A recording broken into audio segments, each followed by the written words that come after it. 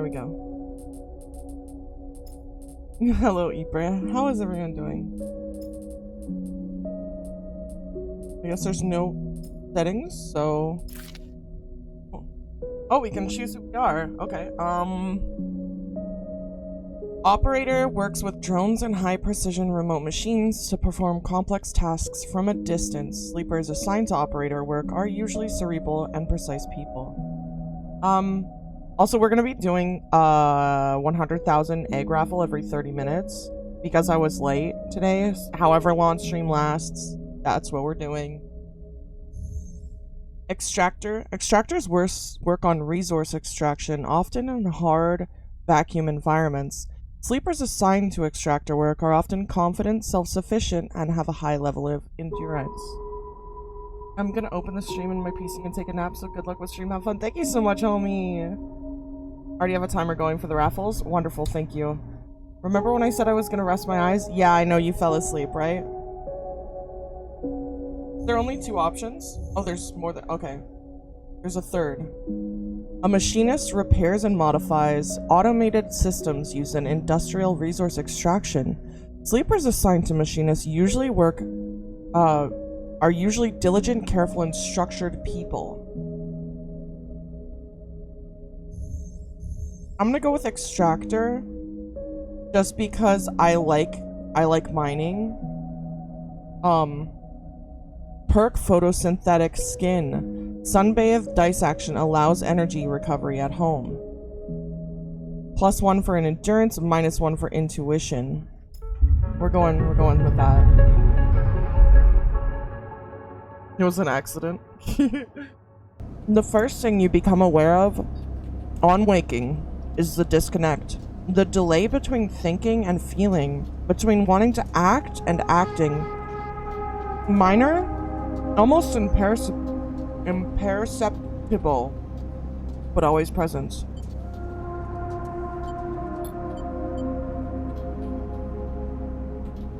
It's at its worst when waking, when yourself has spent many dark hours recalling what it felt like to be a person.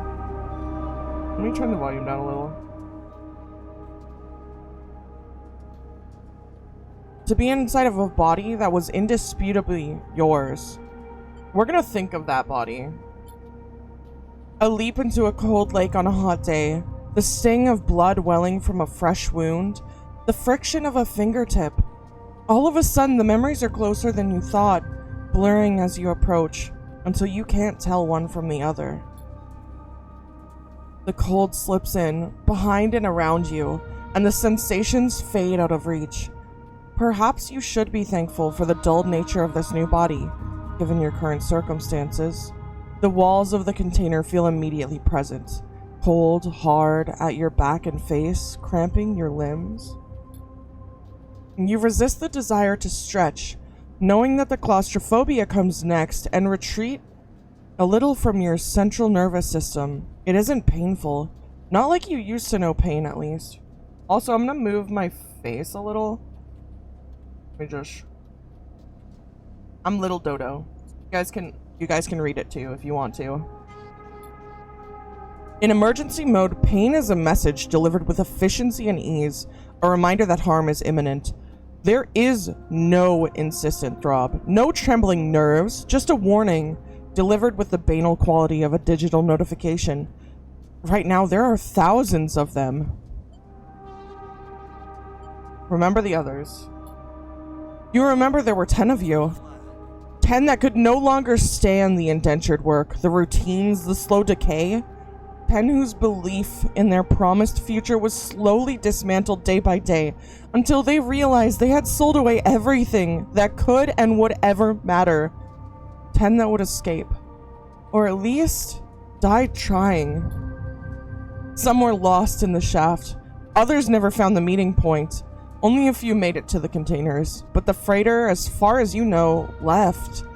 That feels like enough to know that you might no longer be on that grim and heartless rock, even if, in the airless hold of a freighter, you might freeze solid long before you reach any destination. Thank you for the resub. I can't believe I ate the whole thing. What did you eat? I'm gonna wait for the cold. That's all there is now. It has been a long time since you left. Surely weeks, maybe months. You're dully aware of the damage to your legs, your right arm. You've been reserving energy as much as possible, but your body has still needed to shut down many of its systems to protect you. You have spent much of that time asleep, knowing that anything else would be impossible to endure. All of it, the whole thing? Well, congratulations. I don't know. I don't know what you ate. Did you eat an egg? You feel the weight of that impossibility begin to gather. It is time to sleep again.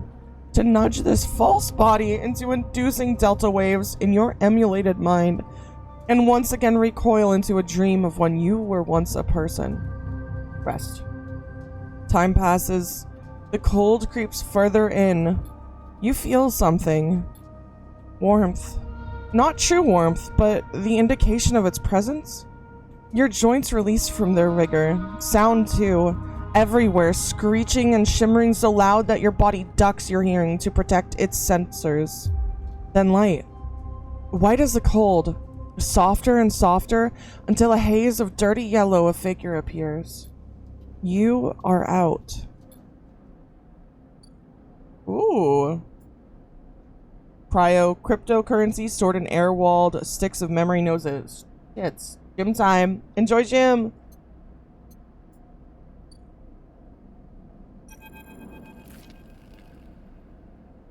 It has been a few hours since Dragos pulled you from the container.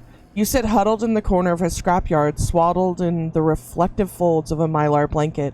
You're slowly coming back to consciousness, back to life, and you stare at the ornately curving element of an improvised heater. You're surrounded by angular, incoherent lumps of shimp. Some corroded beyond recognition, others still carrying glassy wounds along their edges where a plasma arc sliced them apart. As you trace their shapes with fogged eyes, you hear a voice. So, Sleeper, you all thawed yet? Almost. Never seen one of you come in like this. New frames must have better perseverance in sub-zero vac. Seen more than a few of you frozen solid to hold plates or inside outer locks in my time. They weren't so lucky. Dragos comes into focus, shrouded in makeshift tech, his headset with its glinting eyes the mark of a drone operator. On his shoulder, one of his symbiotically linked drones perches. It's a rising eye, locking you with an unflinching stare. Last living sleeper that came through this yard was a while ago. They didn't last long. You struggle to read his expression beneath the tech, but he seems lost in memory for a moment. Or perhaps he is just figuring out what to do with you.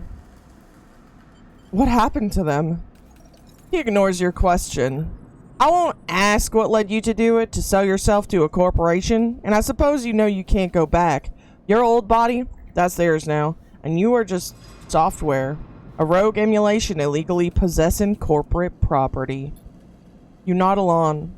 You remember biometrically signing the forms, the cold floor on your feet as you padded to the sleeper cells, the promise of a life off world. But as you do, you get the now familiar sensation that these aren't your memories. These are things you know, but not things you feel. You are no longer that person. You are an offshoot. A copy. What you won't know is what's ahead. At least the last one didn't. There's no easy way to put it. That body of yours is falling apart. It's the same for any sleeper who makes it out. S and ARP wants to protect their property, but if they can't keep hold of you, well, then no one can. You remember that too. Or at least rumors of it from the other sleepers. Planned obsolescence. A built-in dependence on the regularly administered supplements that were part of your routine. Stop taking them and your body begins to shut down, separate from your emulated mind. How long has it been? How long do you have? But for now, Sleeper, you are one of the lucky ones. Dragos glances up and away towards the glassy dome of the yard. The eye is the best place you could be right now. The eye? The station. You'll see soon enough. Dragos impatiently shifts his weight. Look, I've got things to be getting on with. He trails off. There's an old freighter container I've been using as a storage out in the shacks. We haven't been pulling in as much valuable scrap these days, so you're welcome to it. Something wells up inside of you. Emotion, fatigue. You shakily get to your feet and nod. Alright, you head up on there. You look like you need some rest. And with that, Dragos stalks back into the Rex, his drones already converging on a rusting hulk. Plasma flashes silhouetting his spindly figure as he returns to work. Tutorial! Welcome to Erlin's Eye. Life on the Eye runs in cycles, during which you can talk to characters, explore areas of the station, and perform actions. At the end of each cycle, you need to head to your current home to rest. Resting will move time forward on the station. Head to the empty container location to rest and end the cycle now. Select locations by clicking on their icon. Oh. This is a big ship. Tutorial! Bio-DRM sounds very cursed. Oh, I see it forces us. There's nothing else we can do. End cycle. All cycles need to end. Rest and prepare for the next one. Oh yeah. It's all coming together. That's true, Twisted. You are the third stream dream I've ever had. I'm sorry, you can turn the camera? Yeah. Yeah. Also, I still have some bagels, so hold on. Let me just eat this really quick. You wake curled up in the corner of the container and begin slowly assembling the world around you. After all this time, you still find this body, the one you wake in now, strange and disjointed. Its message is readable, but somehow wrong. You sit up, pulling the mylar blanket close against the cold. Here you are on this ruined station, millions of miles from anyone you know. Are you still in the system? Did any of the others make it out? It's impossible to know. After all this, what matters? Getting answers. It all matters. The past is impossible to escape if it remains a blur. What S and ARP did to you cannot be forgotten. You need a way of understanding all this before you can move on. Where are you? What is this place? What happened to the others? The questions outnumbered the answers. You want to change that, but you'll have to learn to survive first. Dragos has left a few comforts in the container. The mylar blanket, the bedroll you slept on, a canister of water, a makeshift electric stove, and some faded sachets of some desiccated powder. You thumb the power stud of the stove and you begin to boil the water. The contents of the sachets smell like damp wood and you sprinkle them into the liquid. As the pungent smell washes over you, images from your restless sleep come back to you. A ring, like the station, but skeletal and ghostly. A web of threads pulling at your skin. A constellation of bright polygonal shapes like angular suns burning into your mind. There's something unpleasantly visceral about these images, and it is long after you've finished drinking before they begin to fade. You tidy away the stove as best as you can and try to gather enough energy to greet the day. Oh. Another tutorial. Condition, action dice, and energy. Okay, so your condition represents the current state of your artificial body. It depletes by one segment each cycle, but can also be damaged by violence, injury, or lack of food. If your condition bar empties, you will suffer a breakdown. You'll have to figure out how to recover your condition now that you no longer have access to corporate pharmaceuticals that were keeping you alive. And then action dice. At the start of each cycle, you roll your action dice. These dice can be used to perform actions on the station. The number of dice rolled is based on your current condition. The worse you have, your condition is, the fewer dice you have. Once you have used your dice, you cannot take any further actions and must rest to recover them, ending the current cycle. I like that. That is a very interesting way to do it. Energy. You also need to eat to survive. This is represented by your energy bar. You can refill your energy bar by eating, but first you'll have to find somewhere to get food. Your energy depletes by 2 segments each cycle. If it becomes empty, you will be starving. When starving, energy loss becomes condition loss, and your condition will also deplete at a double rate per cycle. I'm gonna die. What is this? Leave? Dragos is standing in the corridor when you close up the container. You know, since Bird is good at reading, that must be good. Bird is good with their tongue. Yo! Thankfully, you're an extractor and don't need food. Oh, poggers! Also, thank you for saying I'm good at reading. I appreciate it. I try my best. He is still wearing his headset, and in the harsh light of the corridor, you realize it's implanted. A drone sits on his shoulder, its cache of sensor eyes rapidly irising. How are you feeling? Not good. The drone chirps. Dragos nods. You notice that beneath the operator's rig, his skin is marked by burns and blotches.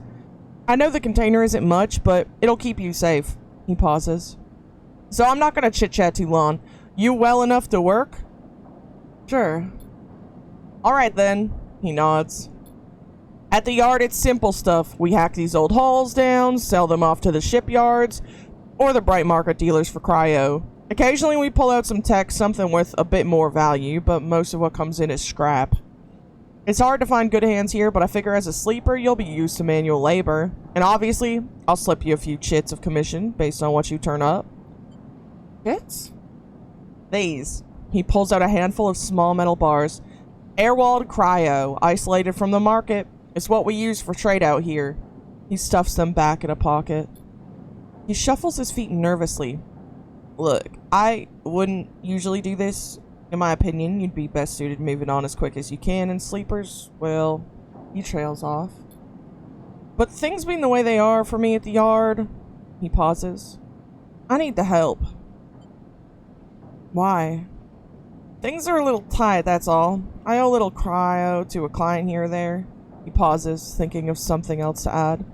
Look, just come down to the yard when you're feeling fresher. There's plenty to do. Will do. He nods distractedly and turns and walks away, the drone hopping along ahead of him. See you later, he calls back. Looks like it's time to get to work.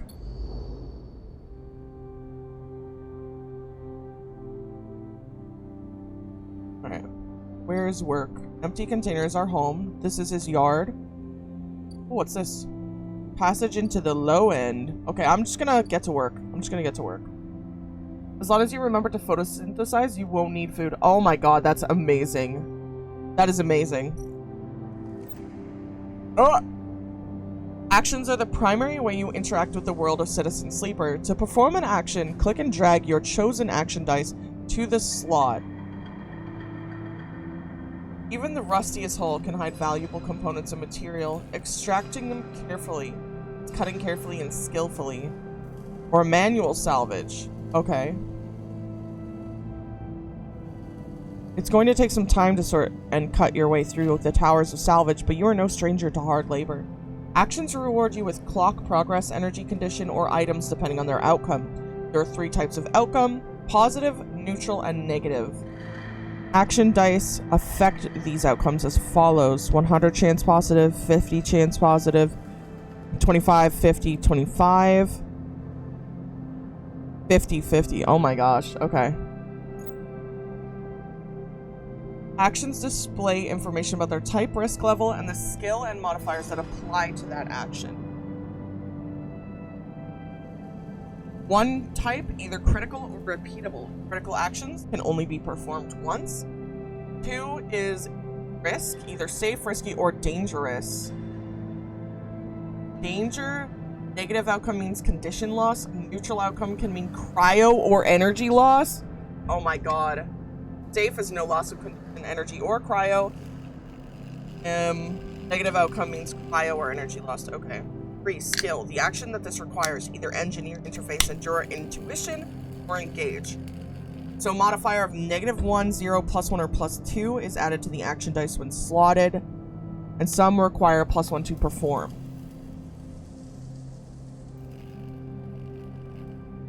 Okay.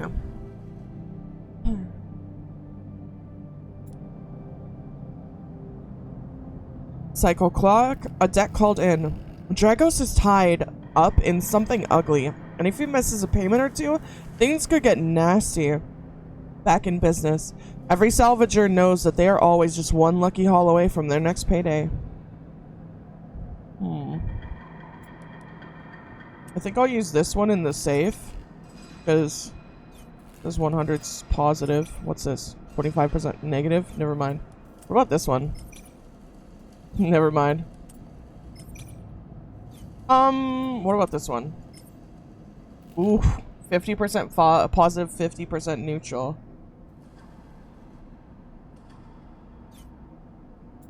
I'm gonna go with this one. Manual salvage. Start action.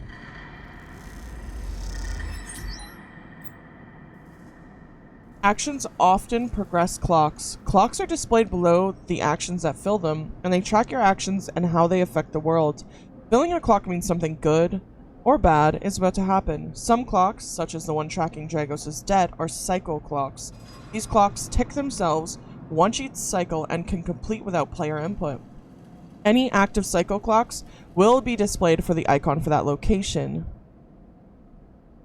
Okay.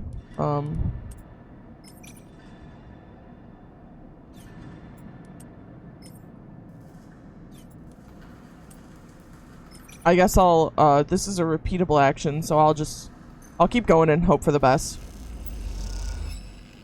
In Citizen Sleeper, you will unlock drives as you discover more about yourself in the world. Drives guide you in pursuing specific objectives, depending on which path you wish to take. You can track drives, and any track drive will place a yellow marker on locations that will help you pursue your goal. Access your drive menu via the arrow button at the top left of the screen. You are now free to explore Erlen's Eye and make a life for yourself here. Try tracking a drive to help you survive. Look for food to keep your energy up and a way to recover condition. Fill clocks to progress stories and find new opportunities. Remember to end cycle at your home when you're out of dice. Use the mouse wheel and WS to scroll along the station. Rotate the view with A and D. Good luck. Looks like Sprinkles didn't read the tutorial. It says rotate the view right here. Oh, I got 5 cryo. Alright. What will this risk? Should I do it? Or should I go? Find a doctor. We'll leave, we'll leave. We did a little bit of work. What's this? Shipyard. Old dock terminal. Rotunda wet dock. Rotunda wet dock. Oh, a market? And passage. I'm gonna go sideways on this. Because it just looks better to me. Let's see what's in here. All materials or assist a shipbuilder. You don't have connections, but you do have skills. If you can get a shipbuilder to notice them, you might be in. As a newcomer, you can only gain favor by grabbing a load of materials and asking the nearest yard hand where to take them. What's the chances? I will be your guide should you ever need it. Thank you. I appreciate it so much. Let's see. I think I'll do it. Frick it. What's the worst that could happen, right? Poggers.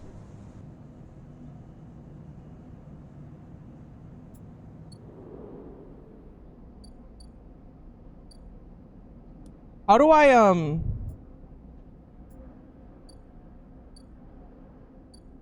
what's this? Old dock terminal. Steal dock plans or explore the rotunda? Oh my god. Having security has to have plans. Stealing them would be the fastest way to get this to know this place and the most dangerous. Or the rotunda of the old dock is filled with passageways and concourses leading to all kind of docking bays. I need intuition for that.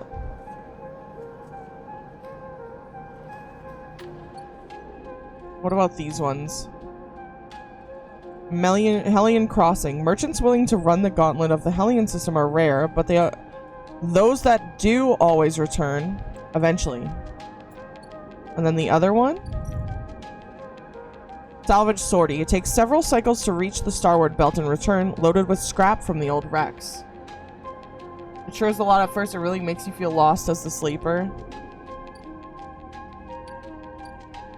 What is this one? A market. Ask for directions or explore the market. Why wander when there are hundreds of people that live and work within the bright market? All you need to do is the courage to approach them. The smells, sounds, and buzzing activity of the bright market makes it a dizzying place to wander, but an enticing one too. What is the chances here? 50%?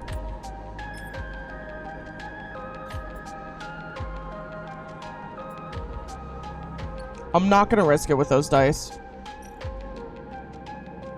After some spacers have caused trouble to the low end, yet again have imposed a toll for entry. No one gets in without paying. I'm too broke for that. I guess we'll go to here and we'll just hope for the best. Yeah, we'll hope for the best. What's the worst that can happen, right? Ooh!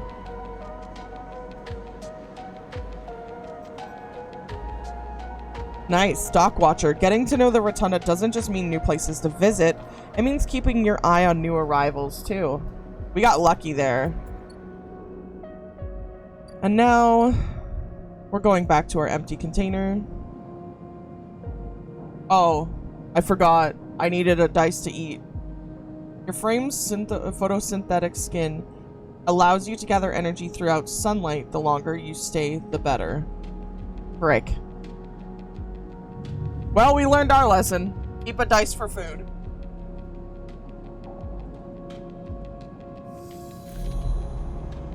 This time, you don't wake up.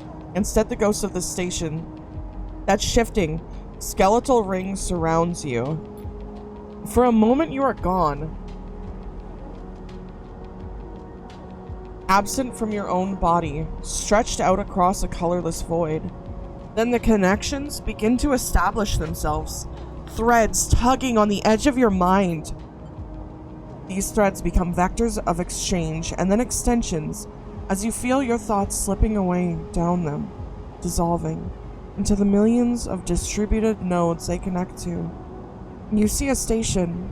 No, you feel the station, like a web of texture in a smooth black liquid. Touch it. You find a point in the station, and you connect to it, pulse through it, follow loops and paths under and around it. You touch more points than you have fingers, and then you try, in a moment of impulsiveness, to connect them. The flow passes through you so rapidly that you feel yourself being carried with it, splitting and separating, eddying and gathering. As you do, things occur to you. Things that you can't possibly know. You reach out, try to grasp them, try to touch them too. You notice a tugging feeling, pulling at you insistently as if you were a small child. Somehow it is pulling in two directions at once. You look down. All of a sudden, everything shuts off. You come back trembling in this unfamiliar body, both yours and not yours all at once. You find yourself standing in the container, eyes now open in the dark steel walls. You feel a change within you, a shift. Close your eyes for a second, and you feel it waiting there. The station splayed out across your mind, a storm of connective nodes waiting to be explored, and then it's gone. We're starving!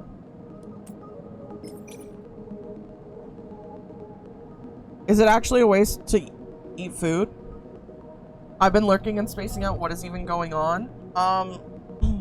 We sold our body to a corporation who put us into a robot and made us like indentured servants, I believe it's called. And we escaped with a bunch of people, and we're trying our best. We're doing our best. to live after escaping. There we go, Dragoses. Pro tip, don't eat or kill until the end of a cycle. Oh, okay. Let's do this. 50% positive, 50% neutral. What's this one? 25% positive, 50% neutral, 25% negative. We'll do... What about this one? Okay. We'll do this action. Negative outcome plus 5 cryo. Well, damn. Alright, this one. Okay. And now we're going back to eat.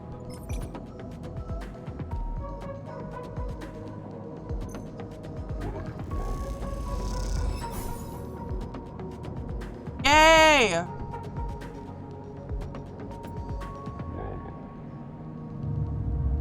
Back to eat.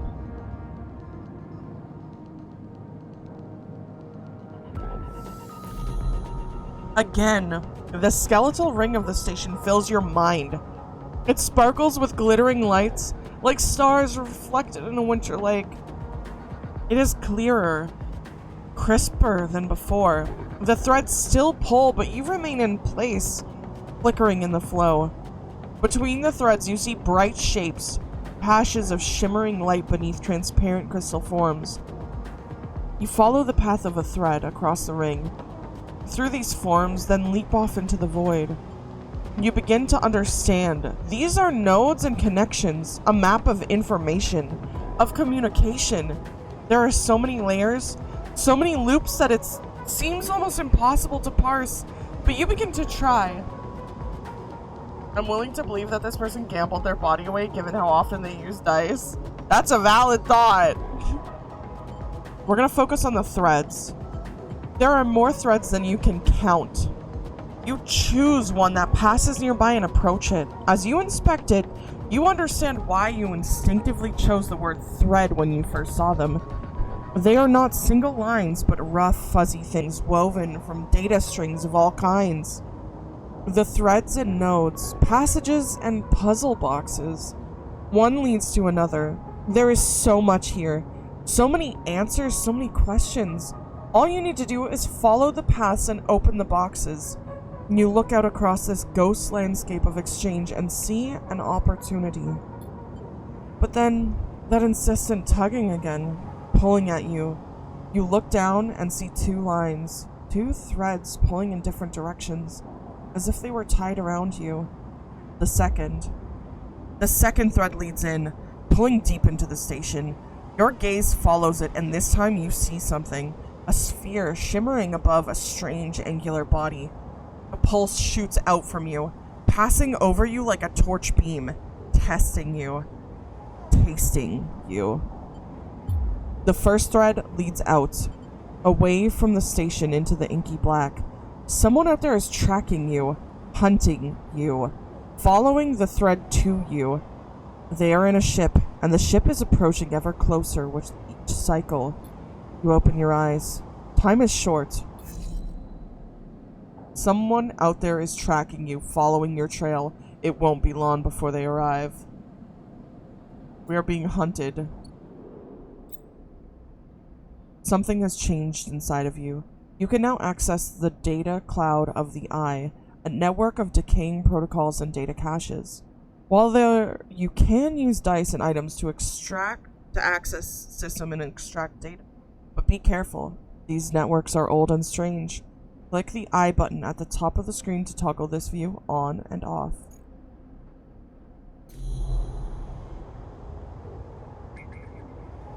Oh! Yo, what the heck? What the heck? That's wild. Okay. We're gonna try and finish this. We have this. 100% positive.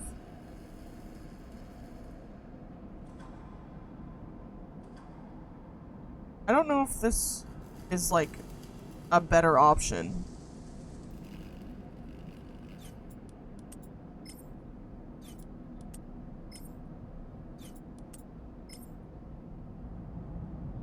I don't know if... Is hull dissection to track quests on your top left?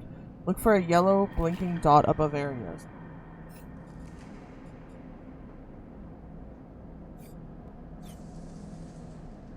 Because it said risky here. Is riskier better? Ah, well. It's 100% positive anyways. So I guess it doesn't matter.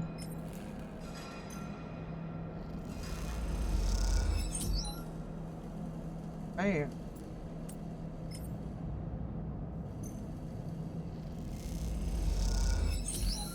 We did it!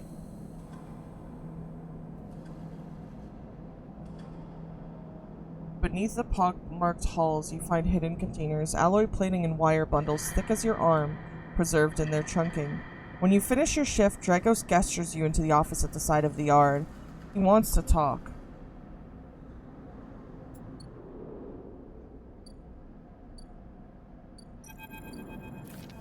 You arrive into a buzz of activity at the yard.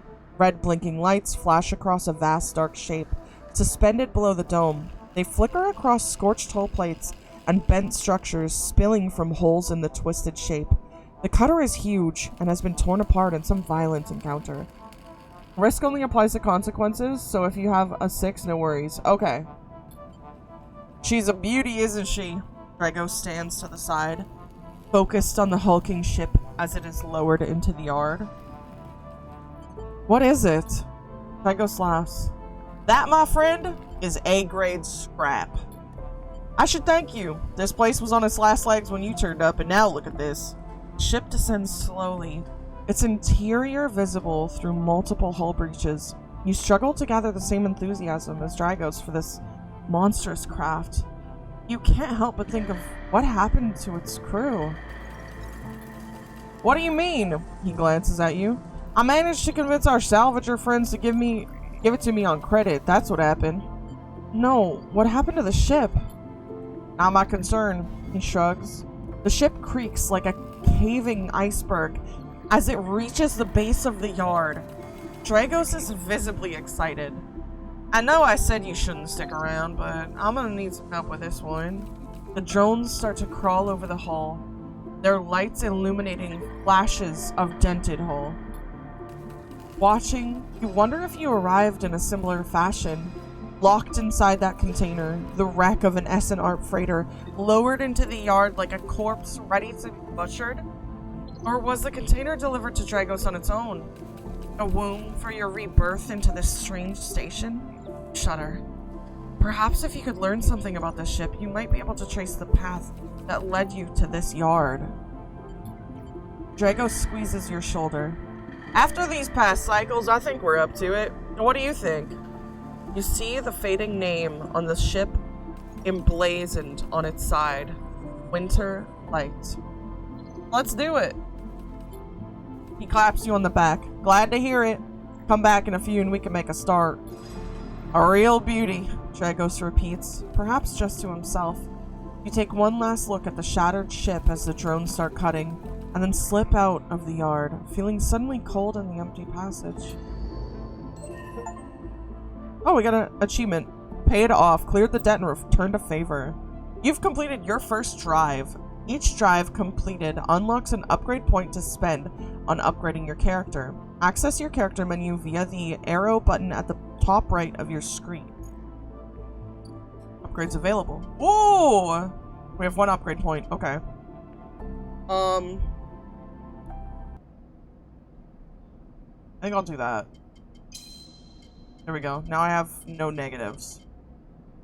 Looks like a fighting game. This is not a fighting game. Okay. We're gonna go return home and eat. Oh, what? What's this? Pala keeps some expired Solheim rations behind the bear for those weary spacers who ask why the Overlook doesn't serve food. I could buy rations. Unsure if your frame can metabolize alcohol, but this fungal drink, fermented along the greenway, seems a good test. The Overlook isn't exactly a restaurant, meaning the only way you'll get trust around here is with a drink. We're just gonna... Empty container, we're gonna photosynthesize. and end. Why are you leaving? Got +3 energy. End cycle. Yo, those are cheap. What the frick? I never saw those. Time to learn new things. Oh, we didn't have a dream. Okay. We have 3 dice. Oh. As you close up, a voice echoes down the corridor towards you. Sleeper! Wait! Turn. Feng is coming down the corridor towards you, a wonky grin on his broad face. Hey, glad I caught you. Do I know you? He grins. You do now. He puts a hand on your arm. I've seen you hanging around, just want to chat. You staying in that thing? He nods back to the container, shaking his head. Rough. It can get hard to get a start on the eye. He looks away down the passage. What was it that old Erlin said? The eye opens for us all. Nice idea, but, well, not always practical. Glances back at you. We do our best, but it isn't easy. Erlin? You pass together into the main hallway. No one's told you about Erlin? He's the founder of this place, that's why it bears his name. Haven should organize some seminars. He laughs. Not really my department, though. I'm with systems. Systems? Everything the eye runs on. He runs a hand along the passage wall. This place is a ruin, but systems keeps it spinning somehow. At least we tried to. He stops you in the quiet passage. Look, that's not what I'm here to discuss. I saw you around and, well, I know a little about you sleepers. I have a proposition for you. He glances around. But this is not the place for it. I have an office just across the way. Give me a cycle or two to prepare then. When you're settled, stop by. He lowers his voice and gives you a dark look. In truth, I need you. If what they say is true about you sleepers, well, there's work to be done. He pats you on the back, his voice bright and his dark look suddenly gone. Stay clean, sleeper! He walks off down the passage, raising a hand in farewell.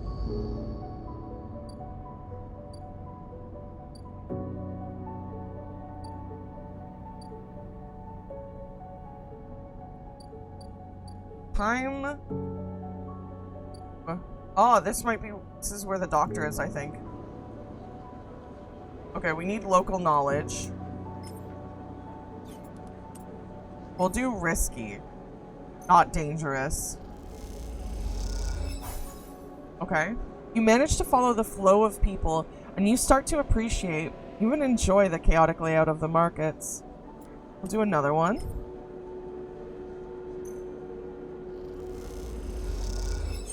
You keep your attention on the crowd around you as you pass along the bright walkways, taking it all in with an expert eye.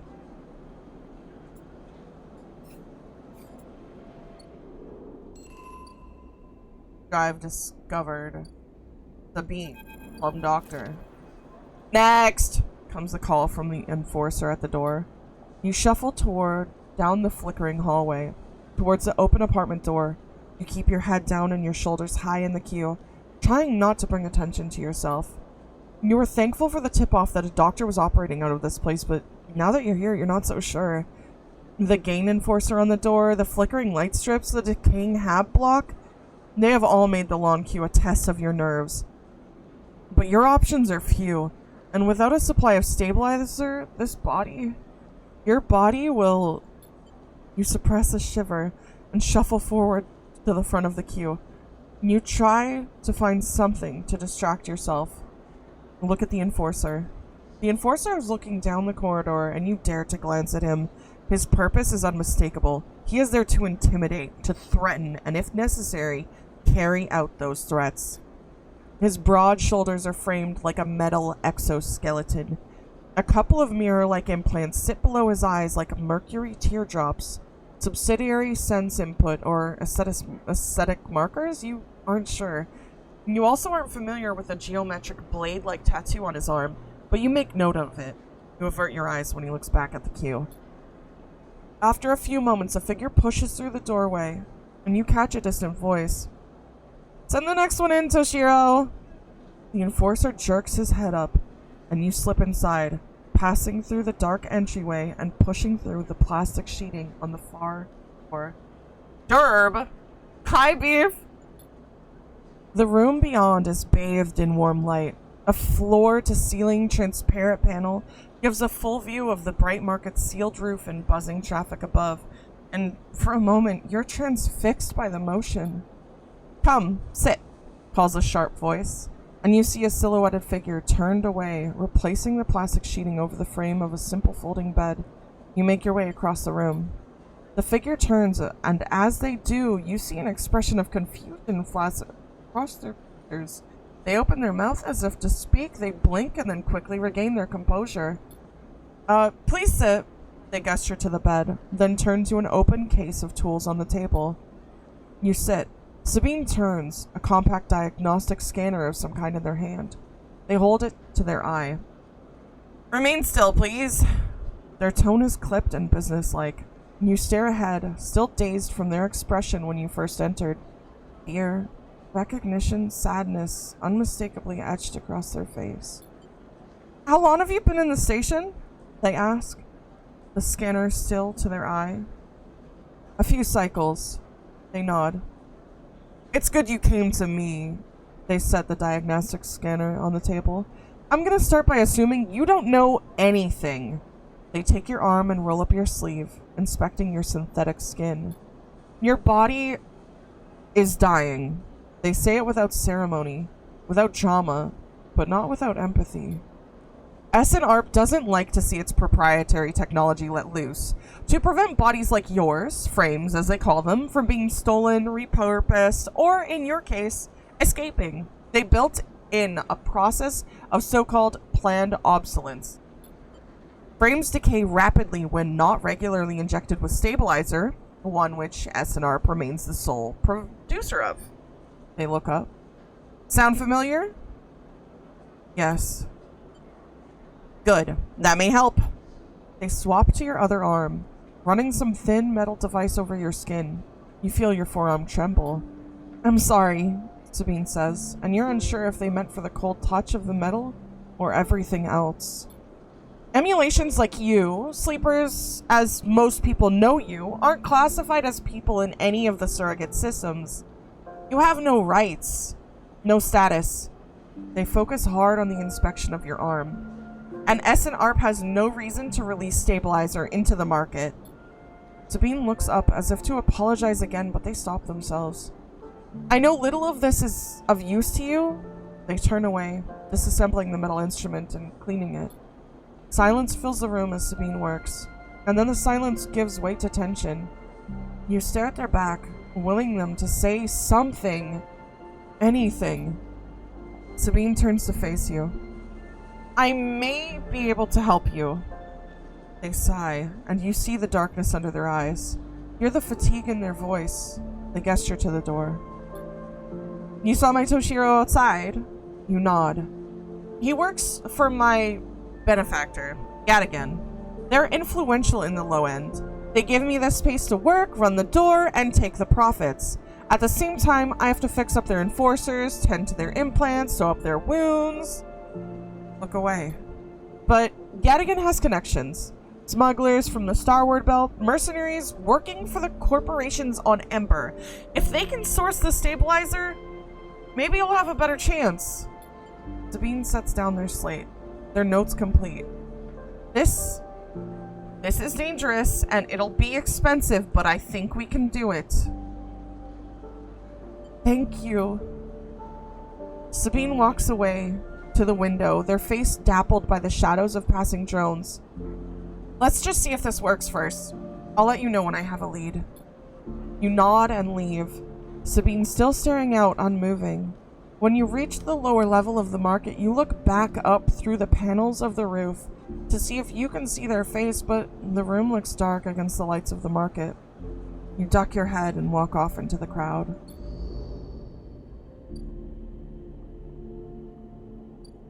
Memphis, we could go get street food. Street food!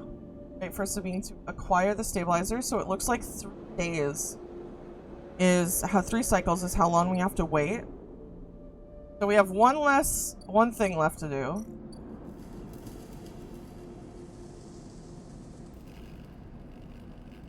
Drago seems extremely nervous about your presence in the yard. You're not sure he's gonna hold his nerve much longer. Uh-oh. I need to end the cycle, so I'm gonna attempt to photosynthesize or sunbathe. Okay, Pog! Talk to Soup Man. I can't yet. I don't think.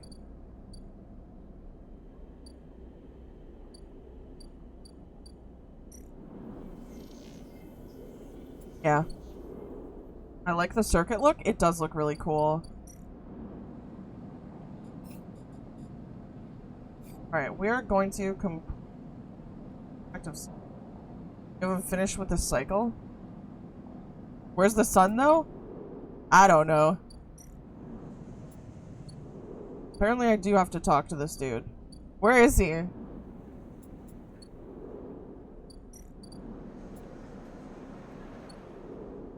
Go talk to Soup Man. Where?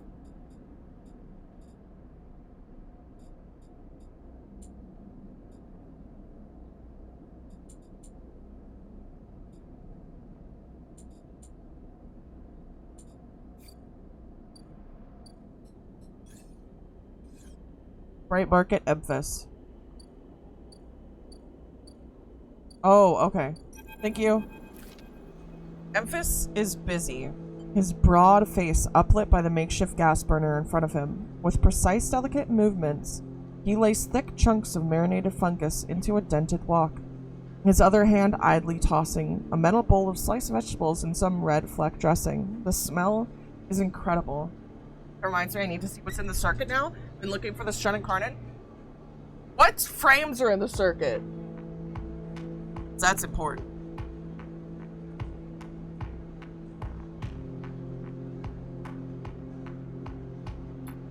You watch as he fulfills a set of orders, keeping the fungus with the bright salad and depositing it in plastic trays. A stack of chits rattles in his apron pockets as customers file past the burner, handing over payment. Oberon this week? Do I have Oberon?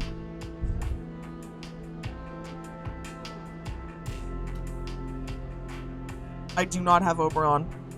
Asura!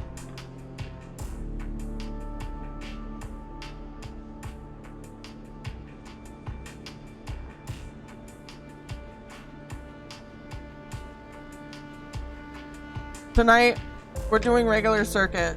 You and me. I think we have enough money. We're gonna approach. You join the queue. It's mostly made of off-duty salvagers. Back suits, unzipped and rolled down to expose stained vests, grubby moths, a lattice of scars and tattoos. They discuss the best food on the eye, the best drink, comparing notes on bright market dives. Their words cut through with heavy spacer slang. Asura, can you take me to circuit tonight? You need Oberon too? Sprinkles. Yo, you want to do circuit tonight? Eventually, it's your turn, and you shuffle to the front. Memphis speaks in a deep, even tone without even looking up. First try is free. Thank him. The smell is almost unbearably strong as he cooks. The earthiness of the fungus laced with something so spicy the smoke makes your eyes water. The heat from the burner is like a bonfire, and your skin hardens in its glare. I know you sleepers, Memphis says, while he cooks, his voice deep but clear. A hard life, a lot of stories. He glances up from beneath his cap with piercing eyes. I know. Tell him a story. You begin to tell him about your journey to the eye, and he nods as he cooks, his eyes never leaving his work. You tell him of the confusion, the pain, but also the sense of possibility in its sudden arrival. Eat everything on first try. Sure? Hell yeah, okay, we will go. And if anyone else needs Oberon, we got a 4 slot. You tell him of the cold and dark of the container, and the endless cycles spent within it. Now it seems, you tell him, like some dream that you once had, but you can never forget. You tell him that the eye excites you and scares you, and you're unsure where to walk, where to look, what to do. Eventually you tail off, running out of words. He places a plastic tray of steaming fungus in your hand. Next time, we can talk some more. He smiles. But next time, you pay. He slams a heavy hand against the button on the burner side and it shuts off. The roar of the flame and its impressive heat fades. Next time then, sleeper. He waves you away and begins to oil the walk. Before you turn back to the alley, you notice the geometric patterns of circular scars across his forearms, each surrounded with a constellation of glinting pin marks. You walk away, and as you do, you take a bite of the rich, spicy, delicately sweet fungus. Your taste sensors light up like a fusion reactor. You'll be back. Ooh. I need Oberon, but I'll probs be eating. You probably will be, because it's like 10 my time when Asura gets home from work. It's still... Oh, Fungus Fan. Emphas doesn't trust people easily, but he notices his regular customers in his own quiet way. Oh, that's super cute. I think we can sleep now? Yeah, we can. Making me hungry, I'm sorry. I'm sorry.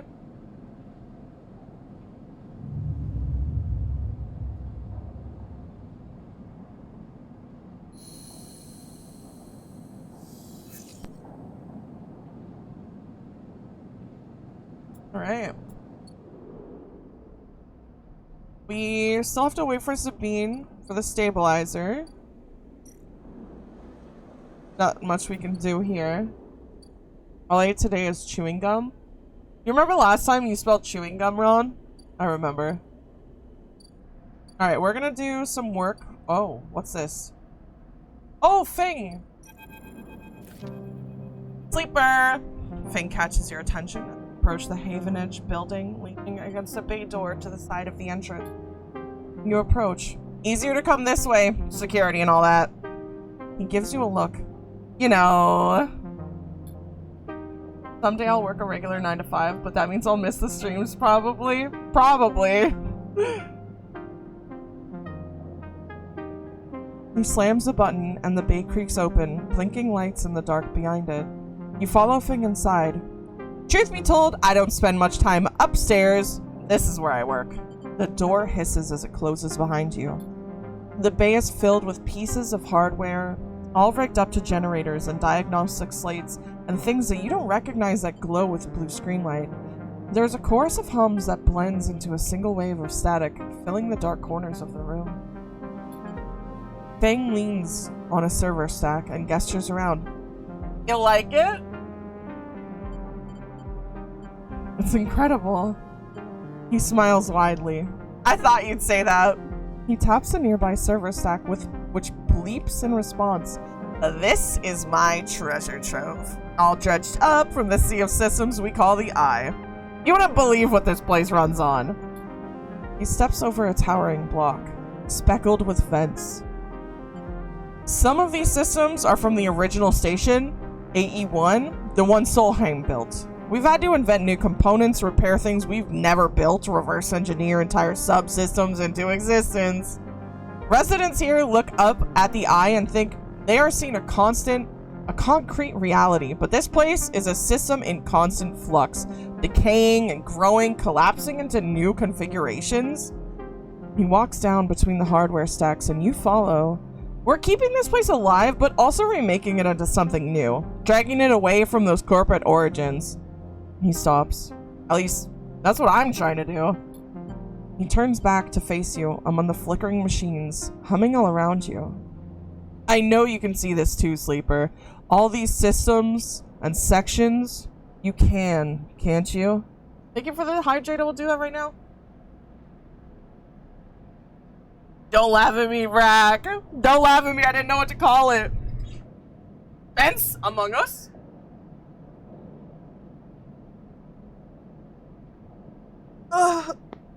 Oh, that cracked my back. How do I pronounce that? I'll say it like that next time. Alright, we're gonna tell him we can. I can see it. It makes sense, right? You're between here and there, between the people and their systems. You light this place up like a beacon. That's what I need. We heard it. Did you actually hear me crack? Oh my gosh. You glance at the lights around you, and as you do, they seem to flicker, to realign, to follow your gaze. Feng notices it too.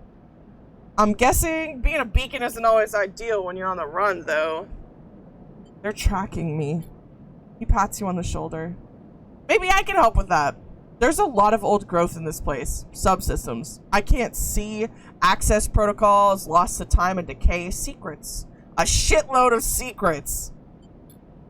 With your help, I can unlock this place. Break off those last ghost limbs of corporate control. He lowers his voice below the hum. Even in Havenage, there is old growth. Those whose roots trace back into those bad old days. ASMR stream, reading and cracking. I can't believe you actually heard it crack. Now that I think about it, I don't know any word to use an example to demonstrate what the sounds like. Damn. Damn, that sucks. You help me dredge up the past, and I'll see what I can do about that tracker of yours. He winks. What do you say, sleeper? I'm in. Feng pumps his fist and claps you on the shoulder. He meets your eye. Won't regret it, sleeper.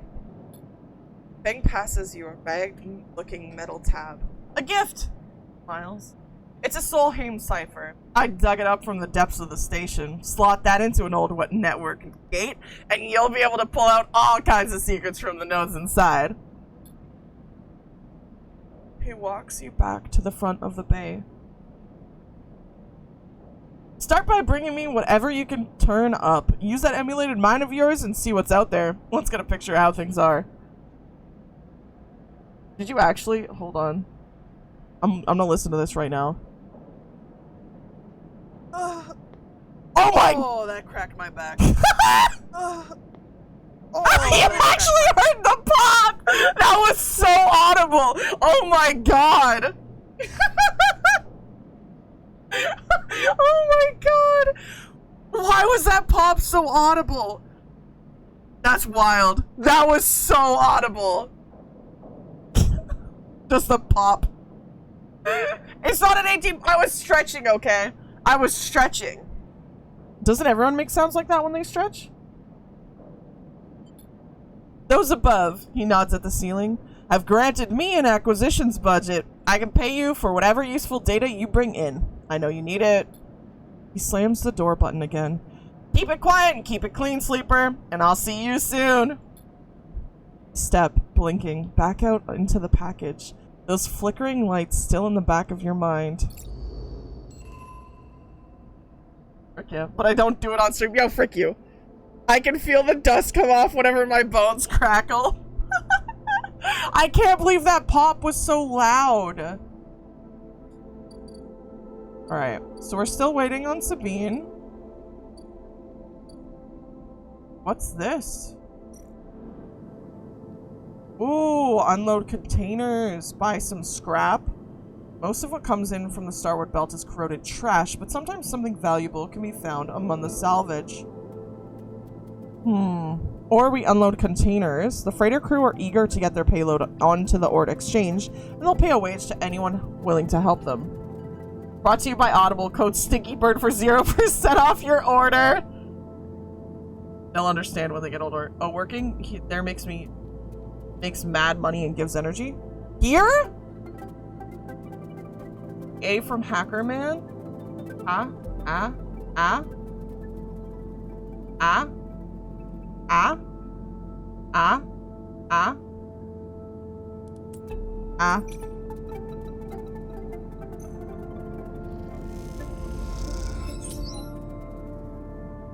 I got 15 cryo and I got energy. Why are you horrified? Didn't go up anything. Now I have the power of the Scandinavian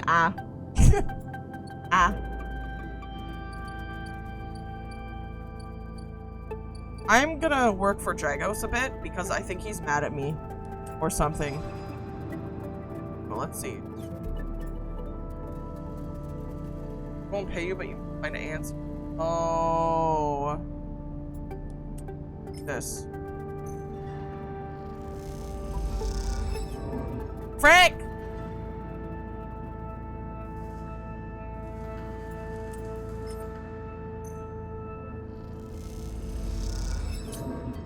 Ah!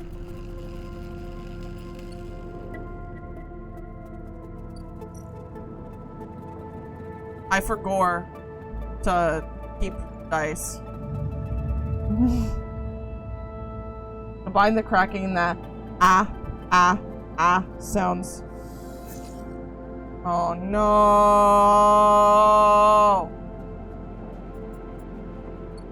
I'm cooked.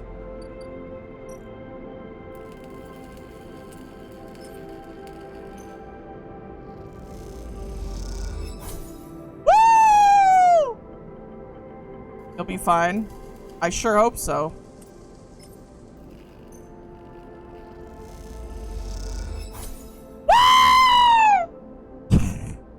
I did it. Both positive.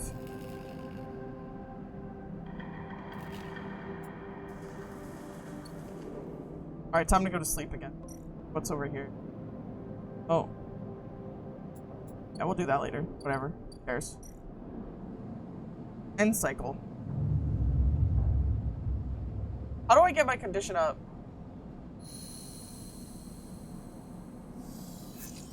Oh my god, it's so fricked up. How do... I'm pretty sure despite it saying 50-50, it feels more like 75-25.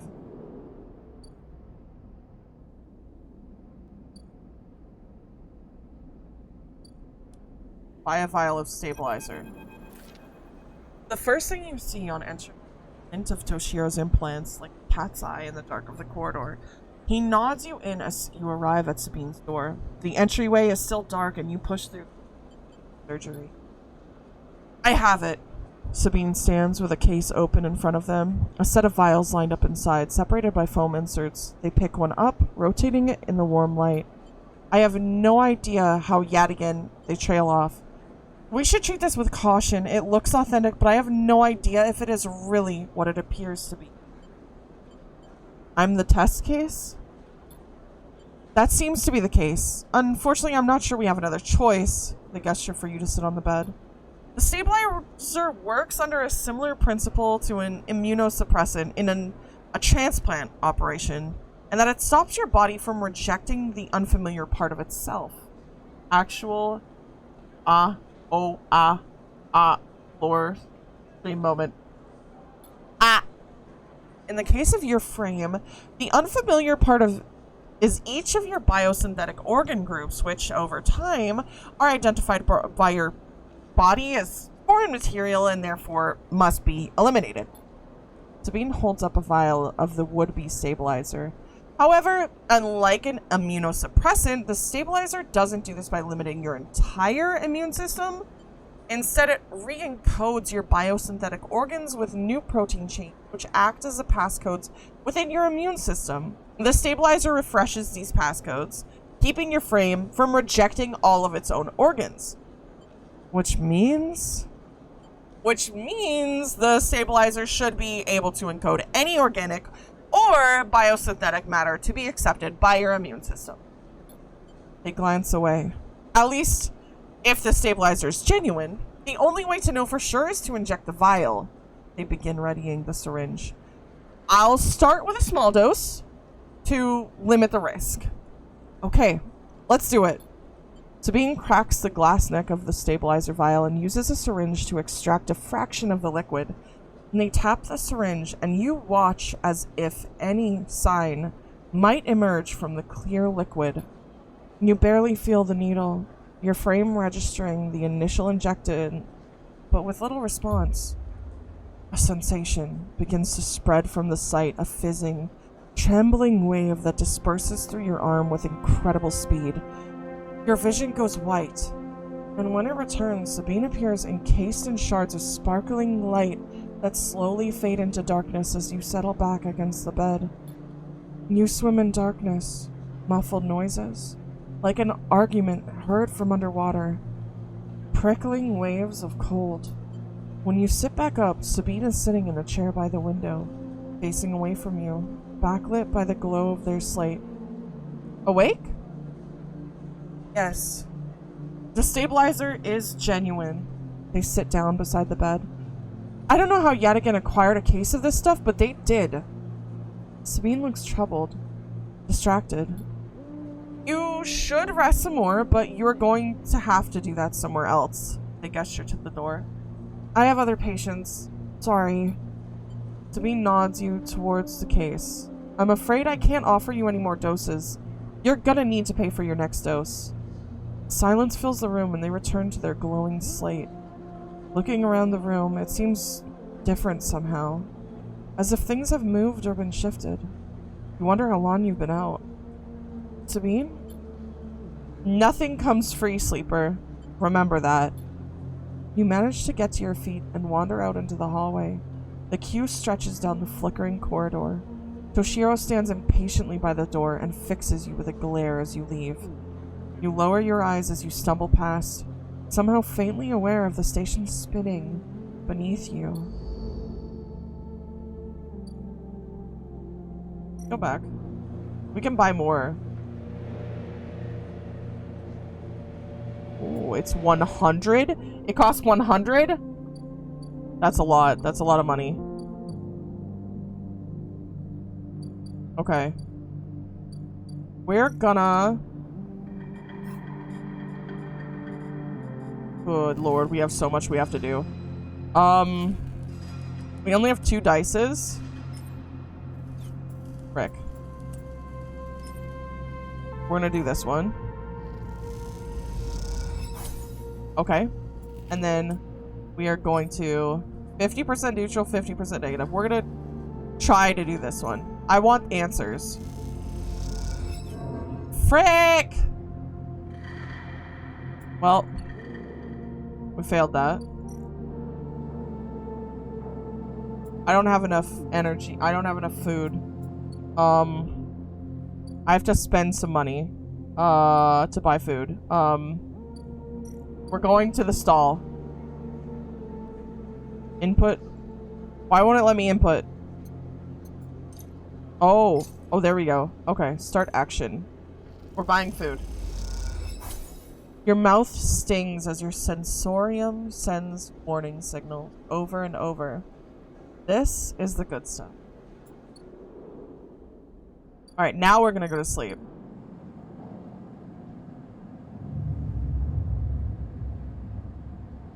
Also, good morning, Ferret. Did you go to school today? Whoa! Yo, yo, yo! Frick, yeah, we have so many dice. Oh my god. Okay. I think we should do this first. Deliver data. Put that in. Oh, that's not the data we're looking for. Okay, never mind. I lied. I think we have to do the eyeball thing, actually. Okay. Data actions allow you to extract data from the networks of the eye. They work like dice actions, but in order to unlock them, you must match your dice to the one displayed on the right of the action. If you have a +1 or +2 modifier in the interface skill, you will be given more possible dice to match. You can use any dice that matches the dice displayed. Once unlocked, the data can be extracted. We don't have any of this dice today. We're gonna have to try a different spot. Frick. Okay. Maybe somewhere else? Input one of these. Start action. The gate conceals of a network of the systems which have been untouched since the Solheim collapse. I also slept as soon as I got back from school and just woke up. Okay. We have gates. S7 interfacing is funny. It is funny.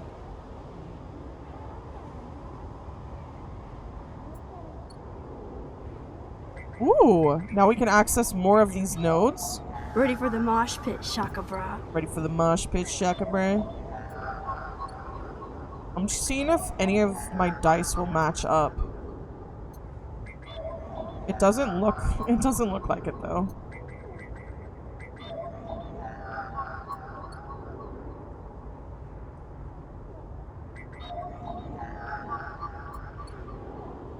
Did I already press this one?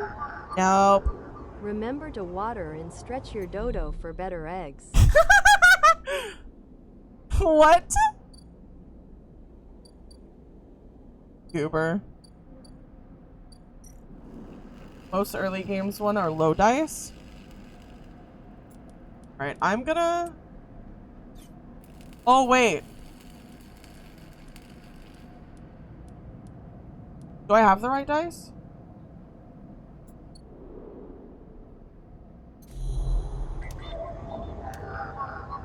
It's technically... Oh! It's one... Oh, I wasn't doing this right. 2...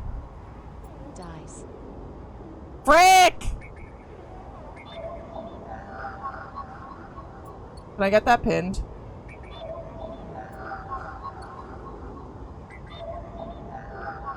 This is a 4.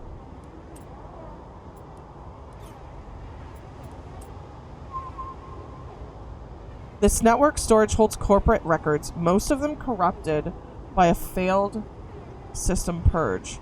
We're gonna bypass and extract. Ooh, okay. I don't have a 3.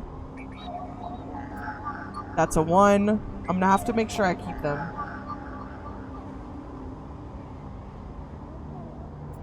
Oh.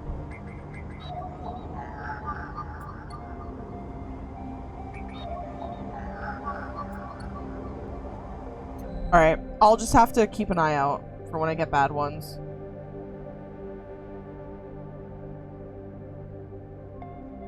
There we go. No saying the bad word. I can deliver this data.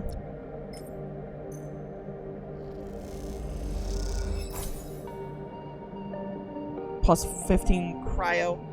Fang's eyes light up as the data is transferred over. He hands you a stack of chits and waves you off. Time to get to work.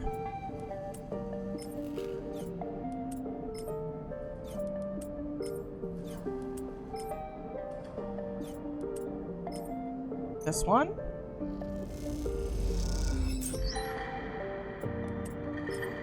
I want to finish this.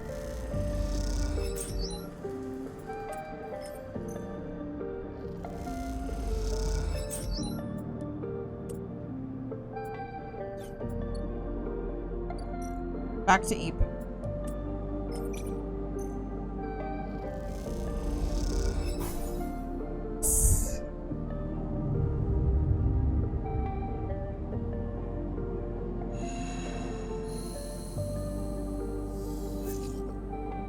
Ooh, oh, this is good. This is good. Okay. We can finish this with this good one. Perfect. Perfect.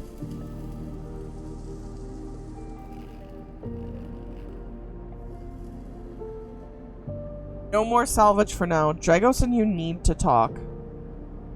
Uh-oh. Am I in trouble? Squeeze into the office. At the entrance to the yard, you lay out everything you have on the winter light across the middle desk.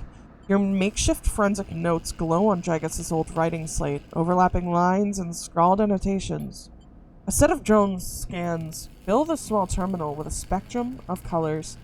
A heat map of damage and decay, a crumpled printout from the office's ship registry lies beside them. Synthetic paper so thin it is almost transparent. Look at the printout. A plain list shows the registration history of the Winter Light. The gaps between the entries tantalizing opaque. Its first registration was a couple of thousand cycles ago on this very station, logged at the central hub. From here, the registry tells the story of a busy ship, one that rarely stayed on station for more than a few cycles, and often took on voyages that kept it away from the eye for up to 100 cycles. The Winter Light got little rest. Look at the monitor.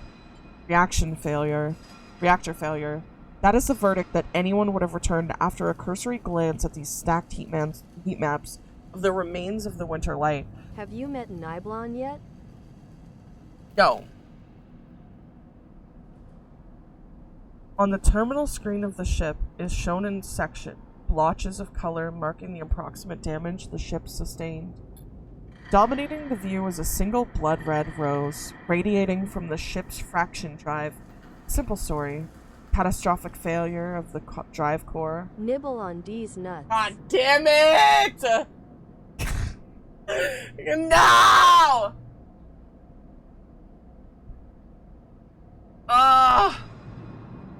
PTS messed it up.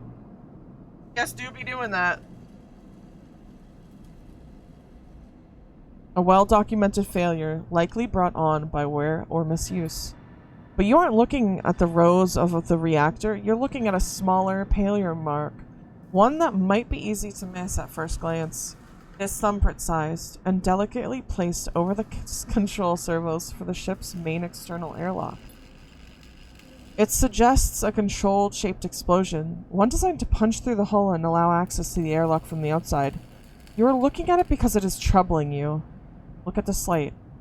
Your attempts at a reconstruction of the Winterlight, before its fatal accident, consists of a series of overlapping sketches and diagrams, showing possible layouts and configurations of the gutted cutter. There was no off-the-shelf model, it was heavily modified, parts replaced with inventive configurations. The new retrofitted into the old, handmade joints and reconditioned filters. This was someone's pride and joy. A lifetime project kept running with care and intuition. It also contained a set of hidden compartments. You missed them at first, where the hull had been thickened, the corners rounded, to disguise the change. But they are there. An old ship, many cycles under its belt, carefully maintained. A reactor failure preceded by a carefully concealed external entry. A suite of hidden compartments tucked away. This was the Winterlight, and this was its story. But that's not the full story, because there's something else. It's a little more than a list, a tiny chunk of data that you were able to pull from the ship's system. The main systems were fried, of course, but the Winterlight had a separate system. One tucked away in one of its hidden compartments. Armored, airwalled. This list, the only recoverable piece from the whole system, is a partial inventory. It details the contents of the hidden compartments. Some of it you don't recognize, some of it you do.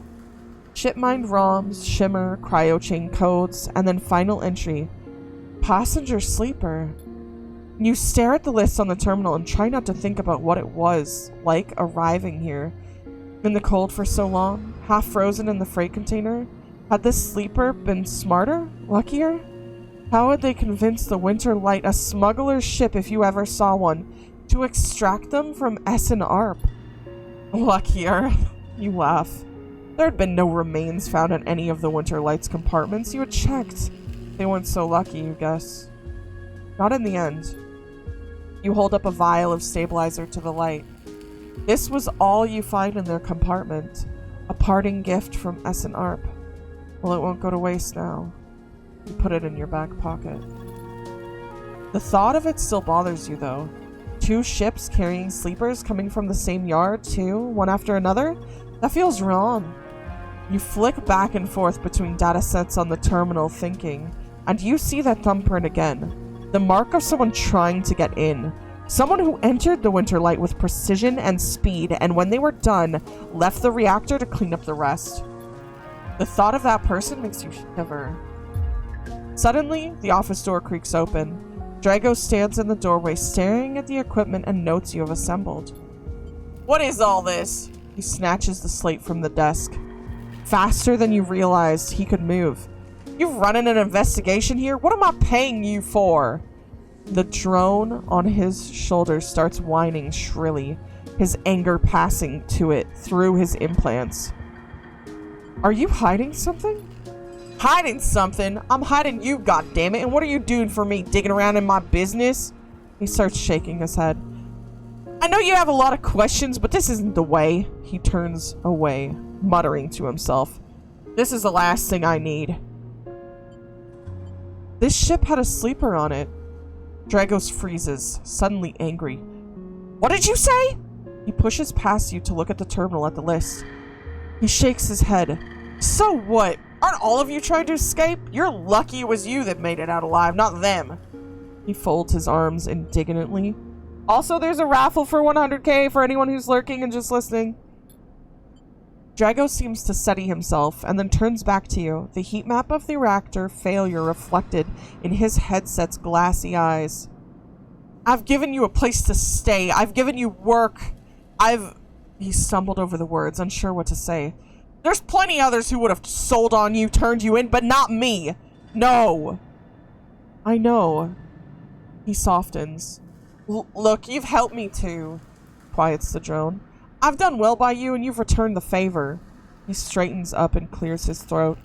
But this obsession you have with this ship isn't going to work for me. I can't have you making my clients nervous. I can't have you digging up whatever it is you're after. He sighs. You can't work here anymore. I need the work. There's plenty of work to be had on the Eye. Salvagers need offloads in the Rotunda, and Yadigan are always looking for crew. I'm not the only show in town. Dragos reaches across you and flicks off the terminal. As the light of the monitor dies, a kind of eerie calm falls on both of you. Whatever this was, it is done. You made it out, Sleeper. That means you have to move on. Someone killed that ship and its crew. Character's design looks cool. It does, right? Also, thank you for the kisses, Luxes. And you want to meet them? He shakes his head. We're done here. In the dark, Drago's headset glints, and you wish for a moment you could see his eyes and meet them. Maybe then he would understand. You get up from the desk, and Dragos gathers the notes, stuffing them into a pocket of his overalls. He holds the door for you, his headset as expressionless as always. You can stay in the container. I won't take that from you. Don't come back. His tone is final, definite, with an edge of disappointment. You walk out of the office and then out of the yard, not stopping to look back. You leave the yard, thumbing the vial in your pocket, knowing that this, at least, guarantees you a little more time. And as you walk, your mind once again drifts to that person who killed the Winter Light, and whether or not that person will come for you. Ooh, I got an achievement. Find a gift from someone like you, hidden away. And we do have a couple, of ones. Oh, I can say dice again. Okay, we do have a couple of 1 dice, so I'm gonna use these. Also, pro tip, if you sleep with at least 2 energy, you will be fine. Okay. Thank you. Let's see. Keynode. Have an age agent. Have an age agent. Solheim, Keynode. Keynode. I want to learn more about the Yadigan. So we're gonna put this dice in here, and we're gonna bypass. Extract data. Yadigan data. I wanted it. Can we do it more? Nope. Alright. As you drift back from the node, something latches onto you. A thread strung tight around you, it tethers you in place. A taste. The voice makes you shiver. Its source, somehow both distant and close behind your ear. You see a distant glint of light shut off, and then suddenly a shape is at your side. It stalks around you, circling like a shark, like a wolf. Entity unknown. Astringent. Processing. Stay still. Please hold! A thread around you thickens until it is a ring. A cylinder, a tunnel of light circled around you. It's blinding for a moment, and then it is gone. As it fades, you see a creature in front of you. Its strange head flickers between different angles, reading you. What did you do? The shape paces around you on lithe legs, though there is no ground here to pace on. Entity, identify, origin, serial, cadence. The figure faces you expectantly. Sleeper, SNARP. Unknown, known. The figure's strange head rotates. Brackish signature of and not of attempting interface. As the figure speaks, more threads begin to spiral from its head. Thick, snaking, vine-like ribbons that flex and wave. They approach with intent. Run. You kick off and glide away through the cloud, the threads surging after like predatory tentacles. They follow, wrapping the space around you until they are held within a web, a tangle of tentacles closing in. Why did I react to brackish? Huh? Stop. Hunter halts its threads, its head twitching. Entity, your identity is unknown. We only seek to correct illegalities. Can you confirm your legal right to sentience? I'm a person. Incorrect. You are an entity. All at once, Hunter's head is directly in front of yours, blocking your vision. You stink of their taste. The one from the sealed dock. Hunter shimmers with fury. I will find access. I will interface. I don't understand. An entity hides in the rotunda. You are its puppet. Hunter extends a razor-edged thread. I will not be diverted from my task. It glows with murderous intent. Strike. You lash out with all of your force. Not a physical strike, but a focusing. A strike of interference leaping out like the tip of a spear. Hunter stumbles, shifts, separates. Wake up. You open your eyes, blinking back into the station light, shaking with fear. Well, that didn't go out so well.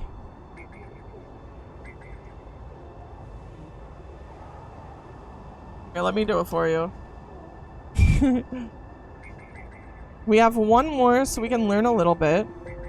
I think I want the Solheim nodes. Oh, that's 2. Never mind, we don't have that. We will learn this. Whatever data we get. A lone connection feeds into this isolated node. Its last access timestamp is 1,000 cycles ago.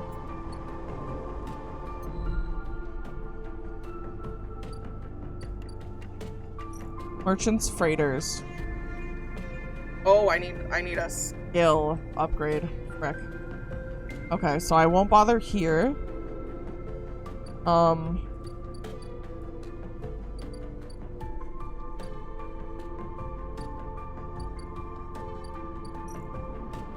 Let's see. Salvage sortie. We're waiting on them to come back.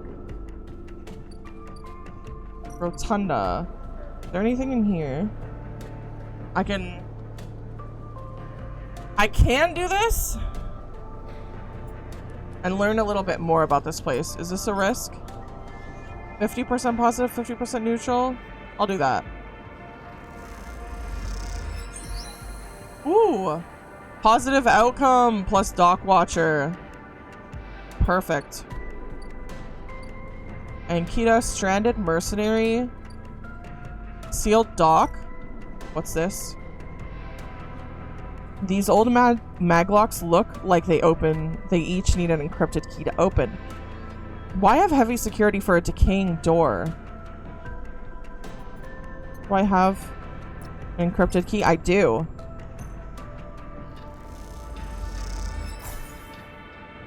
Okay. We just need one more. And then we can't do anything else with this, so we're gonna wait until we get different stuff, and we're gonna go see Ankita. Hey, you! Wanna earn a chip? Ankita stands beside a huge pile of tied together hull plates. She stretches out her back, her shoulders bulging beneath her flight suit. Make it 2. Ankita laughs. This goddamn station! She sighs and pinches the bridge of her nose. Alright, come here then. You cross the docking concourse as she begins to split the plating into 2 bundles. What is it with this place? She asks as she angrily lashes the massive plates together. Everyone wants their cut. She straightens up to an imposing height, her armor plates creaking, and looks at you up and down. Or is it just that you all think that I'm an easy mark? We all need to survive. Ankita softens. I get it. I do. She shakes her head. But if I could just go one cycle without some jumped up grifter trying to take me for an idiot, then that would be nice. Ankita hoists one bundle of plating onto her shoulder. Come on then, enough chat. You've got to earn those chits. You struggle to shoulder the plates, but you do eventually. Ankita gives you a look. Ship's this way. And she sets off down a gantry at impressive speed. As you catch up to her, she turns down a passage, pushing through a small crowd of stevedoers. What's all this for? Oh, this? She nods at the plate on her back. I'm building a treehouse. She gives you another of her looks. It's for the ambergris, that cutter you might have seen sitting silent out there. She rapidly turns another corner as you trail behind. She got cut up pretty bad on our last job, and I had to moor up here for a spell, but since then, it's only gotten worse. Someone got in and sliced the core from our ship mine, so now she's gone dark. She shifts the panels on her shoulder. The upshot is that I'm short one ship mine with a ton of repairs to do, and the rest of the crew signed off the moment they got wind I'd been stranded, so yeah, it's been a time. Anything I can do to help? I don't know. Got a ship mine tucked away on that frame of yours? For a moment, you aren't sure if she's serious. Ankita swings the plates from her back, almost knocking you over in the process. This is me! She hauls the second bundle off your shoulder. You're the first person I've met here who might actually be considered helpful. She pauses, her bottom lip. Look, you want to help? Come see me. I need a hand putting Amber back together, and you don't seem like the type to try anything stupid. She passes the bundles of plates through the ambergriss's outer lock and then turns back. Just don't go spreading all this around. Kita throws you a couple of chits. She gives you a parting nod and ducks through the doorway. Alright, get out of here, she calls back, and the lock slams shut. Ooh, we have an upgradable. Upgrade.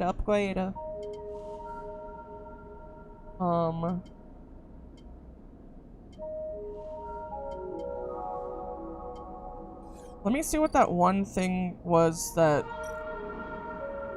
There was something that I needed. I don't remember what it was.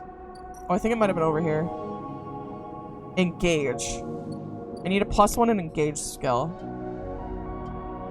Engage.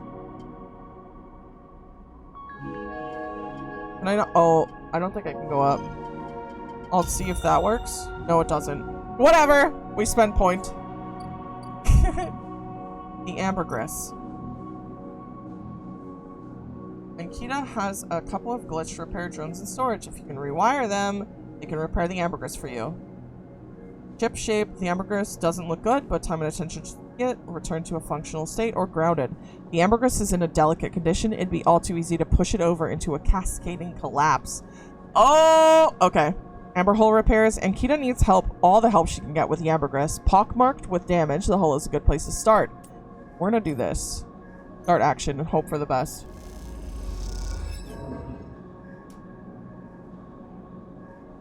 Well, we failed.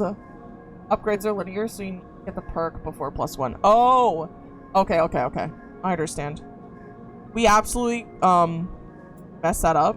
Now we gotta go buy food. And I really like this dude, and I want to talk to him more, so we're buying more of his food, even though it is more expensive.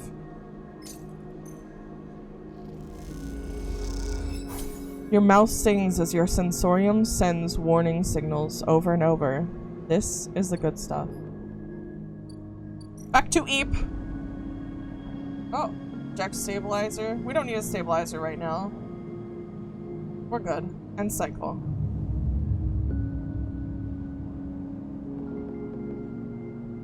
Memphis, my gruff suitman. I want to kiss. I want to kiss him. Give him a kiss. Okay. With this, we fortunately have one of these dice, so we can do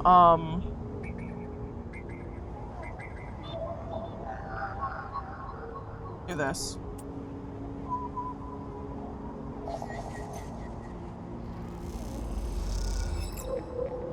Poggers. And let's go hand this over to this dude. Data. Boom. Start action. We got 15 cryo. Hell yeah.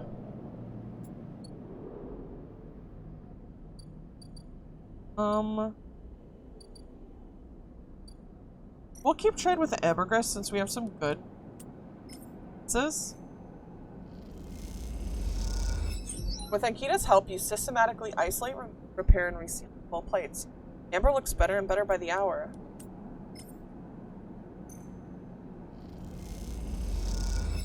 It turns out, years of retrofits have made Amber a fragile patient.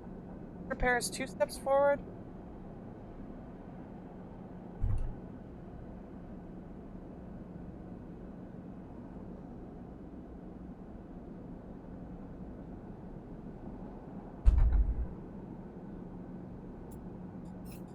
Of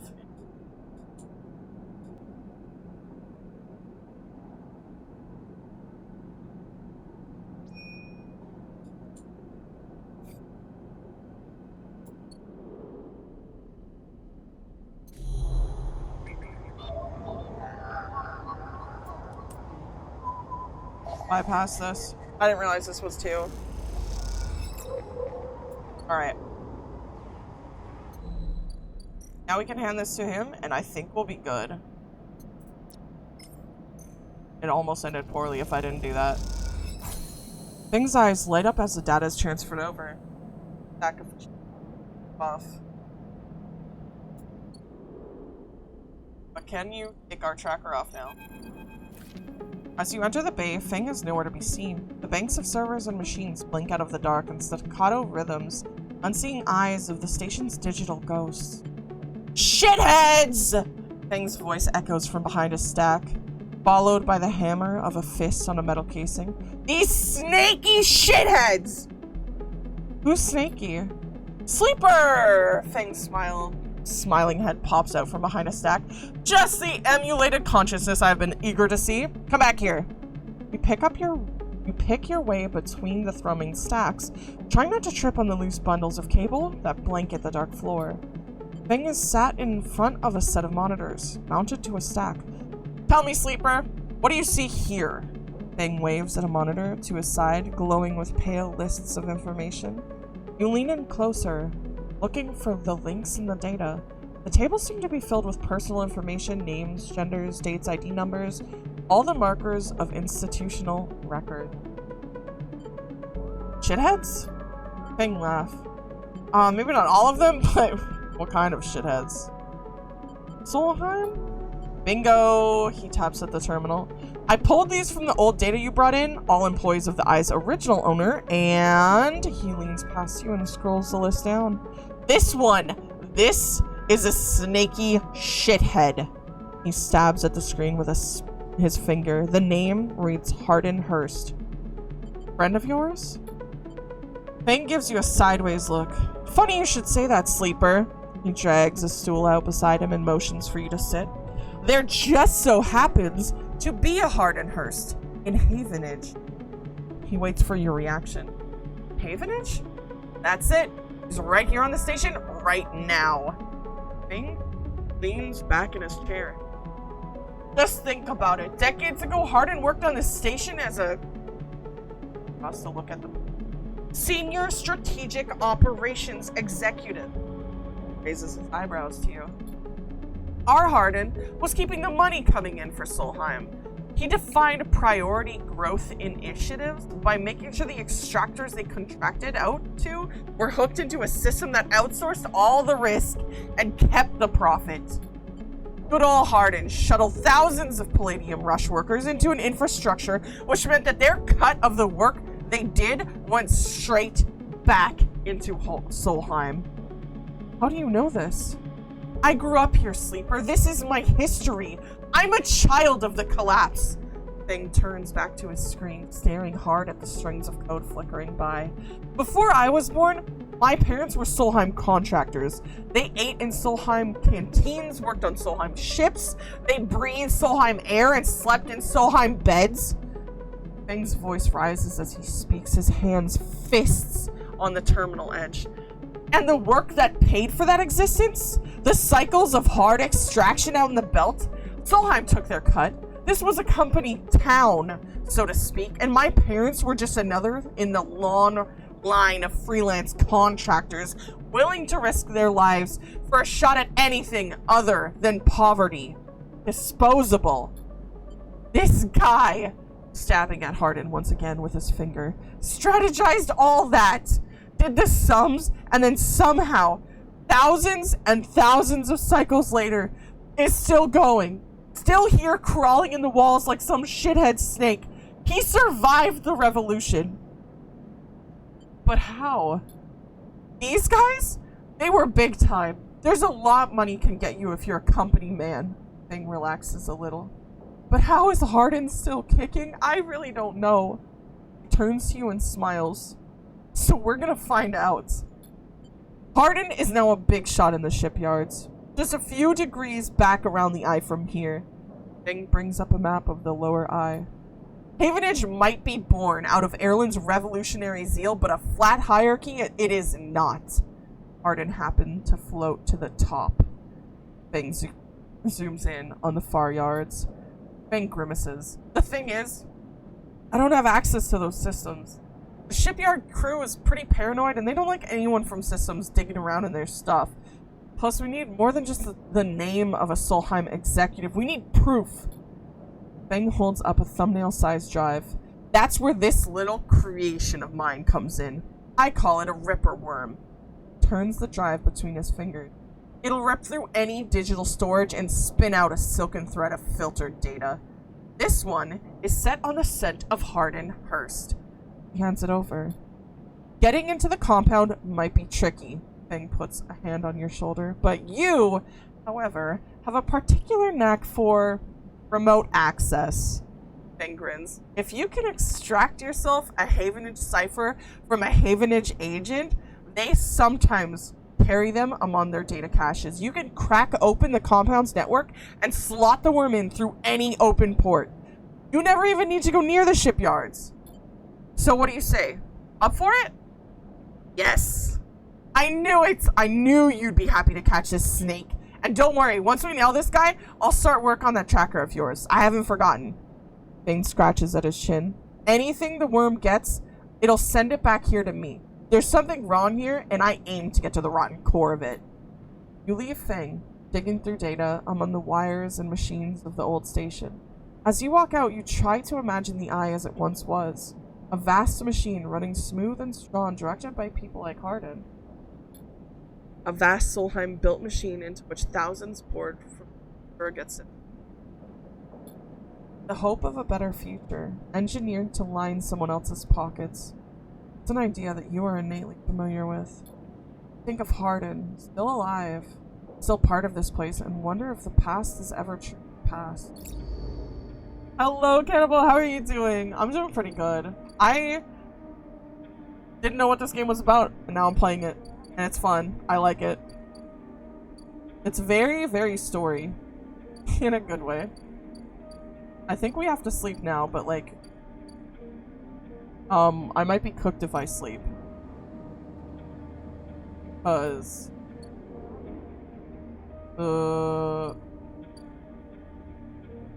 Hey Dodo, I think I failed a job interview. They asked me how well I could perform under pressure and I said not well, but that I could do another one bites the dust. Before you sleep the next cycle, you'll have his one last dice. It's your call whether you want 6 dice to hold on to. Oh, I see. Frick. 5 is fine, I guess. I don't want to spend too often money.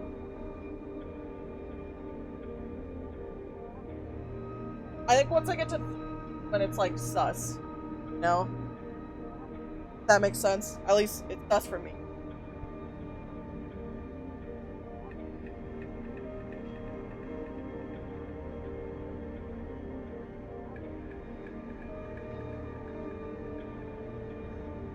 Oh.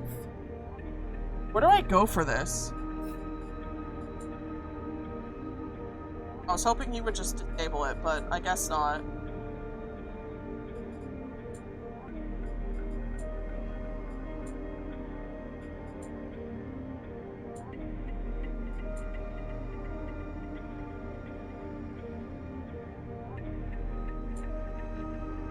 This quest is long. So I just suffer with the tracker on me for a while then? That sucks. I'm gonna eat more food. We're putting in...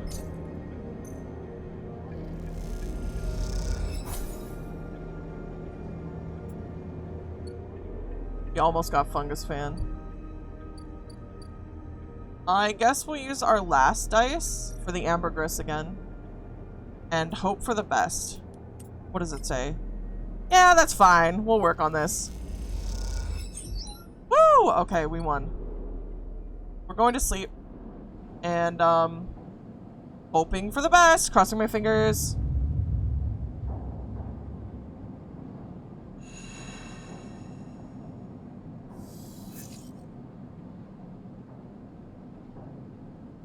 Okay.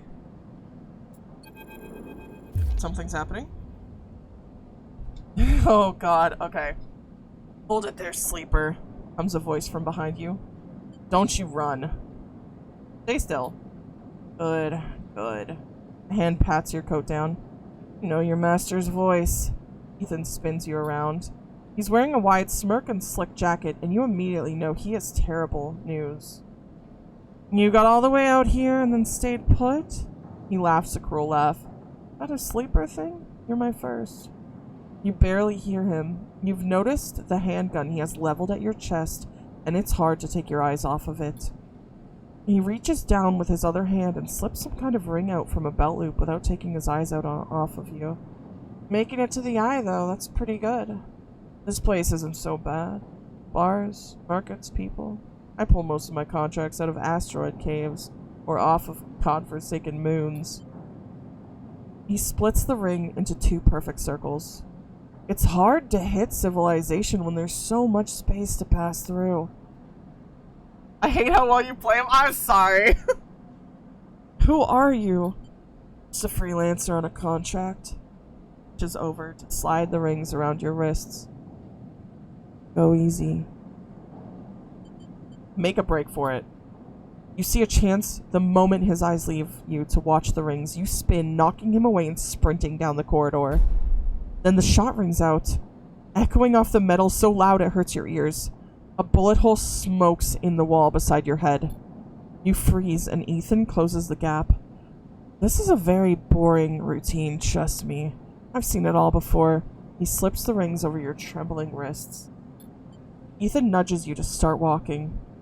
To the ship and home, he whistles. Going easy. You stumble down the corridor, your hands behind you, your mind racing. Please, stop! Don't debase yourself by begging, please. Ethan pulls a sharpshooter's earplug out, then pops it back in. Consider these deaf ears. Ethan yawns and continues to nudge you down the corridor. Shame to come all the way out here just to head back to Eason Arp right away. That tracker of yours makes this too quick. Was hoping you'd put up a bit more of a chase, you know? A running battle through the bright market, maybe? Or a holdout in the low end? There's a few establishments I would have enjoyed checking out while I asked around. You walk on in silence for a little longer, desperately trying to think of a way to escape. That Essen Arp tracker will be the death of you. Hey, I have an idea, Ethan interrupts your thoughts. How about on the way back to the ship we stop for a drink? I'm buying. He laughs at his own joke. Better idea. This better not be one of those where you do a dramatic pause and then try to jump me, because I'm pretty tired of that. Although, muses Ethan, I've got myself thinking, what's the rush here? Here we are in one of the most lawless joints in the surrogate systems, and we are heading for the exit. Pauses and you trudge on in silence. Okay, here's the idea, starts Ethan. You and me, we make a little agreement. Here are the terms. Turns you to face him. You run, or leave, or try to abandon the eye, I shoot you. You plot or scheme, you try to kill me, I shoot you. But, he smiles. You come meet me at my establishment of my choice every few cycles. You pay my tab, I don't shoot you. He pauses. You don't pay my tab, he rattles his handgun. You get the idea. I get it. Okay then. That sounds to me like a deal. He stretches. You know, I really thought I was gonna have to kill you, but this is so much better. He clicks something at his belt and the rings release from your wrists. I'm gonna see if I can find my old stool at the compressor club. Come see me there. Aims the handgun at you, squinting down the sight. Let me just remind you, that body of yours is one big tracker, so don't even think about leaving the eye. I'll know.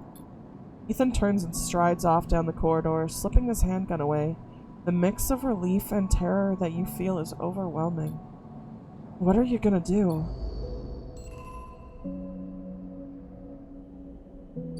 Okay, so I guess every 4 days we have to pay his tab? Yeah. This bill isn't gonna be small, is it? Oh god. We gotta get this thing off of us.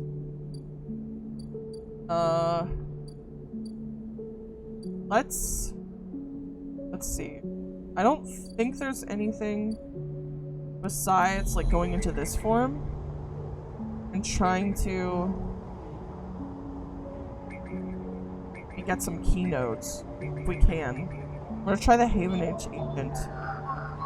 We need 2, that's perfect. We do have 2. Every 4 cycles plus 1 day grace period. Oh, that's nice. We got a little bit of data, a cache of raw data from Havenage hardware.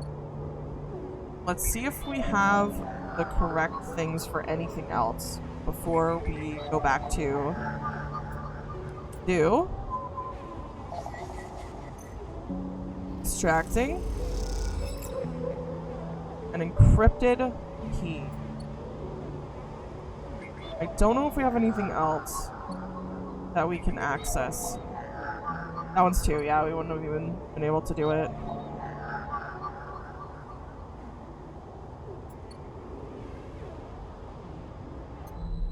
Right? Well, we have enough food.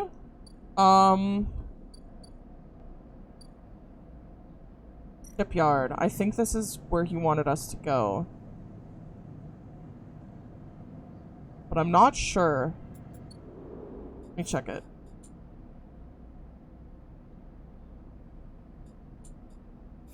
I have no idea.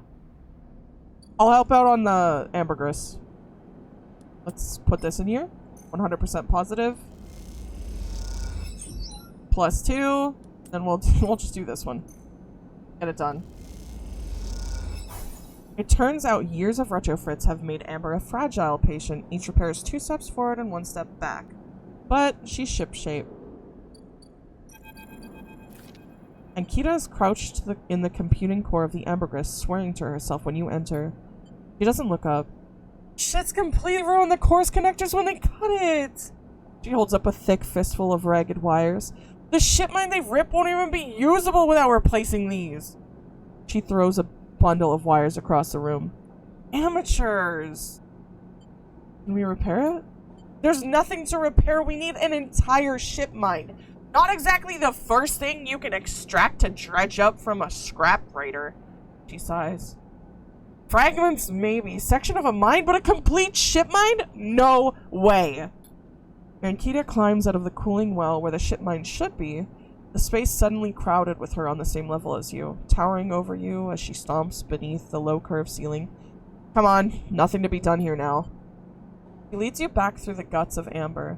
Though you could find your way back yourself. The repair process has left you familiar with the cutter's idiosyncratic layout, all diagonal angles and bundled tubes. What do we do now? Ankita seems lost in thought, and you focus on the corridors, ducking below conduits and passing through bulkheads. Eventually you arrive in the galley. Though it's hard to tell, most of the benches and prep surfaces are covered in half-stripped components and welded hull patches. She shoves a box of floor and sits. There's no way around it, she starts out of nowhere. We need a new ship mine. I can salvage one. I like your confidence, Sleeper. Maybe if we check the ore exchange or speak to some scrap dealers? She rubs her forehead. It seems I'm about to do something stupid, but hey, I came here, didn't I? Why not make a run of it? She fixes you with a hard stare.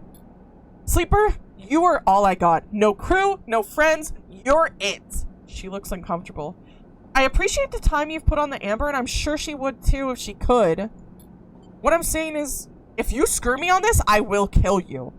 She leans over and hands you a stack of chits. A big stack of chits. You don't dare to count them. Get me that ship, Minesleeper. Don't make me regret this. You won't. She sighs. Look, just get out of here before I change my mind. Slip out of the galley and head back towards the main lock. As you do, Amber growls and creaks like a caged animal. You reach a hand out to calm her. Time to find Ankita a ship mind. Somehow. Damn, that's a lot of money. Okay. Is this something I can do? No, we're waiting one more day. I could... Okay. I could input 60 fragments for rare ship mine fragments. And input 60 cryo for rare ship mine. Or I could try and just like get scrap or something, and if that works. Maybe.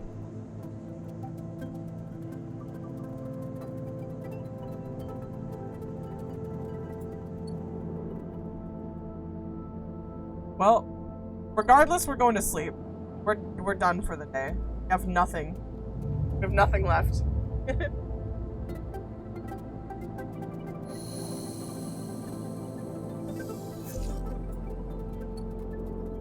All right.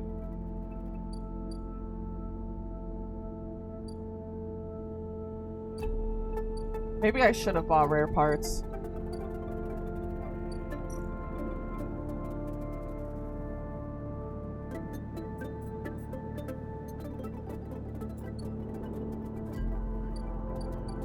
I think the shipyard's probably our best bet. Assist the shipbuilder or all materials. Repeatable action. They're both repeatable. You have another key rotunda door, by the way? Oh! Oh my god, I forgot about that. Thank you. Okay, sealed dock. We'll put the key in. Start the action here.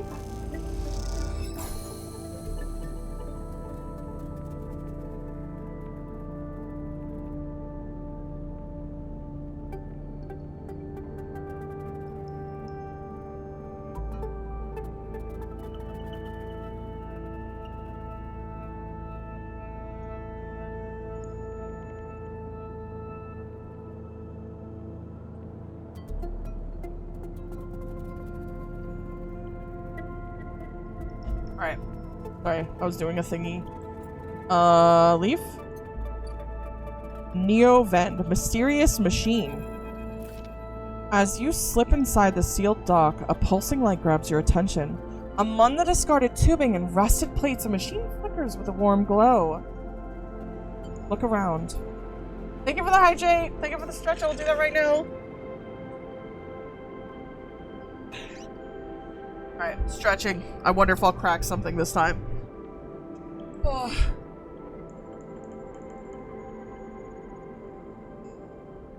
Doesn't seem like a crack this time. We don't know when this place was sealed, but from the state of the outer doors, high above, it must have been decades ago. In this dark, cavernous space, Grace sits in every corner, along with the traces of rough sleepers, although nothing seems real. Looking past this layer of decay, see the now faded messages, symbols, and logos of the Eye's original corporate owners still glint in the shadows. Among all this, the warm glow of the machine seems to be the only sign of life. As you get closer, you recognize the machine's blocky shape settled into an alcove in the side of the dock. A kind of upright cabinet, it is covered in faded logos and messages, from which you assume it was once an industrial vendor intended to dispense and manufacture ship fittings and other mechanical parts necessary for freight and resource extraction vessels. The manufacturer is listed as Neo-Vend, and you remember an advert from a long time ago, squeezed among all the off-world recruitment drives that assaulted every planet-born citizen, which chirpily sang that name over and over. Wipe a layer of dust from the cracks about those contractors by their own pay for a bit of minor maintenance tips. Enter your registration, chirps a pre-recorded message, catching you off guard. Press some key. Kirby just got home. Hi. You reach for the keypad, and something begins whirring. At first, it sounds like servo motors starting up, but it quickly becomes a whisper. A whining. Then a multi-tonal voice that emanates from Neovend. Entity, they hiss. Speak with me. Who's there? There's a squeal, almost like some strange mechanical swallowing or intake of breath, before the machine speaks again. I have need of you. You have need of me. That squeal comes again, and you see that it is the 3D printing apparatus in the upper part of the machinery setting into place so that each of the servos can be orchestrated to produce that whirring, whining voice. Did you just try to do a robot voice? Yes? Why? Is it bad? I'm doing my best, okay? You are in danger. Danger? Machine creaks. You are marked for deletion, entity. Hunter tracks you. Screech rattles through the empty dock. You remember the strange head, the figure, the threads closing in. Who? The Hunter Protocol. They taste your signature. The sudden whine sets your teeth on edge. You have seen them. This is the gift of an emulated mind. Close your eyes, and the skeleton of the station starts to thrum. Emulated minds are adaptable, move where neurons cannot. The mechanism resets, but emulation makes you target. How? Hunter searches for illegal entities. Neovend screeches. You are sentient, therefore illegal. The servos judder the vending machine's casing as they reset. Hunter searches for me also. Hide in this machine. You look at the ruined vending machine, an unusual hiding place for sure. Can counter Hunter, but need entity outside machine. The light flickers. Need you. A screen attached to the vending machine with a swiveling arm comes to life. It displays a flickering map of the station, ghostly, fretted. The cloud. Points along the rim glow in deep red. Hunter is always gathering. Too much data. Must build nests. Explains Neovend. Masters are gone, but continues. Hunt. Bring this data. Raid its nest. Masters? Dodo's AI confirmed. No, I'm not. Station builders. Solheim. The machine rumbles impatiently. Long gone. Their protocols still haunt. Bring offerings. Save self. Now for the kissies, Luxus. Neovend says pointedly. Mutual need means friends. They conclude, tired of the conversation. The whirring amplifies and then suddenly drops as mechanisms within the machine click back into place. The glow fades, and you are left stood in the dark of the sealed dock. That whirring voice ringing in your ears. Prove it. Complete a captcha right now to prove you're human. I fail captchas.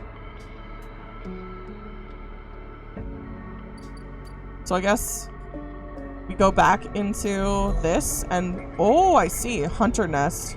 Another hunter nest. Okay, we can do this. We have 1 dice for this. Bypass. Extract data. I think a glimmer in the dark catches your eye as the orb of a hunter's head appears in the distance. It is looking for you. Run. You turn away and glide back into the cloud, threads of data rushing past. Another glimmer catches your eyes. Closer now. That roving orb, breathed in tentacles, it flickers, jumps once, twice, and then it is here. Hunter is here. Entity, submit to inquiry. The hunter reaches for you in that unpleasantly familiar way. Its waving threads creating a cage. Struggle. You push against the threads as they close in, becoming frenzied as you push them aside. You are caught by whipping tendrils and feel them pulling you away from the anchor of your body.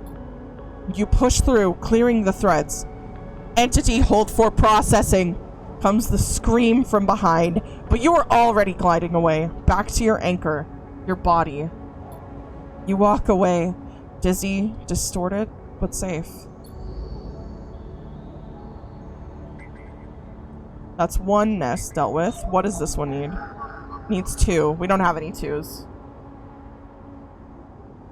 And we'd be challenging the hunter. Listen. This one also needs 2. I don't have 2. What about this one? 2? God, why do they all need 2? Alright. I guess we'll go back to the shipyard. Or wait. Maybe we can see if we can give the key to the person in the sealed dock.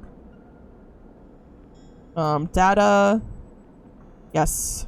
Hunter data. That's 1 piece. As you upload the data to the vending machine, Neovend whirs in either pain or delight. Hard to tell. Alright.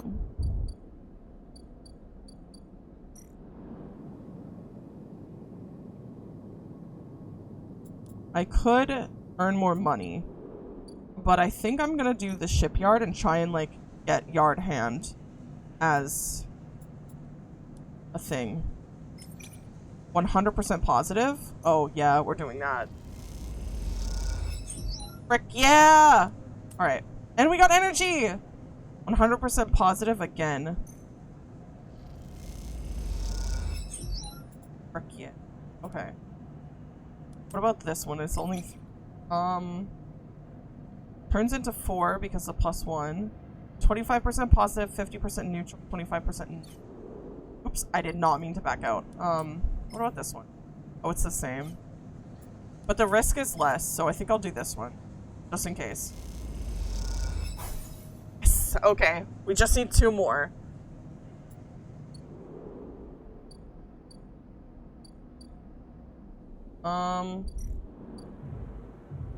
Tab is still fine. 15 cryo? We get another... We become a fungus fan! Fungus fan! There we go! Ooh. Now I think we can just talk to him. Sleeper! Memphis calls out to you, a booming voice that echoes through the corridor. Tell me a story! He throws a handful of chopped mushrooms into his wok, the fire leaping up to meet the oil. I see you! Cycle in, cycle out, but we never speak. Tell me a story. What kind? Any kind. He pauses to drizzle something from a plastic bottle into the wok. But what of yours? He looks up at you. Nothing's stolen. You pause. The spices rich in your nostrils, and you think about the kind of story you'd like to tell. And you look at Memphis, the listener, and imagine he has heard it all before. Perhaps he would enjoy a strange story, something with some spice. Tell him about your dreams. All the sleepers, tell Memphis, had dreams. Some were simple memories left over from the emulation process that had become tangled up in their minds and would come out when they slept. It wasn't rare to hear a sleeper in the dorm scream or cry out in their night.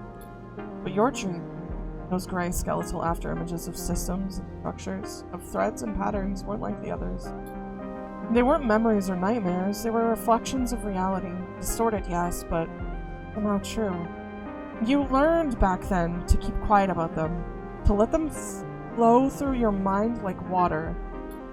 That was until now, until you arrived in this place. Now your dreams colonize your waking life. They slip behind your eyelids with every blink, and now you understand that they aren't dreams at all, but some process of interfacing, of speaking, of living in another world that flows through this one like smoke through air. You tell him that you do not know if there's a reason for your dreams. Perhaps the reason it is just some side effect or a particular quality of the frame you inhabit. But whatever it is a gift, and you hope to make use of it. Memphis finishes cooking and squints a little at you. Sleeper, smiles. You're quite the storyteller. He eyes you, and you realize that he is trying to gauge how honest you have been in your story. Memphis passes you the meal he has cooked, and you take it gratefully. As you eat, he talks, a natural exchange. Thank you, Sleeper. He looks around at the emptying market. But my time is done for today, and I don't want to keep you longer, so I'll make a proposal. Gestures to the plastic boxes of ingredients stacked behind his stall. These are good enough for most, but someone told me a story that made me think a couple of cycles ago. They said that across the gap in the Greenway, fresh mushrooms grow. Have you heard this? No. Neither had I, but I trust the one who told me. Memphis begins packing up his things. Can you bring me some? I can't cross the gap and I worry about leaving my things behind. He smiles. I'm sure a storyteller like you could handle the trip. I will prepare them for you and, if you wish to tell it, be the audience for another story. Free. Good, booms Memphis. Then I will wait for you to bring them. Memphis slides his walk away and straightens up. I'll prepare a recipe then, sleeper. Good luck with your foraging. You turn away and walk back into the main market, the rich taste of Emphasis food still lingering in your mouth. Stories for food, you think? A trade that seems more than fair. What's wrong with Cookie Clicker? It's a good game. Dodo's such a fun guy. Don't let your dreams be dreams. Where's the Greenway? Is this the Greenway? Over here? Maybe? I don't know. All I know is it's Eep time. I think we should... Nah, it's Eep time. End cycle. This quest costs 180 cryo. Oh my god, are you serious? Bruh. Okay. This is... +1. That's 4. We're just gonna go for that. What's the worst that can happen? Okay, that's fine. Let's do it again. What's the worst that could happen? Woo! We did it. We got Yard Hand. Now we can go Lemon Mina, worker and daughter. Unit assembly. Let's check out the office. And put one Yadagen. Put one ship mine fragment. Oh, they pay for it. Okay. Let's see. I could give them my Yadagen data. A slate in the office advertises that Havenage are looking for informants on the gain activity in the eye. They'll pay. I'm gonna hold on to that for now. And unit assembly. There's 2 different sides. The systems fitting the sidereal horizon is webbed with a complex system bundled like nerves in your body. Your job is to leave the system in, and then it'll get junior tech. The systems team is looking for new members. Prove yourself to be a reliable tech and you're in, or the structural fitting. They're assembled block by block. You earned a place on the teams welding these blocks together. Pikachu, Mewtwo, or Charizard? Pikachu. 100% Pikachu. Welder's mate. You have a spot supporting the weld team, a good place to prove you know how to put a ship together. And then eventually, either way, whenever we do it, we'll get quality control. Shipbuilding spots on the sidereal horizon are hard to come by. Poor work will see you dropped from the roster. Oh, if we fail 3 times. Word. Alright. Lemon Mina, worker and daughter. From the walkway, the sidereal horizon looks impossibly vast. A landscape of plating and frames. All along her flanks, torches flicker, drones maneuver, arc lights glint. The sense of scale of industry is both stunning and strangely... She's quite beautiful, I think. You turn to see a figure a little way down the walkway, leaning at the railing. He's thin, ragged, his work gear poorly fitting and loose. The torches of the sidereal horizon flicker in his eyes as he turns to you. Lem, he leans back from the rail, revealing a child standing beside him, staring at the ship. And this is Mina, he adds with a smile. Hi, Mina. She stares and tucks herself behind Lem, who dutifully picks her up. She's a little slow to trust, aren't you, Mina? She buries her face in the folds of his overalls. Mina looks out from Lem's chest, a dark brown eye twinkling among the rough material. You working on her then? Lem asks eagerly, gesturing to the vast ship. Or just admiring? His shift from Mina's weight to the other arm. Admiring. Understandable, he nods, gazing back out at the sidereal horizon. You like her too, don't you, Mina? He jostles her a little. She's Mina's in my ticket out of this place. Our escape vector, so to speak. The ship? You haven't heard? Anyone who takes a Havenage contract on the Sidereal Horizon will be entered into a draw for the transit support cruise. He smiles. We won't get to sleep this journey, though, but a couple of decades of service will be nothing for me and Mina if it means landfall on a new world. He winks. Decades? Got a full art wing stuff, EX? Pog, TY Gamer? Hey, yo! Pog! It's a long trip, he straightens up, stretching his back. That's a colony ship, friend. The Kellis Foundation is sending thousands of people to settle a system well outside the reach of core worlds. It'll be a totally independent colony. No surrogacy, no corporations. Sounds crazy. Could be. We see another way out of here? This way we can build a home somewhere with real gravity, real air. Rain. He plays with Mina's hair absent-mindedly. Rain, Mina. You'd love that, I think. Mina responds by pushing his hand away. Daddy? Whispers. Food! Pulling an exaggerated grumpy face. She glances furtively at you as she plays with a set of dog tags that hang from Lem's neck. I'm just chatting a little, Meanie. Give Daddy a sec. He turns back to you and you suddenly notice how tired he looks. I'm not on Havenage crew yet, but I'll work my way in. You can do it too, friend. We have to stick together. He smiles a little shakily, and you wonder how long he's been working to break into the official shipyard crew. For sure. He looks out at the sidereal horizon, as if trying to pull energy from the flickering torches of the vast hall. We gotta hold out, okay? You weren't quite sure if he's talking to you. That's how it works. While he stares out, Mina catches your eye curiously. You agree? He straightens up and meets your eye. Daddy loves me, she says it stubbornly, daring you to question her. Lem smiles and lifts me. That's it. We hold on. She smiles sheepishly at you. We're just a couple of softies, isn't that right, Mina? He sets her down, standing by his side, and she clings onto his leg. Gotta go feed this one. He pats her back. Maybe see you on a shift, huh? Turns and they walk down the walkway, away from the shipyard. See them talking, and then a moment later, Mina turns around and stops. See you, robot! She shouts. Her shout echoes down the walkway, and she flashes you a parting smile before running to catch up with Lem. Watch them a little before you turn back to the impossible scale of the sidereal horizon. Check it out.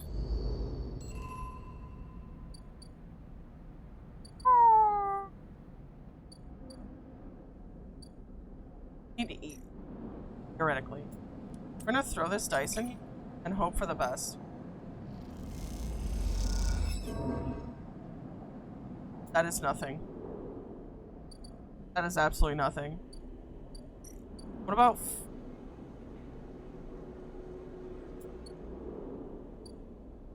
okay, we're gonna go by the cheap.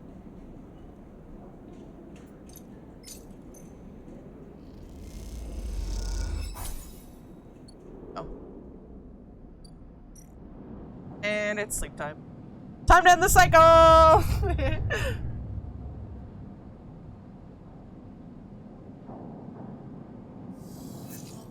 Alright.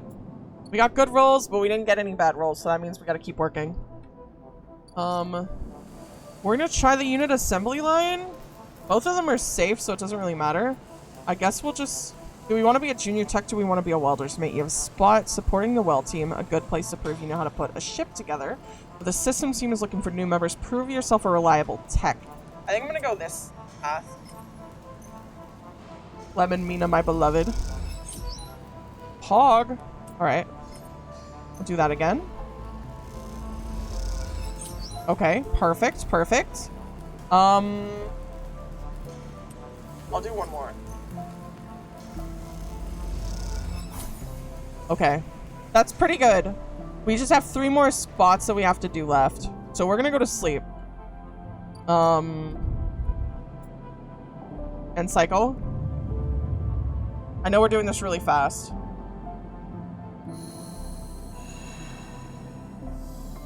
Oh, we're starving. We have 1! We don't have 2, but we have 1! Okay.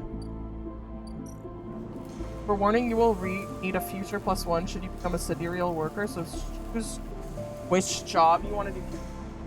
Ah!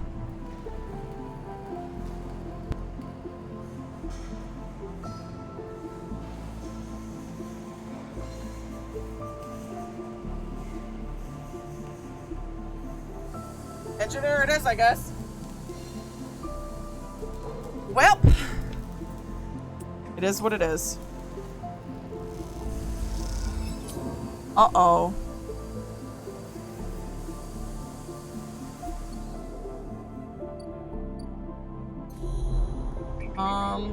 I'm pretty sure Hunter Nests we need +2. Yeah, we do. Alright. +2. Also, is the volume too loud compared to my voice?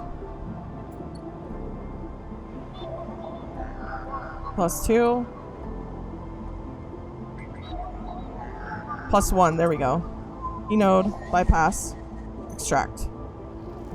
I'm at my desk now, it seems fine to me. Okay, cool. We have another encrypted key, so that'll have a use later.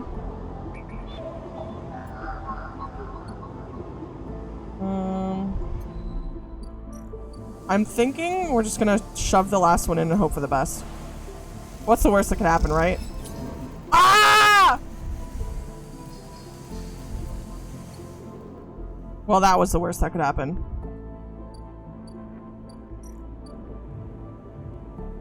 Oh my god, 58. How can someone drink this much in 6 cycles? Ethan hasn't held back while he's been at the compressor. Ethan says you have 2 cycles to pay the tab. He calls it fair-minded. We're just gonna do that right now. Good lord. Why? Why does he drink so much? Oh, I can't believe you just did that. Ethan's mocking laugh comes up from along the bar. You look over to see him leaning across it in a pool of light, empty glasses and spilled drinks glinting around him. It's always dark in the compressor, but this cycle is... the place is packed. A load of spacers mixing with the locals. Usually they run. Ethan spins a glass on the bar. Or they go spend their savings on some local heavy I have to put down. They don't pay. Walk away. Ethan gets to his... The glass falls and smashes, but he doesn't seem to notice. You think that's it? 1 round of drinks? And we're even? Sleeper, come on. His hand comes to rest on the butt of his handgun. How to ask an Italian person how to say nuts in Italian. How to ask an Italian person how to say nuts in Italian? Is this a D's nuts joke? These nuts or something. Dangling from a chest holster. Come see these nuts. Okay. I knew it was gonna be a D's nuts joke. What's wrong with you? Ethan laughs hard and the people around him turn to see what's happening. You think this is on me? I think someone in your position might have a better idea of how this all works. I'm a freelancer, Sleeper, just like you. We both signed a contract with S&ARP, didn't we? The difference is that my word means something. He closes the gap, stumbling a little.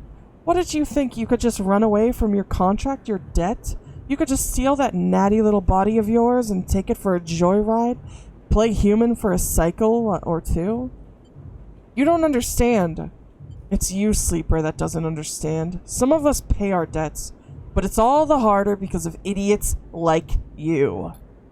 No, I should thank you. Ethan nods, his head heavy. For giving me such an easy job. I'm used to outlaws, you know? Real bounties. If I knew catching sad little escapees like you was so easy, I would have changed clients ages ago. Someone shouts from the back of the bar for Ethan to shut up. He holds up a finger in that general direction without turning around. Shoot me or let me leave. Oh, I see. Toughening up here. He gestures wildly at the crowd. Thumbs up or thumbs down, folks. Most turn back to their drinks, no longer interested in this tired show. Ethan mutters insults as he walks back towards the bar. Ethan sits heavily back down on his stool and searches through his glasses for something with something left in it. The thing is, Sleeper, I can find you anywhere. actually wild that you haven't figured it out. That body isn't yours, and it will always betray you, no matter what. He finds a glass and downs the contents. So please, go. I'll catch up with you whenever I need another. He laughs and taps the bar for a fresh drink. Leave. You turn on your heel and are out of the cloying dark and the sweat stench of the compressor. You walk hard and fast down the walkway, anger driving your footfalls into the metal of the rim like hammers. +1 upgrade point. Okay, I'm gonna save this.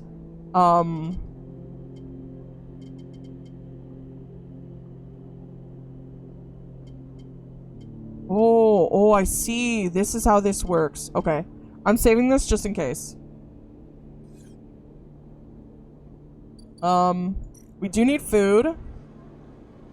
So, we're gonna get the good food. Get it up. We have no dice. And then, next thing we're gonna do, we're gonna go home. And we're going to eat a stabilizer. Unfortunately, because we just, like, have to. Actually, no, we can do it tomorrow. We can do it tomorrow. We'll do it tomorrow. Sleeping time. And cycle. I'm so, like, oh, it's so expensive to get those.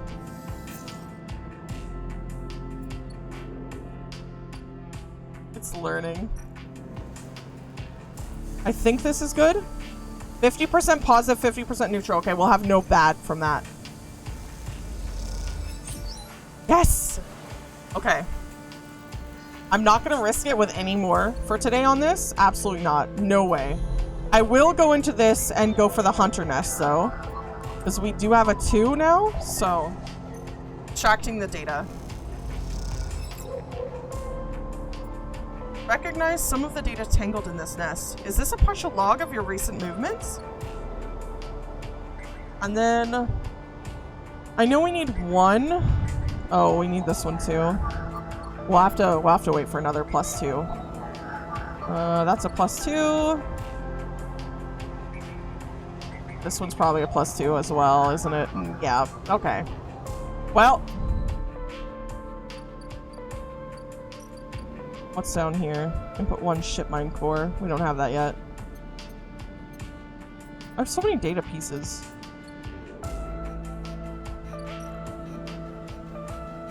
I think we'll just do this. Because if they want it, whatever. I don't have any other use for it. The acquisition officer's eyes you suspiciously as you download the data to her terminal. This is more than what she was expecting.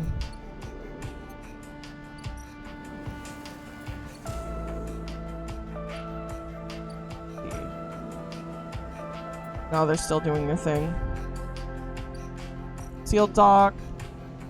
We don't... Do we have an extra hunter data now? We do. Okay. Start action. Don't forget photosynthesis. Yeah.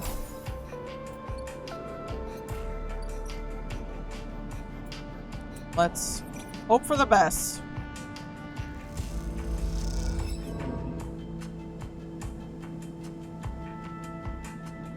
Well, question. Should I inject stabilizer before the day ends or after the day ends? I don't know how it works.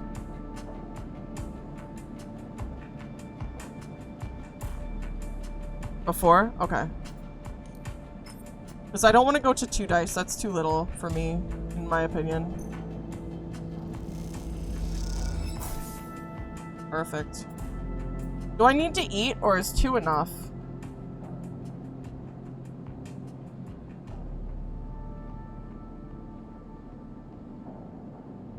2 is enough? Okay. Ending cycle.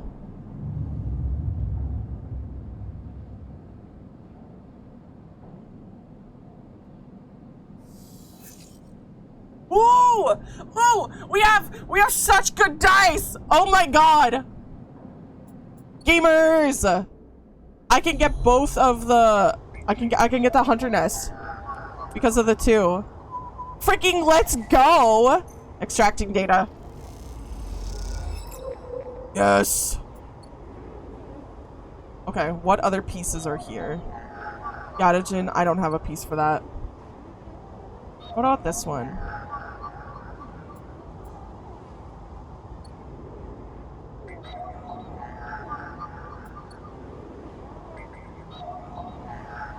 I'm gonna do this one. The data here is part of a cache tucked away during the collapse. Who hid this and for what purpose? I feel like this might have to do with what we need. But I'm unsure. Alright. Back to this.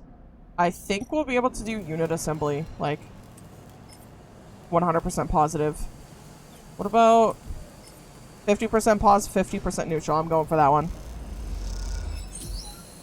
Frick yeah! We did it! Oops. Continue. Each shift, a crowd of would-be workers gathers outside the shipyard, each of them clinging to a 4-digit number printed on receipt paper. These are their assignment numbers, and you are either called for a shift or you aren't.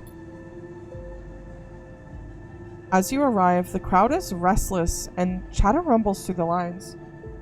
Here, let me see if this works. There you go. Yo, that number, what? There's so many 2s in it. As you arrive, the crowd is restless and chatter rumbles through the lines. For those who, like you, have graduated to the work teams, shifts are guaranteed. Having just walked out of a meeting with a supervisor where you were praised for your efforts, you feel the glow of a job well done.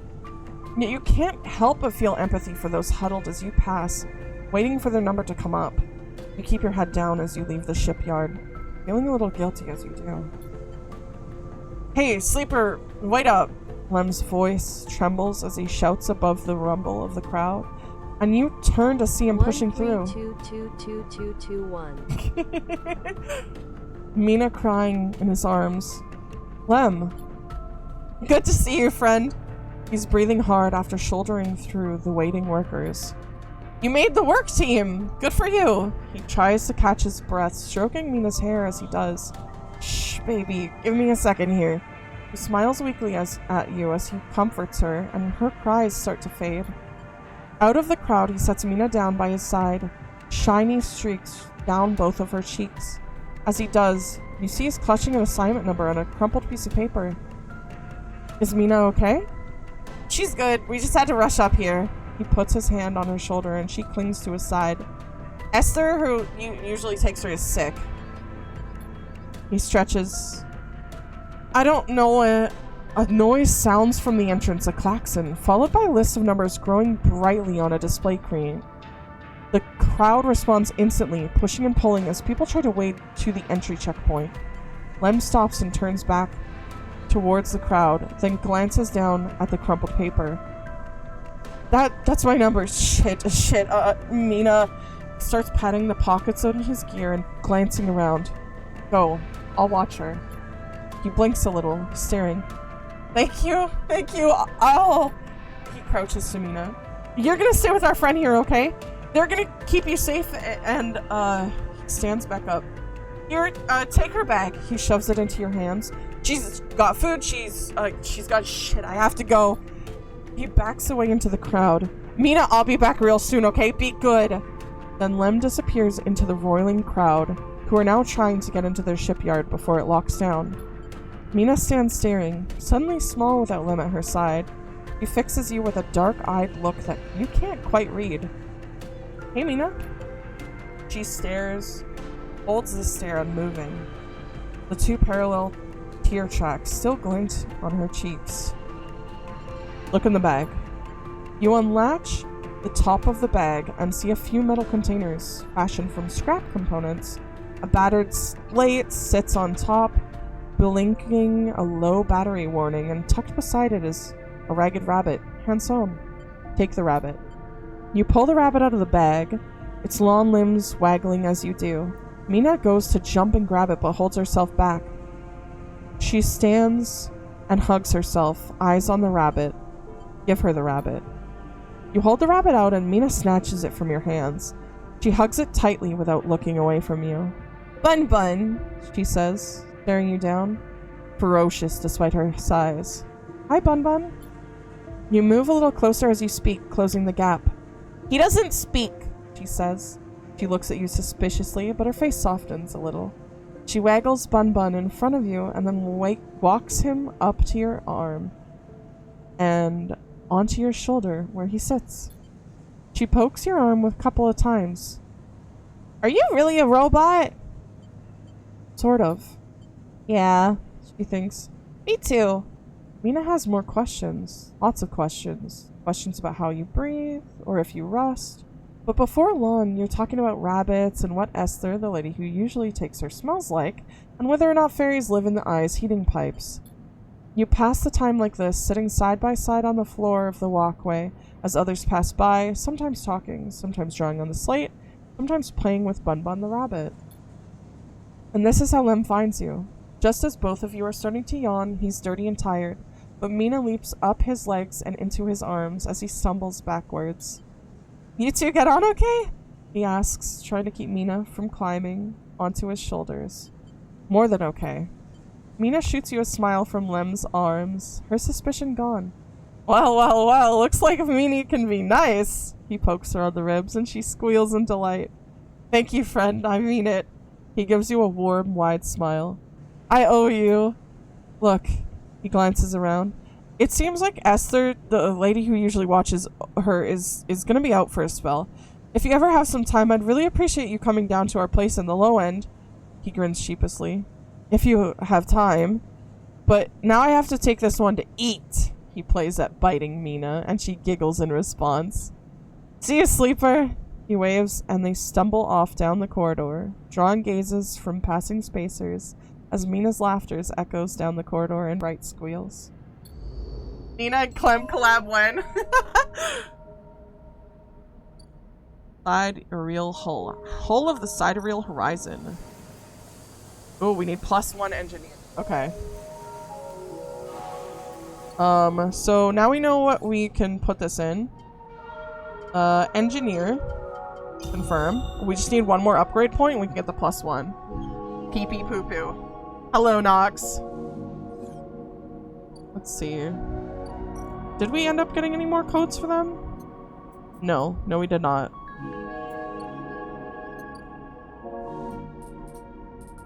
Oh, we can turn the music down. Scene text size? Yo. Large. Okay. I think that's good. Do you have anything left for you?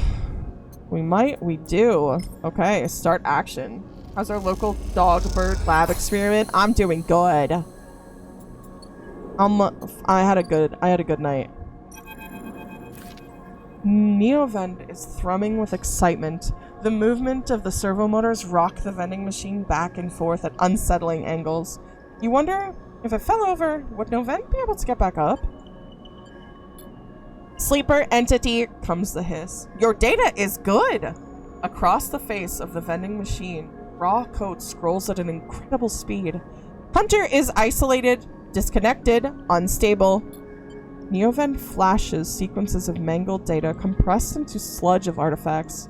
Hunter gathers without thinking, outlived its own operational limits. Its nests are evidence of this.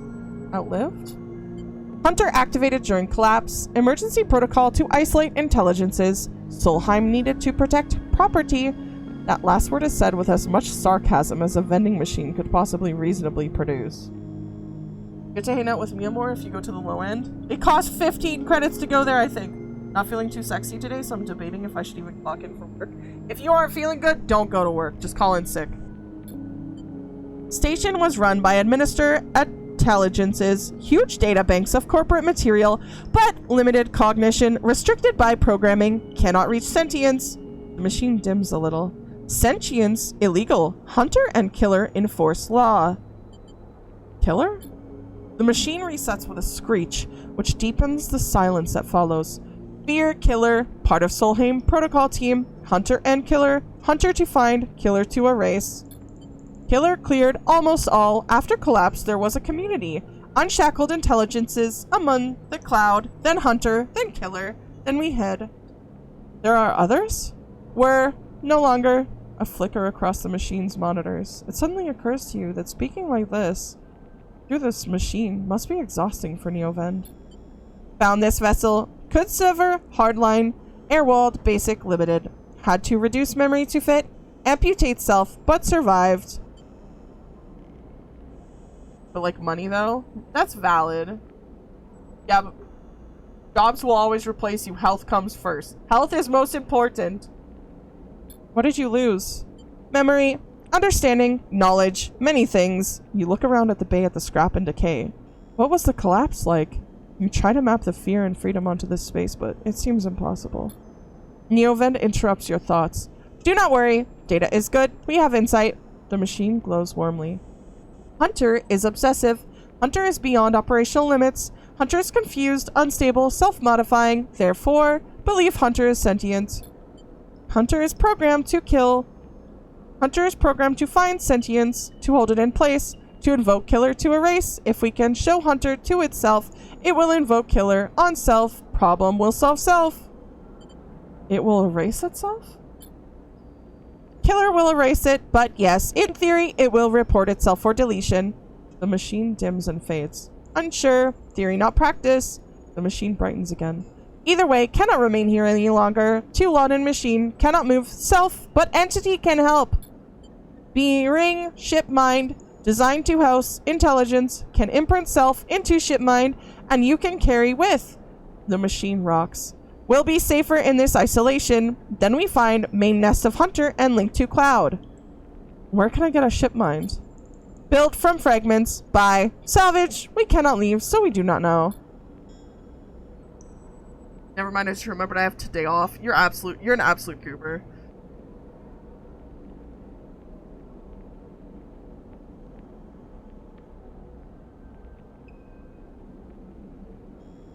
Try to think of places you could acquire the hardware. This isn't going to be easy. In Shipmind, I can help us both, and Hunter, make Rim safe. We both will be free. The machine dims. Find soon. Neovent adds hopefully before shutting off. As you leave, you think about all the intelligences unshackled by the collapse, then hunt it down afterwards. The feeling is all too familiar.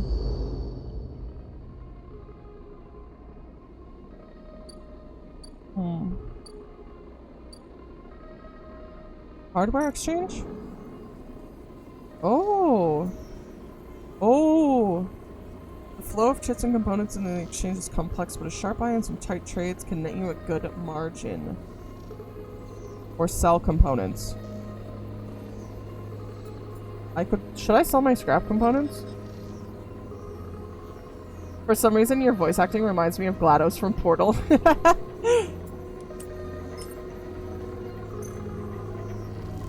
I wouldn't? Okay.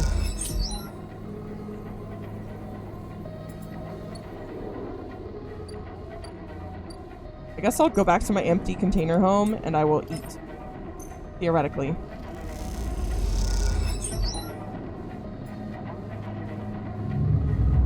Eating uranium again today? Uranium's really yummy. A second engineer perk lets you heal instead of using meds. Oh my god, that is amazing.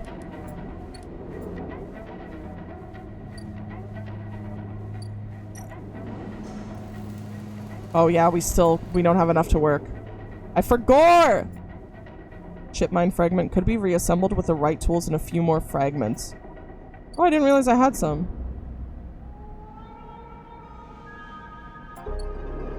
Let's see. One more day until these people arrive? Yep. I'm gonna see what I can get from them later. The second engineer perk. I'm super excited for that. Once I got to the off, I'll make myself some homemade ramen. I love ramen! I wanna go on a ramen date with someone. Oh yeah, he wants shitline too. This is just food. Or a drink. The Overlook isn't exactly a restaurant, meaning the only way you'll gain trust around here is with a stiff drink. What happens if I drink? Oh, it counts for rations. Okay. It's only 6 credits. Have a ramen date with chat? You right.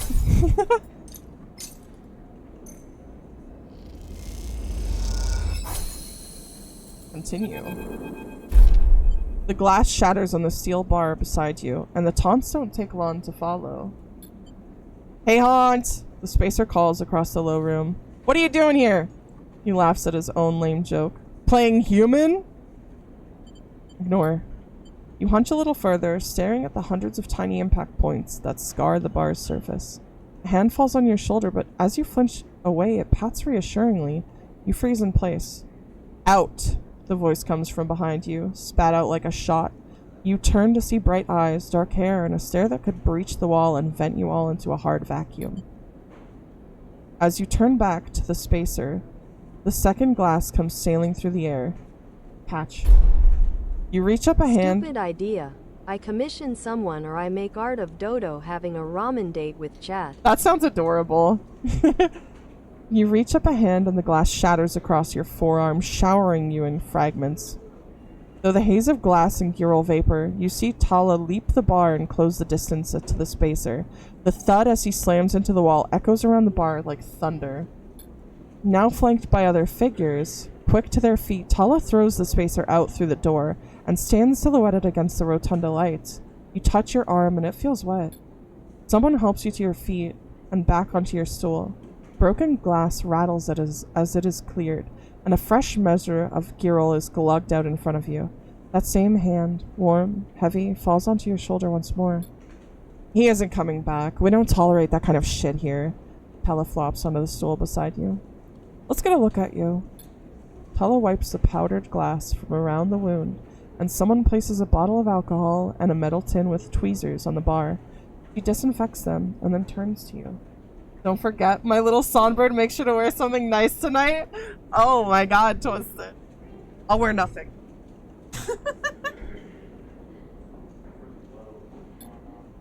That was an ambitious catch, she smiles, pulling a sliver of glass from your forearm.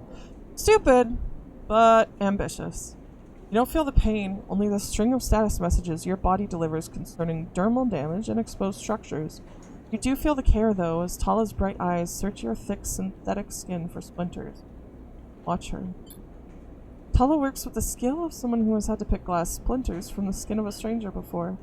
She hones in on each bright shard, all the time tapping the tweezer tips in like little rhythms that only she can follow. Tala smiles to herself. So, you've been on the island? Just arrived.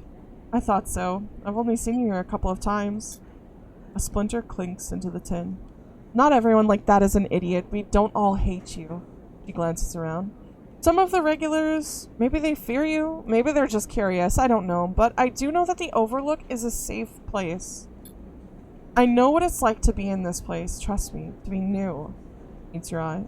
I'm not trying to convince you of anything or separate you from your chits. I just want you to know that if you ever need somewhere, you can always come here. I know the ration we've got ain't much, and the company is, he leans in, limited. But if you need work, I'll happily put you behind the bar, and if you need shelter, well, we can discuss that. You'll be safe.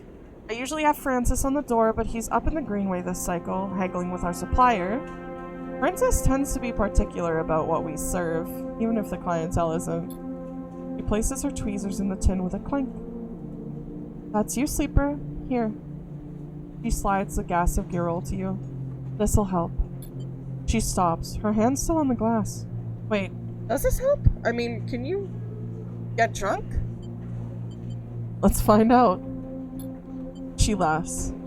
Just don't sit here too long. I'd hate to see you become a real Reagan. Walks back around the bar, gathering the glasses as she does, and before Lon is retelling how she threw that spacer out to a new group that just wandered in, complete with dramatic action.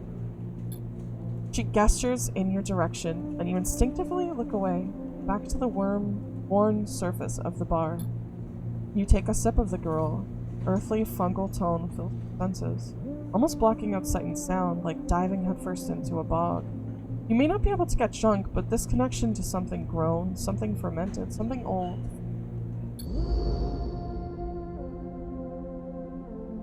Oh yeah. You have 1, 2, so we're gonna use that on one of the nodes that we have not used yet. Bypass. And we got more Haven Edge data. I wish I could combine them. What are they called? Oh, what's this? Oh! Need a Havenage cipher. This gate keeps traffic out of the Havenage shipyard's internal network. The correct cipher can grant you access. Start action. I think this is what he wanted us to do. The gate flips. You are in.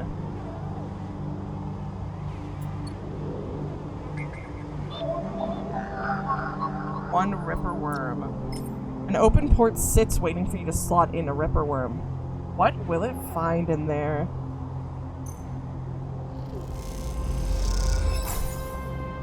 The worm slots in and begins tunneling down a thread. Godspeed, little one.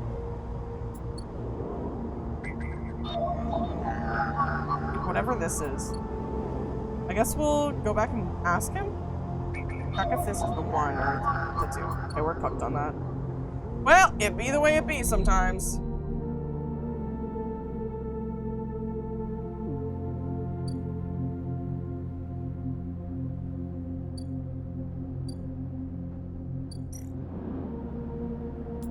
Things Ripper Worm is called, but it'll take. Okay, so we have to wait 3 cycles for that. Tomorrow cycle it'll be back. 2 cycles it'll be back.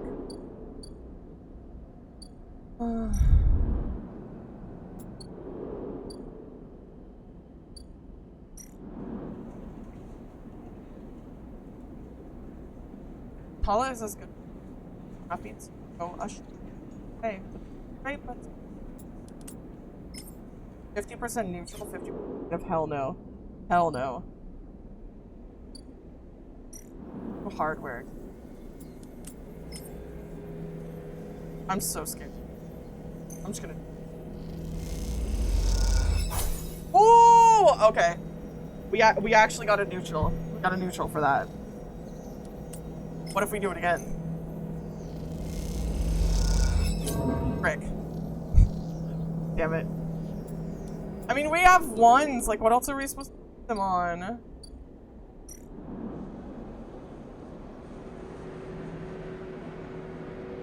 Don't need those yet. Let's go gambling! Aw, dang it! Aw, dang it! Aw, dang it! Gambling. No! Alright, well, that sucked. One more here. Put it on something. Just gotta find it. Go to the low end, maybe more data you can stack. Oh my god. Okay, I'm gonna work a shift bar. That 100% positive. I'm just gonna do this and then we'll start. Okay.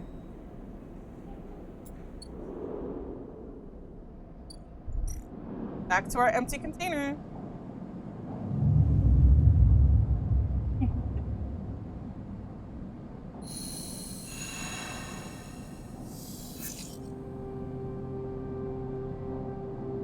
Alright, so we do have 1, 2. So I know that we have data that we 2 different. Oh, that was just the outage agent. Never. Putting that in there, bypassing, and extracting data.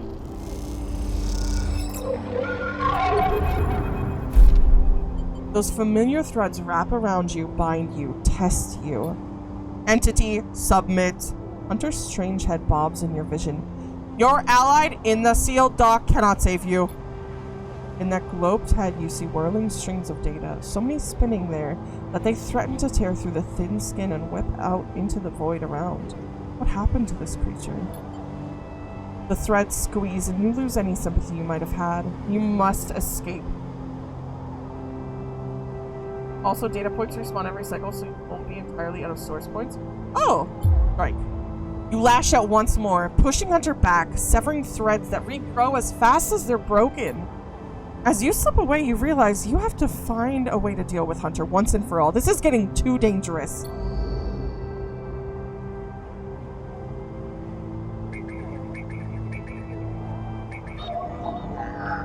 Two, we don't have that.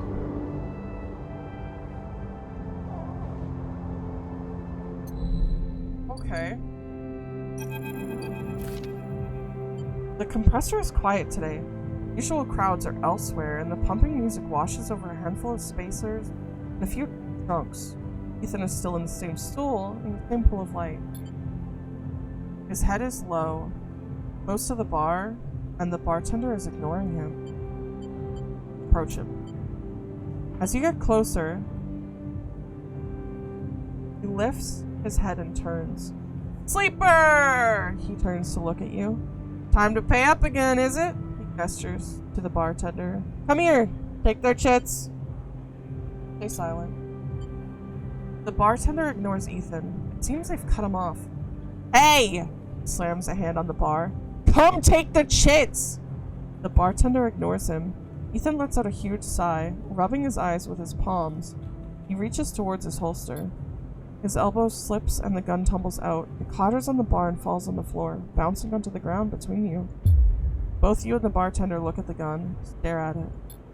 Butterfingers, says Ethan, and puts out a hand, beckoning for you to give him the gun back, if you would.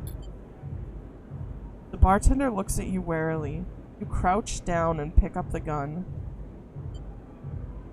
Hand the gun to Ethan. Slap the handle of the gun back in Ethan's hand. Thank you, he hisses.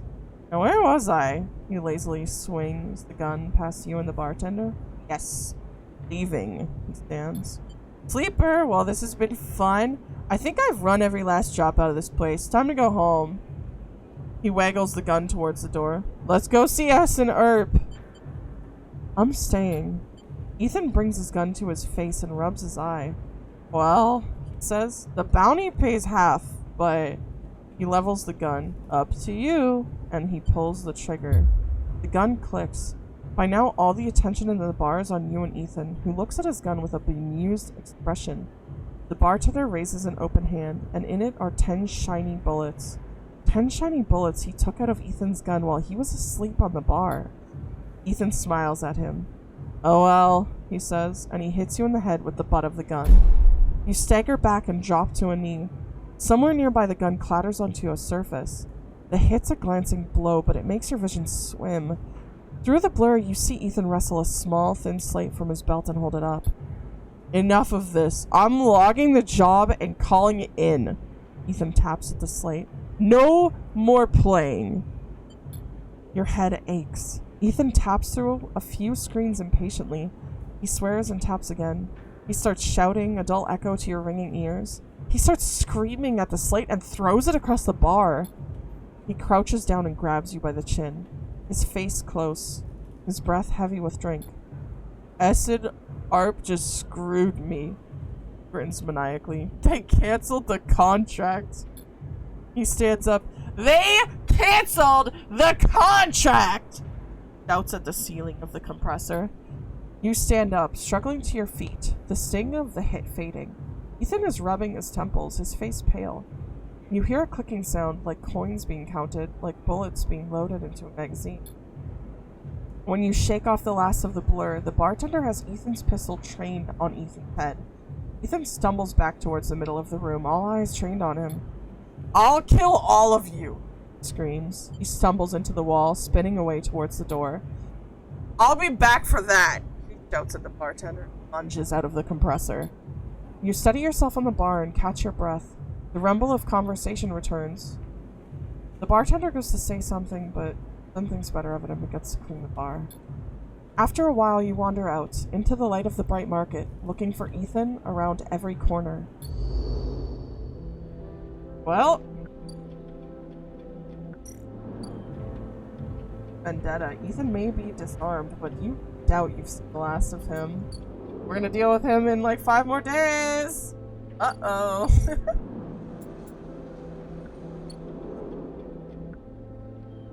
Ooh, okay, they're here in the dock, so I'm gonna do this.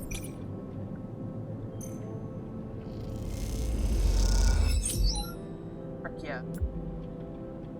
And I think I'm try out just like I can sometime, you know, gamble stuff. Random scrap allowance. Scrap allowance. Oh, they cap you.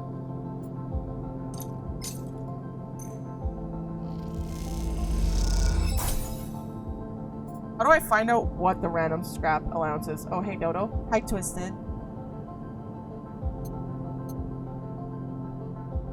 Did I do this? I'm not gonna do it.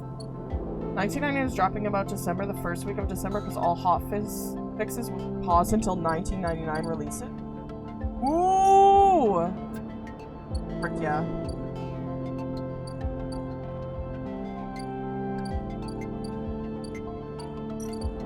No exchange.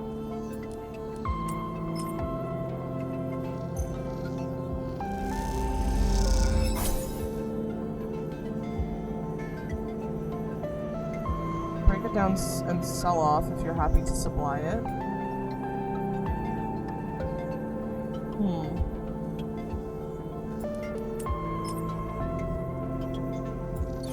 I'm gonna go down to the low end. 60 cryo? That's so expensive.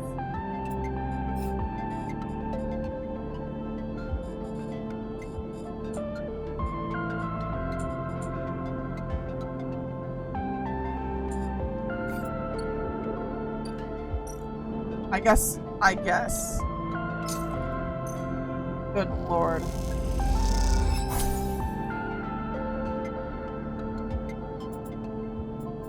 Wait, is it a one-time fee? Oh, it's a one-time fee. Is it? Is it? Please tell me it's a one-time fee. I said it was one time. Oh my god.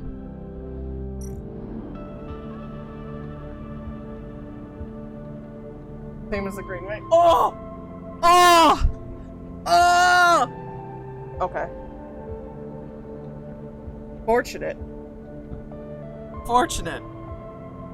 If I had to pay that every single cycle, I think I'd lose my mind. Block maintenance maintained by their residents. The ramshackle blocks are always in need of repairs, helping it as a good way to make friends or play Tavla. The clack of filter caps can be heard in every concourse in the low end as the residents play rotating rounds of this game for cryo.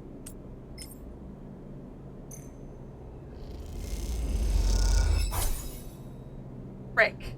I lost 3 cryo. Oh well. It is what it is, I suppose. Let's see. Lem and Mina's unit. Oh, Lem can't work shifts in the shipyard unless someone watches me. Two seemed to get along last time, and Lem is desperate. Unless Lem gets time with the shipyard, he won't qualify for the sidereal crew lottery. Watching Mina gives him that chance. We could babysit. The free spoke.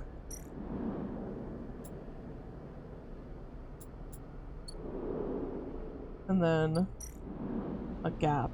Pay for passage. Oh, that's expensive. I will have no cryo if I do that. I'm not doing that. It gives energy. So you can save that for later. Oh, does she?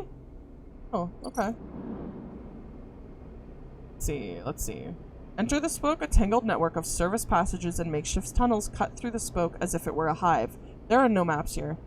Or scale the spoke. Blistered with precarious elevators and stairways, the spoke can be navigated from the outside, but the climb requires bravery. I think it's the same. Yeah, I'll just do the safer version. Positive outcome. Alright, now it's back to Eep time.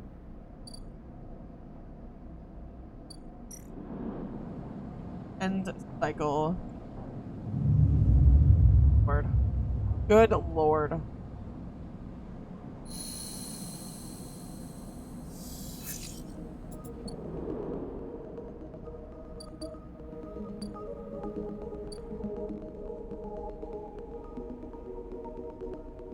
There's like...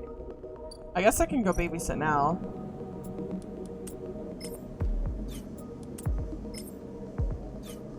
We'll do this one. Start action. Nice. +2 for that and a ticket out. That's good, that's good. What's this? Midline Freight Hub. Freight Operator. Okay. Kill a shipment. So many shipments. What's one diverted package? You would have no idea what you're stealing, but that's part of the fun, right? Or Midline runs automated freight down from the free spoke. They need a skilled operators and you don't have to lift a single crate.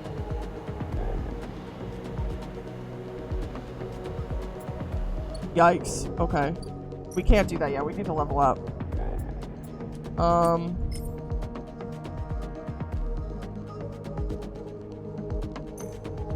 I'll just do that, I guess.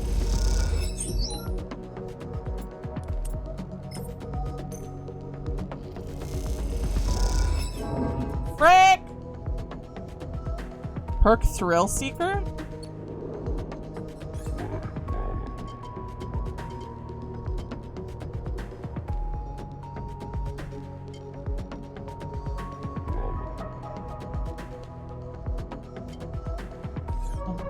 Okay.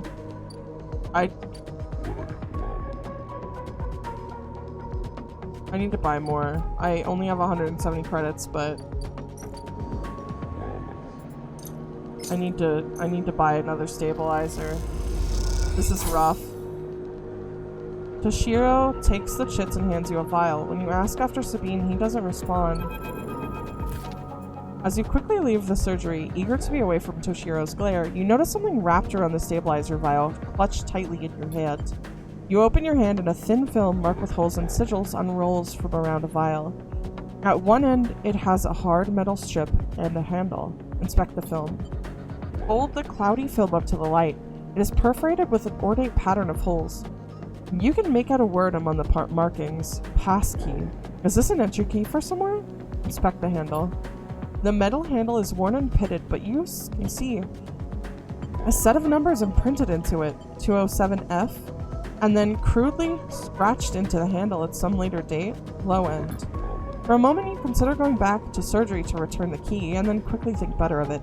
Did Sabine want you to have this? Or is Toshiro passing on a message?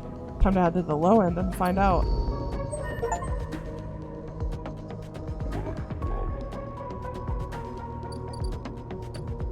Unit 207F.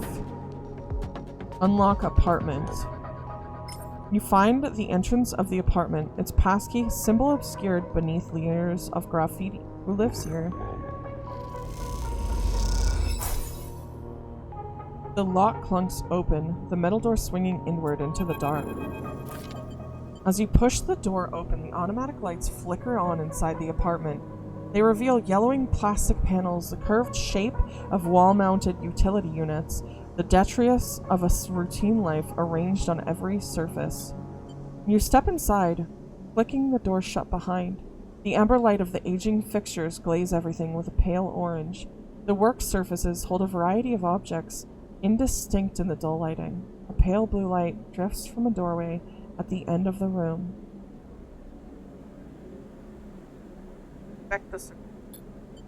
Smudges, thin layer of dust suggests a recent, rare, and hurried visit.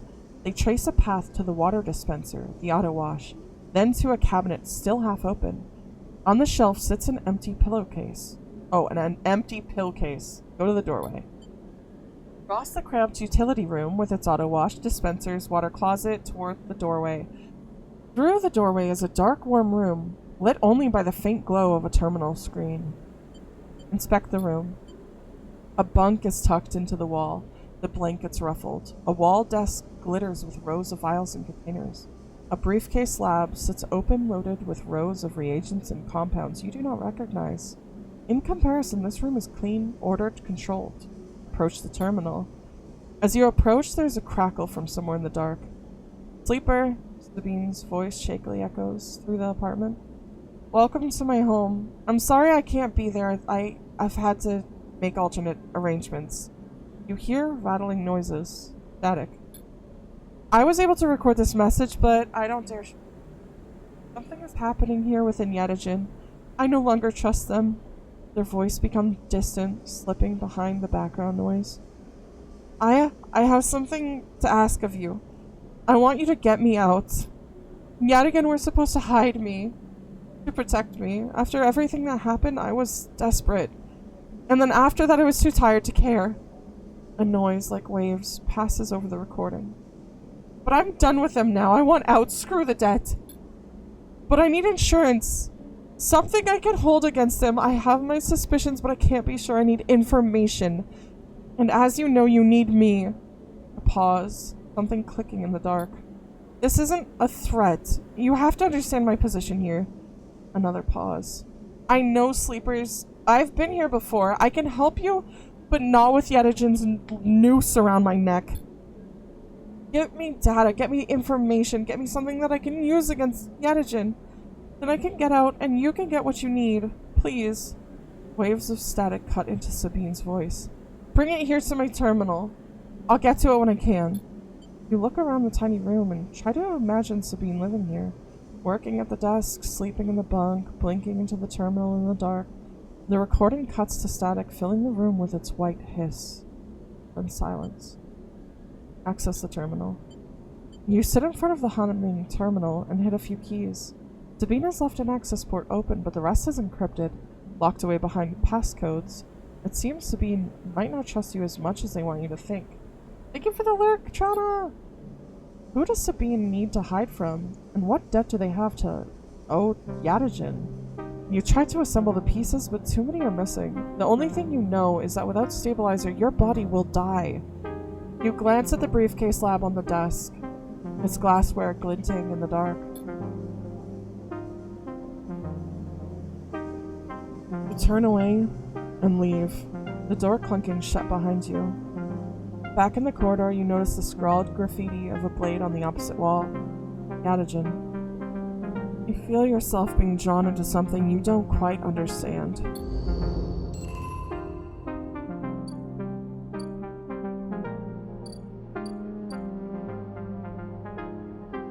Well,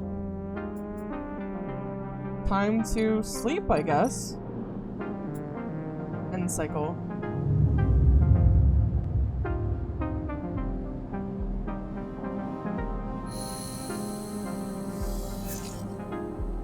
We had pretty good dice rolls.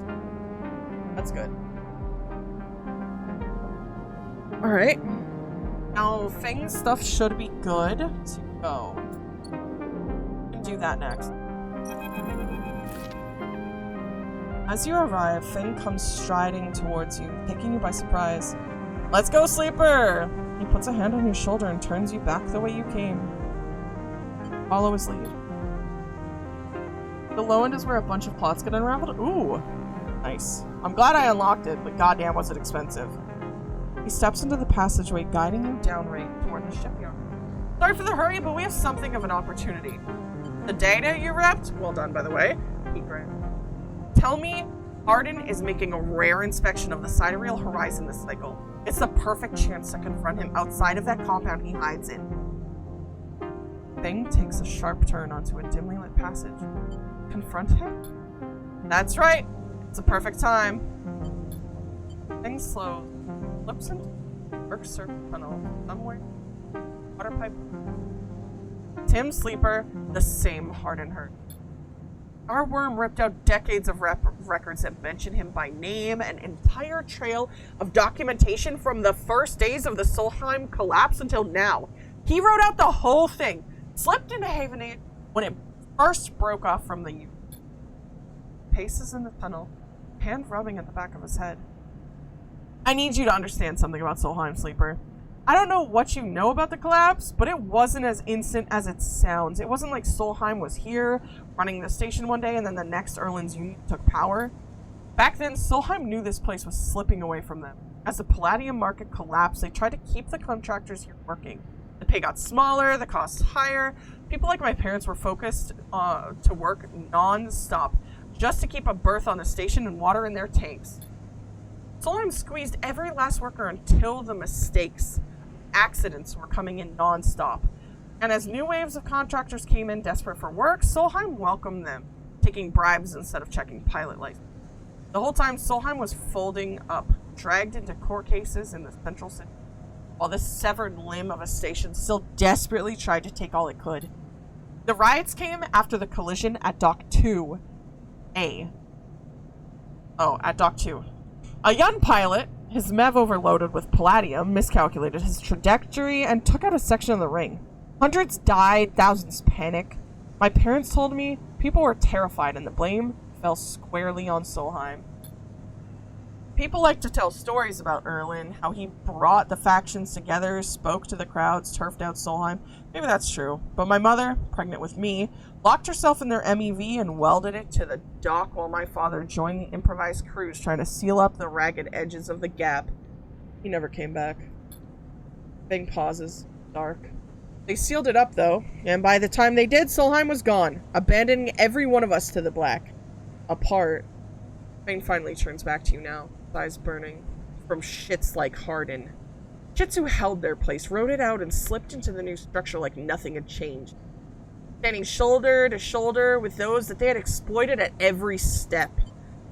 Fang starts walking again. That's why I can't just let him strut about the shipyard.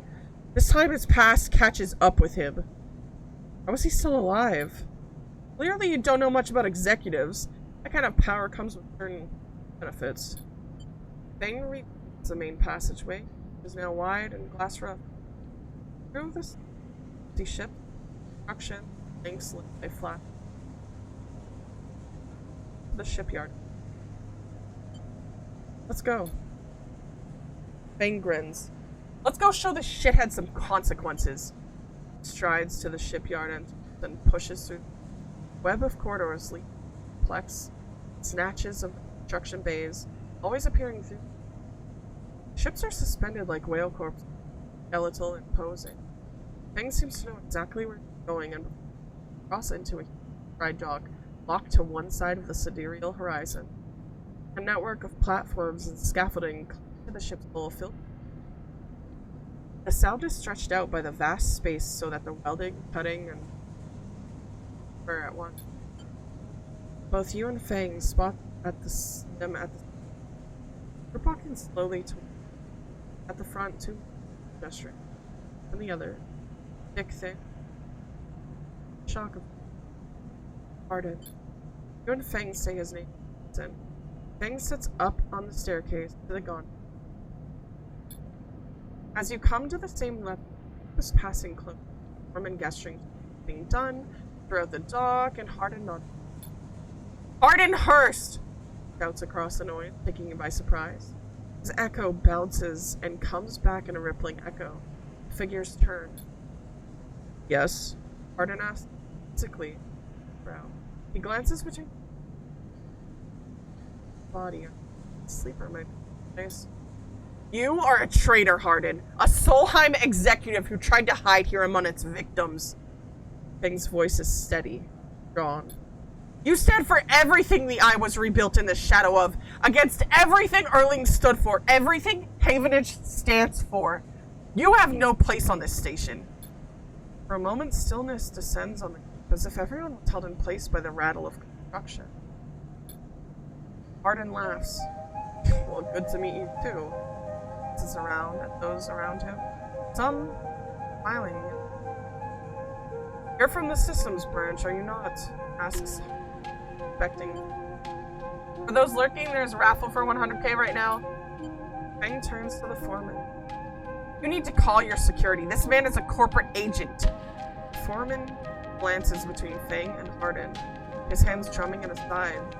Hardin leans towards him and says something audible. Foreman nods. It's true. As you begin speaking, Hardin turns his attention to you. What would a sleeper know about that? You accuse me of being a corporate agent? What are you if not exactly that? Looks around at the group, who are already eyeing you with suspicion. We're a product of S&ARP. You have no place in a Havenage shipyard. Who knows what signals you're sending back to your makers? A murmur of approval runs through the group. Fang holds up a stick of memory. Guessed right, I am systems, and I have records that link you directly to Solheim right here. Turns to the foreman again.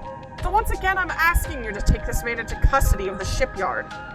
The foreman remains still. Hardin's voice is calm.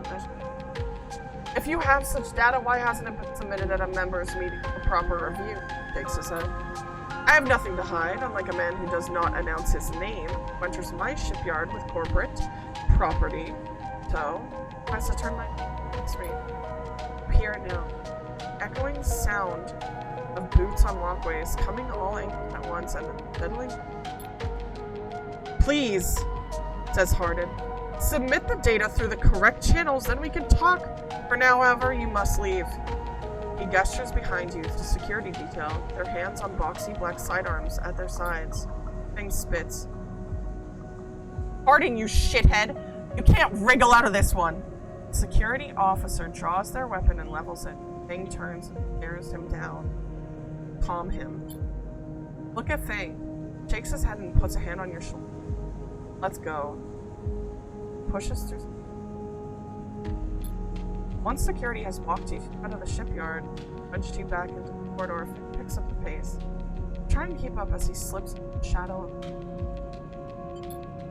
Fang is good to ear. No, Sleeper, sometimes people are exactly how you expect them to be. Something pings in his pocket and he takes it out.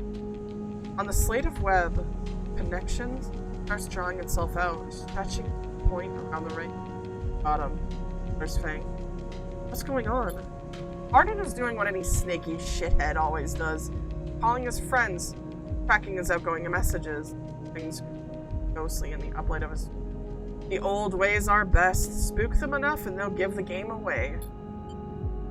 Jabs at the slate and you see the web is being drawn over a map of the ring. Lines bouncing from point to point. All these dots, these are Harden's buddies. The ones he's messaging now. Find them all. Tricked me? Not exactly, you did good. Fang glances around. Slips the slate back into his pocket. Better split for now, Sleeper, but this is exactly what I need. Good hunting. Pat on your shoulder. Away, back into the flow of people around the shipyard entrance. Watch him go. Press. Bruh. Bruh.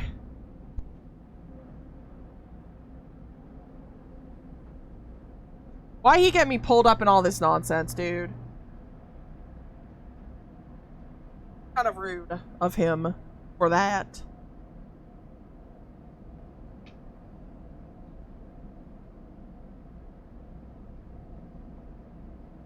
I just want him to remove my freaking tracker. I feel like he's not going to do it in the end. I feel like he's lying to me. That's just what I think.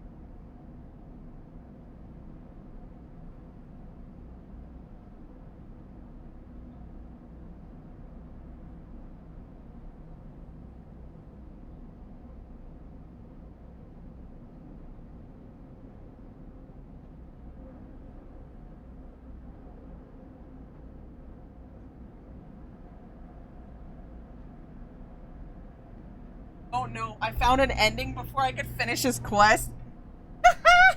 That's funny. That's really funny.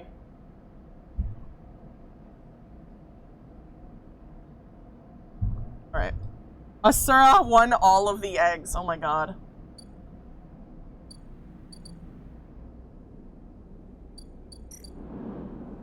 How the frick do I make a ship mine?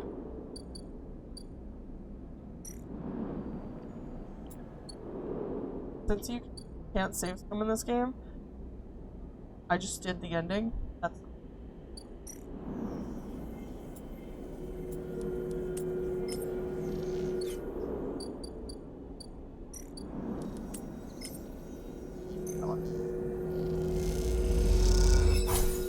Fog.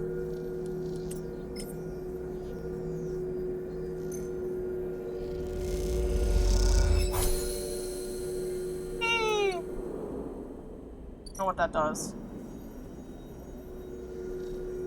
Got trusty trader now. I want them eggs. Port fabricator. Fabrication. Fabricate ship mine. Ship mines cannot be built from scratch, but if you have enough, salvaged fragments can be reassembled with a fabricator. Start action. Ooh. You have a ship mine core. The core of a ship AI amputated and in hibernation. That's what that was for. That's awesome. Minecraft is the name of... Alright, I'm gonna give it to her because I promised her first. And she...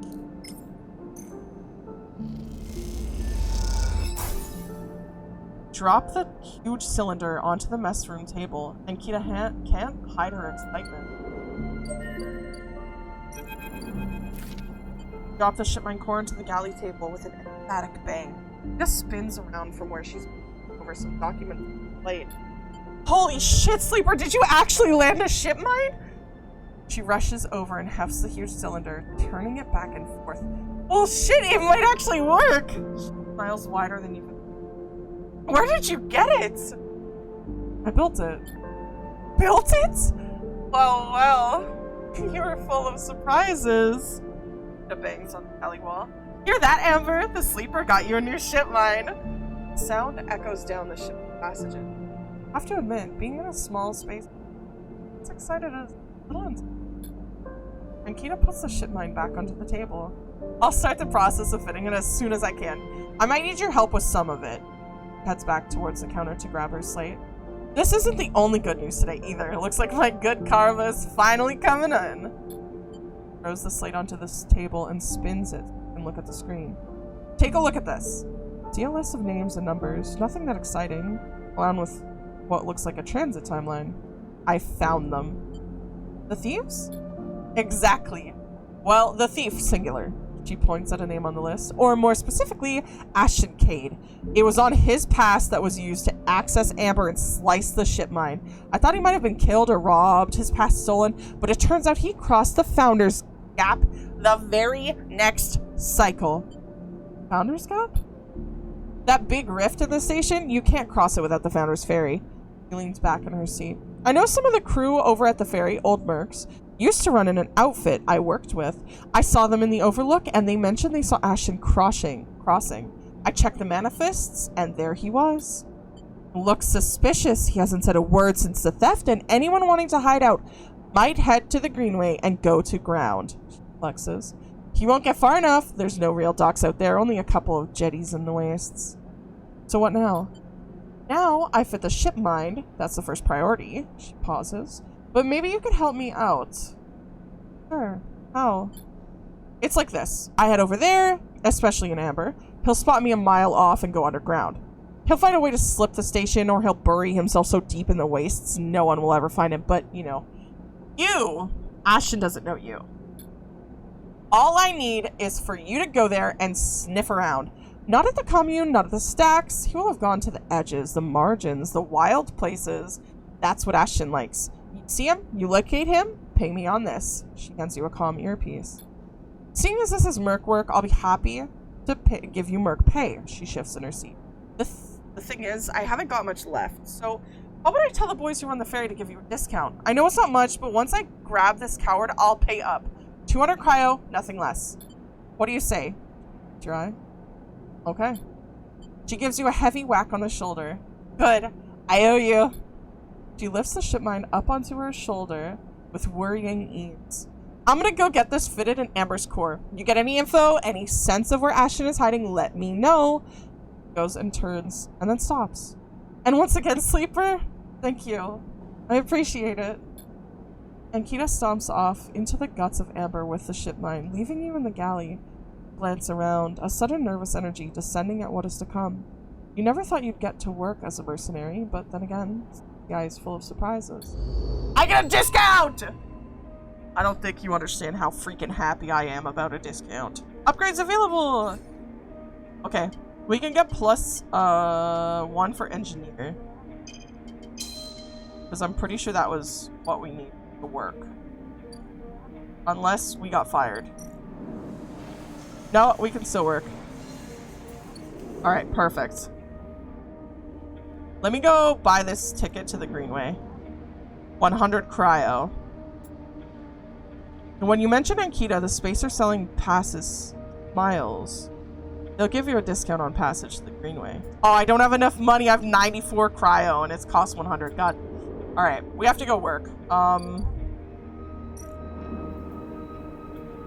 Paz says has a contract ship mines, but she reminds you any ship mine from the eye fetches a lower price, 150 cryo.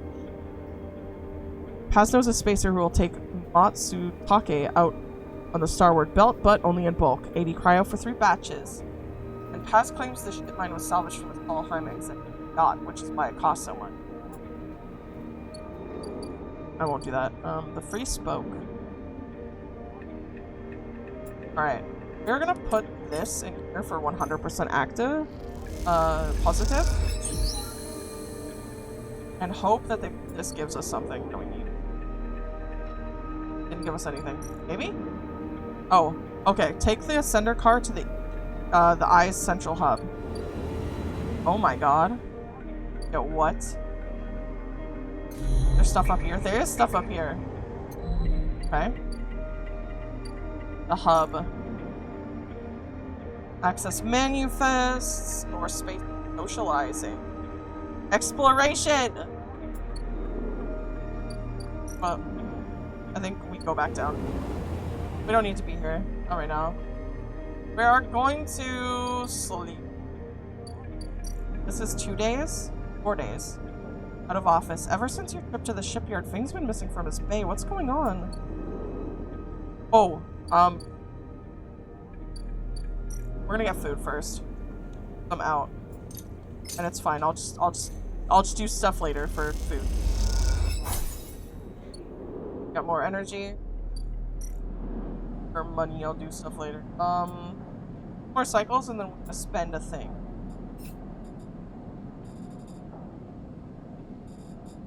Stuff. Ending the cycle.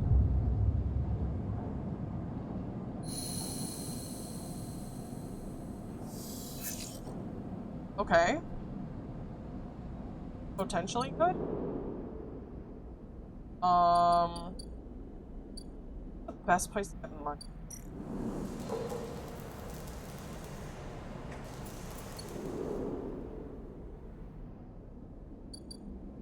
But I think they're gone. Yeah, they're gone.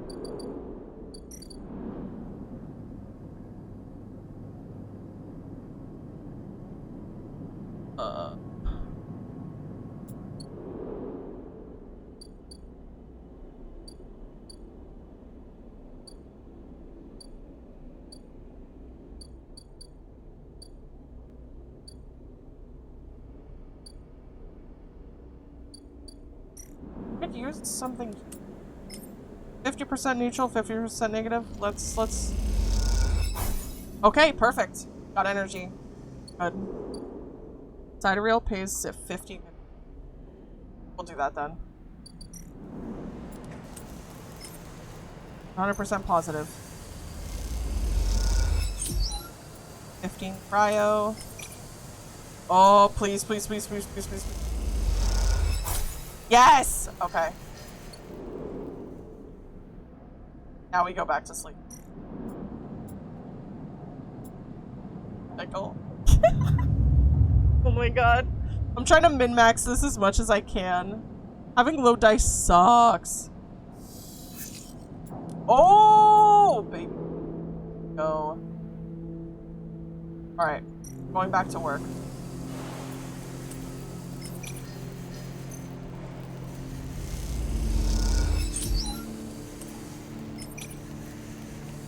I'm gonna leave this. I'm gonna go to the Overlook Bar. If I get a tip, that'll be perfect.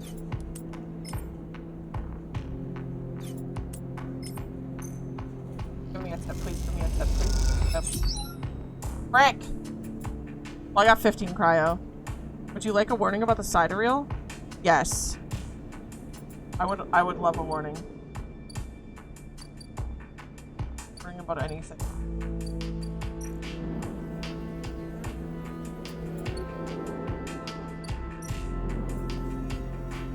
That just in case.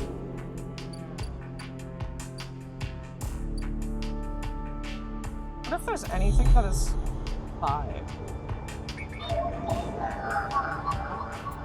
That's 1. That's 1. Alright, we need more ones. If you finish the sidereal before finishing babysitting Mia, you fail their quest. That makes sense.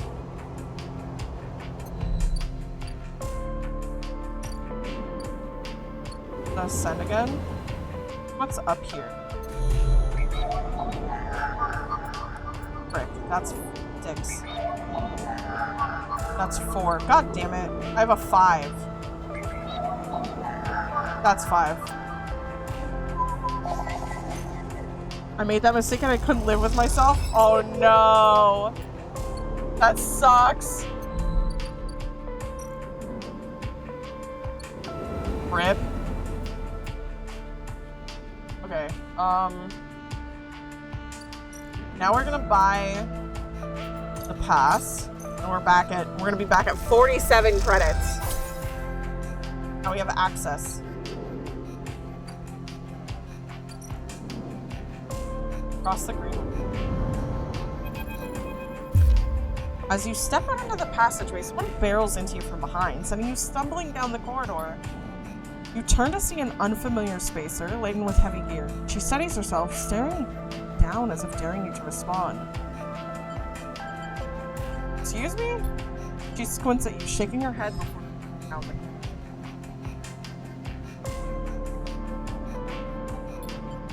I'm sorry for her. A second spacer smiles at you apologetically. She's on a mission, and when she's on a mission, they shrug. Not a problem. They smile. You're sweet. Peek! Ash stands further down the corridor, glowering at her friend. She chops at the air, pointing down the corridor to whatever end she's rushing to. Peek raises their eyebrows at you. Ash, please, do you want everyone on this station to hate us?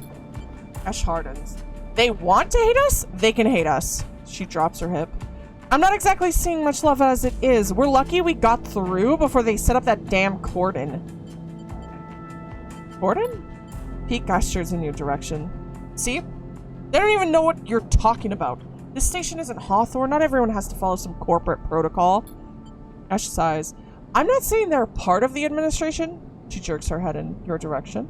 But I am saying we need to get these supplies to the Briar before someone starts asking questions. Can I help? Peek smiles shyly. See, Ash? Help. Isn't that exactly what we need right now? Peek. Ash rolls her eyes. Peek ignores her. We're with the refugees. The one Havenage has cordoned off from entering the station. Ash interrupts. The ones that are being quarantined in makeshift vessels that barely made it to the Eye to begin with. The ones that your station administrators have called an existential risk and are running out of supplies while their right to safety is being debated by people with no stake in their future. Quickly looks away, annoyed at her own outburst. Peek sighs. She's right. People are trapped out there, and they turn to Ash. We understand that this is a big problem for the Eye. Hundreds of refugees and more ships turning up each cycle. They hold up a hand to stop Ash interrupting. But Ash turns away, her burning anger a palpable force in the closed quarters of the corridor. They need supplies, and after everything they've been through, the quarantine isn't helping. Peek finishes. That's terrible. Ash looks back at you, her fierceness fading. Peek, please. Ash gathers herself in the supplies. Ash, we need help. Just like the refugees needed us, we need others too. They smile at her. Peek turns to you. Come find us. The climbing briar is docked at the Broken Spoke, past the Greenway, in the wastes. We have a good view of the cordon, though we are keeping our distance for now. Come help us. They squeeze your hand. Ash turns to leave and Peek follows, waving goodbye. A moment later, Ash shouts back down the corridor. Don't bother coming empty-handed. You want help? Show us. Bring supplies or don't come at all. And with that, they disappear around the corner, Ash already picking up speed as Peek calls for her to slow down. A refugee flotilla? Where are they coming from and why now? Each time you think you begin to understand this place, something changes.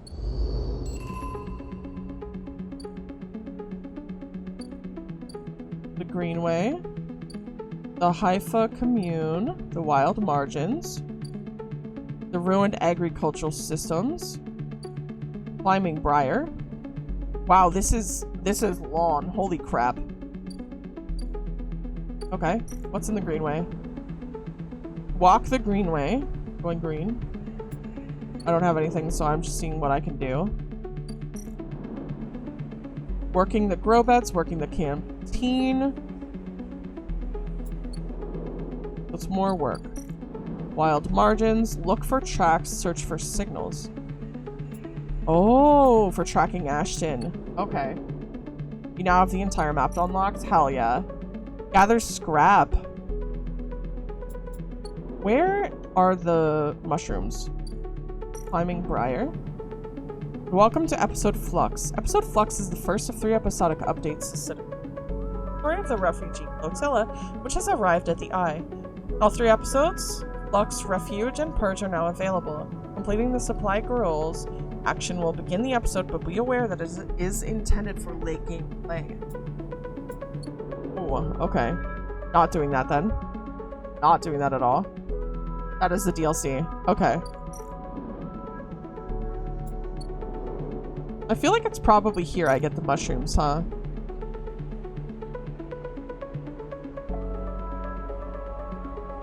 Yeah. Alright. So... across the rim, we have to take our medicine today.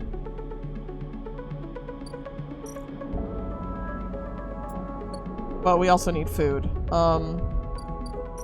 Frick.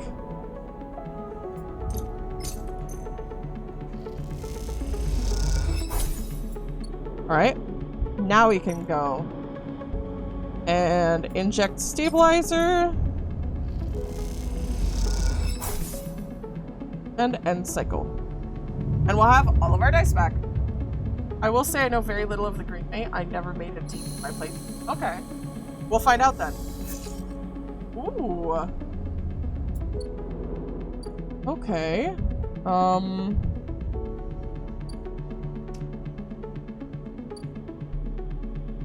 There's so many different things that we can do.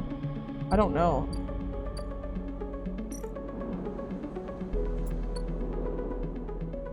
Oh!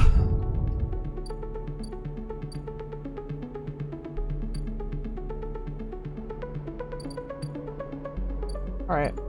I'll go here. I'll put my 2 in. Theoretically, it'll be fine. Frick yes! Frick yes!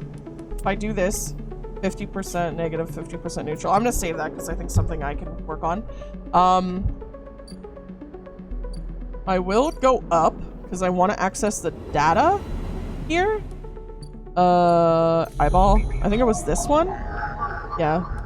I don't know what this does, but I want it. That's it.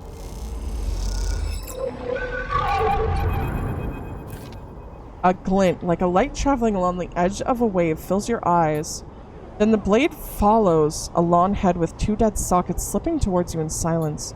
You freeze, hoping it will pass you by, hoping that it will not simply slice through you like air. The blade head nears, slides past you. Almost. It nicks you, grazes you. You're desperate to cry out, to call out, but you hold your silence and simply watch the blind eyes of the killer glide past, empty of all thought. Then the blade winks into the dark and you are alone again. Now, you cry out. Ow! Okay. We don't have a 4, so we can't do that one. We got hurted.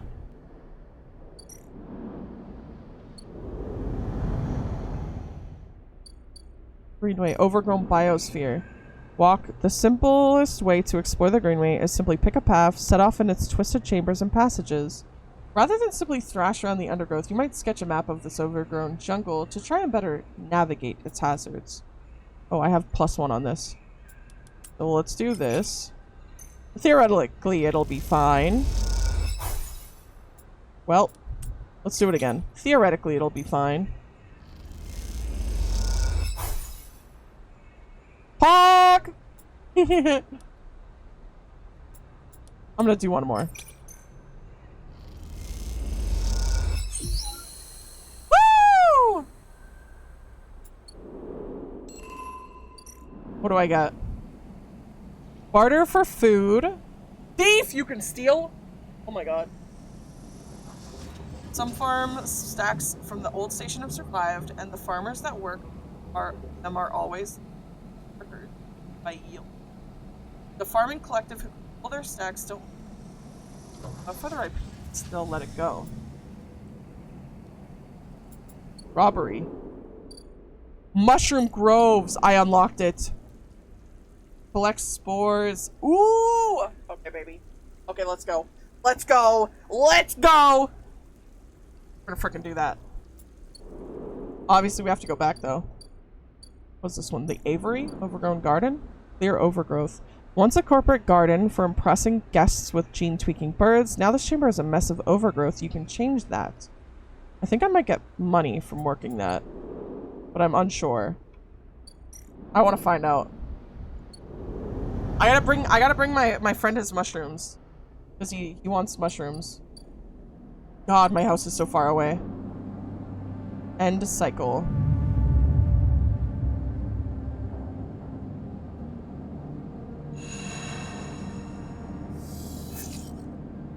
Alright. Now...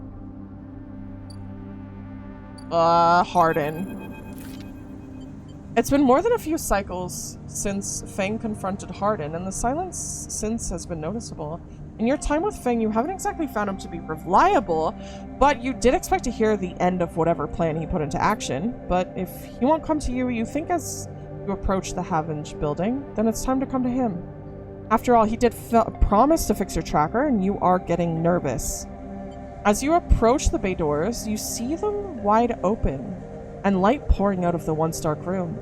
Stacks of servers and terminals sit outside the bay, suddenly robbed of their mystery by the bright floodlamps. A figure in Havenage security fatigued steps out of the bay as you get closer, carrying a stack of hardware. Approach. As you get closer, you see the security officer taping up machines from Fang's stash with what looks like hazard tape. This isn't good. You again. Harden is there, leaning beside the bay entrance so calmly that you barely notice him. He has a slate in his hand, an inventory of seizures scrawled across it. Predictable, further evidence of Fang's collusions. You see another security officer come out of the bay and take notice of you. Where is he? Feigning ignorance or perhaps just abandoned? Harden shakes his head. I believe you should choose your conspirators more wisely. I almost feel sorry for you. Harden pushes away from the wall and comes closer. Don't worry, Sleeper. We have all the evidence we need. A confession won't be necessary. He gestures around at his stacks of hardware, spying on fellow Havenage members, hoarding Solheim materials, an obsession with corporate data. Does it not? That was his job. And what would you know about jobs, Sleeper? He looks up at the glass roof above and the stars beyond. We are the ones that provide the oxygen that you are breathing, the light you are seeing, the system you use every day to live out your cycles. This place was fought hard for, Sleeper. It took work, diplomacy, and strength to stop the Eye descending into chaos after Solheim collapsed, not blind conviction or self-interest. Pain isn't selfish. I know all about the background of our mutual friend, Sleeper. Don't you worry about that. His parents would be sickened by the damage he's trying to do to the insinuation that they helped found. You see, Sleeper, we are proud of our history here. Andre Erlin is the first union founded this place, and Havenage has welded his values into the station's very walls. We will never turn away the hardworking, the true, the just citizens of the Eye. Havenage aren't a gang like the Adagen. We aren't pirates like half the spacers you'll meet in the hub, or Asterix like those Haifa radicals in the Greenway. We are the backbone of this place, proud and true. We named Erlin's Eye, Sleeper. This is our station. He meets your eye. So please take your false accusations elsewhere before I decide. I need that confession after all. History will catch up with you. I'm not afraid of history, Sleeper. We are making it here, cycle by cycle, he smiles. If you have any pride, you'll give up Fang the moment he contacts you. You know where to find me. With that, Harden turns his back and walks back towards the security officers, ordering them to continue the clear out. As they do, something catches your eye among one of the server stacks. A crumpled hand-printed box of synthetic chewing gum. A penguin character grinning from the brightly colored card. And scrawled onto it a speech bubble reading, "Take me to Tambor." Take it. You carefully pocket the box, making sure no one is watching, and then turn away, just as another stack of servers is wheeled out of the bay. What have you done, Fang? And what the hell is Tambor? Well, time to find out, I suppose. We're gonna go back to Len and Mina's apartment. That's 50% negative, 50% positive. I'll do the 3. I'll do 3 because we have a second one. Perfect. Mina leads you on a winding tour of the block, chatting to collecting snacks. For a while, you forget about everything else.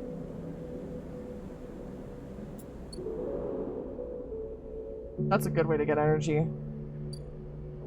We're going back though. Yeah. Need to cross the greenway. Hi, Ultimate War Machine. How are you doing? We're gonna do mushroom groves. Oh wait, it's +1 day. Oh, we can collect spores over here. It's fine. And hope for the best. Can't change outfits anymore or hair color. Sorry, I have it turned off right now. Well, that didn't work. +1 grove spore.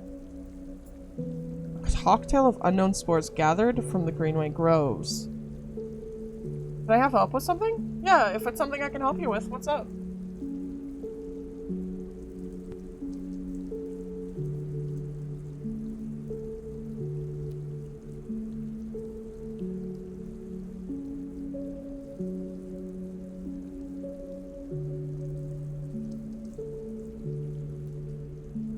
A mace that hits really hard, or an electric mace? Like IRL?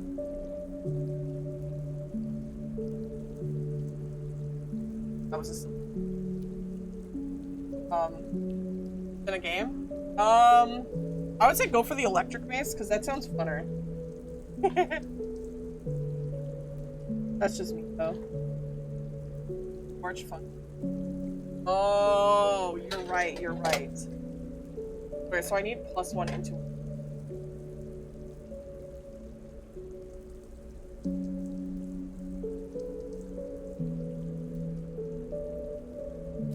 Alright. Well.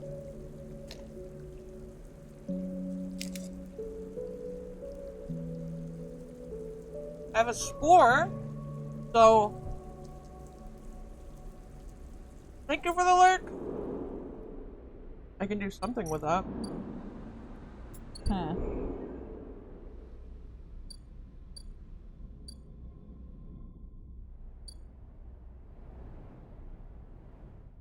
Where was that one dude?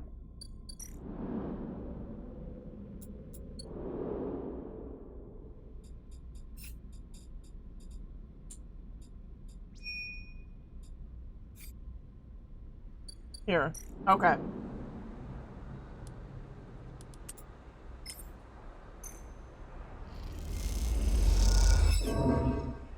Well.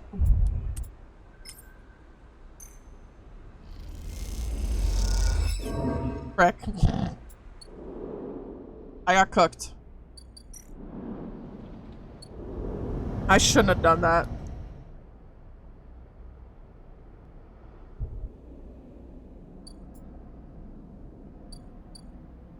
Frick. We'll buy some rations.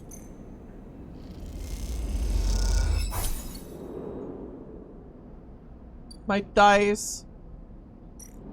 My dice. A bad gamble. It was such a bad gamble. My save's coming. R.I.P.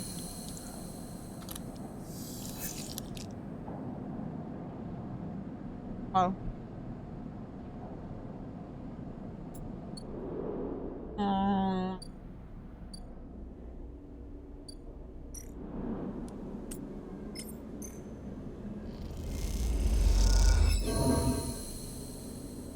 We did it.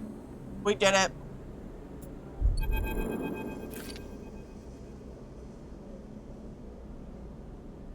To sleep, whispers Lem, creeping back out of the unit's tiny bedroom, sliding the door shut as he does.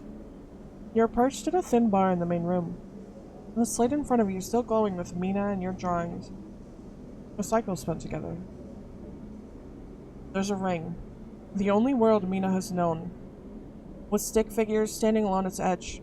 Common as you. Drink? Lem asks, producing a worn-looking bottle.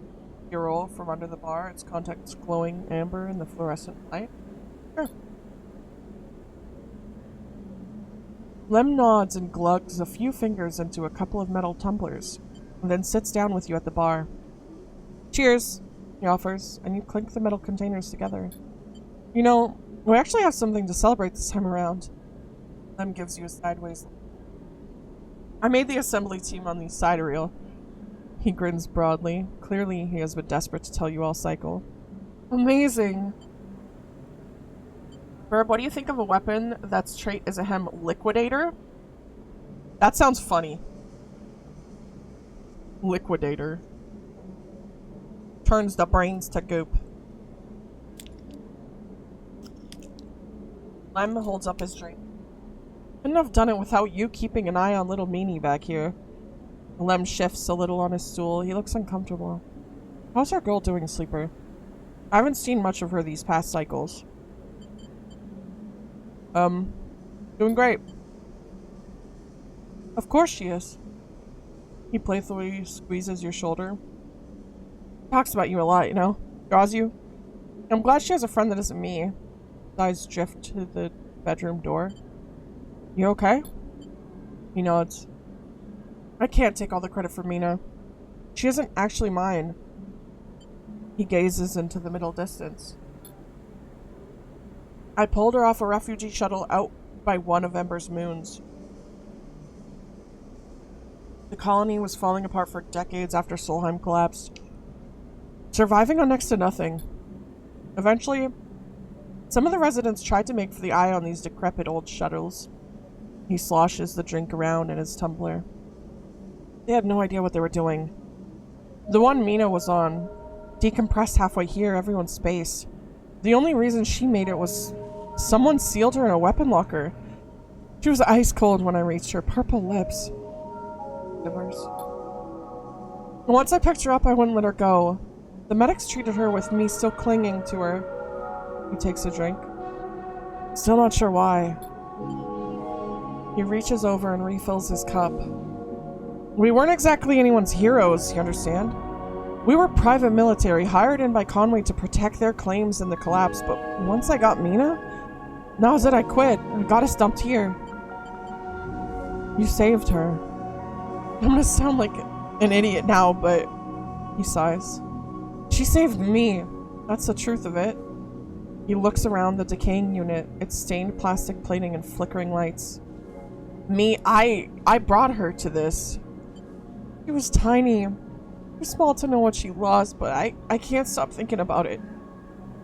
He rubs his eyes dark with tiredness. What if our number doesn't come up in the draw, Sleeper?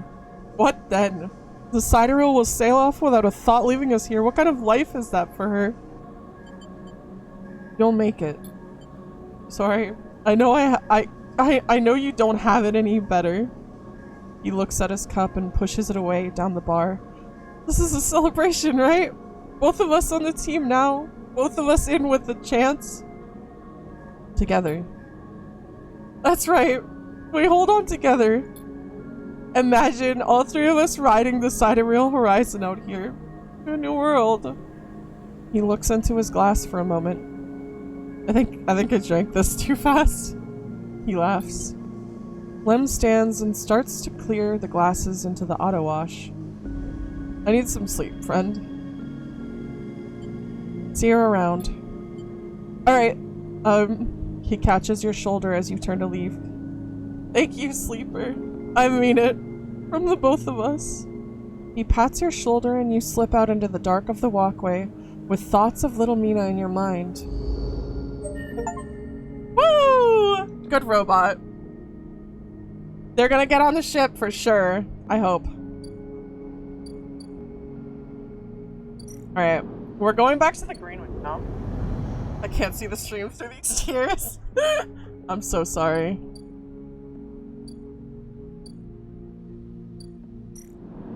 We are going to scan for more danger and hope for the best. Frick yes. When you find evidence of a temporary cap set up by someone with military precision. Could this be Ashton's work? Now all that's left is finishing the ship. True! I'll do that tomorrow.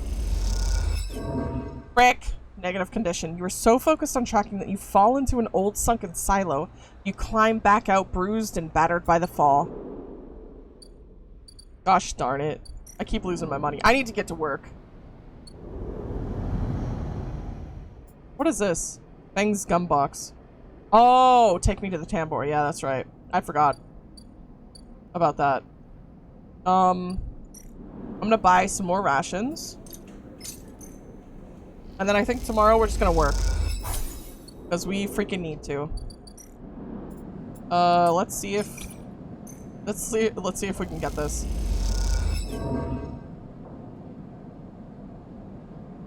Negative outcome plus energy. How is that negative?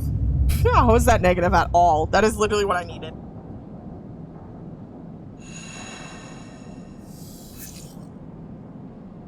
Oh.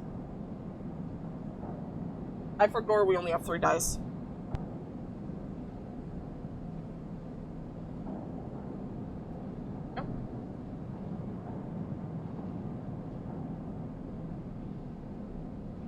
The only negative I see are those animals on the bottom left of the screen. Those are my cappies. I love them. Oh, God.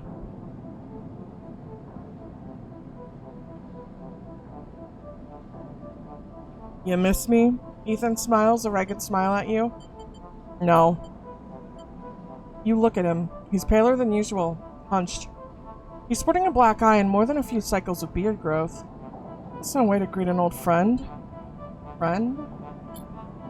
Well, he pauses. Colleague? He smiles weakly. This is big. Really big stuff about you. He seems more jittery than usual, on edge. You remember how S and ARP canceled contract on you? The contract I was gonna collect? I remember. Well, I'm guessing you were pretty happy about that shit. Overjoyed? Me? I lost everything, but let's not worry about that. He smiles sarcastically. And so what did you think? That was it? I was just glad to be done with you. Oh, the feeling was mutual. Except, Ethan leaves. Ethan leaves a dramatic pause. What if old S and ARP gave the bounty to someone else?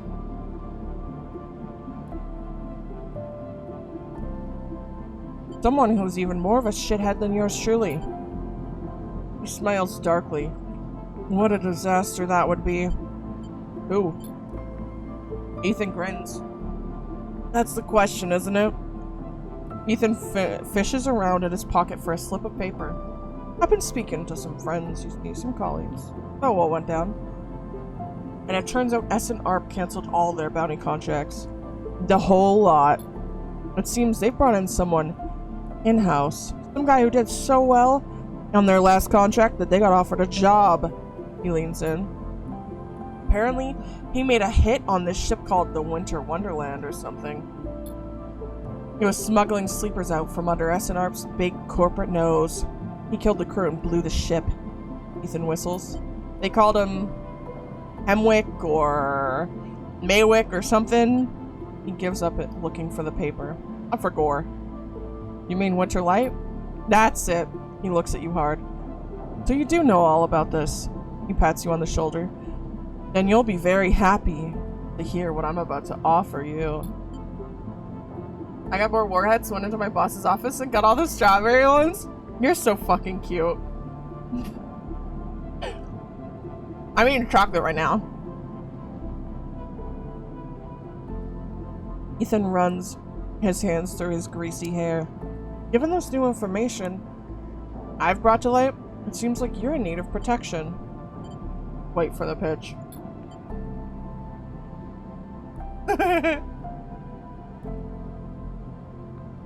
Hi. Meanwhile, I'm in need of assistance in kind. Turns out I upset some people at the compressor the last time we were there. The owners. And they say they'll space me unless I work off the debt. Seems they are that kind of businessmen. Grimaces. I would pay them, but... He shrugs and turns his jacket pockets inside out in a mime of poverty. He looks pitiful, even more so than for his clownish acting. Then work it off.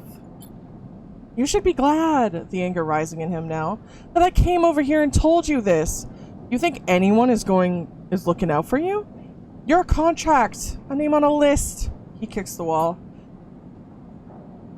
I had to wait until I leave to go grab them. Your poor tummy, it's okay. You can just rub my tummy better. It'll be fine. Wait until my boss left. Yeah. Ethan rubs his temples. I'm sorry, he hisses. I'm sorry for being a shit and trying to kill you and whacking that thick skull of yours. Sighs. You think I want to go up against this guy, but us? He jabs a finger between the two of you. We don't have a choice. So you keep me from getting killed and I'll do the same for you. We can help each other. Straight 50-50 deal. Looks at you. I'm not asking for a favor. I'll think about it. Ethan nods. I'm at the compressor. Every cycle. Working. He pauses. Just think about Maywick.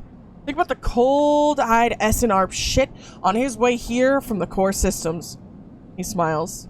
That should give you the motivation you need. Ethan swaggers off down the corridor, throwing his jacket over his shoulder. Can't wait to be working with you, he shouts. God, he does not look good. Maybe if he wasn't such a dick, he wouldn't have that issue.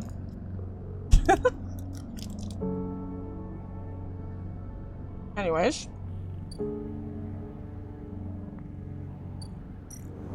We have to get to work.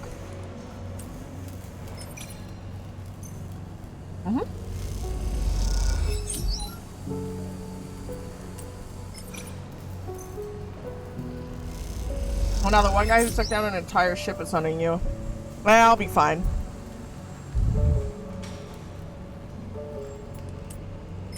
I'm simply put built different. Oh, frick.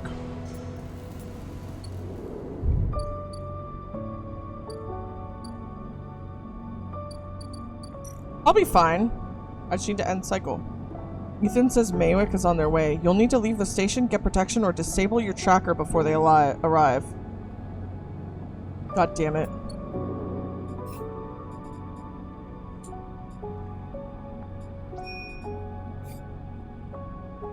Oh, I have upgrades available. 4 upgrade points! What? Oh my god.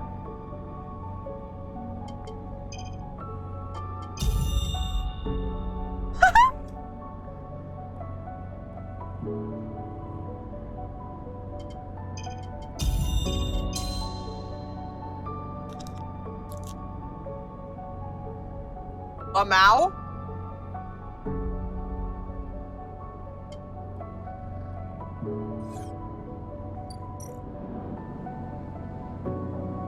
Ooh, this is what you're supposed to keep the scrap components for. Oh, it only heals 1 point. God damn it. Well, I am sad. Dodo, did you know that adults are spanked more than children now? Save that for the bedroom, Twisted. It'll hold you over in a pinch. Okay. That makes sense.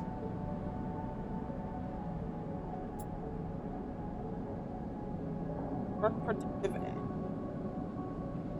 I don't know what that means.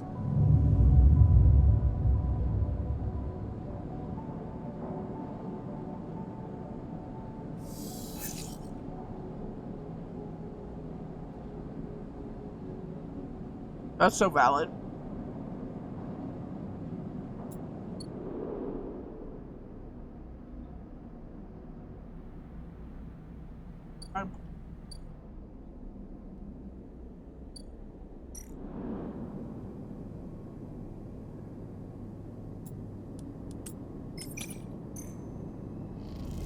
Time I re-rail stream. Oh, derail stream. Okay.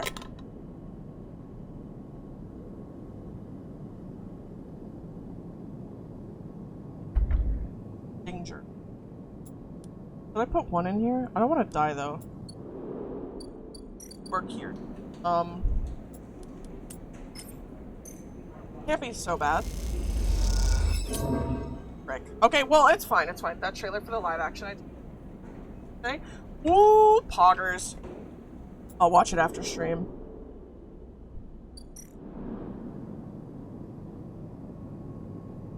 Perk predictive reason. What is that perk? Predictive reason. Oh, it's intuition. Dice actions display potential positive and negative outcomes. Oh. Oh! Wait. I remember why I got int. Because I had to go get mushrooms.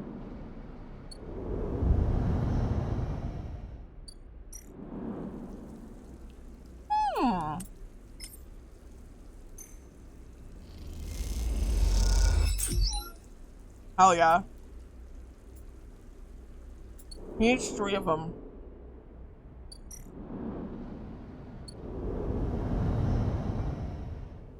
Alright, we go back to eat.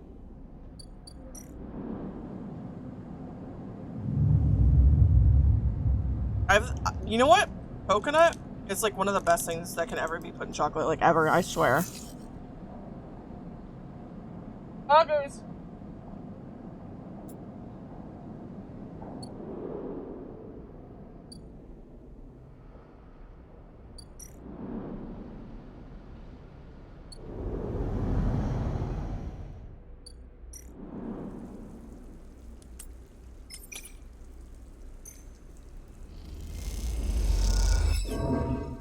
Well.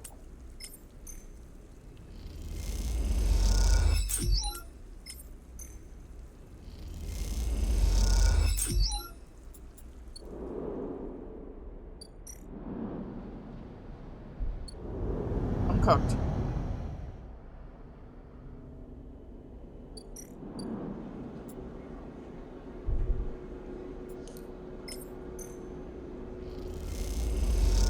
Coconut is so good.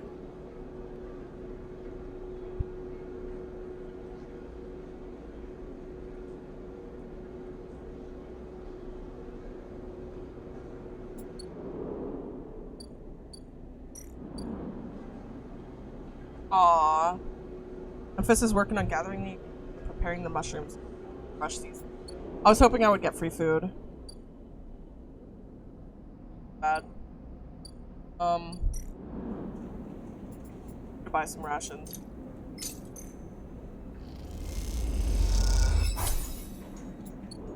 I need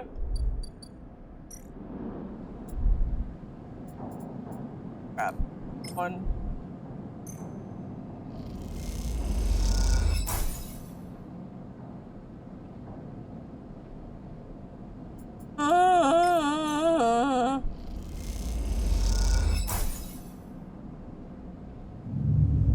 This is scary. Oh, ice cream! Coconut ice cream is so good. Like, so good.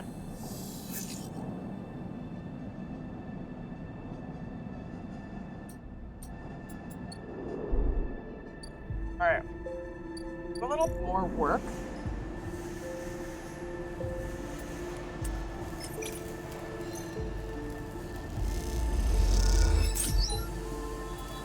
Got a random scrap item. Let's freaking go. Please, please, please. Yes. We have one more here. I need to buy medication. Bad. Yes. Negative outcome. Oh my god! We're starving! Frick!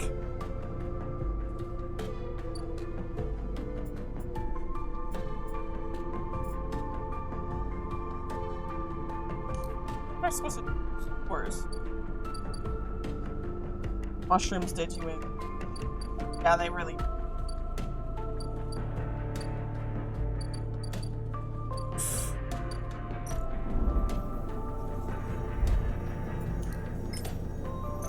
Gotta do it. Yep, had to do it. Had to do it. Oh my god.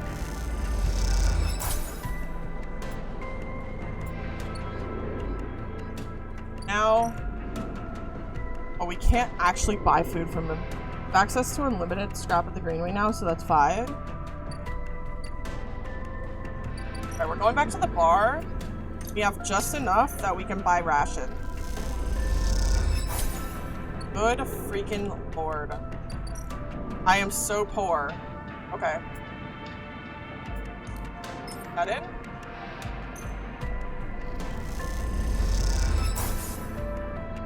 Perfect. Cycle. And we'll be back to full dice. Oh my god. This is starting to get real stressful. I'm not good at surviving. Oh.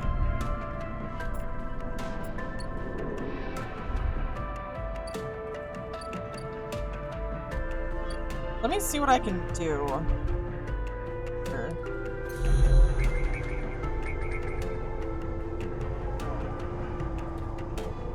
All stuff that I have. I'll do Yadagen. Oh, I don't have stuff for it. Never mind, I will not be doing the Yadagen. You know, let's deal with Ethan. Frick it. Frick it, we ball.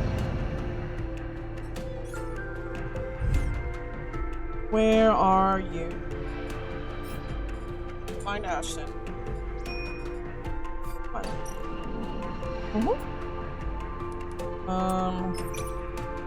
That's fine.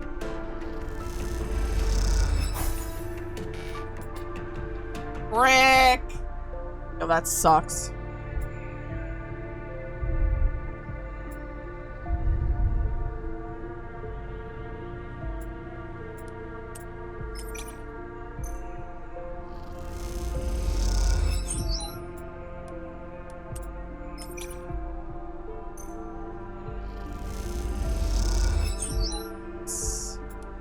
I'm gonna leave it here for now. For him. I don't even know what becoming a Haifa member means. Order for food. Not gonna do that. Work the stacks. Plus 16 cryo plus.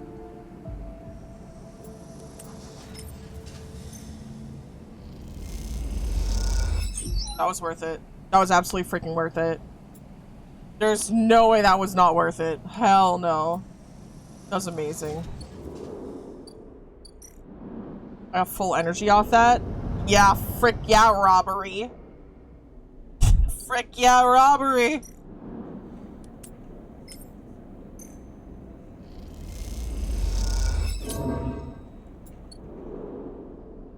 Back to sleep. But I'm gonna put a scrap in. And end cycle. And we're gonna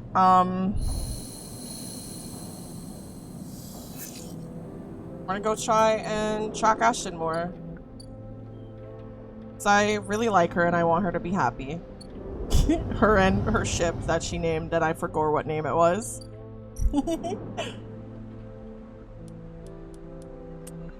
Put 3 in here. Theoretically, this will be fine. It was fine.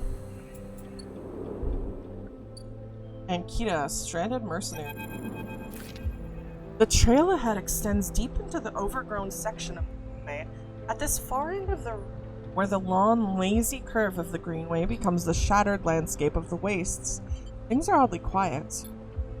Amber, yeah, that's right. Ahead stands a vast farm sack, broken from its axes by rust or force, and lying amongst the overgrown landscape like an ancient temple.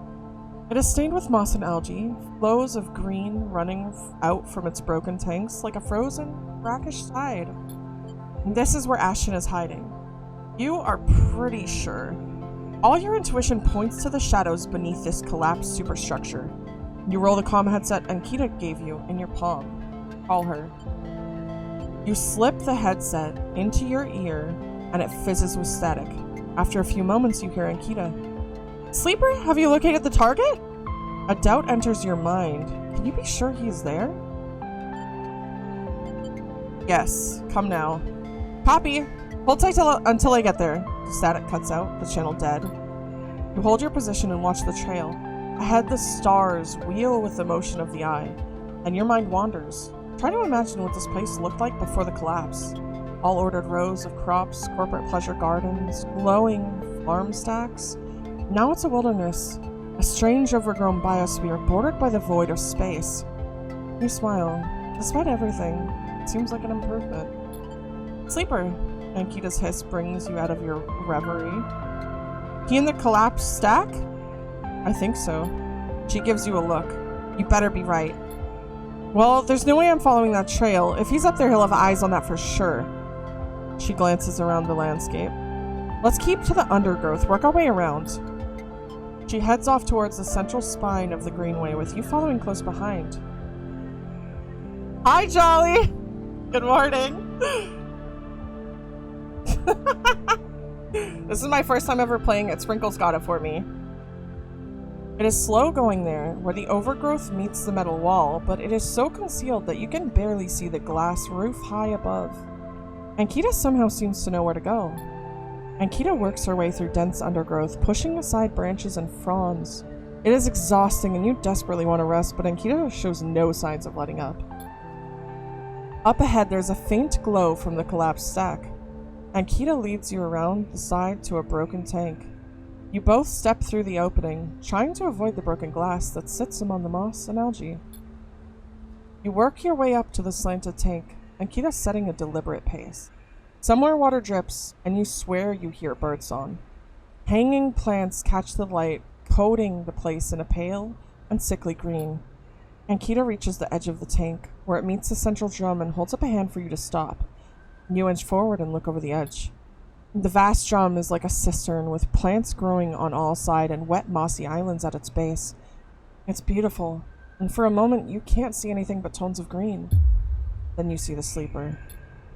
In a faint circle of light descending down through the drum, the sleeper lies slumped at an odd angle. They're surrounded by crates, and beside them, on one of the mossy islands, there's an object. A cylinder set on a tarp. It is connected to the sleeper's head. You flinch. Are they one of the others? One of the ones that you escaped with? Squint, trying to recognize them. They're twisted, broken open, wrong. You look away. Ankita doesn't look at you. She doesn't look at the sleeper. She fixes her eyes on the objects. That's Amber's ship mind, she says, and you suddenly recognize the cylinder. Who is... You turn to Ankita to speak, but she has already gone. She drops off the edge of the tank and lands on one of the mossy islands, her armor letting out a hiss as it absorbs the impact. I did meet Lemon Mina, and I finished their, like, I babysitted her enough that they can get on the thing, so we'll find out what happens. The shot hits her shoulder piece, the ceramic armor cracking but holding as she braces into the impact. Then she launches herself forward, the now activated armor launching her across the drum. Another shot goes wide before she reaches the cover of the crates beside the sleeper. Shit! You hear the shout from one of the tanks high on the far wall. Ankita reaches over and wraps a hand around the thick connection between the ship mind and the sleeper. What is she doing? You better come down here or I'll rip this right out of their head! She screams at the wall of tanks. You shiver at the suggestion. Stay silent. There's a long pause. All you can hear is the dripping of the water running down the walls of the drum. Then Ashton calls out. I'm coming down, Ankita. Don't do anything stupid, for God's sake. He appears at the far side of the drum, stepping through the shallow water, rifle raised above his head. Drop the gun! Ankita shouts. He throws it down onto the moss. As you lean out to watch, you see him catch your eyes, blocking your presence. What are you up to here, Ashton, you sicko? She stands, keeping her sight-on trained on his head. You ripped my ship mind for what, some freakish experiment? Ashton approaches with shaking hands, his eyes now fixed on the connecting bundle of wires that Ankita still has hold of. Steady, Ankita, it isn't like that. I needed the ship mind. You have to understand, they would have died without it. What are you talking about? I don't give a shit why you ripped my ship mind and crippled my ship. I should put you down right now. She tightens her grip on the connection. Typical of you and Ankita. No curiosity. Ashton smiles shakily. That's why I never asked for it, for your help. You only look after yourself. He nods at you. That sleeper up there, they're just bait, right? To draw me out? Ankita sucks a breath in. Are you trying to give me more reasons to shoot you? I love them, Ankita. Ashton looks at the crumpled sleeper. I love them and they were going to die. I knew you would never understand. He starts closing the gap between himself and Ankita now slowly, inching forward. Don't do that, Ashton, Ankita snarls. Don't do that. Let the wires go, Ankita. Let us go. If you don't get out of my way. He inches closer. Please. I can't let you take it, Ashton. Ankita hardens her stare. You stole it from me. You left me for dead. She shakes her head. You think I'm gonna trust you? After all that? I need it, Ankita. I need them to survive. Ashton is in reach of the sleeper now, of Ankita. I'm gonna take them now, Ankita. He raises a hand. I'm going to take the ship mine and go. Ankita loosens her grip on the connection a little. Her hand is shaking now. Stop, Ashton. She lowers the gun a little. Stop! Seeing her drop her guard, he makes his move. A blur of movement, a struggle, a shot. Another. You recoil back behind the edge as they ricochet around the inside of the drum, the sound deafening you. When you crawl back to the edge, Ashton is bleeding into the water, the red and the green. Ankita is standing at the center of the drum, the severed connection in her hand. The water drips endlessly. Drip after drip after drip. You force yourself to look at the broken sleeper. There's no sign of life, of humanity. They are just another broken object among other broken objects, while all around, living things grow and thrive. Ankita finally looks back up at you, tears in her eyes. She begins to say something that might be sorry, but you're already gone. Damn! Okay. Going back across, we're gonna talk to her about what happened.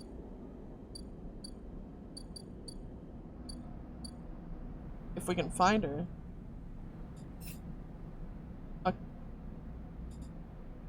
Oh, maybe she's back at the place and we just have to go back in again. I thought she would have gone back to her ship. Oopsies. Where the frick are you? Lady? Hello?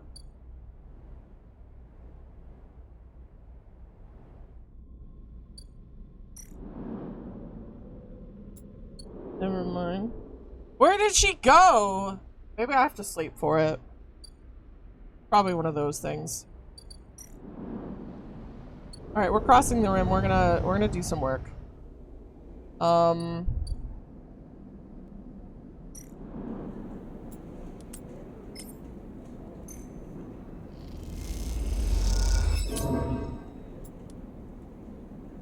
Check the hub.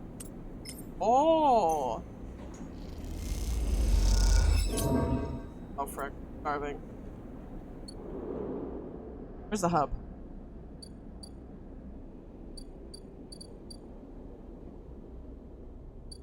Oh, I can talk to Emphis. Sorry. We'll go back to Ankita later. Emphis is preparing the gear roll caps.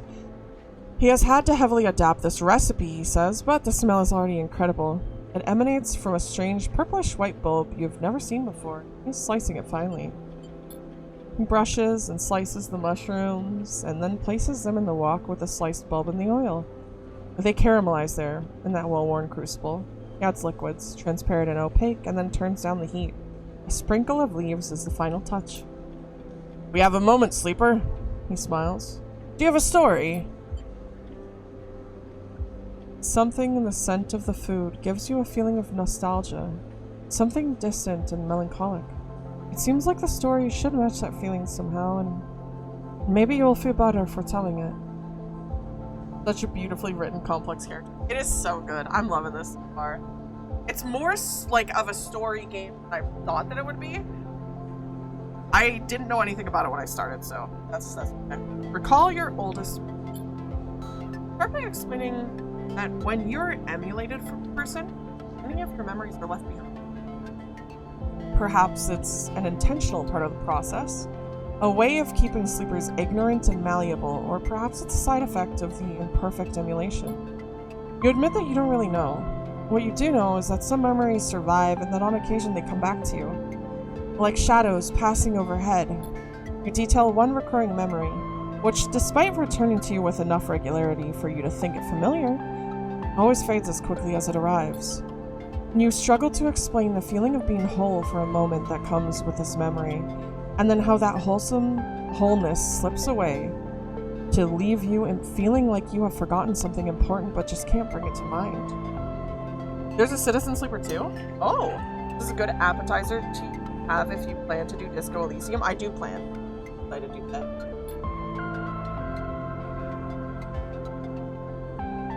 And Fist nods throughout, cooking as he does with deft and skillful movements. You start to trail off when you realize you can't find the words to explain how the memories you do have feel like both yours and someone else's at the same time, and how that will always fill you with a certain sadness. The sadness of remaining forever unknown, even to yourself. Memphis finishes cooking and meets your eye. I'm sorry, Sleeper, for your troubles. He puts the wok to one side. I appreciate you sharing with me. Smiles. I hope it lightens you a little. He passes you a bowl and heaps of the girolles into it, their yellow color mixing with the pale sauce in whirls and blooms. Eat. The dish is delicious, filling. It warms you as you eat in a way you weren't even sure your body could be warmed. It is a small mercy, you think, that S and ARP left you this pleasure. Many of the features of frames are there to simulate human experience. You know that much. Emulated minds cannot be rewired, so their need for embodied experience must be met. This is why you breathe even when you do not need air. Without that simulation, the sensation of drowning would be unbearable. Food serves another purpose. Your frame is able to metabolize it, to produce energy from the raw material. Vitamins and minerals are excess, of course. Your frame only need raw power, so much is wasted. And yet while you eat this food and feel that warmth, nothing feels wasted. It all means something to you.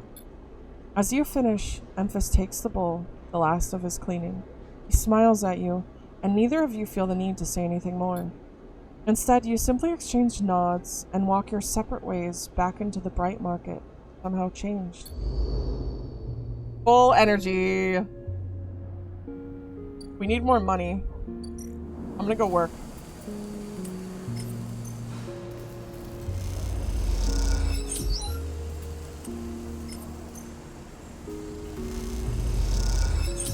Perfect. And now it's eat time. Let me work on it. Oh wait, no. That's not the button I meant to press. I meant to press end cycle. Dodo Sleeper 2 comes out next year. Oh, nice! That's soon. What the frick are these rolls?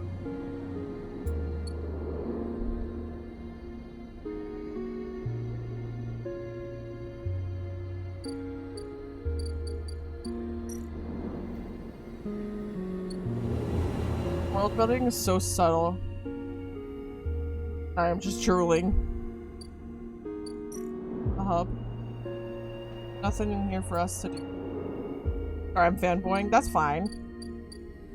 If you like it, you like it. I'm just gonna assume she's still across. We're Big Head Redeem. I forgot to turn it off after last stream. And by last stream, I mean Sunday. I forgot. Ooh, here it is. Kita's away. Number is docked here. Note says, stay. I'll be ready soon. Alright, so we have to talk to her in 2 days.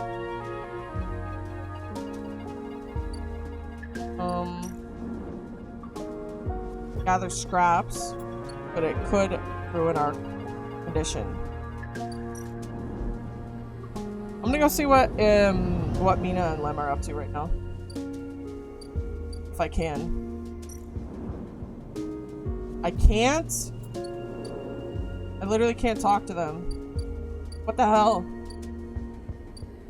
got yoinked. Oh my god, this is dead.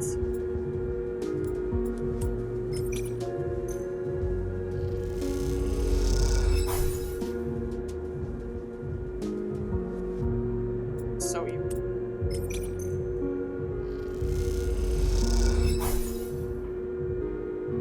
Frick you.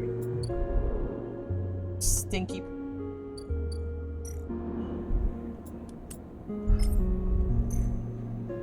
Still need to fully explore the low end. You still have access and stuff in it? Oh.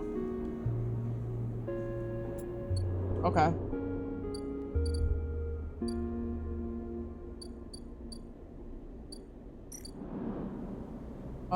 Either way, I have a +1. Oh! Yay! Time to go buy food! God damn! My rations. That hurt. That hurt real bad.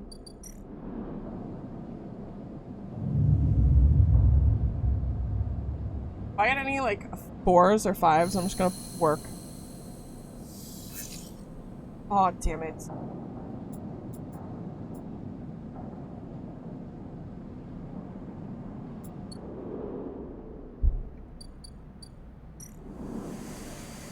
Have 4s.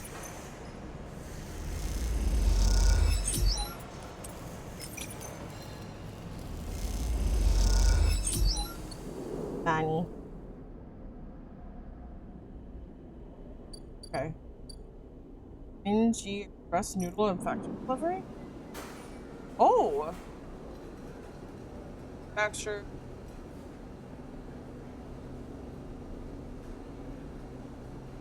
One who does a shift.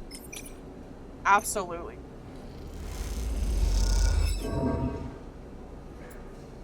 Well, that's about the best we can hope for.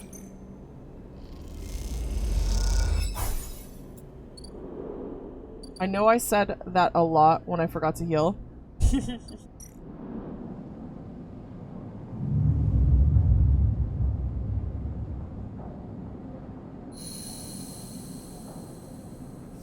Starving. We got 2 good,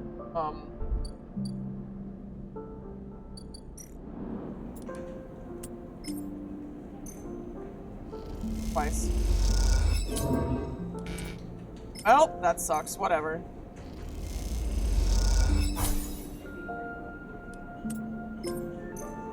I wanna finish this. Okay. Now I unlock something. Paula, Overlook owner. Hero slides from the bottle into the lumpy recycled glass, a pale grassy yellow under the Overlook's warm lights. The spacer nods and takes the drink, bringing it up to their face in both hands like an offering bowl. This is the good stuff. The stuff Tala says is aged in wooden casks, stored in some closed-off part of the old station among corroded wires and softly looped stations. Though sometimes it's hard to tell if Tala's joking. Either way, you like pouring this stuff. It gets on your fingers, and if you rub them together, you can smell the mossy drink, cut through with aniseed, mushrooms, wood, as the alcohol evaporates. And you like those who order it too. The aged gear roll is kept beneath the bar, open to order only by those who know it's there. Like the quiet spacer, sitting at the bar right now. Watch this. I know on days that I was taking meds, I went all in since I knew it'd be fine. That's valid. That's valid. They are far enough away that you can freely watch them as you close the bottle and tuck it beneath the bar. You call them a spacer because they bear the hallmarks, pale, back-suited, bird-boned, and hunched beneath the weight of the station's spin gravity. But the closer you look, the less you see a type. Pale eyes, almost gray but kind. Delicate fingers that lightly drum the bar as if it was an instrument. A shock of black hair almost covering a forehead scar. Scars are something you have learned to value. They are what marks out your body from the hundreds, maybe thousands, who knows, of similar models that rolled out of S and ARP's biolabs. You find yourself rubbing one on your forearm, a rough little split. Something that on the good days you might think of as a mark of defiance. Suddenly you hear a heavy clunking at the door. It creaks open and a huge cylindrical metal tank tumbles through, slamming onto the floor. Shit! Tala breezes in from behind, a whirl of hair and bright eyes. Shit! Tala? Sleeper! She ducks behind the bar and comes over. Can you help me with this? You look at the huge metal tank suspiciously. I'm coming. You come around the bar and get to one side of the tank. Okay, says Tala. On my count, 1, 2, 3. You both heave the tank up to standing. Somehow. You hold it in place, struggling to keep it steady. Where's this going? In the back, comes a voice from behind the tank. Somehow you manage to lug the huge thing into the back room, where you place it in one corner, dwarfing the rest of its contents in a cramped space. As you do, you hear a crunch. You stand back and look at the expired rations oozing out from under the tank. Oh shit, Tala looks at you apologetically. I know you like those. That's okay. You push the crushed rations to one side. That's the end of that. Tala looks exhausted and rubs her shoulders. Francis, I swear to. Francis? Francis, I mentioned him already. My guy on the door deals with suppliers, tall, eyes. He was supposed to be back from Etienne's up in the Greenway by now. Back with our gear roll. She leans against the tank. It seems like he got lost again. Or joined the Haifa commune. We need that gear roll. There's 4 other bars near here, and the spacers sure as hell don't come to the Overlook for the ambience. She looks through the open door to check if anyone can hear her. She knocks on the hollow tank. So, I'm taking matters into my own hands. She smiles. Welcome, Sleeper, to the Overlook Distillery. You look around the dank back room. Needs some work. She picks at some paint flaking from the metal walls. Well, I might need some help, though. Shrugs. You up for it? She knocks on the tank again. Could be fun. Happy to help. Okay, she grabs you by the shoulders. I'm excited. She turns around and looks at the tank. I reckon we chop this thing in half, one half for fermentation, the other we turn into a still. We'll also need to gather the ingredients. She turns back and looks at you. You look more like a chopper than a gatherer, she smiles. So how about you build the still and the tub while I work on the rest? Oh, wait, Sleeper, I have an idea. Paula is grinning now, and it is making you nervous. To make up for the rations, how about we put a kitchen in here too? Will it fit? We'll make it work. She turns back to the tank. This is gonna be great, says to herself. You look at the dented tank and the bare room. At least she has a vision. Paula nudges you at the back room, closes the door. As you go back to the bar, you hear the banging and thumping again. The spacer finishes up their drink and nods in your direction as they leave. You can't quite tell if it's a gesture of sympathy or good luck. So much for a quiet shift. Oh.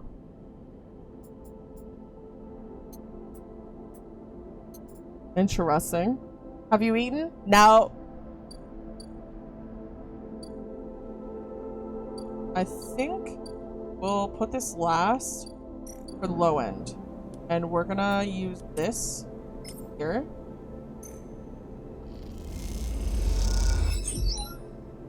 Okay. That's decent. We're making drinks. Can I get more?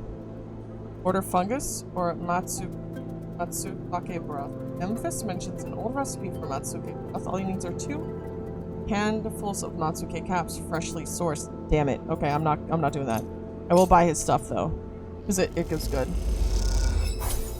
Tried to make alcohol myself once. Things blew up. That does not sound very good.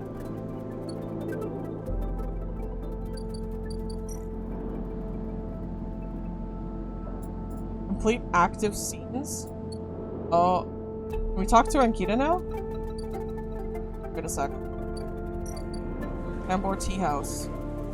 We got something else. Woohoo! Oh my gosh! This is where we hand in the gum. I feel stupid doing. The penguin says take me to Tambor, and this is Tambor Mine.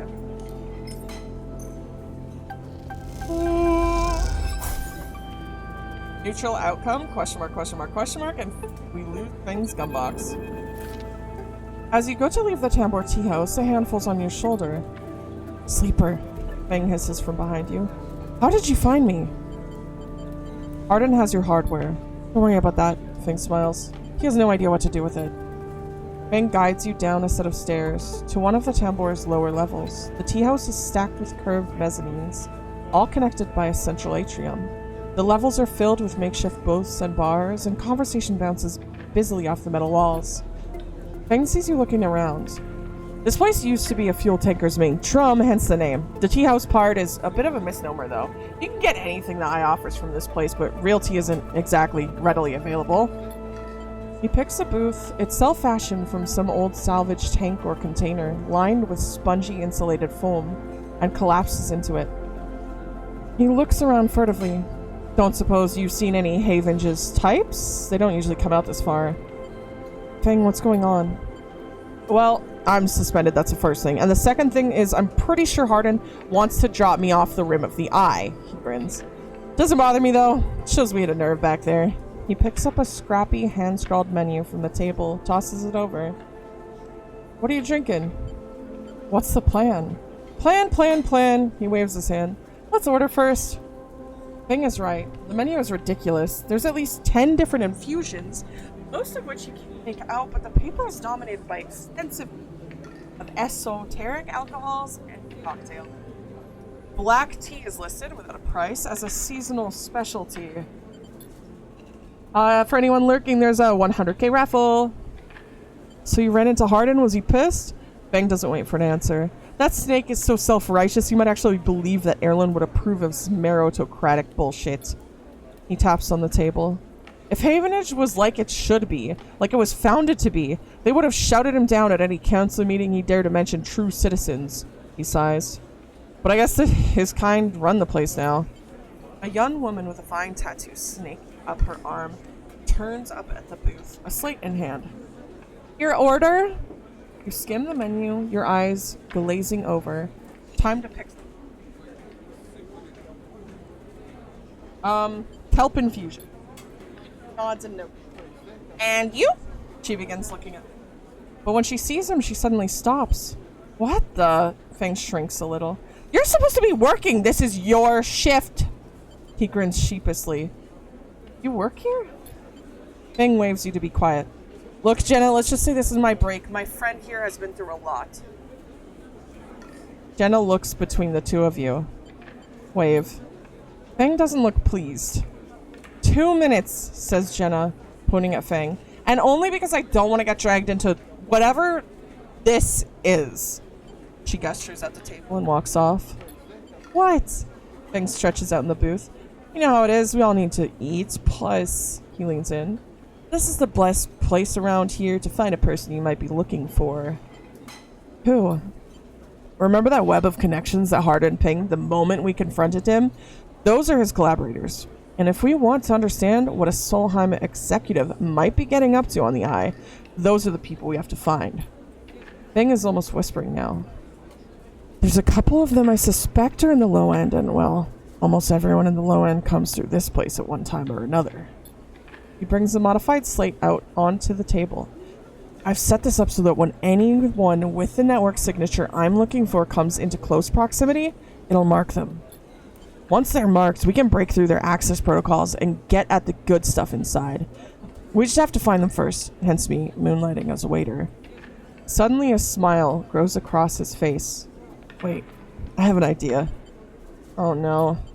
Look, I can't cover enough of the low end on my own, and so far I've had no matches in this place. With two of us, we can cover more ground. How? Well, Feng has a hangdog look. We need to get you out and about in the low end, in close proximity to as many people and residences as possible. And it turns out my friend Mingi needs some help with deliveries. As in Mingi Express? So we already know him. Perfect. Feng places a tiny receiver on the table. This connects to my slate and runs the same marking protocol. If you get near any of our targets, all you have to do is take some delivery shifts for old Mingi, and soon enough we'll have the place covered. Feng, don't Give me that. You think I like working here? And I thought you could use the tips. He grins. We're in this together, right? Are we? Yes! You think Hardin is happy to have you wandering around the place? He might have let you wander off for now, but I'm sure he has his eye on you. This is on you too.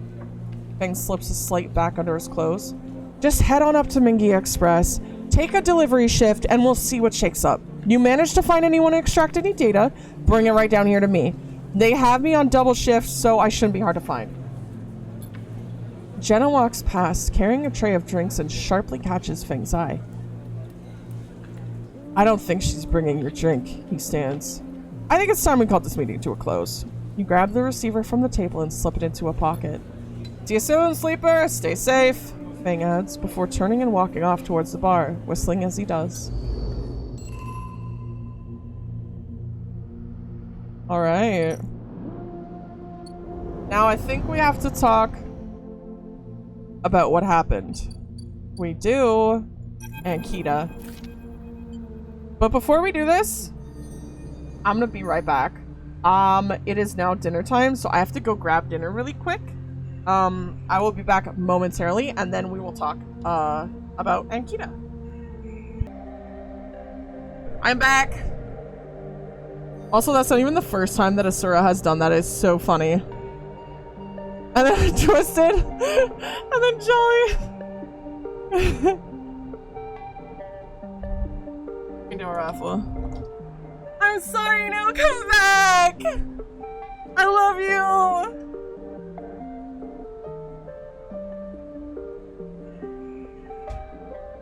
I'm so okay. Oh, you're perfect.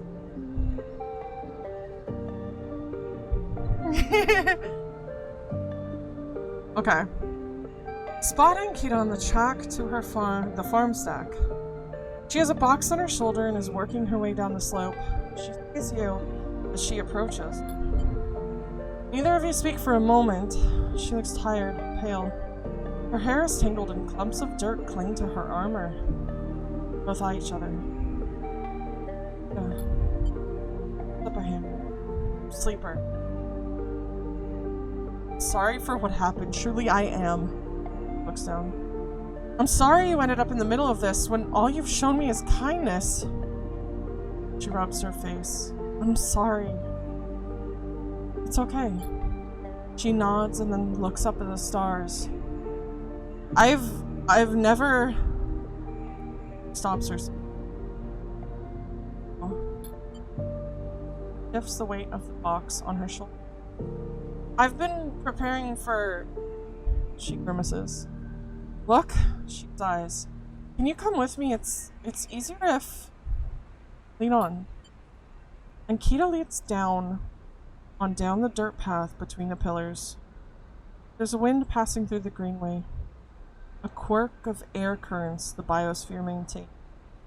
And it ruffles the leaves softly. The sound makes the silence more obvious. Try not to think of the last time you were here. You've been trying not to think of it for the past few cycles. The image of the sleeper sprawled, twisted, open, connected to the ship mine. It's been hard to forget. You realize Ankita is leading you back there, back into the drum at the center of the stack. Pause, trembling a little, at the threshold. She turns. What are you doing? He looks at you with empty eyes. What needs to be done? Stand on the threshold and look up at the tanks, green and wet, some glowing with flickering grow lamps. Look down at Ankita, suddenly so small under its hulking ruin. The smallest she's ever looked. Places the box down. Follow her in. Follow Ankita into the drum stack, through a low tank, entering the drum at ground level. It is just as beautiful as you remember, but it barely touches you. Instead, you check the apertures of the tank for glint of a weapon or shadow among the moss. Ankita stops and you look down. The mossy island at the center of the tank is clear now. The equipment cleared away. In its place is a mound of dirt, loosely covered with moss. Ashton's rifle stands straight, half buried. Dirt. I buried them together, says without turning. You both stand there in silence for a little while. You think of questions you could ask about Ashton. How long did you know him? It takes a moment to respond, and for a moment you think you won't, but then the words come gushing out. Signed on a while ago. He used to run recon for a corporate outfit, but he got sick of the pay. He joined the crew as a sniper, and the first few jobs were a breeze. He was so cold, disconnected. He always hit his marks. The last few jobs, though, he was different. I noticed that. We'd had a period of extended shore leave on the I, and when he came back, he was changed. I assumed he just had too much time off. He was right. I never would have given him this shit mine. I wouldn't have believed him. I've had crew members double-cross me, undercut me, rat me out. That's the business. He wasn't a good person. None of us in this job are. This is how we die. Alone.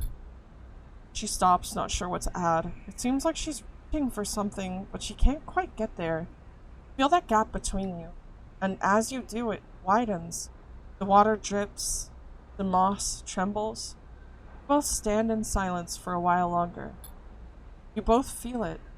Life creeping back in and silence ending. Ankita shifts her weight and then suddenly starts to walk out. Follow her, eager to be back out in the open space of the greenway and taken away from this place forever.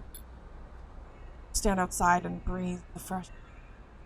Stare at the green leaves and the stars wheeling above them.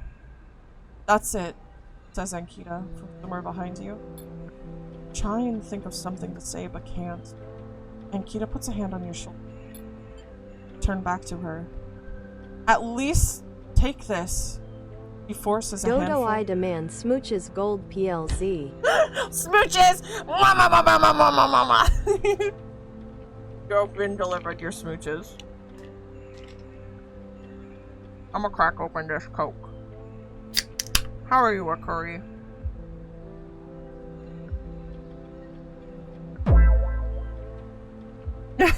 Not the Riz noise. She forces a handful of cryo chits into your hands. It's what I owe. He looks at you desperately. You look down at the metal bars. Ugly little things, you think. Take the chits. Take the chits and turn without saying a word. You continue up the track and she does not follow. As you walk up the rise, the wind picks up and the leaves shudder. You walk faster, trying to outpace your anger. The chits are heavy in your pockets and you hate them for reminding you of how little a life is worth. The bad end achievement. Find an old crewmate at the edge of the rim. Aww. I'm fine, how you doing? What is this RP script game? It's called Citizen Sleeper. It's really fun. I think I'm almost at the end of one of the endings. I don't know.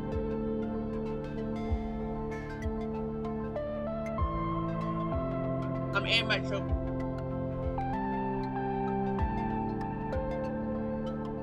No, I didn't finish it. I have one upgrade point.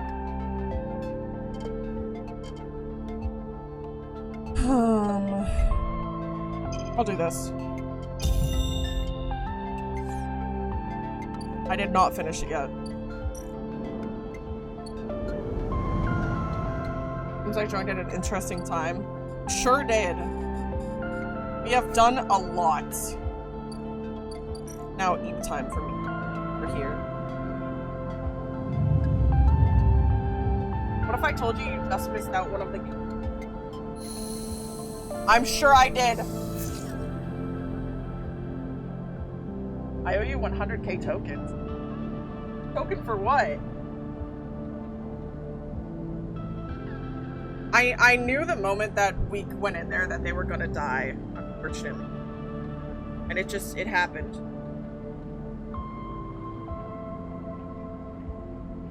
Nothing I can do.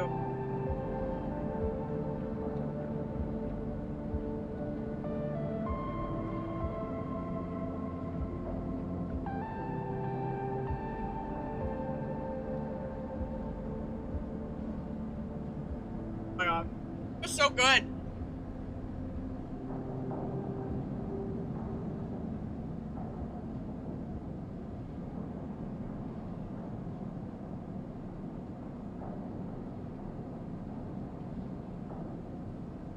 One out of 3. Hot take.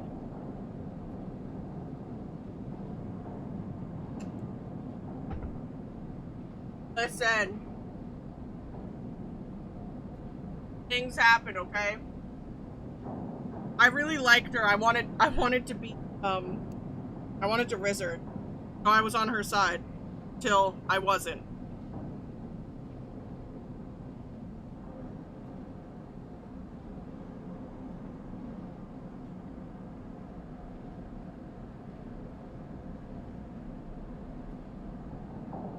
Looked cute. And she was angry and I...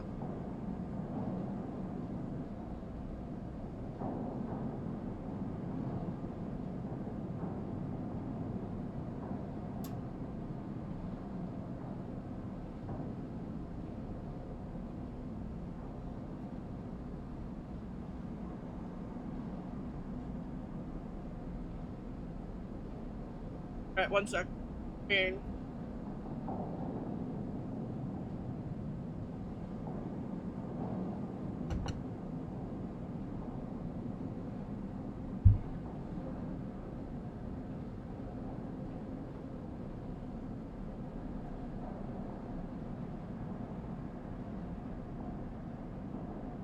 Holy crap, that looks so...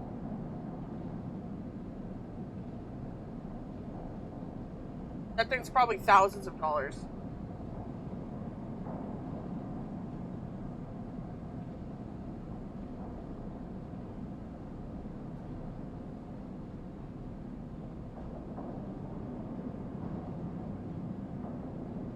That thing is definitely, like, thousands of dollars. Okay.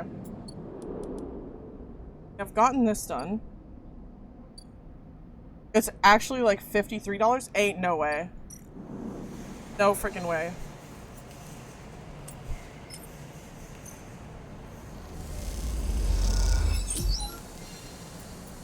Alright. Oh, I have $343. Love money.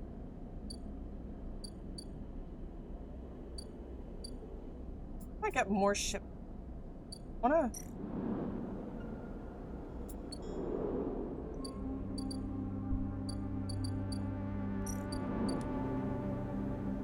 More stuff.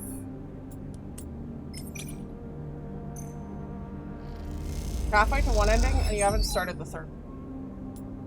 Questing. Very.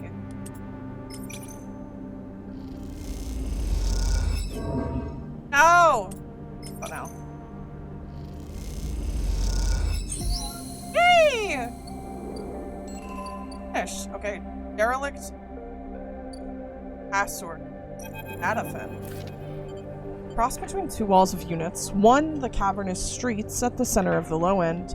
The pressurized bridge is full of the clack of tabla, the shouts of children, the whir of air filters.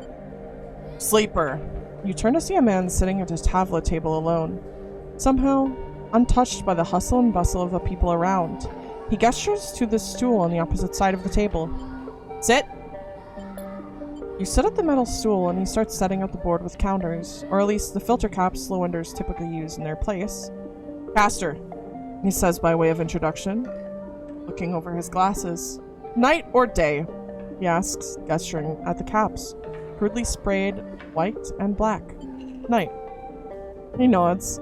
The black counters are already on your side. Let's begin. You take a plastic die each, pitted and worn, and roll to determine who starts. Caster rolls a 6, you a 4. I lead. He smiles and begins to move his first cap precisely along the board. Play passes back and forth between you, the dice changing hands as the caps spread along the board. As it does, Caster speaks, eyes not leaving the caps. It's unusual to see a sleeper on the eye, that's why I wanted to play you. You take your turn, rolling a 5 and a 6. Play carefully. After all, a sleeper's mind must be somehow different to a human one. Being emulated, I mean. As Caster talks, you build up a wall of caps, stacking safely across the board. Progress is slow, but you remain unexposed. I don't mean to offend you, Caster meets your eye. I merely see that you are by definition different. What has been subtracted in the emulation? What's been added? He slides a single cap onto an open point, a risk and an opportunity. He hands you the dice. Do you ever think about this, Sleeper? About what you were before and what you are now? Always. You roll a double 1 and solidify your wall. Caster whistles. Whew! The holding game. Commendable. Could be brave to build from what came before. He rolls the dice and leaps the wall in a single move. But we cannot idle too long, Sleeper. The slower we move, the sooner we're caught. The past you is not just an idea, a concept for you. It's a living, breathing person. He looks up over his glasses, his eyes bright and wide. And you split from them like a shadow splitting from its caster. They may be sleeping now, yeah, but one day they will awake and carry on with their lives unaware of your fate, no matter what it may be. He hands you the dice, smiling. You're a branch severed from the main trunk, an offshoot who refuses to die, so to speak.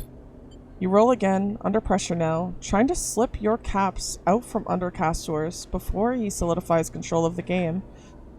So what I'm curious about is how you see yourself in all of this, Castor asks. What does this tangle of truths make you? Free. Yes, Castor looks away, through the glass, to the crowded units on all sides. I can see that. Your life as an escapee was never meant to happen, yet here we are. He starts removing caps, his home board now full. Your life is an offshoot. It can go anywhere from here. You try a few more rolls, attempting to get back in the game, but Castor clears his home board with a sense of the inevitable. He has known he was winning for a while. I feel I may have pushed you far. Slides another cap from the board. I apologize. My curiosity has a habit of getting the better of me. You roll to return a cap to the board, but all the spaces are blocked. Castor clasps his hands apologetically. You play well, really. Your weakness is not your game. He smiles warmly. We have much to learn from each other. He slides his glass back up his nose and sits back. I feel we could share knowledge, ideas, perhaps even data. His eyes glint with this last word. To our mutual benefit. He slides his final cap from the board. It is over. He's won. I'll see. Please, I don't want to make you uncomfortable. He holds up his palms. My intention is only to help you endure here. And if I'm able to feed my curiosities. The game over, you notice the bustle of walkway once more. The call of the children, the deliveries, the arguments, and reconciliations. And they wash over you as you stand and leave, Castor nodding goodbye as you do. Crossing the walkway, you replay the moves of the game in your mind. Looking for an opportunity you're sure was there.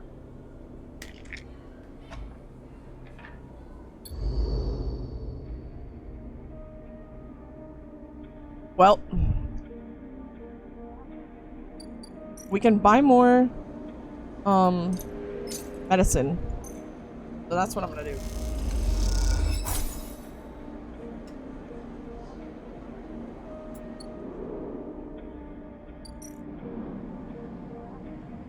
I really don't want to go to 3 dice again. But I will. I will go to 3 dice. Actually, I can just scrap. We're fine. You can get a new house if you want. Nah. I'm cheap.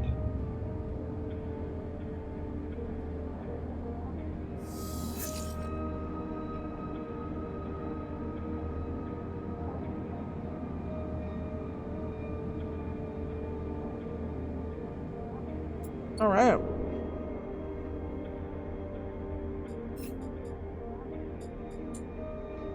Oh. Does it cost money and you get an upgrade point if you get it? Oh, frick me. Okay. Sounds like I will be doing that then. But first...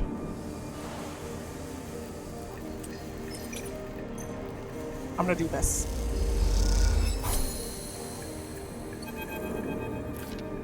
Your crew slowly filters out of the shipyard locker room, the bubbling chatter reducing with each group that leaves. There's excitement in the air. Heaven has just made an announcement. The assembly teams are done. Sat on the locker room bench, you can feel the Citadel out there, its hulking mass now intimately familiar to you. Over the past cycles, you've watched it grow, be assembled. You've walked through its veins and welded its bones. Now it's ready for the final stage. It will go to testing now. then enter a final process of sealing and resealing, checking and rechecking before it's deemed suitable for its generational trip. But for now, your work is done. You can't help but feel proud. A cough interrupts your thoughts. It's Lem, changing out of his work gear. Mina, nowhere to be seen. He smiles.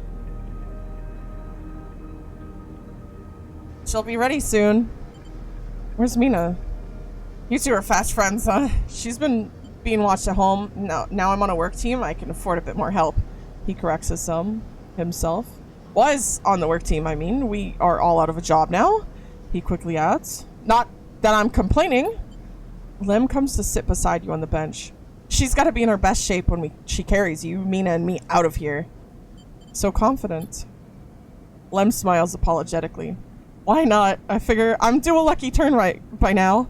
He rubs his hand nervously. No use in wondering what if, until the drawing anyway.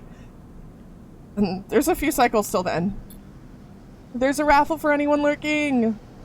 Lem is right, but the odds seem unlikely anyways. How many are working in the shipyard? Hundreds? 1,000? You've certainly seen more faces than you can count pass through. And are the Celis Foundation ever going to keep their promise? Out here on the Eye, you get the sense that no one will hold them to it. Why else would they be building the sidereal and a surrogate system? As you think, Lem watches you with a worried look. How's Mina doing? Lem is surprised by the question, but smiles. She's doing well. She misses having you over, actually. I need to get you two together again soon. Especially now I won't see you here, either. Lem gazes into space. She's pretty stuck on you, actually. She told me the other cycle that she doesn't want to go unless you can come too. He sighs. You ever been in a thunderstorm sleeper? A real big one? I don't remember. Lem shoots you a worried look for a moment. It's something else. He smiles. The sound, the smell, the rain hammering down, the whole sky stretched out and bruised, roaring and huge. The place I was born, New Pembroke, a dry old rock in the Conway system, had 2 seasons. One of them was dry as bone, dusty, ugly. The other one was one long storm, a side effect of the terraforming efforts, they said. Rain used to rattle off the roof like bullets. It washed the dust away, turned the streets to rivers. It'd sing us to sleep and wake us in the morning. We'd wait half a year just to see it again. The best day was the one where the first drops fell. He sniffs. Some days I wake up swearing I can hear it again. I was thinking, Mina's never seen a storm, never even felt rain. She's grown up here, the rain her only horizon. Always in the dark. I want to change that for her. You will. Of course, almost there. Lem stands, stretching. Best get back to the little one anyways. With the shift's done, I reckon she'll be happy to have me home for a few cycles. He draws he shoulders his gear. See you in a few, or for the draw? I'll be there. Right on, he grins. Lem leaves, making you the last person in the cavernous locker room. As you sit, you think about rain, and a little hope creeps in. Is it possible? Could the sidereal really take you to a planet, a place with weather, with skies, with life? And you get up quickly. Before you can think about it anymore, it's too soon to hope. Too dangerous. There's work to be done. Let's see what it says. Okay, so 1, 2, 3, 4, 5, 6. We got 6 days until... Oh, and this one, what is this?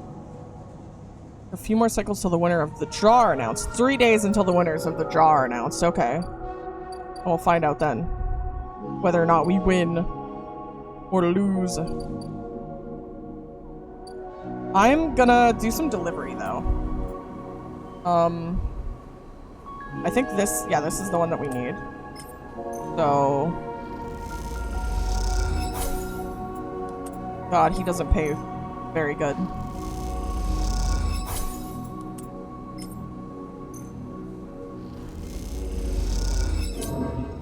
And I'm starving.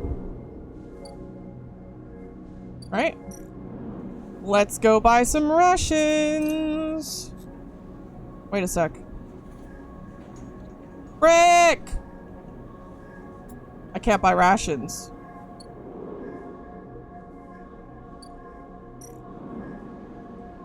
Okay, we can still buy fungus. I got scared for a moment.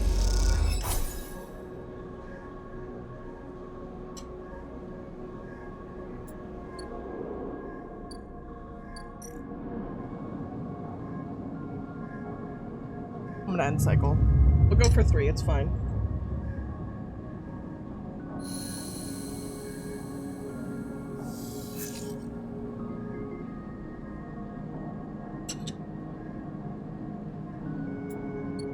Okay.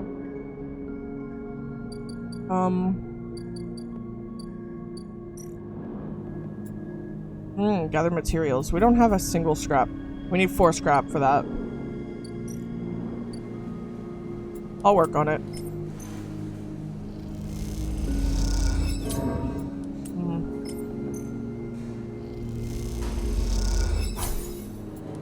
Let's hope for the best.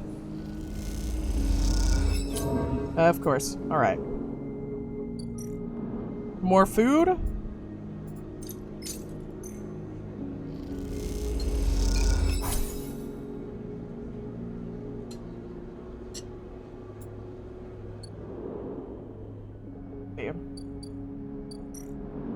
Oh wait, one more day.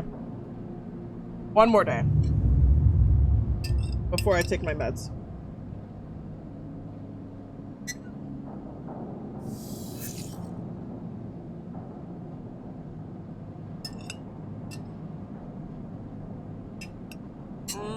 Sorry for all the clinking.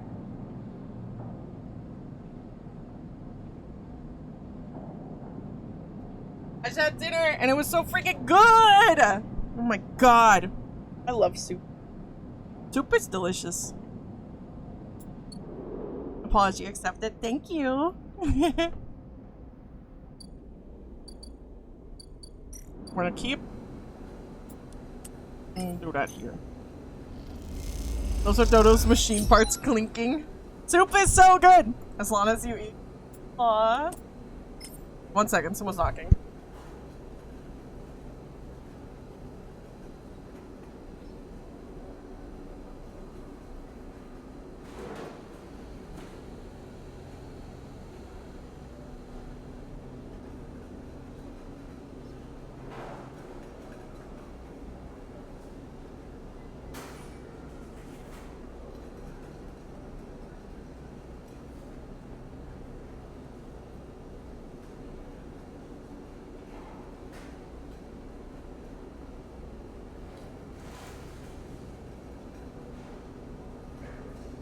Because my mom told me my dog is annoying the crap out of her and she wants me to end stream and go tend to it. So I'm gonna do my best. Get the next ending I possibly can.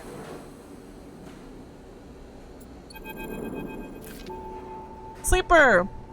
You see Fang coming out of the corridor as you step out from Mingius. The kelp noodle smell still clinging to your clothes. Screw Burb, Ma, you stay now! She needs me. I can direct you to the nearest ending. Aye, aye, Captain. Is it death? What? No! No! Comes up fast and stops close, looking around suspiciously. I don't have long, take these. Fang palms you a couple of those metal thumbnail drives. Ripperworm. My slate has been buzzing like crazy. It seems your delivery ships have turned up our 2 targets. Squeezed your shoulder. I knew you could do it. Now we nail those snakes. I'm ready. Good to hear it. He smiles. Arden's boys are all connected by some kind of closed network. Break the access protocols on both of them.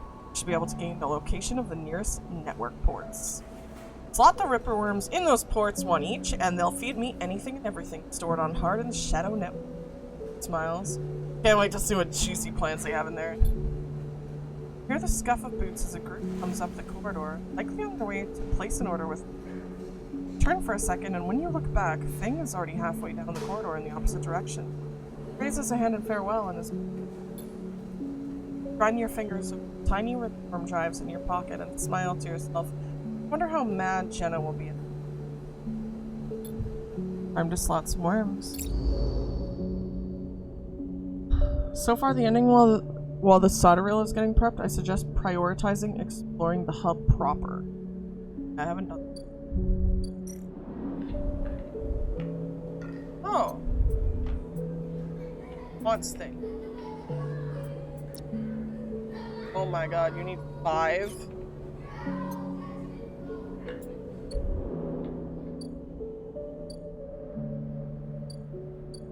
I have 1 more. I don't want to do the hub.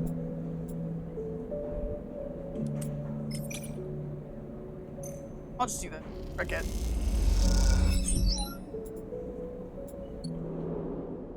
And break it end cycle. I'm not taking meds yet. I can't be bothered. I want to save my money. My god, I got the worst ever.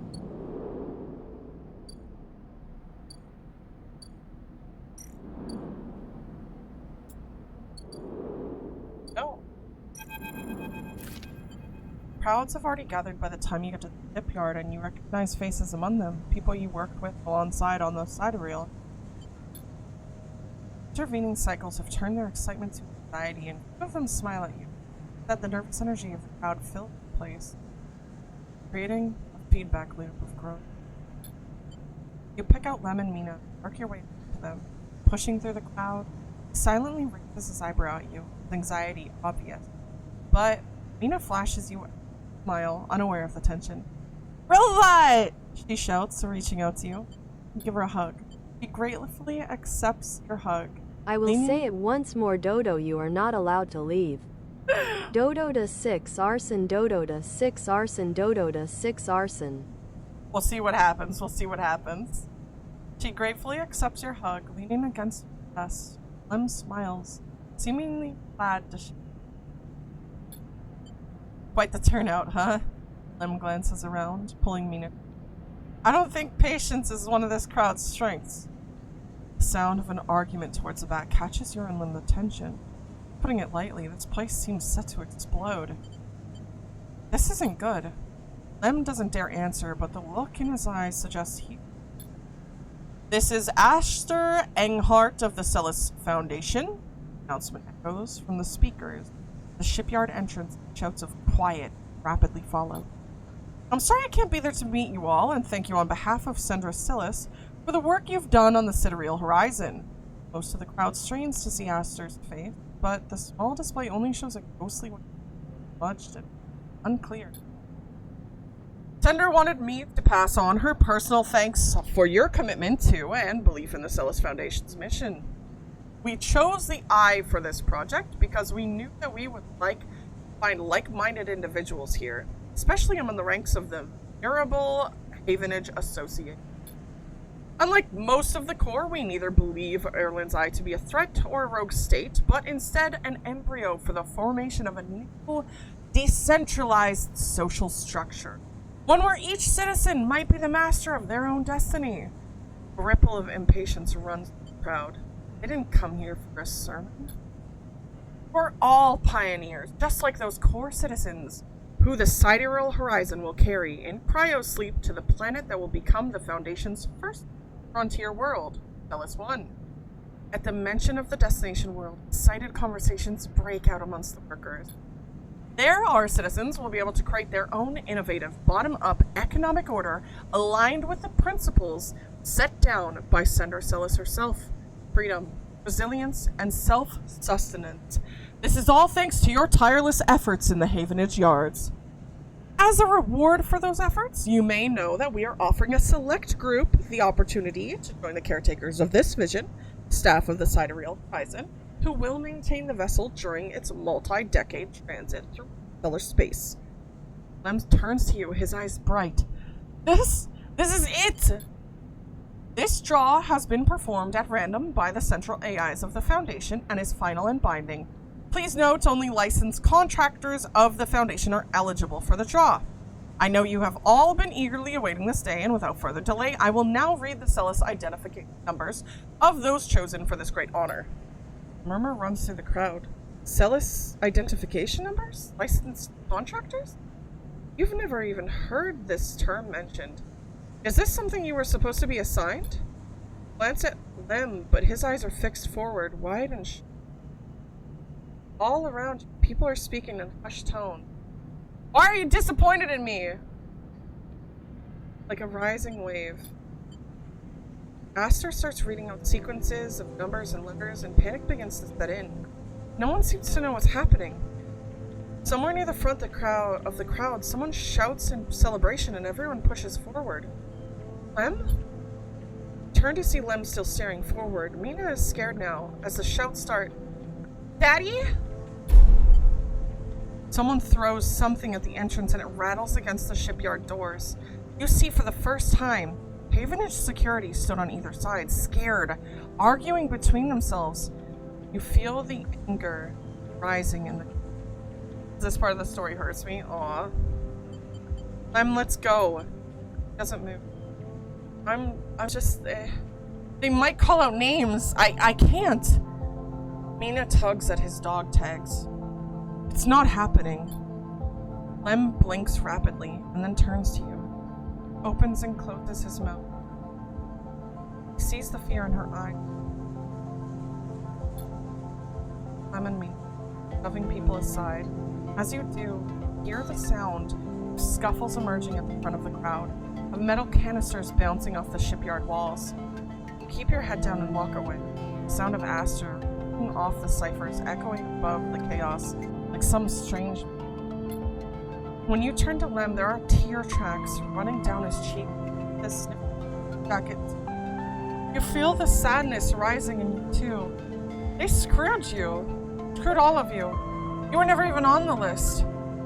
The feeling is as unpleasant as familiar. You stare ahead into the tunnel as the security sirens sound out a signal for silence. Damn. I was thinking, of course I'll get out. I'm the main character. That sucks. Hiya, Sarah.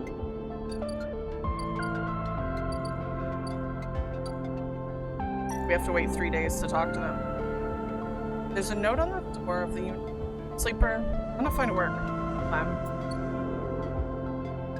God damn.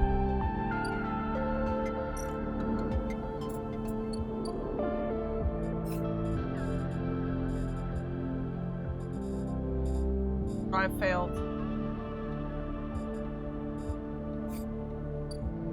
Well, I guess we'll go up to the hub.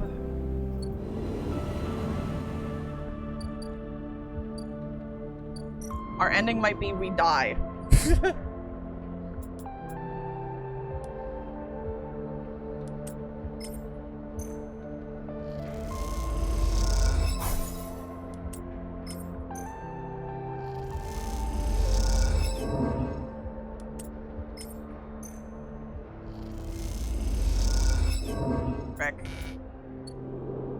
Well,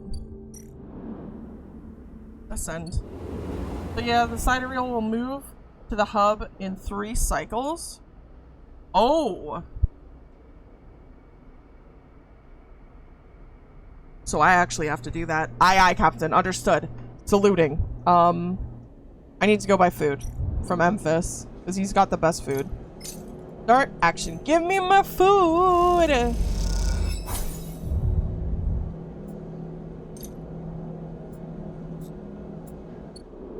3 is fine. Alright. And now we take a med. Start action. And we go eat. And I will spend everything on the hub. Ooh! Yo, we got good freaking rolls today. Let's go up.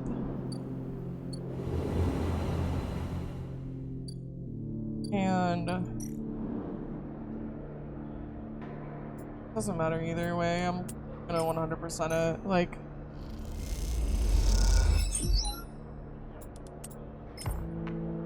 still positive. James said you need the hub. I got you. For real. Please space. Frick. Alright. We did it!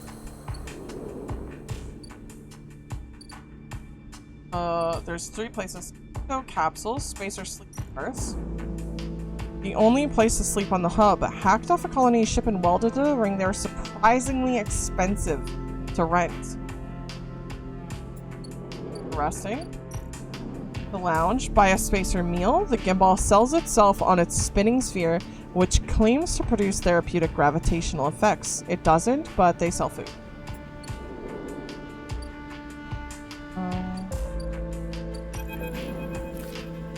No way, Moritz. You take those substandard filters back to the shitheels who sold you them.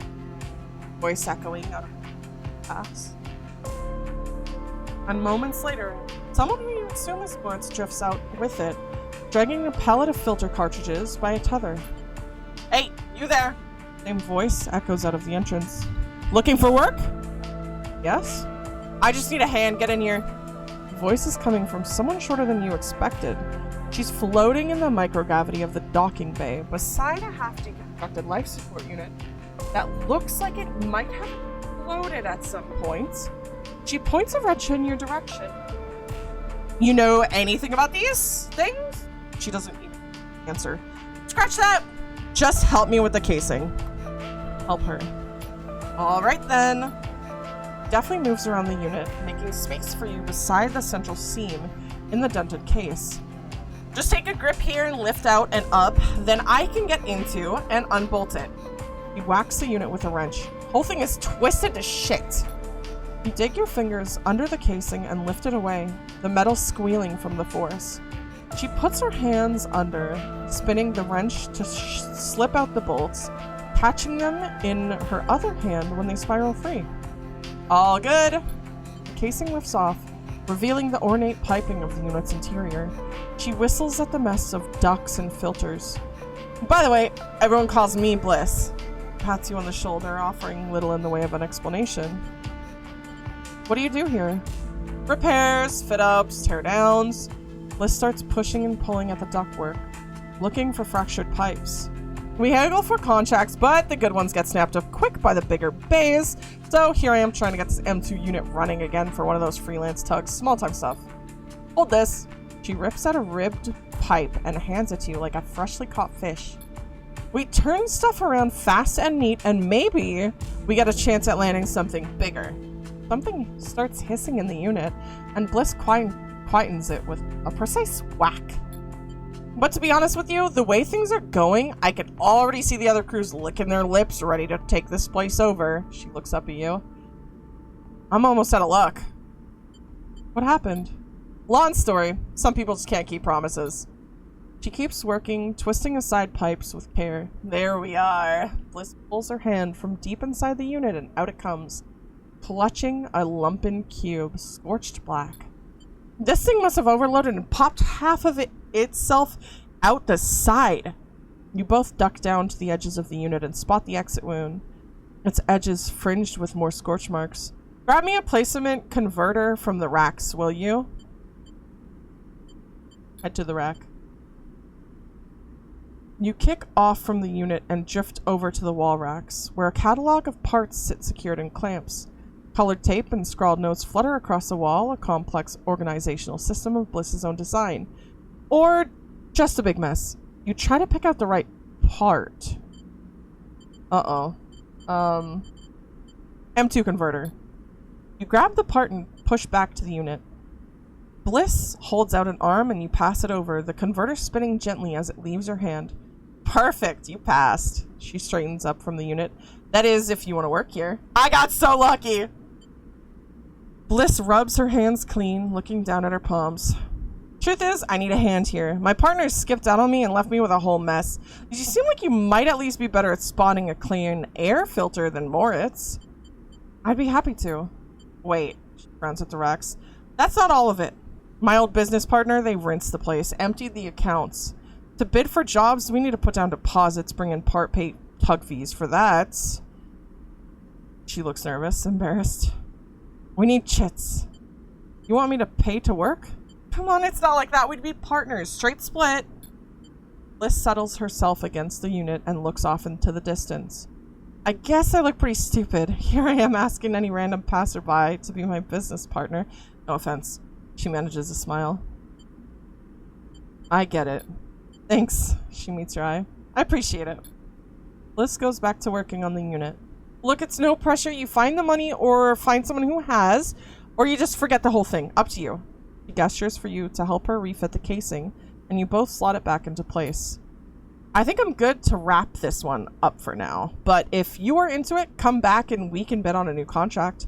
Something to get our teeth into, something that pays. She gives you a serious look. You can trust me. I don't say this stuff lightly. You kick away from the bay, propelling yourself back to the handholds at the entrance. You slip out a wave, and as you do, someone slips back in. You hear Bliss as you glide down the passageway. Lawrence, I swear to God, if those filters aren't clean! You smile. Seems like this could be interesting. I thought Dodo was ending stream, thank God.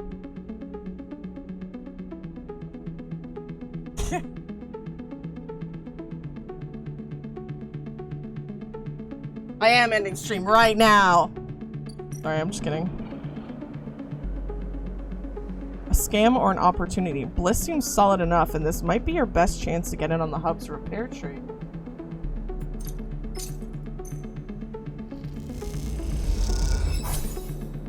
Partnered with Bliss. Bliss is incredibly grateful.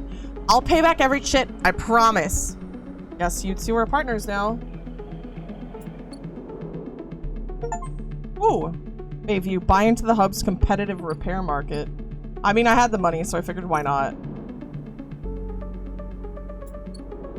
Teehee. 3 days. Bliss is bidding on jobs in the hub, and it'll take a few cycles. And some perseverance before one comes in. We're gonna descend. And we are going to do this. Please, please, please, please, please, please. Frick. Alright, time to eat. End cycle. The other ending is very far off. Damn it. No!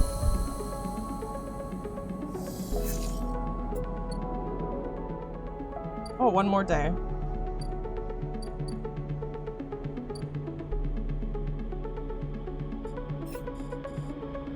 There's so much. We have one more day for them as well. What was I supposed to do with that other dude? Disable your tracker. Toggle tracking. I don't remember what he wanted. It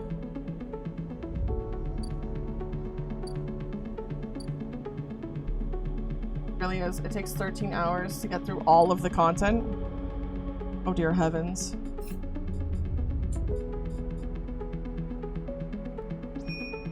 I don't want to build a home, actually.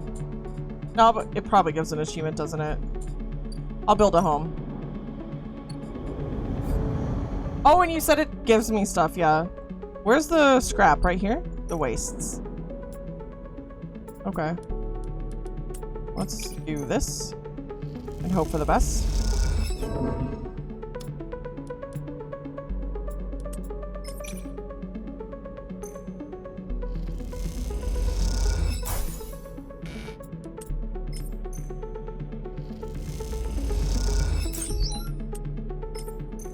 This is fine.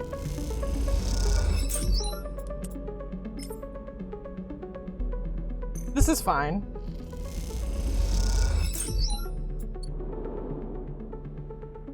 Frickin'. This is not fine. Who am I kidding?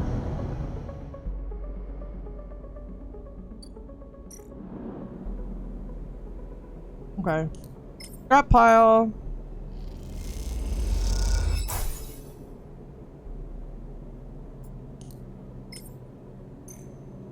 You just gotta put all four.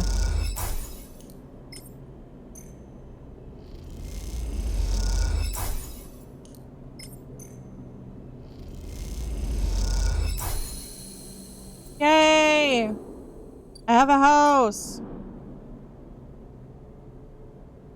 Frick! I don't have a house! God damn it!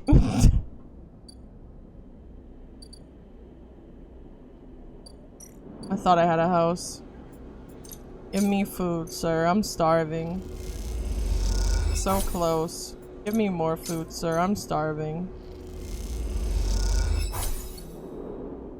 And I don't even have enough scrap to like get another thing back. Oh! Ah!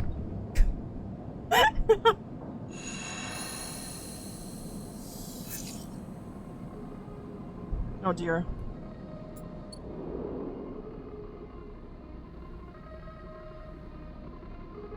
There's a raffle for anyone who's lurking. There's no answer when you buzz Lem's unit, but the door is open. Push the door and find Mina. Sitting in the middle of the floor playing Bun Bun. Where's Lem? Mina doesn't respond. She walks Bun Bun across the floor, narrating quietly to herself.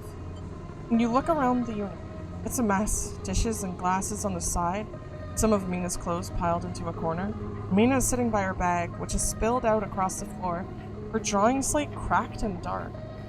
Thanks for announcing the raffles, by the way. No problem. Tidy up. You start with the kitchen units, piling up the dishes in the auto wash and wiping them down. You pile the clothes up next, folding them neatly. Mina watches you quietly as she plays, curious but silent. You've just started to look at it, fixing her cracked slate when Lem enters. Sleeper, what are you? Pauses and looks from you and back again. Never mind. Drops a bag by the door and slumps onto the couch. Everything okay? Lem lets out a weak laugh. You forgot the past few cycles now too? Which I was so lucky.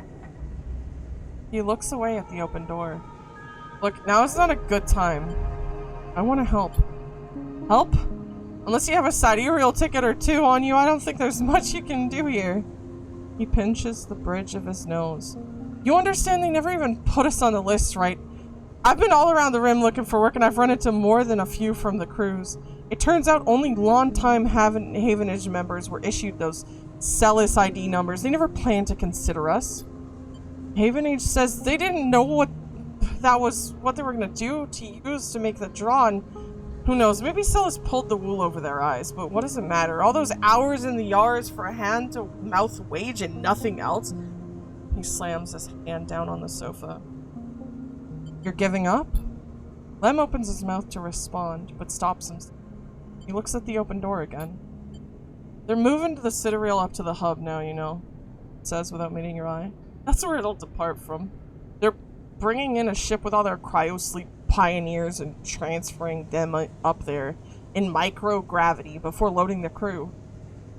We could sneak aboard. You think they're just gonna let people on board? The security they'll have has to be impossible. I'm sort of passing out at work. Everything is going too smoothly. Oh no! Asura! No! Passing out at work is bad. That's bad. That's how you get fired. Looks over at Mina. Look, we'll be fine. We always have been. I need a little more time.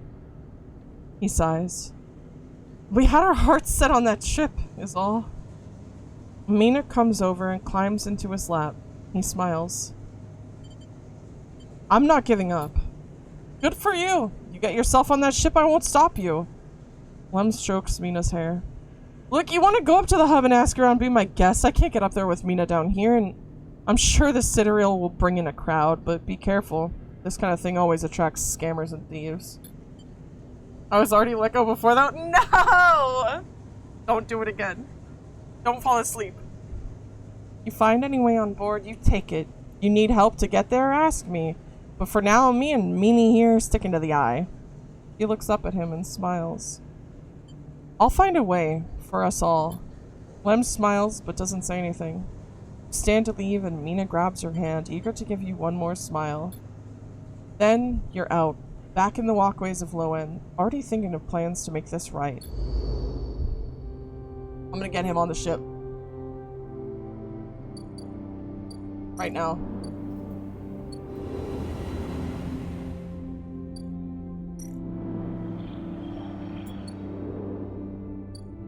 Mighty Rail Dock.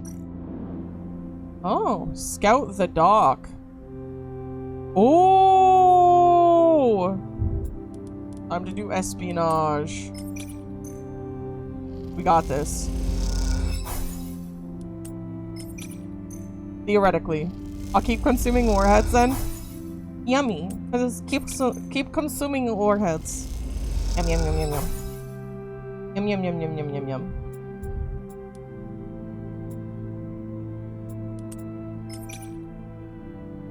Minus energy, whatever.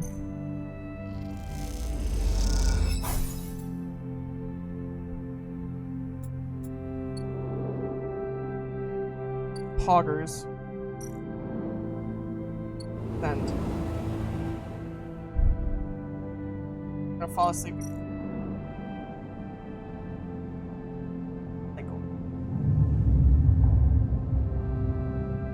We're so close. We're so close.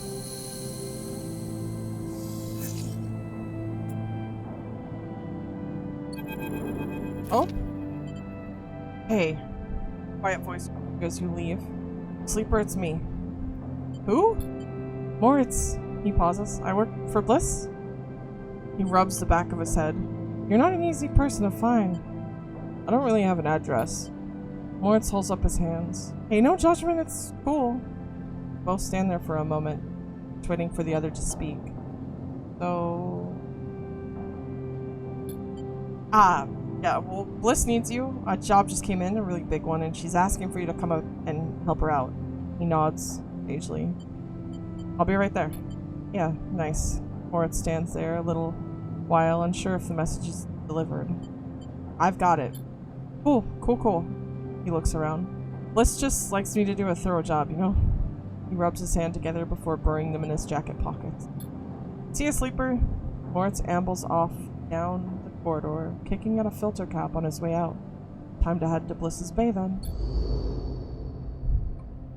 Warning, as soon as you complete the task, it will start at launch timer and you will have to prioritize it. Oh lord. Oh lord, okay. Launch timer. I'm gonna go see, I'm gonna go up. And I'm gonna go see what she wants before I continue with it then. Malfunctioning fuel tanker. Amber's Wake contract. Somehow Bliss won a tanker contract, but the catch is that the work needs to be turned around fast. Too fast. Sealing the leaks. The tanker's crew have detected a set of leaks, and they need to isolate the seal as soon as possible. That's where you come in. Okay. So I have one of these. That's fine. Let's see. Oh, actually. Hold on, let me put this in this one. This is better. That plus, plus, plus, plus. Holy crap. Oh my god. Oh, I can only do it once? Yo, frick you, buddy!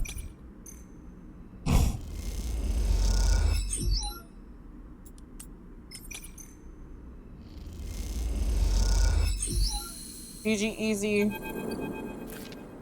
As you both wait in the airlock for it to cycle back to the bay, Bliss thumps you on the arm. Nicely done, Sleeper. We cleared that contract no problem, she stretches. Once we're back in the bay, we can check if the payment has come through and divide it up. She stretches. Feels good. The airlock clunks and the lights flicker, and a moment later you're back in the bay, where Moritz is at the racks, trying to figure out where the mess of tools Bliss left in her wake should be hung. Hey, Moritz. Moritz looks over his shoulder. Sleeper. He spins a wrench in his hand. Look like clean work out there. He nods respectfully. You look over at Bliss, who's already gliding over to her management console. She twirls a little as she crosses the cavernous bay. No one you've ever met moves as well in Zero-G as she does. It's like she was born into it. Shit. Bliss slams a fist onto the console. Shit, shit, shit. What's up? I can't even... Whew. Bliss closes her eyes. Come here. Bliss calls you over. Look at this! Just look! She spins the terminal screen and you see the details for the bay's account. You see an entry for the Ember's Wake, a repair fee paid in full the moment you finished up the job, but then directly after, the whole amount was transferred back out into an unknown account.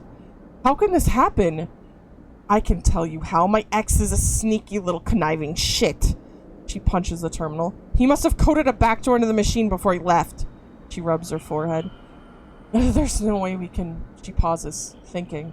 Moritz, turn me that wrench. You gonna fix it?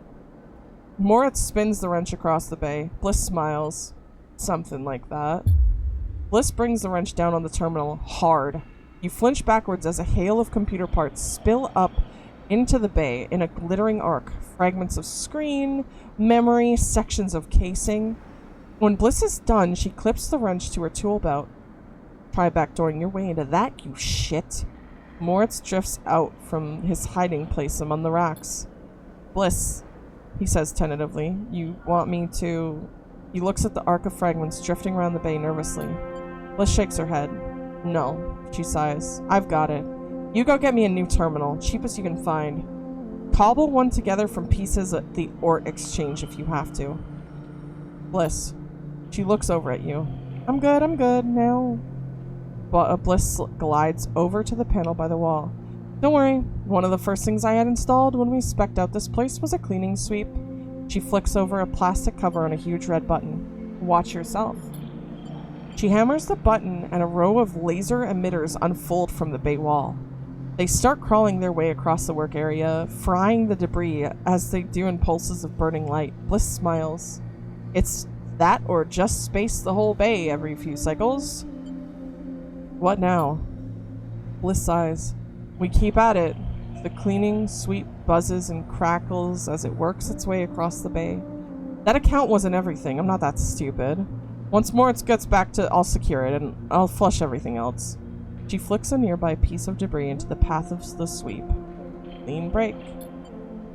Then we take another contract. That's it. She shuts off the sweep as it reaches the end near the bay. You don't want the cryo back? Oh, I want it, but it's gone. He could have transferred it anywhere. He looks out across the hub. And even if I knew where he was, the last thing I want is to ever see him again. She rubs her forehead.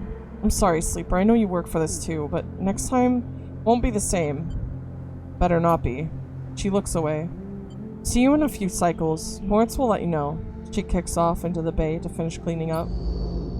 Yo, fuck her! She lost 100 of my cryo? You know how long it took me to get that? God damn! Frickin' good lord.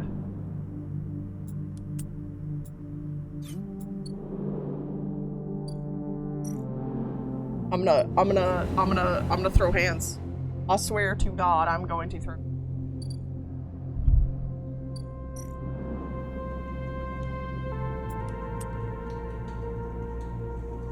I will do this. I will build this distillery. That felt like a waste. Those were my beans, Max! Those were my fucking beans!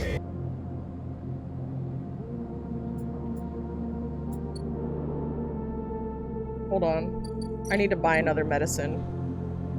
Input 100 cryo. Oh! It hurts!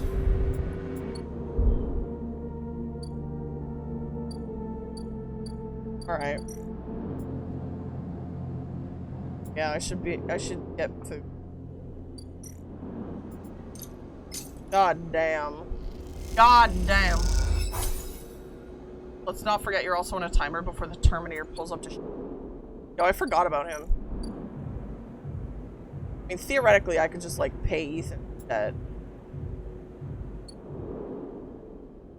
I hate that little ped.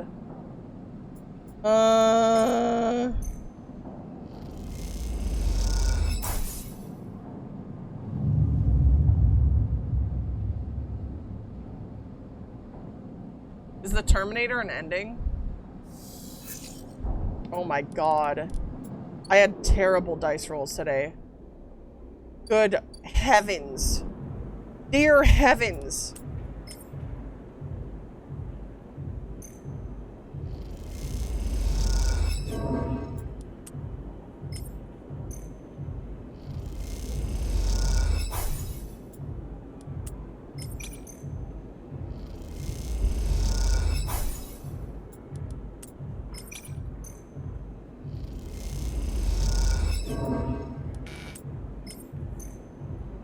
Oh, Ethan, I hate you! You're stinky poo-poo! Oh, no, I took care of Maywick before. What? Did you killed him? You killed him? That's impressive. Well, that's fine. I'll be fine, theoretically. Grab component. And end cycle.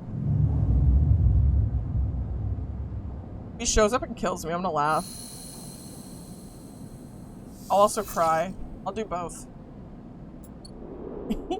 Either remove your traffic, give or Ethan to deal with Maywick. No more headaches? My head feels okay right now. I haven't had a headache, like I haven't had pain since I woke up, so I think I'm okay. For now, at least. Let's do one.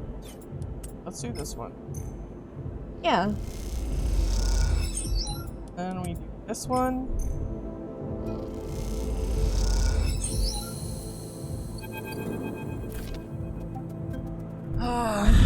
They're never gonna release my dead, the shits.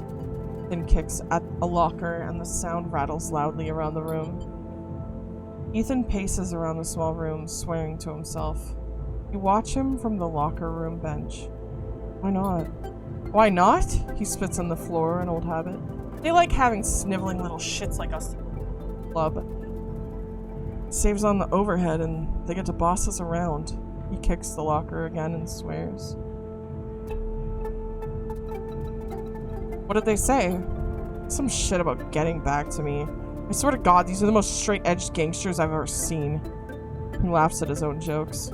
I can't do it. I can't spend another shift stopping spacers, bringing nail guns into the club, or pouring endless shots of gear oil for ignorant Havenage work crews.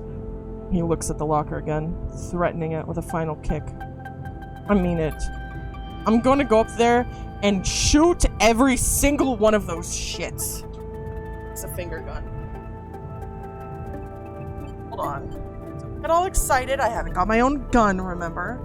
Stops pacing. But you know, Sleeper, that's not a bad idea you have there. I didn't have an idea. He ignores you. I don't mean shooting up the place, I mean getting the gun. He sits beside you on the bench. Think about it. What am I supposed to do when Maywick gets here? Shout him down? I need that gun if you want me to keep up my end of the deal. It's simple. An explosive personality for a distraction at the front. He places a hand on his own chest. A sneaky sleeper to go in the back. He pats your chest. What about the debts? We've done our time, and the wounds, they've faded. If they don't notice us take the gun, they'll never know it's gone. Plus, he stands up. After my distraction, they'll be happy to see the back of me. Or they'll want you dead even more. Either works. At least I'd never have to see the inside of this shithole again. He gives the locker one last kick. For good luck. Let me know when you want to do this. Then, we both move as one, and meet up in the Bright Market after. But don't take too long, or I will really shoot up this place. He grins. You know I'll do it.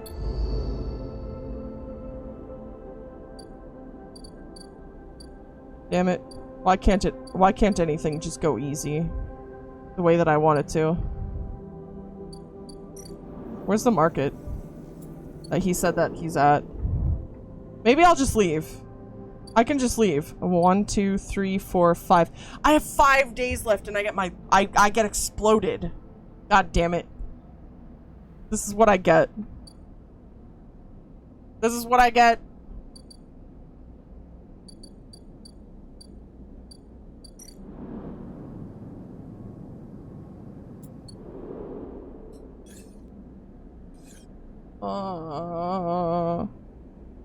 Go back to the compressor. Oh. Oh.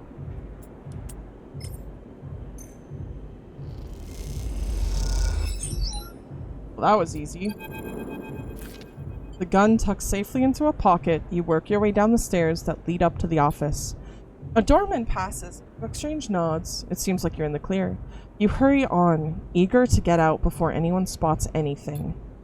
As you come down the main stairway into the front of the club, you see Ethan entering. He has a dark look in his eyes which troubles you.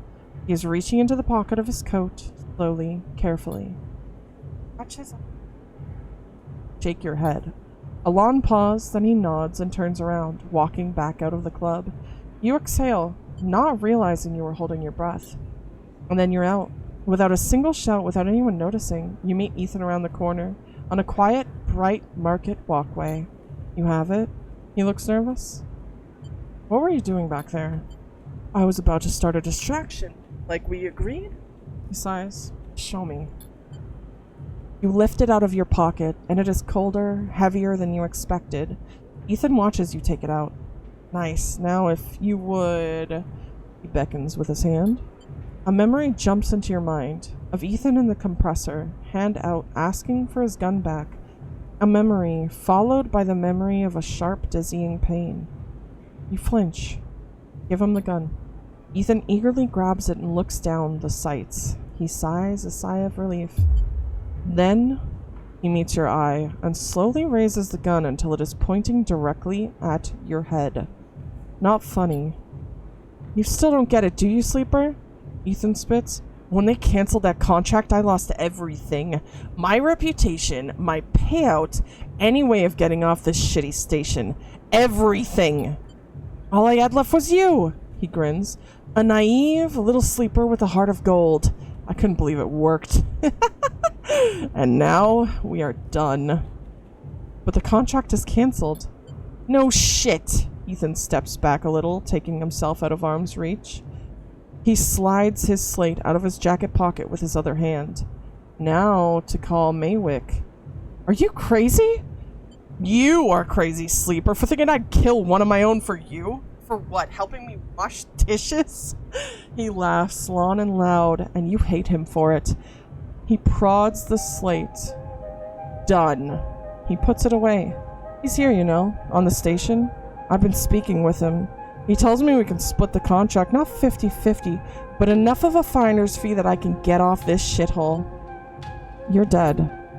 If you were capable of that, Sleeper, you would have done it long ago. Ethan glances around. I've learned one thing from you, though, Sleeper. In all our cycles working in that shitty club. He smiles. People never know when to cut and run.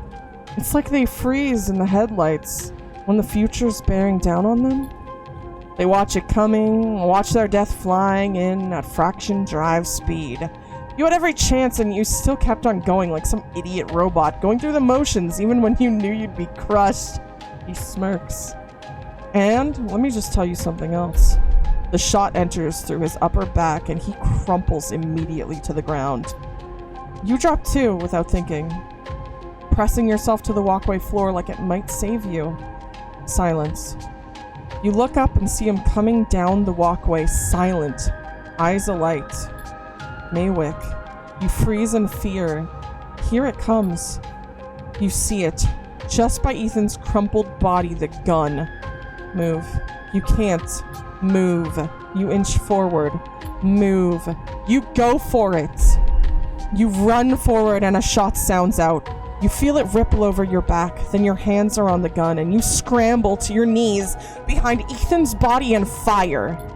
You close your eyes. You fire again and again and again until the clip is empty and all that are left are clicks.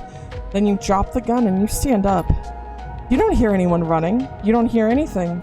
You just hear the sound of your own breath. You start walking, stepping over Ethan's static body. Walking along the walkway, and then past Maywick, his eyes now dark, some mechanical fluid leaking from his chest. Perhaps the same fluid that is inside of you. You try not to think about it. You keep going, and the sound comes back. The eye comes back. And as it does, you hear the sound of thousands of people just getting on with their lives. Thousands of people who are just going to keep going until they can't anymore. You look up and all you see are the wheeling stars. They're spinning and you're suddenly dizzy. Though the eye has always spun like this, hasn't it? And you don't stop walking. You keep going. That's all there is now. The path forward. S and ARP have left you no history, no past to speak of. Just a void that threatens to swallow you if you slow down. You think of Ethan's smile, his voice, and feel sick. Is it over? Oh, you aren't sure it can ever be. But you're still here, and you can't stop now. There has to be a better end than this. Damn. Well, we committed a murder! Murder, murder, murder, murder. Dodo the murderer.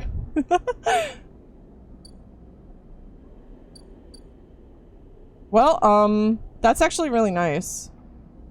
Wait a second. Why does it still show this? Oh, it's gone now. Okay. Phew! And now you are free to go for the ending. Very freaking true. I do want to make money, though. Before. If he showed up, it wouldn't end the game, but you'd be left with 1 dice.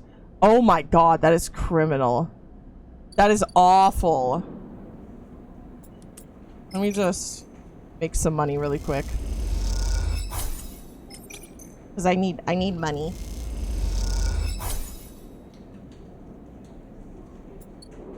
Alright. Uncycle.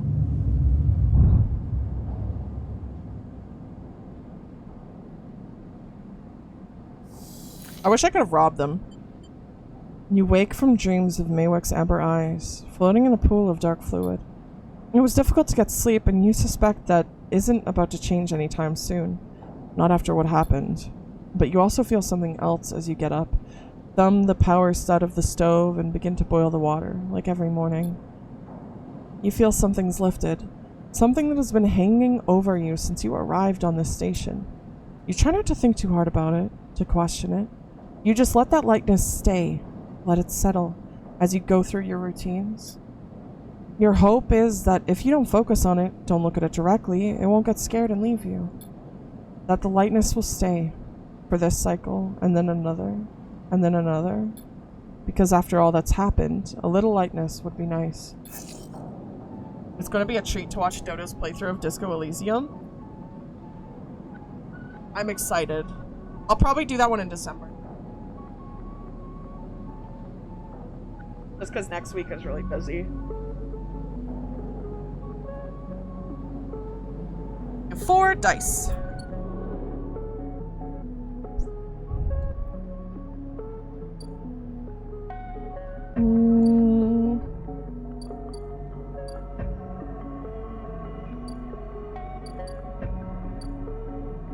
I could keep working at the bar. That's probably the... Actually, I'll work at Minky.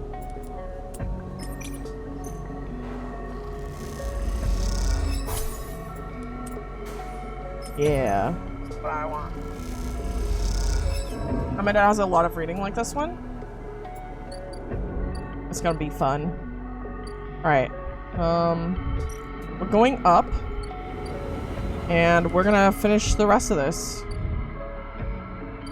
What does this say? May wait for Bliss to land another contract. Do I have to pay for it if she does that? Because... You know what? I think I might just go for more money. I'm just gonna go for more money. I'm gonna get as much money as I possibly can. Because I feel like I'm gonna need it. Let's see. Do the farm stacks give money? They do, theoretically. Alright.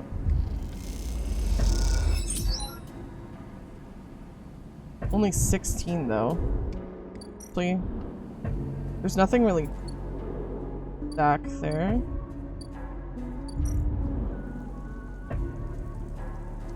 I could get more spores.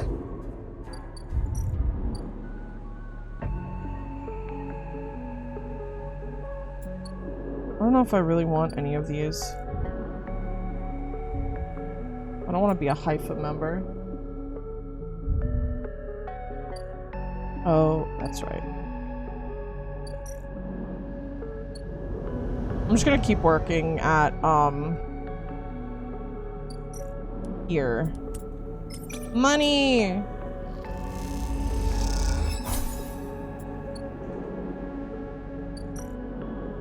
I need more money.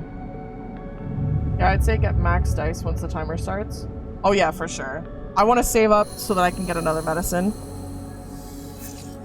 Which is... Ooh. Sleeper, Moritz has been waiting for you on your way out. How have you been? Surviving. Moritz nods. That's the struggle. He glances around. He runs his hand through his hair. I've been meaning to ask you, Sleeper, what's it like?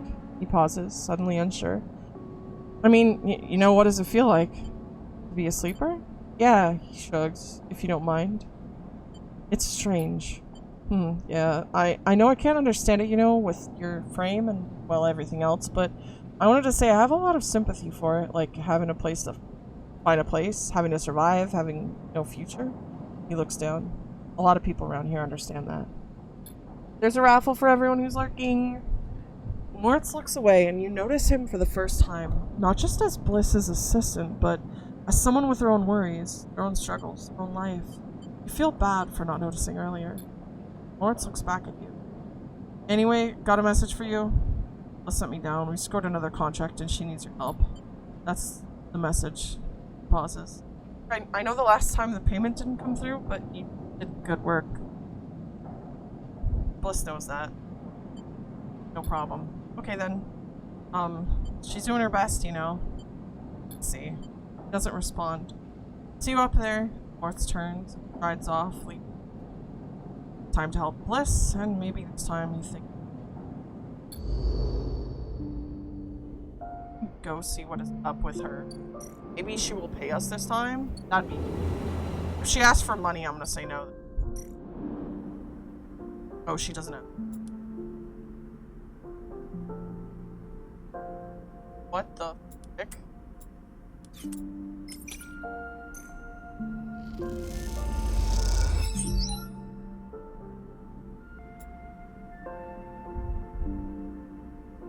Sycamore seed needs to be... and otherwise the crop will be lost. Eternal biome. Trouble. Every action, bring it collapse. Right. Not as good dice. It'll be fine, probably. Not good enough. Balls.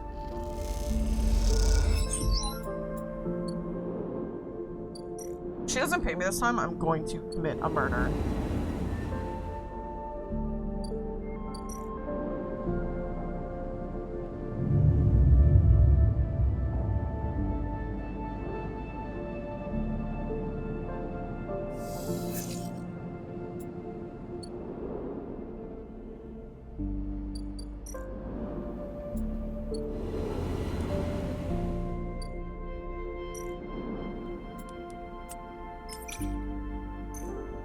Probably check one of the rotundas. I think sell that ship mine fragment. I'm saving it just in case I get more, so I can give it to the vending machine robot. Lists are floating in the bay's airlock, waiting for the cycle. Pick a few from your clothes as they float around. Stay silent. The now familiar sequence clunks and rattles. Her hiss is open. The moment it does, you know something is again gone. What's all this? Bliss asks. Beside him are a set of crates anchored to the bay floor. He's clear just brought them in the bay's crate lock. Moritz looks nervously between the two of you before answering. It's payment. The handle of the crate. The Sycamore Seed crew just brought them over. He stops, but seeing the look on Bliss's face adds, they were very thankful. I bet they were. She clenches her fist. What the hell is inside? Morris leans over and struggles with the catches on each side of the top crate. As he does, Bliss turns to you. Don't say it. Bliss stares into space. Don't you dare say it. Stay silent. Don't. She gives a hard look. This isn't my fault.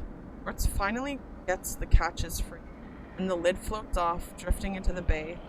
As it does, a small brown lump floats up with it. Moritz reaches out and catches it as it passes him. Is that a mushroom? Bliss finishes. A damn mushroom? They paid us in mushrooms? Not just mushrooms. He holds out a clump of tightly packed leaves. Produce. Bliss starts laughing. Goddamn Haifa commune. Should have known they didn't have a chit to rub between them. She knocks a small brown mushroom across the bay. Stop, Bliss. Moritz grabs her hand. These are good. Fresh, we can sell them. To who, Moritz? Are we running a grocer's now? We need cryo, otherwise this whole bay will be shut down. We can't pay for parts with leafy greens. He waggles them. His face. Moritz is right. Bliss raises an eyebrow. Fine. Maybe Moritz is right, but what do we do between now and market day? She rubs her forehead. What a joke this place is turning out to be. Moritz closes up the crates and starts moving. It isn't that bad, Bliss. It's a step in the right direction. Glances at you, looking for backup. They'll sell well. Bliss sighs. Looks like I went into business with a couple of wannabe farmers. Laughs. Prove me wrong then. Show me this is a windfall. She kicks away towards the new patched together terminal. Until then, I'll be working on how to keep this place open. Moritz mouths a thank you. Goes back to moving crates. You'd better be on your way too.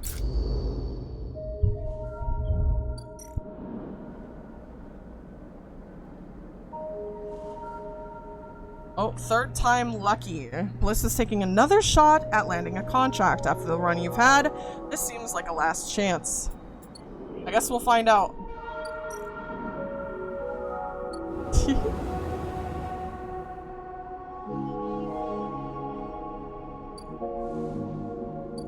Wonder...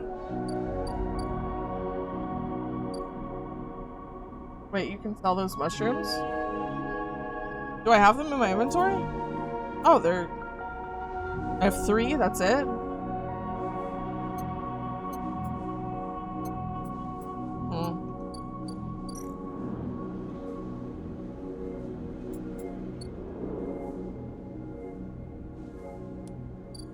That's it? Just 3?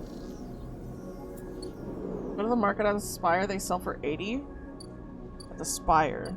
Market at the Spire, where the frick is that?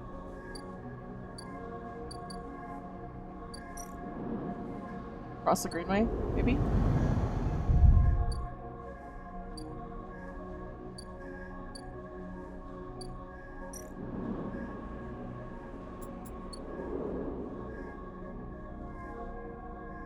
Dodo is confused. Spire is the tower that leads to the hub. Oh! Okay.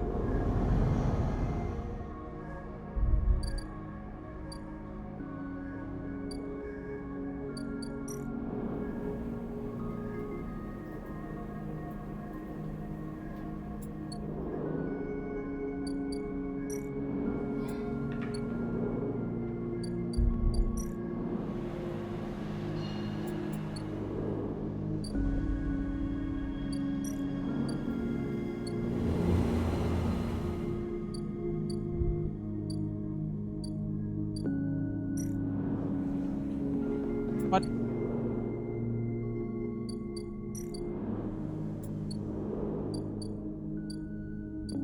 What? I can't tell what mushroom it is because of your head. Do they take Girl or Met? What place are you talking about? Talking about the Paz import? It's Matsutake that they take here.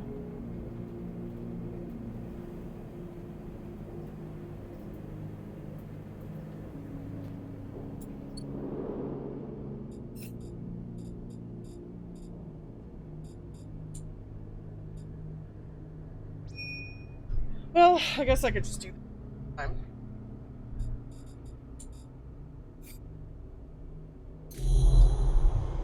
Where is the Edigen?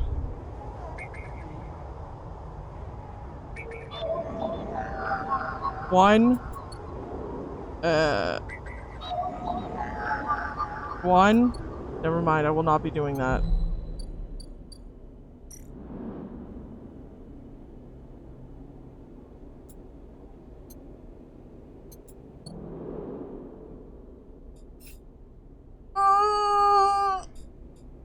Mushroom.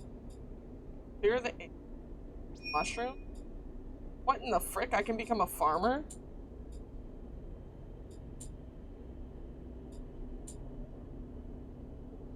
Well, you know what? I'll just do this.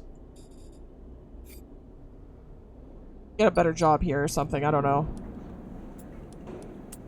We'll find out. What's the worst that could happen? Okay. Well, that was the worst that could happen. I need more money. But I'm also starving. God damn it. And here I thought I'd only be playing this for 4 hours. I'm almost at 7. We're going for the lawn ending, apparently. I just need money! Such is life, true. It in fact tells you the worst that could happen. It does. It does in fact tell me that. Ooh, we have 1. I could go steal some more Yatagen samples. Theoretically. But you could always just work on... Oh my god, everything sucks. I'm just gonna go for money. Broke and starving. Literally. We are literally broke and starving.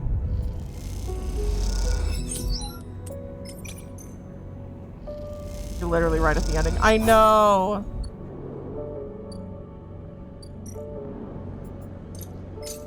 I need enough money to do whatever the heck I'm gonna need to do. And also enough money to buy medicine. Oh, it's so rough! It's so freaking rough! Okay. This is good. I can do this. I have a good piece. Okay, and this one's also good. This will theoretically give me more money. Or... and we buy more food. It'll be fine, it'll be fine. It's tough living this economy. The economy. We're super close to getting the distillery set up, so I want to do that. So I think it'll give us more money. God, I hope it'll give us more money. We had terrible rolls. We're gonna go for this.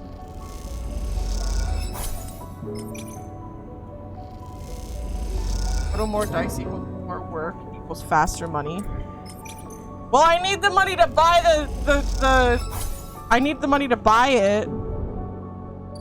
I don't have the money for that. I'm close to getting my throne back. Oh, are you? Congratulations, Asura.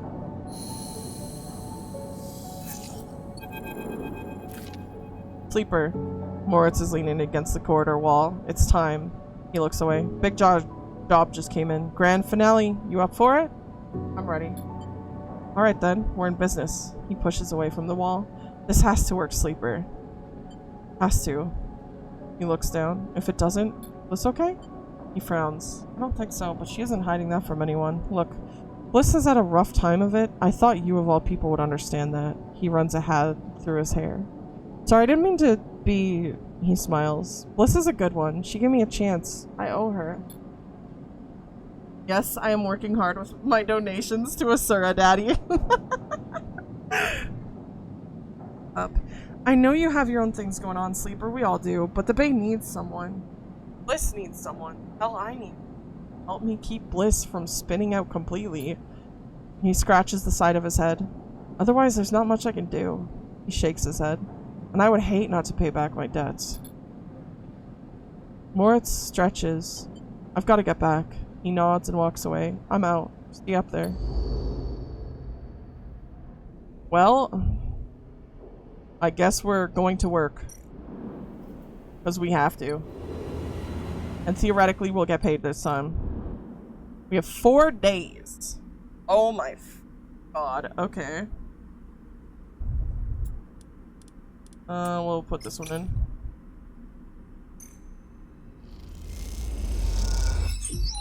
Good heavens. I'm going to end it all.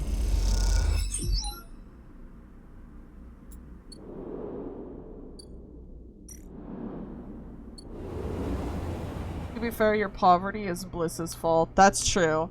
She absolutely cooked me. I trusted her. I trusted her! Now I'm poor! I'm poor and I'm broke.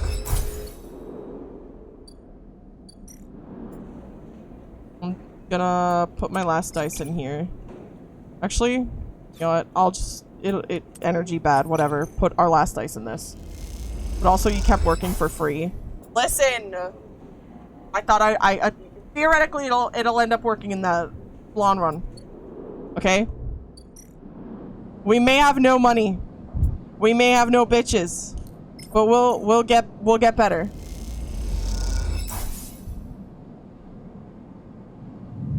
Oh my god, I forgot to eat.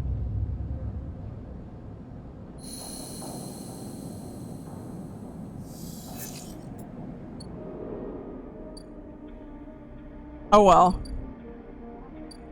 Oh well. It happens. To the best of us. It happens to the best of us. Start action. Start action. Listen.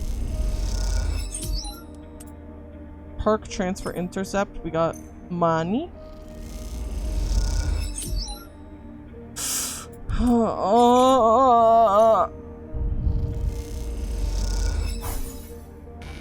Ah! Yo, I'm so cooked. I'm so cooked, dude.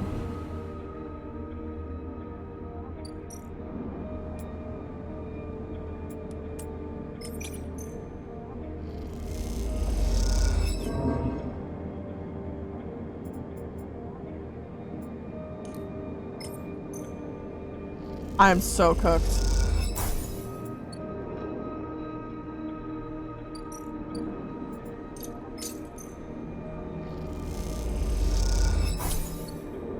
Oh god.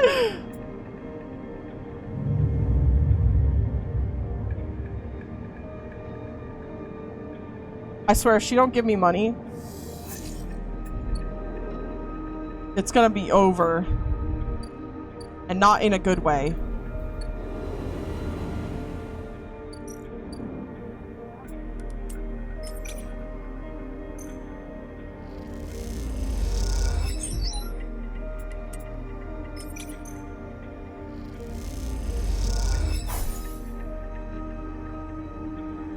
Okay. Dodo, it's not worth it. You can't keep living like this. I need to try.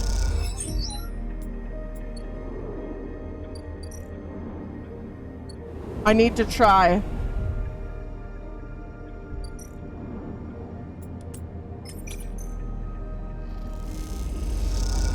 Thank God for sunbathing.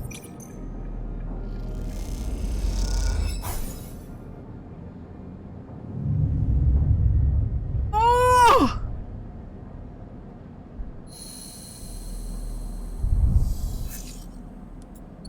We can do this. We can do this. We can do this. We can do this. We can do this. How goes the citizens of Ypres? It's a struggle, Eddie. It is a freaking struggle. I'm on the way to death.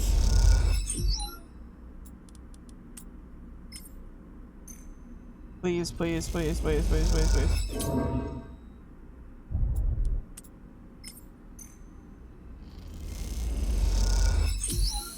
Okay, we're done. Oh my freaking god. The atmosphere in the airlock is euphoric. You and Bliss keep grinning at each other like idiots. Exhausted, blinded, sore, and aching idiots. Sleeper, that was incredible. Punches you on the arm. I never thought we were gonna make it. Those idiots tangled the whole thing up like nothing I've ever seen. I'm just glad it's over. Too right, she sighs. We all need a trip to the gimbal. As the lock center door clunks open, Moritz gives a rare whoop. He looks exhausted too, and for good reason. Moritz has been the one ferrying tools and parts back and forth from the ship. His tired smile tells you he's glad it's done. Sleeper, Bliss, he shakes his head.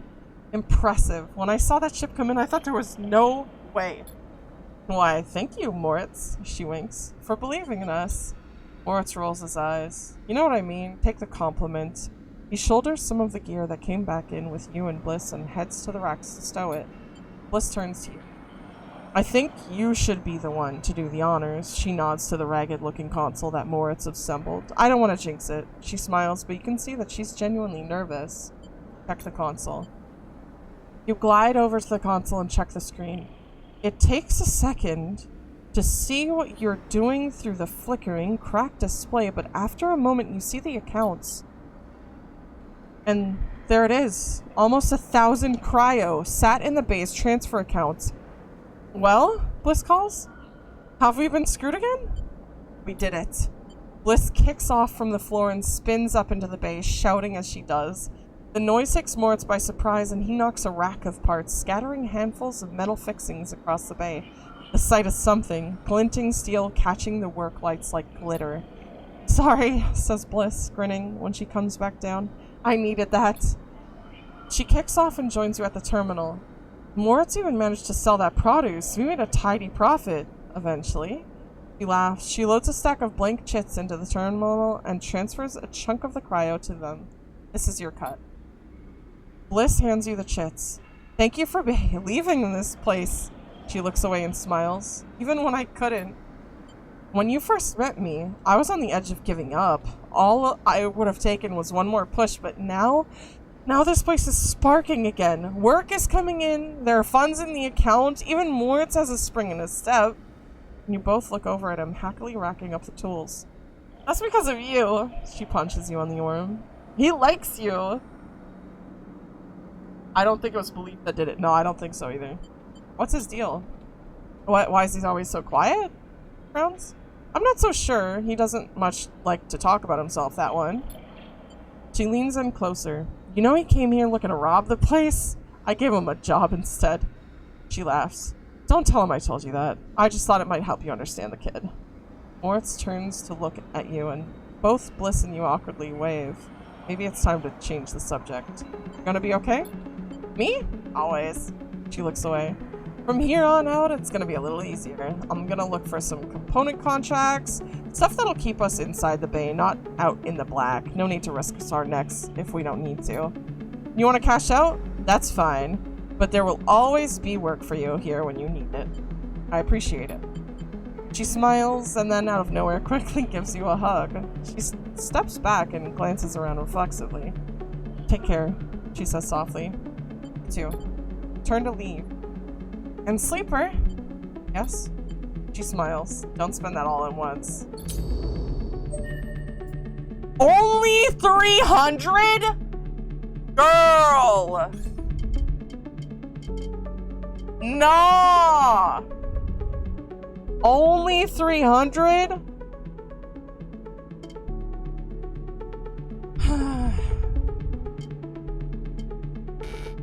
Oh, I need 2 for that.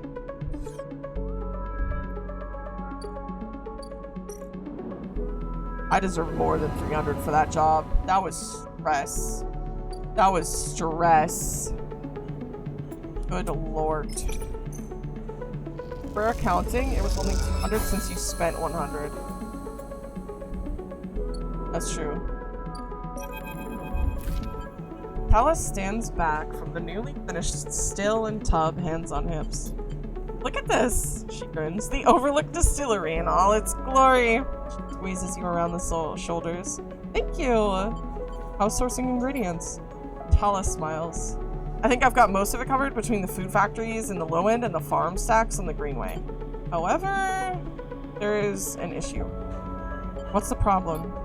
Well, Girl the drink, as you probably guessed, is named after Girl the mushroom. That's what gives it that golden color and earthy taste. The alcohol is infused with the mushrooms, along with a mix of spices. And that means you need Girl caps to make the Girl, but no one wants to supply us. The distilleries on the Greenway are taking all the stock from the farms out there, so it's hard to get a single cap across Founder's Gap. However, I have an idea. She smiles. We can grow our Girl caps here.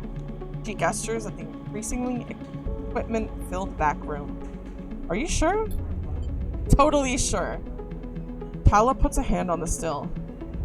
We made a still. We set all this up. How hard can growing mushrooms be? They don't need light. They barely need soil. We can do this. She pauses. Or at least we could if we had something to grow them from. Like spores? Exactly. Suddenly you feel like you've walked into a trap. And you are the perfect person to go get me those spores. She nods rapidly. Think about it. You built the still. You're great with plants. You know the eye like the back of your hand. Need I go on? Half of that isn't even true. Don't be so modest. She pats your shoulder. Look, I can't leave the bar and other people picking up shifts. He grimaces. I'm saying it has to be you. Fine. Wonderful. You'll love it over on the greenway, I think. All that fresh air, open space. He sees your expression. Okay, I'm done. I'm done. He turns back to look at the still and the fledgling distillery forming around it. It really is something though, isn't it? And want to or not, you really have to agree. God damn it. How many spores does she need? 1! Oh, good thing we already have one. Wait a sec, she needs 3. God damn it. Well, looks like it's time to sleep. I can't believe it. I want to help everyone. This is a struggle. Alright, over there, across the greenway. Time to go hunt for spores.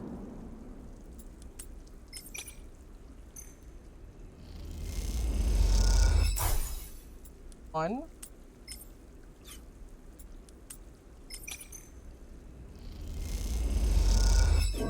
Oh my god. Alright, try again. Frick!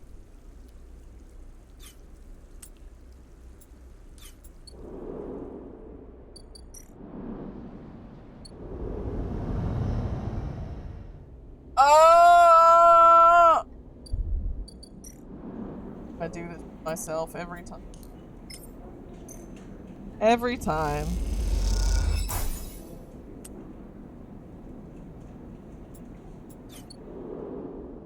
Bye. Energy. I'll just do the cycle. It's rough, but it is what it is.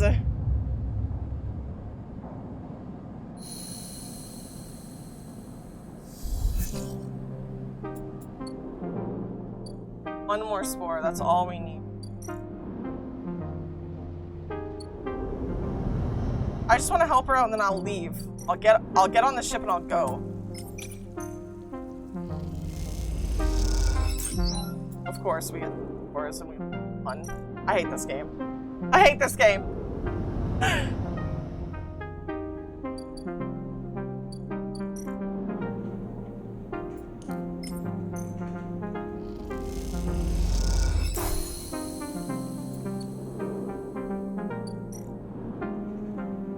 Oh, I have to wait for the first batch.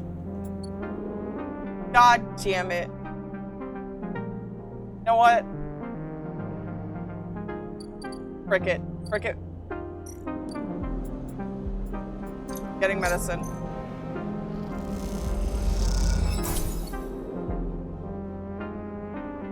And we're gonna go do some spicy stuff. Ascend to the hub.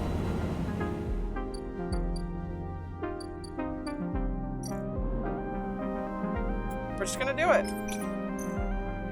Sidereal doesn't take off until like 8 cycles. Okay.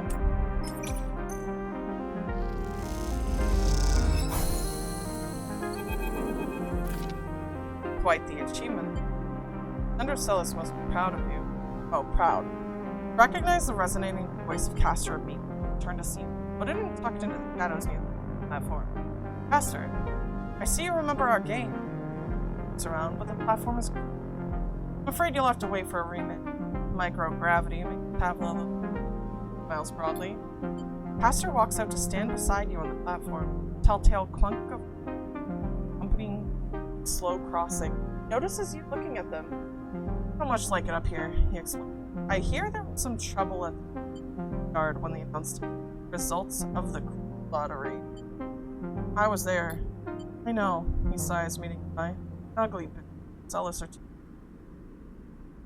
Exploitation is the logic thing. Gestures out the side rail. You know why they built this monstrosity? Money. That was a part, perhaps, but there are cheaper shipyards. Stares at the pristine yellow. Celis built it here, says Pastor. Because I didn't want. Rubs his. Secrecy is something I cannot abide. Turns. There are people being loaded onto the ship as we speak. Sleeping people, locked in cryosleep. Person? There are hundreds of them. Celis wants to send them to on the edge settles without anyone knowing where it is. Sleeper. About me. About that. You're like me. You deal with data. You can read it right out of the air. With someone like you on that ship, secrecy isn't a problem. You can ping back whatever I need whenever I need it, as long as you're on board. On the sideroll, and with some minor modifications, he pauses. You can be my eyes and ears. I'll keep track of the Celis Grand Project through. I'm in short, says Castor, stretching. I can get you aboard, Sleeper, but I'm gonna need you to help me. Who are you? A concerned party. Someone who likes to know what's happening when it's happening, not afterwards. Anyone who wants to, there is a raffle. If you are lurking, it is raffle time. It's not just me. Your friend, Lem. That can be arranged. It's difficult, but not impossible. The condition is, of course, that you go too. Castor clunks closer to the window, watching the tugs wheeling around the sideroll. It's a simple offer, and the only one that will get you on that ship. Please consider it. Turns back, silhouetted against the ship. But to make it happen, I need your assistance, as I said. Celis Foundation ship docked in the now empty shipyard. I need the data from its servers. This will allow me to produce the IDs necessary for your transit. Castor looks over his glasses at you. Celis aren't stupid, though. The ship is totally isolated from the station. You'll need to get on board if you want access to their air-walled servers. Once you have the data, meet me at your friend's unit so we can give him the good news. Miles, I noticed his importance to you. And the little one. So cute. If you don't extract the data before the sidearrow leaves the hub, then I will get the message. We have other options, but you are certainly my preferred one. But be sure when you act, Sleeper. Once you take the data from Celis, you'll set off a series of events that will likely be hard for you to untangle yourself from. Either way, I recommend you stop asking around up here. You're bringing a lot of attention to yourself. Castor glances around as if to emphasize his point. There are only a handful of cycles until departure, Sleeper. Make your decision. With that, Castor marches back off the platform, the sound of his mag boots fading away, leaving you to contemplate the sidereal horizon. Pardon me playing your...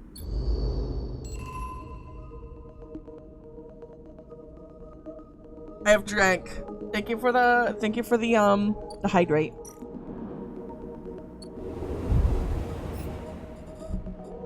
Which one? Escape the sidereal. I'm gonna do this. Obviously, we have... Ooh, I see.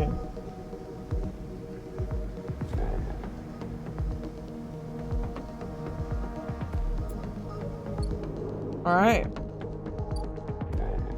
So... we have enough. How many days? At 8. Back to the shipyard. Do not gamble with low dice. Only high dice will fail the quest after 3. Yeah.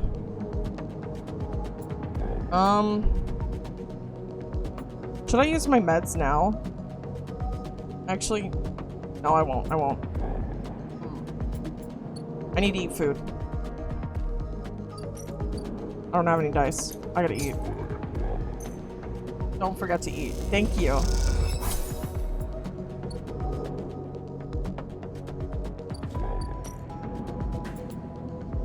I can end cycle now. I'm gonna do that. I'm gonna roll with 3 dice.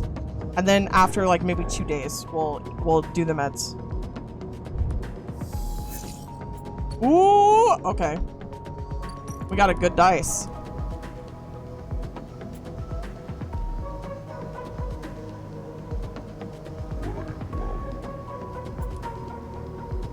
Will this give us both? I can't tell. Put that there. See what happens. Okay. See what happens. Okay. The left with the 6.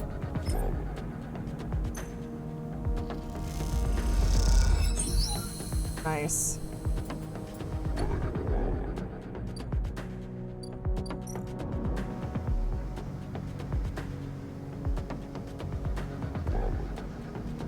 Okay, you are in. Maybe if you do this right, you might be able to pull something more than just IDs.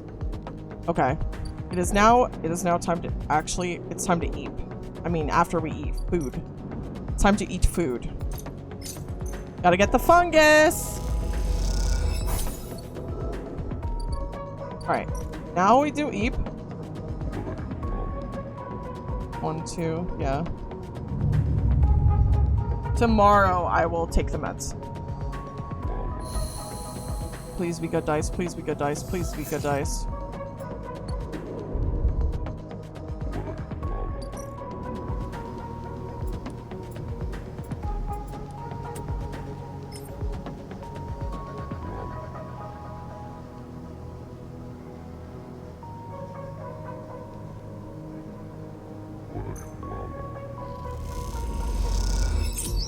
Yes!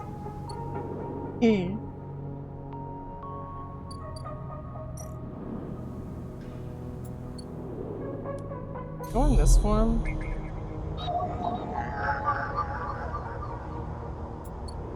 Nope.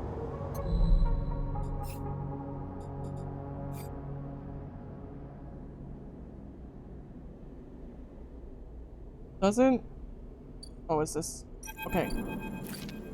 When you arrive at Lemon Mina's unit, Castor is already inside, leaning beside the door.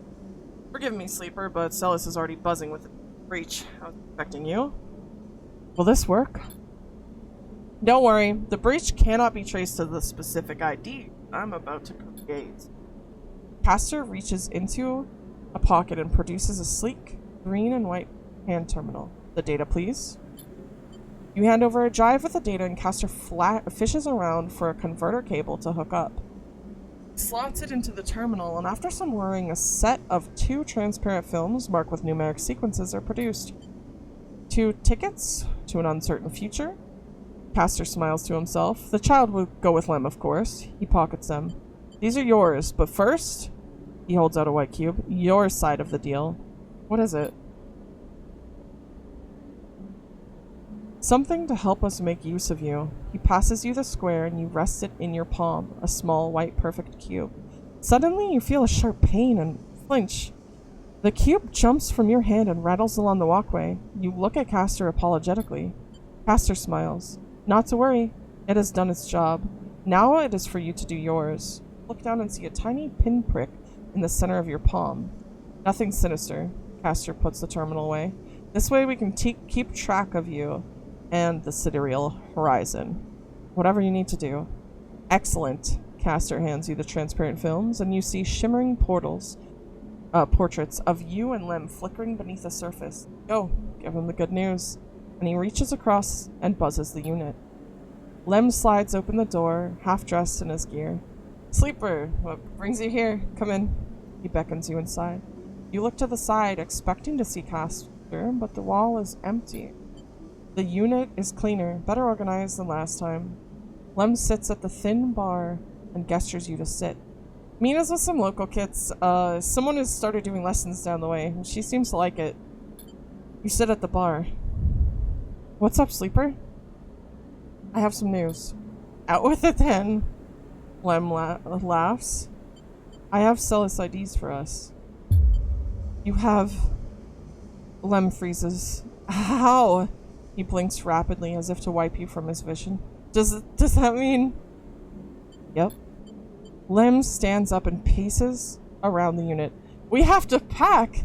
He starts laughing. Holy shit, we have to pack! He turns back to you smiling. How the hell did you swing this, Sleeper? I made a deal. What a deal! Color me impressed! You show him the ID films and he whistles at the portraits. Whew! Impressive stuff! Pats you on the shoulder.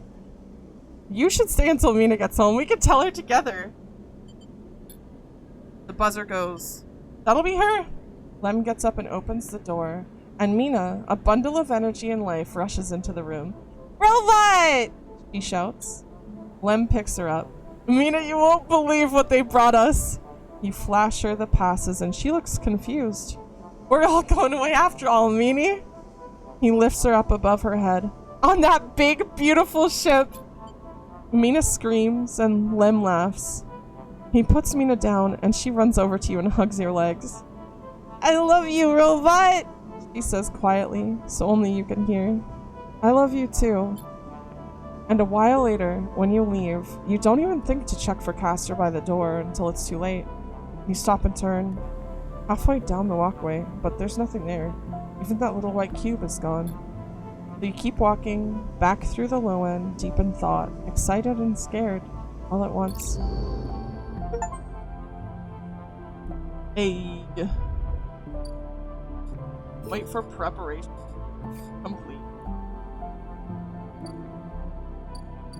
Back to...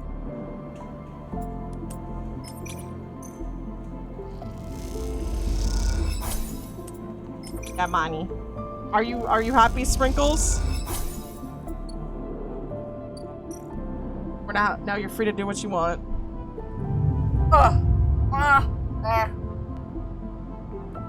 Can I just sleep for 8 cycles?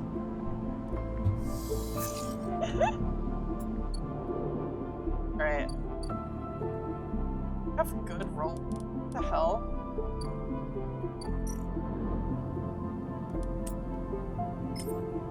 I'll go do that. Ooh, it gives...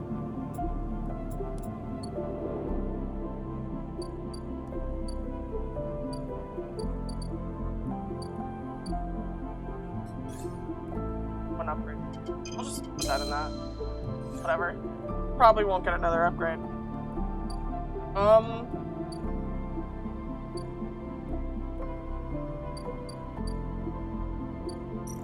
We'll do this again.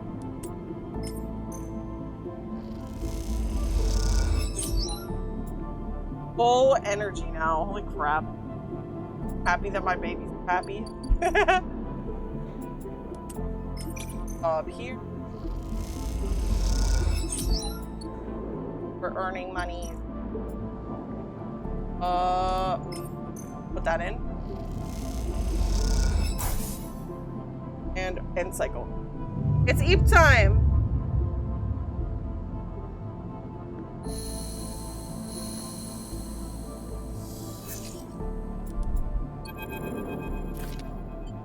For one time, Lawrence is smiling at you. Happy to see you again. Lawrence, good to see you. Same. Rubs his hand on his jacket. How have you been? Working hard. I bet. Well, you're always welcome to hang at the bay if you want. Lawrence is around. Actually, that's why I'm here. I know Bliss said she didn't want to take any more big jobs, but she's changed her mind or something. Because now we have someone looking for a refit of their ship in our bay. You wouldn't believe it. They want their entire ship disarmed. Cutting out defense arrays, weapon lockers, ship-to-ship countermeasures, the whole lot. He leans in. We'll be able to start an arms dealership with all the hardware we'll have up there when we're done. He laughs. Anyways, it's a massive job, so we need some hands. Bliss said to go get you. So come on up. Bliss is waiting on you to accept the job. He pauses. It'll be good to have you up there again. Friends. Like old times. Well, like old times? That was literally like 3 days ago. Mina's I love you kills me every time. I'm such a sucker. Aww. 1, 2, 3, 4 more days.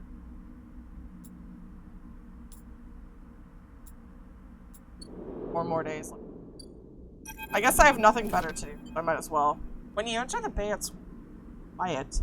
Lawrence must be out on some errand, and maybe Bliss is prepping the kit. Sleeper. One side of the bay. Missed her completely. The idea of not seeing her when you went. Cycles go, but seeing her without her armor smaller. Less imposing.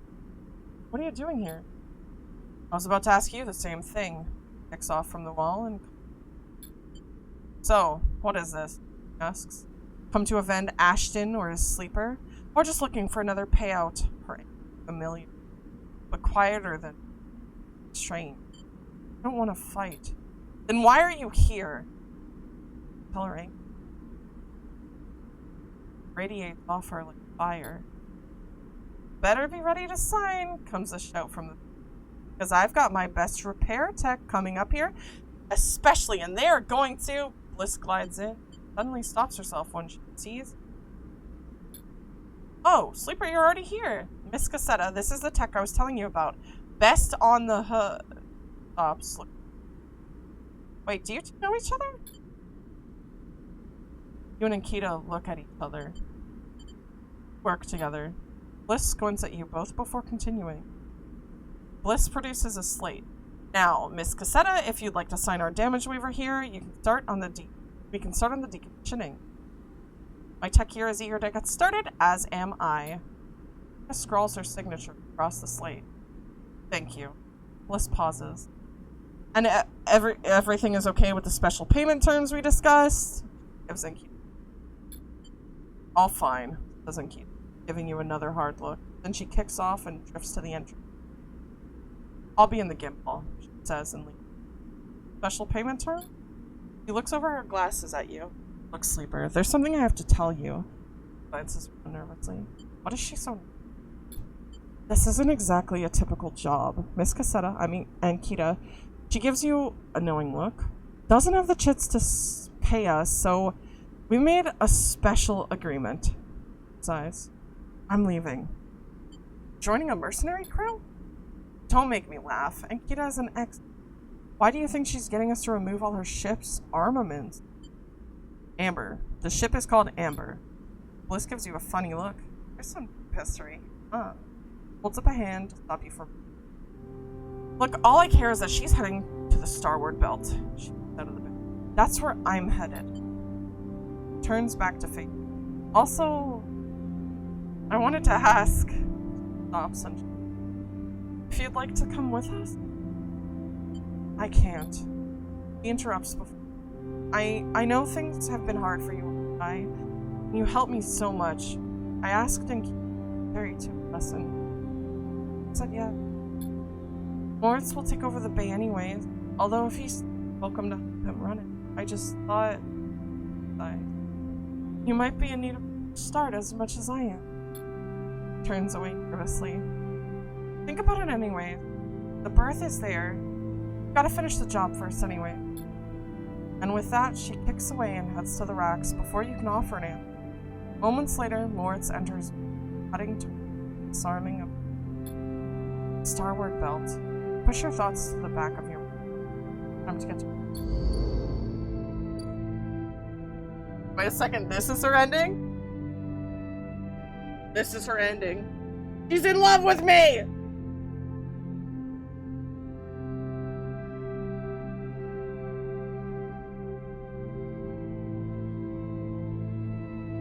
I am going to respectfully decline them, but I mean, I have no other jobs to do right now, so I'll just help with refitting Am so that she can leave.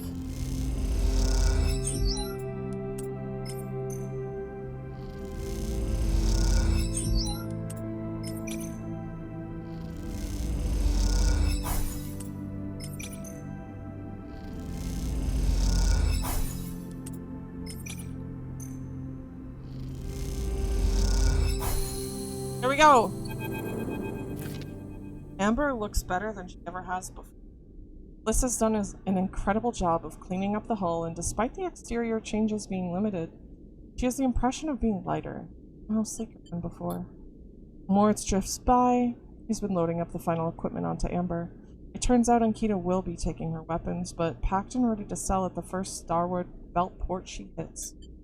But now that Moritz is done, he seems in a kind of daze, floating back and forth aimlessly. You okay, Moritz? What's that? He turns. Oh, alright. Yeah, packed and stacked. Smiles, a weak smile. Was hoping Miss Cassetta would let me keep a warhead. For what? He shrugs. I don't know. Just might be a cool thing to have around. Hey, Sleeper. He looks down. Did you know Bliss was leaving? You understand now. She told him. That's why he's like this. I did. He nods distractedly. She said that this place is mine. He looks up around the bay like it is suddenly some vast space he doesn't know what to do with. You'll do a great job. He looks down at you. Hey, thanks. Smiles. I appreciate you saying that. Not many people believed in me before now. First Bliss, then you. A dark look suddenly crosses his face. Hey, Sleeper, there was something Bliss said. He meets your eye. Are you going too? Before you can answer, Ankita glides into the bay, a massive crate on her shoulder. Sleeper, are you coming or what? Bliss is already on board. She stops by the terminal, holding herself in place. Moritz looks at her with a dazed expression. You look at Ankita. She's keeping it together now. She packed all those bad feelings down someplace where you'll never see them and built a tough foundation on top. She may not be a mercenary anymore, but you imagine most people would think twice before they cross her. Well? She looks at you. I'm not eager to spend another moment of my time on this station unless I have to. Pauses, looking between you and Moritz. Sighs. I'll give you a minute. And she kicks off with a crate, taking it to the end of the bay where the Amber sits docked. You look back at Moritz. I'm staying. Moritz looks like he might pass out. Sleeper, are you sure? Are you doing this for me? I'm staying for me. Moritz nods. Alright then, you're staying. He grins. Ankita comes back across the bay, the final crate stowed. You staying then, Sleeper? That's right. He nods. Well, okay then. One less mouth to feed. Pauses. Look, Sleeper, I'm not gonna go back over everything that happened. She sighs. I'm trying to put that behind me, but I hope you find what you're looking for here. She smiles and kicks off gliding to the ambergris and the starward belt beyond. You both watch in silence as Amber drives fire up. I guess this is our place now, says Moritz, the weight of everything suddenly hitting him. Your place. He smiles. Okay, but I'll need some help from time to time. You both stay for a while to watch Amber and Bliss and Ankita leave, and then Moritz goes to the racks to finally implement a new organizational system, and you head out, promising to be back to check on things soon. As you glide around the soft curve of the hub, catch glimpses of the distant stars flickering through the window. They are beautiful, it's true, but by now, think of them as a distraction. In your time on the Eye, you've realized there's nothing out there waiting for you. No fresh starts, no bright future. A whole load of problems you haven't found yet. No, your place is here, among the people you know and the problems you know. You wish Ankita and Bliss the best of luck out on the belt, but as you do, you focus on the Eye, on the vast spinning rim that rotates around its hub, on its buildings and flashing lights, on its people and places. This is your home, and for now, it contains all the future you need. Achievement! Wait, what?!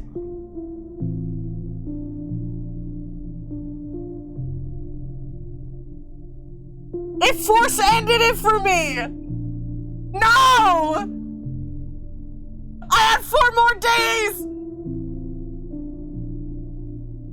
I knew it was doomed as soon as I heard that music. Frick!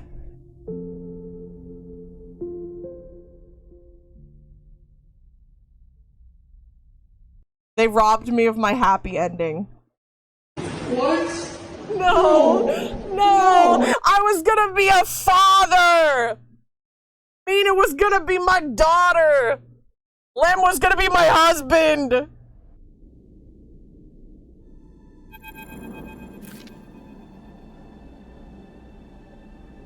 Next round is yours. Moritz arrives at the table with a couple of steel drink canisters. Typical of the hub's only bar, the Gimbal Lounge. He settles into the webbing beside the table and clunks them down onto the magnetic table.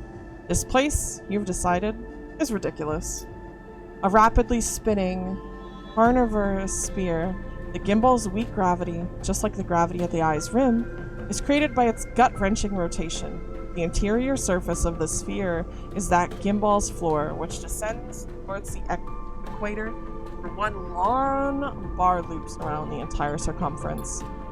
Tumbling out from that central ring are an array of booths and seating arrangements, equipped with all kinds of harnesses and webbing to keep customers in place. These harnesses are there because the gimbal doesn't quite spin fast enough, and you watch as the clientele bounce towards the bar and lazy arcs or shift from table to table with graceful leaps. "What are you thinking?" asked Moritz. Notice you staring out into the gimbal. "How weird this place is." Moritz glances around as if for the first time. Yeah. Lister used to like coming here. Moritz takes a drink and stretches. "So, Sleeper, sticking around?" "I have things to take care of." Moritz nods. "Yeah, I thought you might." Moritz rubs the back of his head. "One cycle at a time, that's how we'll take it, nice and easy." You aren't sure if he's talking to himself or you. "We'll make it." He lifts his drink for a toast. "To the next cycle," he pronounces and knocks it back. Later, when you finally leave the gimbal, Moritz is still laughing. You help him out of the spinning gimbal and back into the hub, sending him on his way home to the bay. Then you pause for a moment to watch the stars as they spin and spin around the eye. You smile to yourself and think of Bliss and Ankita out there somewhere, among those points of light, to the next cycle. Oh! Yo, I still got my happy ending. I still got my happy ending. Gamers, 4 more days. Oh my god.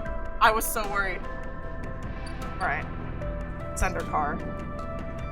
Going down. We are going back to sleep. Why did they turn my camera? There we go. Now we're back the way I want it to be. Oh my god.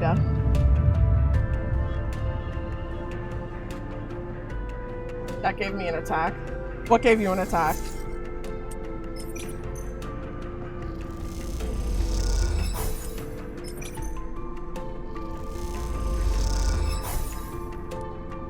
Nice. I guess I'll just work for money. The ending music and not knowing if it meant the run was over. Yo, I was so scared. I was so scared. All I wanted was to become a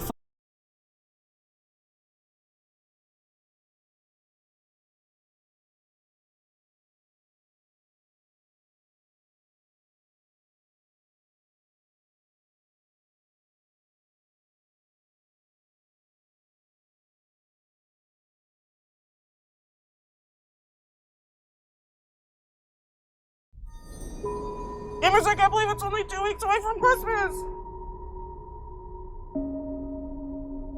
You guys ready?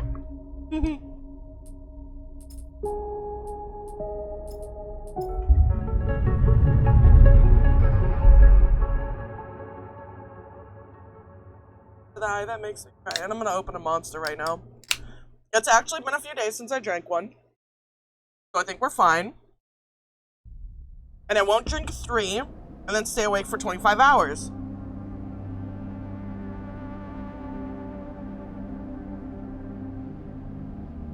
So, back to it. We have several days to spend. For those of you who have for gore, we were helping a father and his daughter get on a ship that, unfortunately, none of us were qualified for. Thank you for the kisses, Lexus. Mwah. We are going to... what we ended up doing was we sided with a hacker to get us access to the ship so that we could work... we could get on the ship from the hub and be able to... The command is !add points, name of user, and then the amount of points. So we have a few things left that we can do. And I think what we're going to do, just to like spend time waiting until, you know, it's time to go back onto the ship, We're gonna just help out with the Overlook bar, since we have a few days. It's give for us plebeians? Oh. Oh, my bad. So sorry. I'm so sorry. Anna's right. It's give points, not add points. I'm so sorry. Oh, we already finished this. We have one more day to wait, so never mind. Eve? I guess something else. Baro's in today? Wait, really? You know what? We'll do Warframe after we're done with this playthrough of Citizen E, okay? And then for those of you who missed the first stream that my power went out during, I will edit it and then I will upload.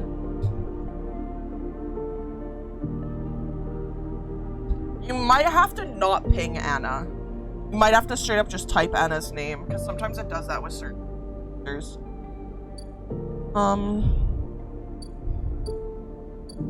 We could help out with Sabine, but I don't really want to. Let's see, while we're waiting, hold on. We're gonna go up to the hub. We're gonna take the Ascender car. We're gonna see how many days. Citizen never cry. So we have 3 days left to depart. Gonna wanna help Sabine. Why? Why? We have 3 days left. Why would you tell me that now?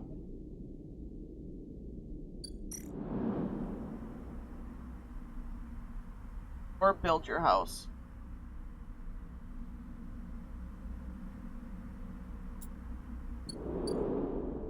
Gamer? You're scaring me. This is our home, right? Yep.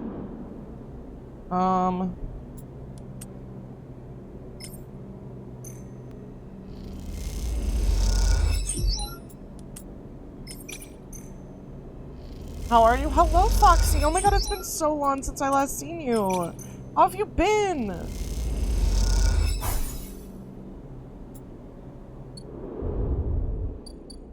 Alright, well, we're building our house. And I am scared. We don't have any scrap, unfortunately, so... End cycle!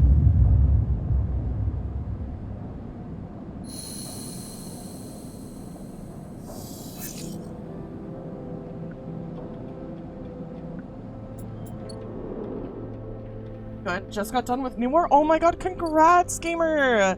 Yo, you're all caught up, I'm pretty sure, with that, right? That's awesome.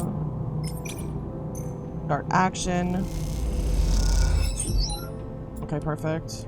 And I guess we'll do this. I should have done a 1, actually. Well, our apartment's now crafted. Find a place and make it yours. Perks self-repair. Perks feed a stray?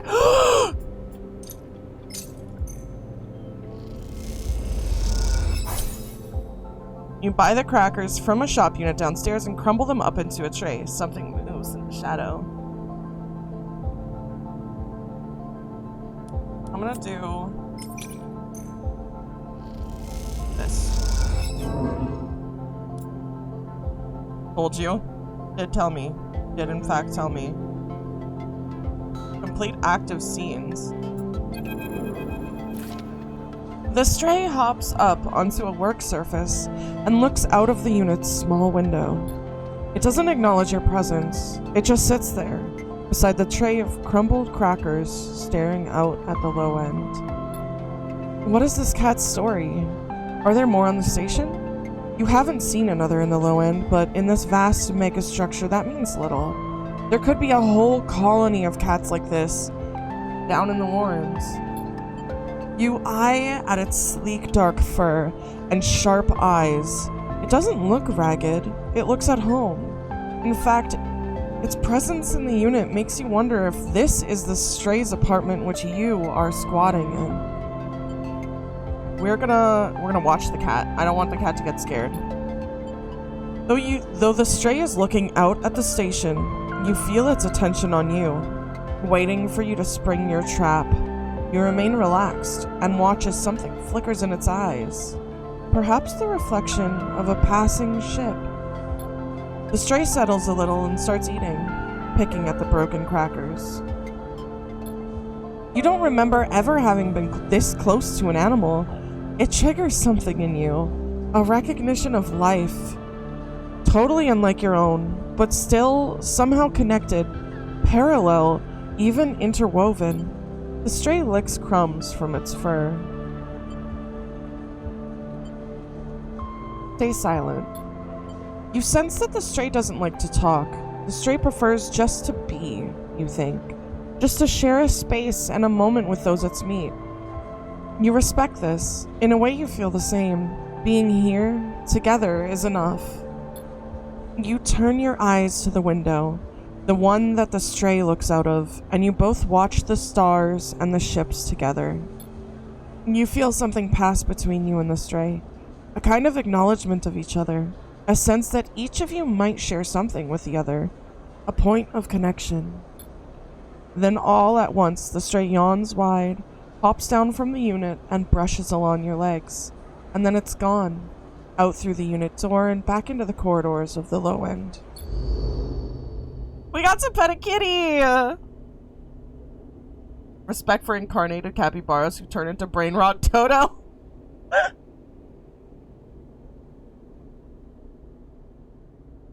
Oh, that's the limit? Really?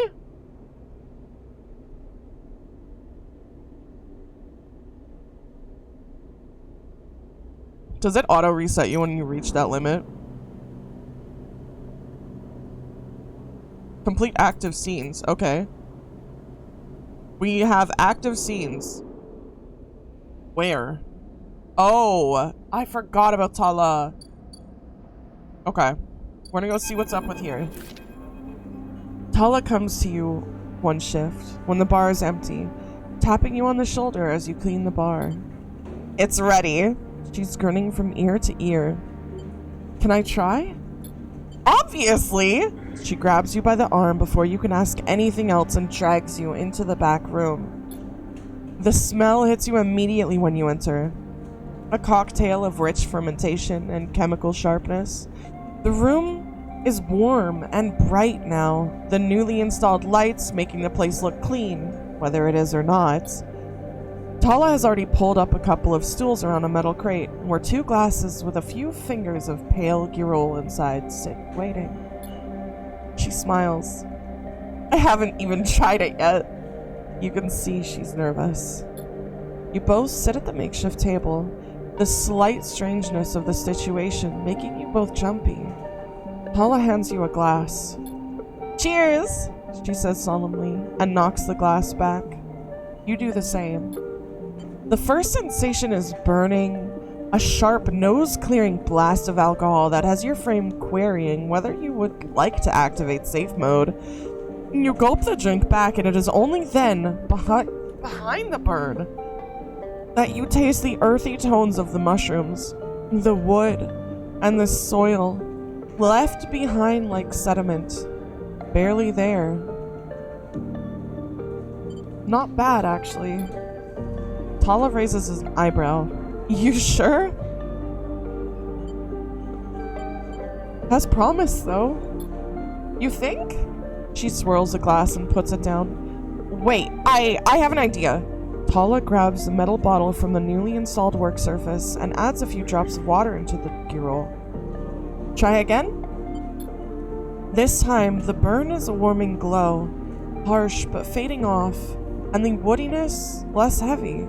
You taste something floral in and among the marshy decay, something fresh and bright that you never expected to find. Both you and Tala meet eyes. It's really good, right? It is. Tala grins with her whole face, and that makes you smile too. Tala pours out some more girol and then adds some more water, the action's already taking on the quality of a ritual. You both drink. Tala tucks her feet up beneath her on the stool, folding her legs. She looks down into her glass and swirls the liquid thoughtfully. What's on your mind? Tala looks up, and nothing in particular. My father opened this place, you know? she says out of nowhere, a thought suddenly becoming words. It was his attempt at making a life for us, for my family, when we got to the Eye. You were refugees? From Cinza, yeah. It's one of Ember's lesser moons. She takes a drink. I don't remember much. I was only tiny when we came. I was just thinking about something my father told me. When he first set this place up, he wanted to call it the Bontion, but he was afraid it'd scare off the customers, so he kind of translated it. Hence, the Overlook. And these past few cycles, when I've been here, I've been thinking that I should rename the place. He looks at you. The Bontion. What do you think? What does it mean? Dad said it translated to Overlook, so something like that. Watchtower, lookout. Tala picks up her glass. That settles it then. To the Bontion.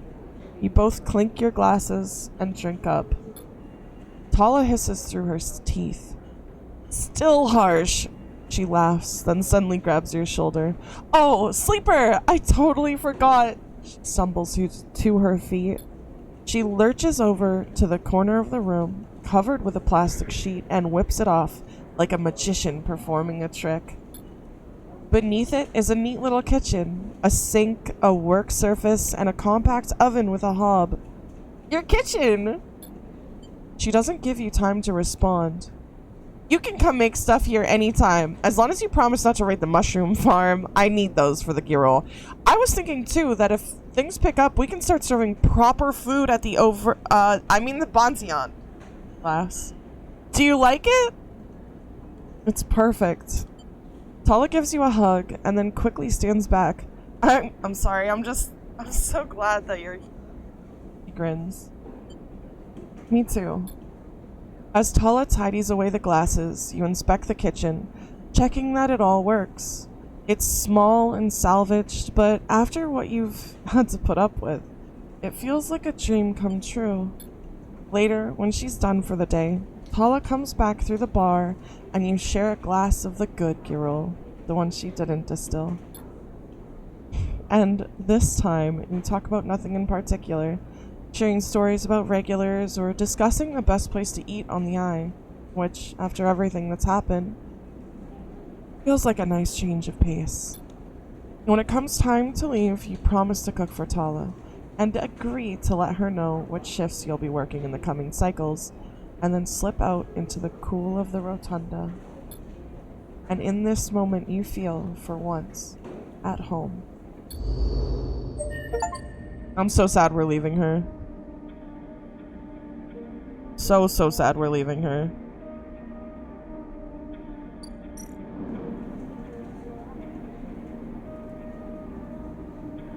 Ooh, I could import gear roll caps. You haven't exactly mastered the art of cooking mushrooms, but the mushrooms release their liquid as they cook, making for a fragrant and delicious dish. Oh, we cook it for ourselves. I just got energy off that. I didn't even realize that. Oopsies! Well, why are you whelping? Why are you whelping?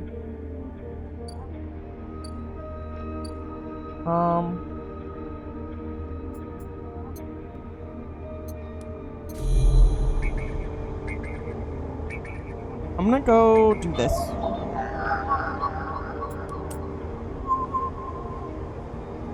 Wait, what? Oh, bypass. There we go.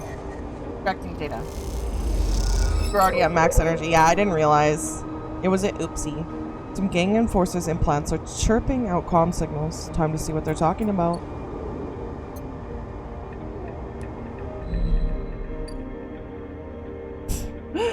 Thank you for the bird treat.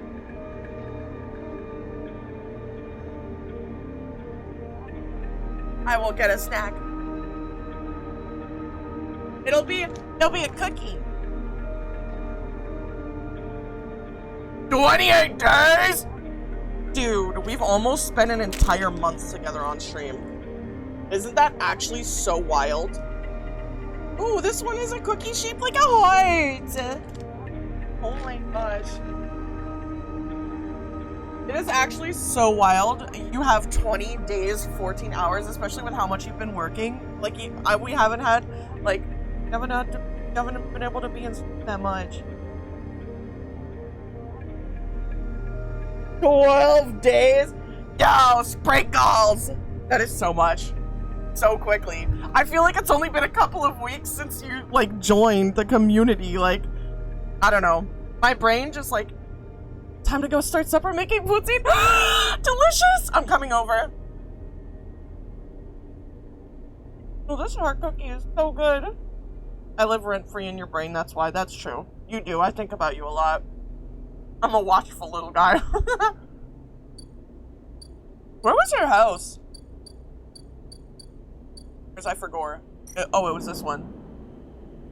I'll try to delay 11 hours. I actually don't have the car right now.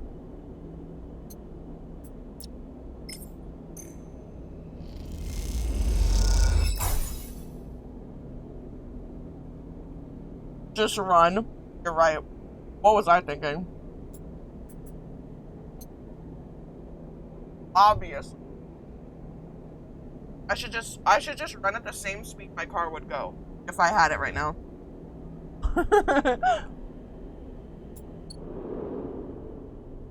Fine, I'll come over. Okay. That saves me the trouble. My parents are currently out shopping right now. I guess. What is this again? Let's do this. What's the worst that can happen, right? We got 12 cryo.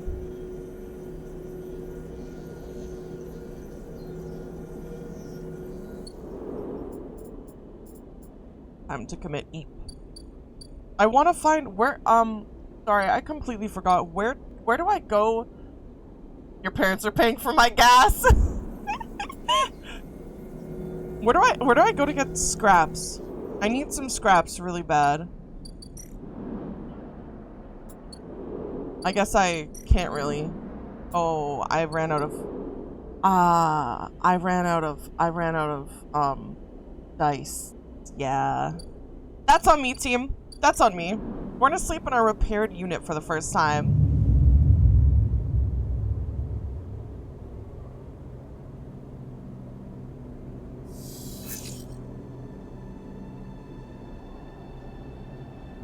Let's feed the cat again. Feed the stray.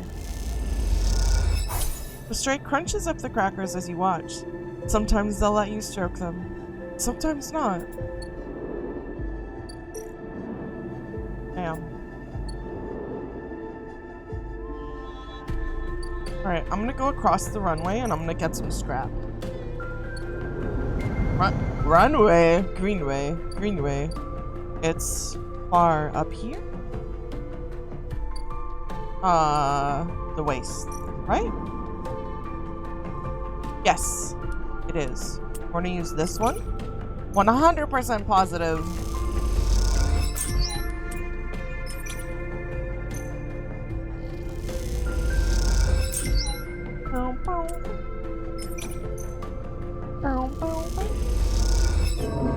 Frick. Are you serious? I got a negative? That was such a low chance! Damn it.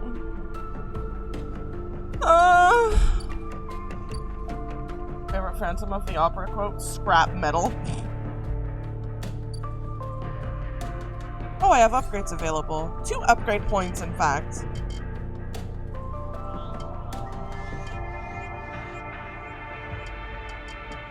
All cryo actions are discounted by 20%. That sounds good.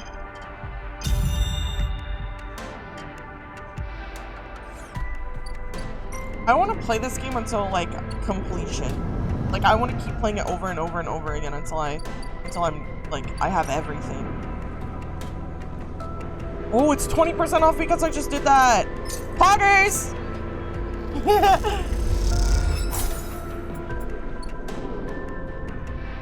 Alright. Took me 27.5 hours to 100%. Holy crap, okay. Let me... What do I want to do?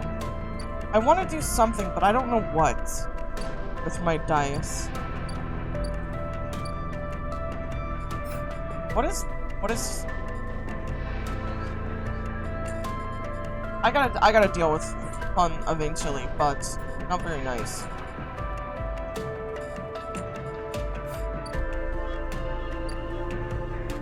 I don't know if I'll do the playthrough like for completionists like 100% on stream, because I feel like that's too much reading for me. But I don't know. I guess we'll find out. I'm gonna work here because I do need some energy and also money. Wait. I thought he gives me money and energy.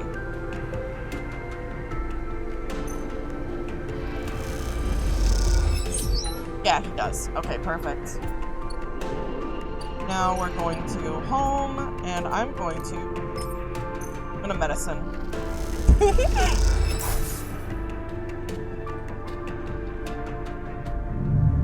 Ip time.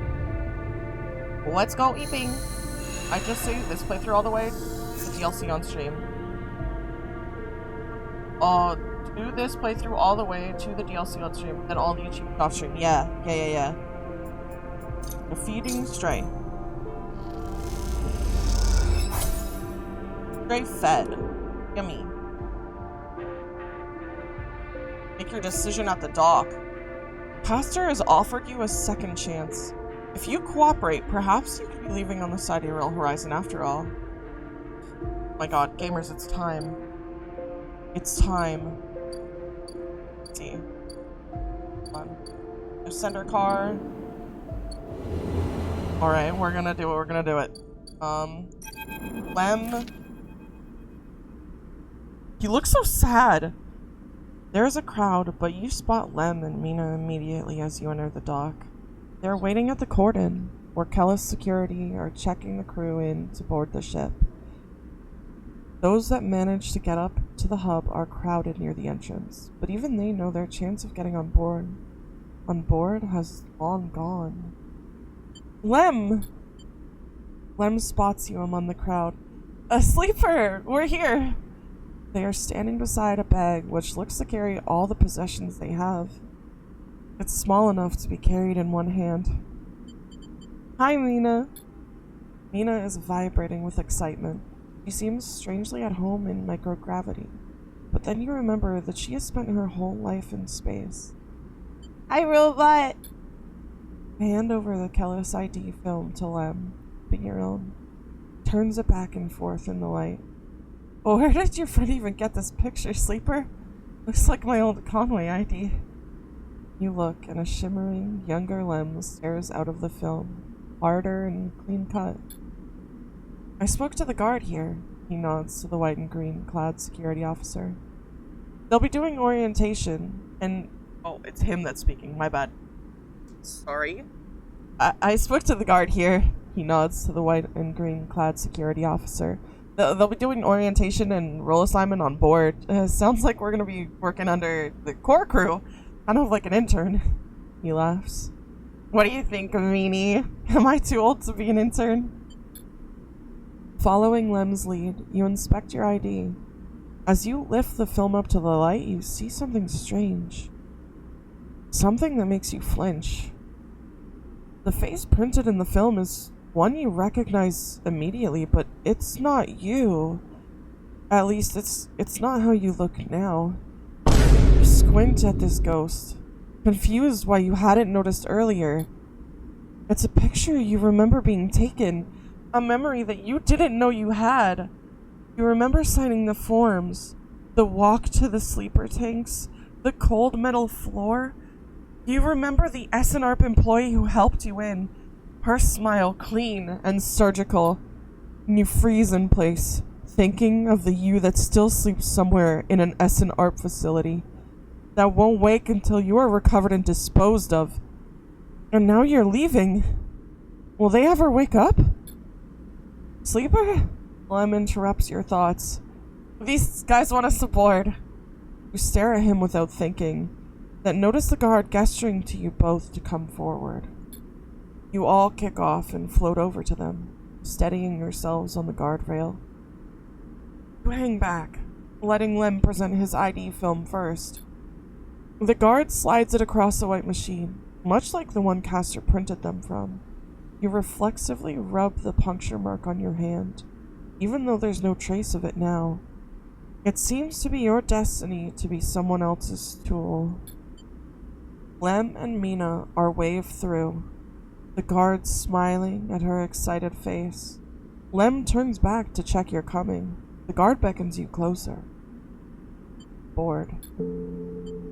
You shake off your doubts and hand over your ID film. The guard barely looks at it as they pass through the scanner and wave you through. A new life, built from old things. You okay? Lem asks, concerned, as you catch up with him.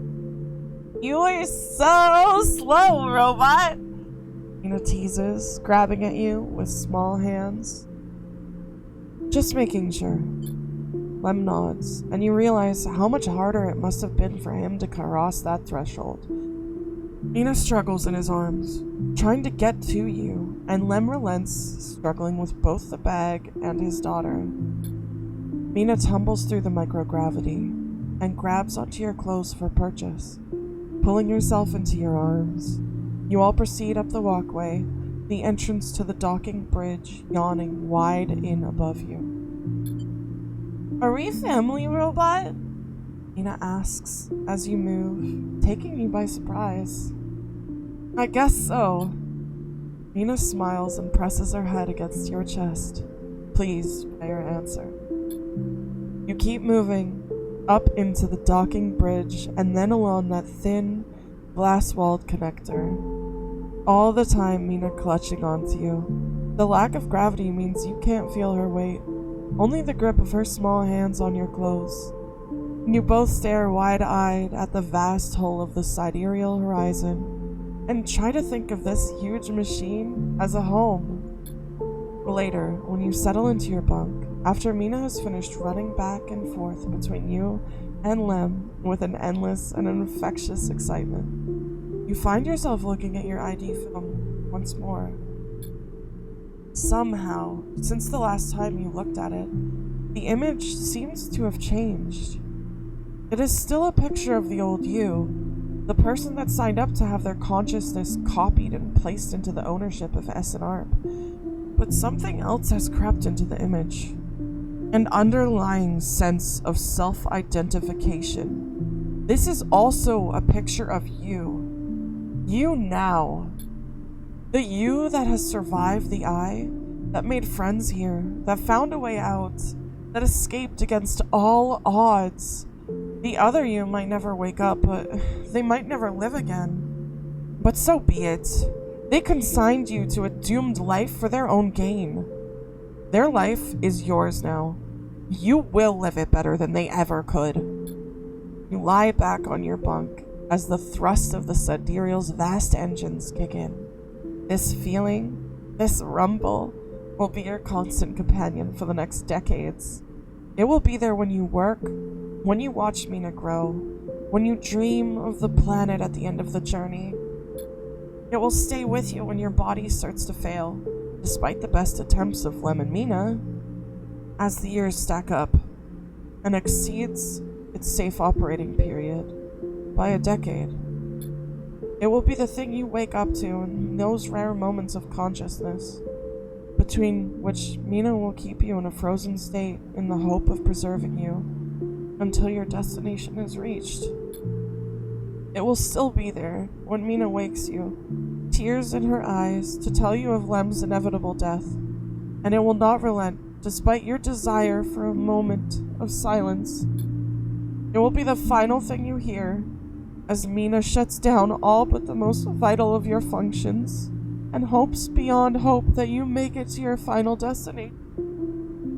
All the while doubting that you will. But for now, in this moment of departure, it is still a new sound, a new feeling, and because of this, it is filled with the promise of the future. And so, you settle back on your bunk and you close your eyes, And in moments you are sleeping a perfect, dreamless sleep.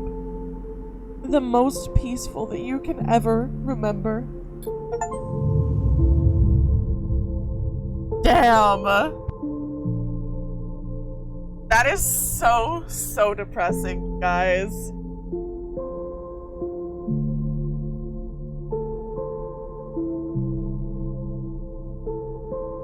I wouldn't say that's a bad ending. Because we got to live our life with Lem and Mina. But we died. We knew we were going to die. We didn't have access to our medication anymore. And it was gonna happen eventually.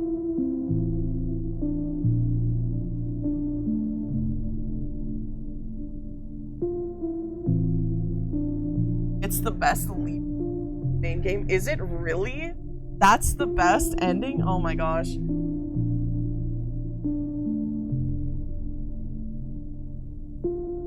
Hyperclap. Hyperclap. That was so sad. The others do not compare. That was so depressing, gamers. That was so depressing. Now, do we play DLC now? Is the question. The DLC, though, dear lord. And do we play the DLC in the same game, Sprinkle, since you've done it before? Or do we play the DLC in a new game? Have you finished Dark Souls 3? No, I have not. I was originally just planning on doing Final Fantasy this week, but I really felt like doing something else today after everything, so I ended up picking Citizen Sleeper, because I knew that if I didn't do it now, I would wait another 3 months. I see it just forgot. Yeah. I will get back to it though, for sure. Either the first or the second week of December, I plan on putting Dark Souls 3 into the rotation. Again, and I'll probably do 1 or 2 Dark Souls 3 every single week. So, we'll see. But, I'd say stick to this playthrough, let Lem and Mina go without you and keep going, because it'll load you back in right before you get onto the side hero. Okay. Well, that was the best ending I could have possibly had. So I guess we're gonna keep playing now. Not ending stream, even though we have finished the game. The journey of Blue Ball shall continue. Yes, exactly, Eddie! The journey of Blue Ball shall continue. First week of December, second week of December, something like that. I keep forgetting that I named my character Blue Balls. Okay, we're gonna hit continue. Balls will return to a theater near you. I need to put my glasses back on. I started crying during that. My tummy hurts? No, come over here and I'll rub your tummy better. I'm sorry. What tummy hurt?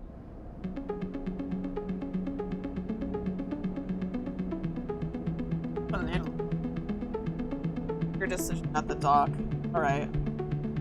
I'll fart on you if I do? Oh, I'll fart on you if you do. Well then never mind, I'm not rubbing your tummy. Alright.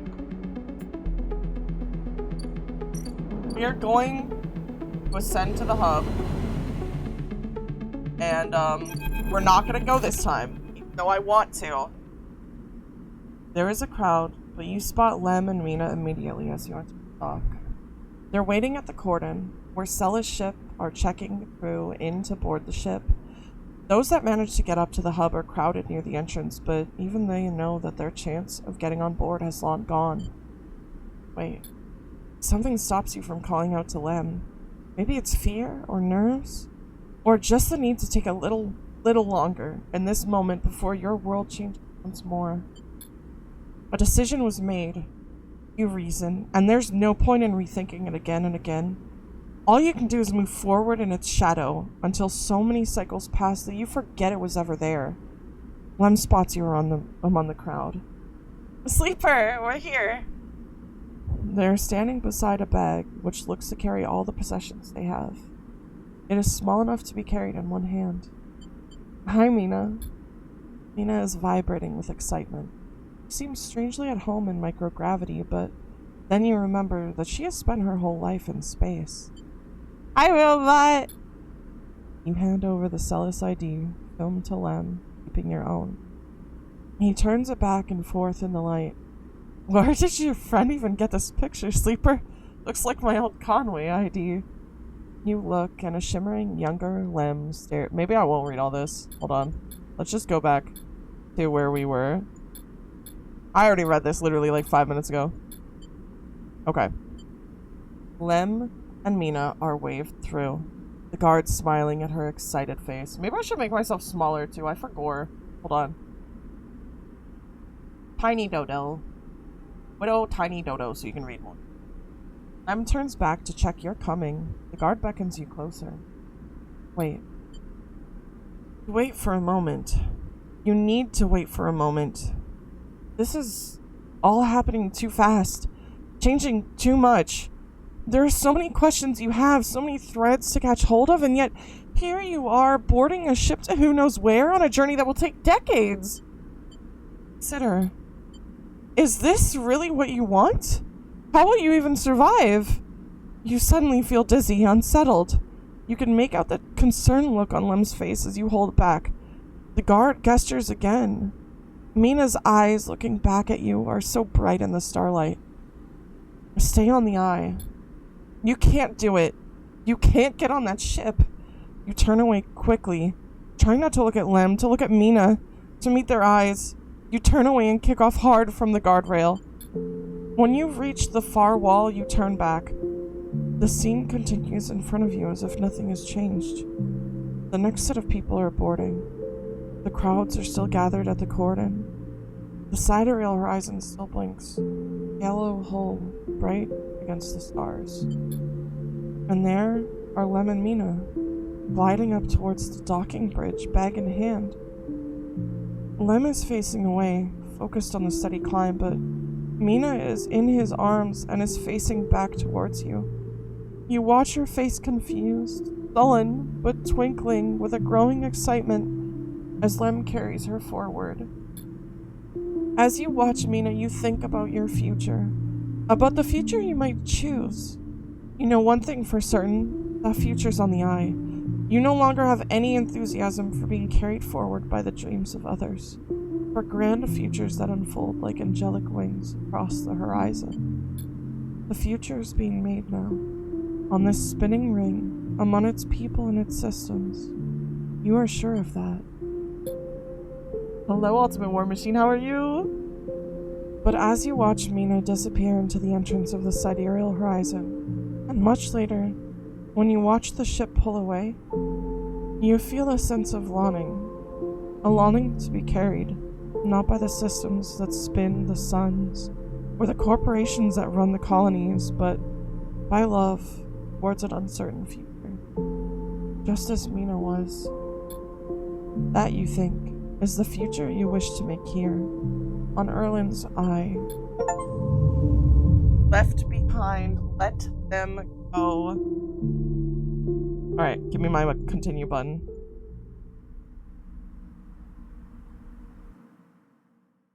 It's time to keep going. Oh, you know what I completely forgot? Since we're not doing Final Fantasy XIV, I can remove the chat coverage. Boom! No more of that. My bad.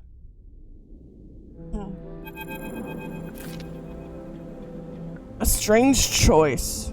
Pastor stands beside you at the rail, watching the pinpricks of the light disappear from the sidereal horizon's drives. But perhaps not unexpected. You turn to look at Castor. Castor's beaming at you with an unsettling warmth. Aren't you angry? About what? He squeezes your shoulder. I only wish for you to exercise that strong drive of yours. If it happens to align with my own, then that is pleasing to me. But if it does not, I cannot punish you. What about the sidereal? Castor looks out to the stars. I will do my best to follow its progress. He pauses. Celis itself is of more concern. Sandre Celis has taken a step back from the public eye. It seems some internal struggles are playing out within their pristine halls. Pastor sighs.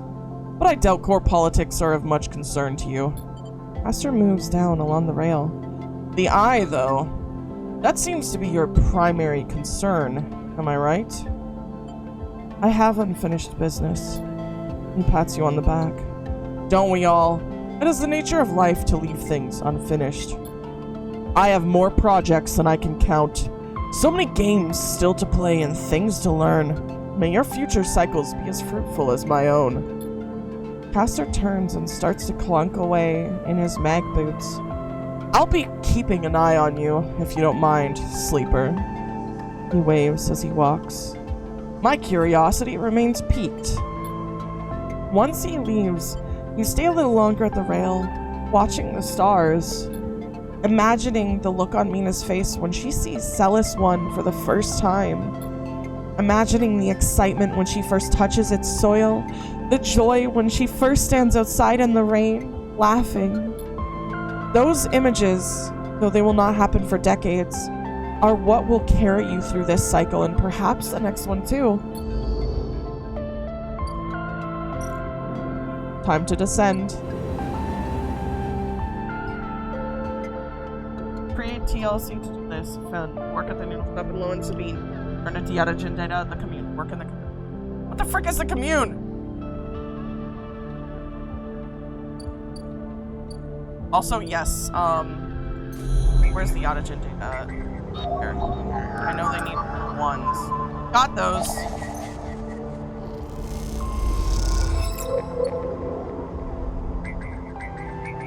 Oh, there's more Yadagen data. I didn't realize I could just get multiple in the same playthrough, like the same one. I guess we can turn them all in. More? I guess not. Let's see. Where are you? Here. Immune. Okay. Start action. Positing. And then another one. The terminal chirps, the data quickly tucked away in Sabine's encrypted system. As you turn away from the terminal, final cache of Yadagen data uploaded. Air crackles with white noise. Sleeper? Sabine's voice, louder than before, comes through the haze. Listen. This is not a recording, Sleeper. Please. I don't have much time. The call must be coming in from somewhere on the station. This has to be short. I don't know if Yadagen are monitoring me.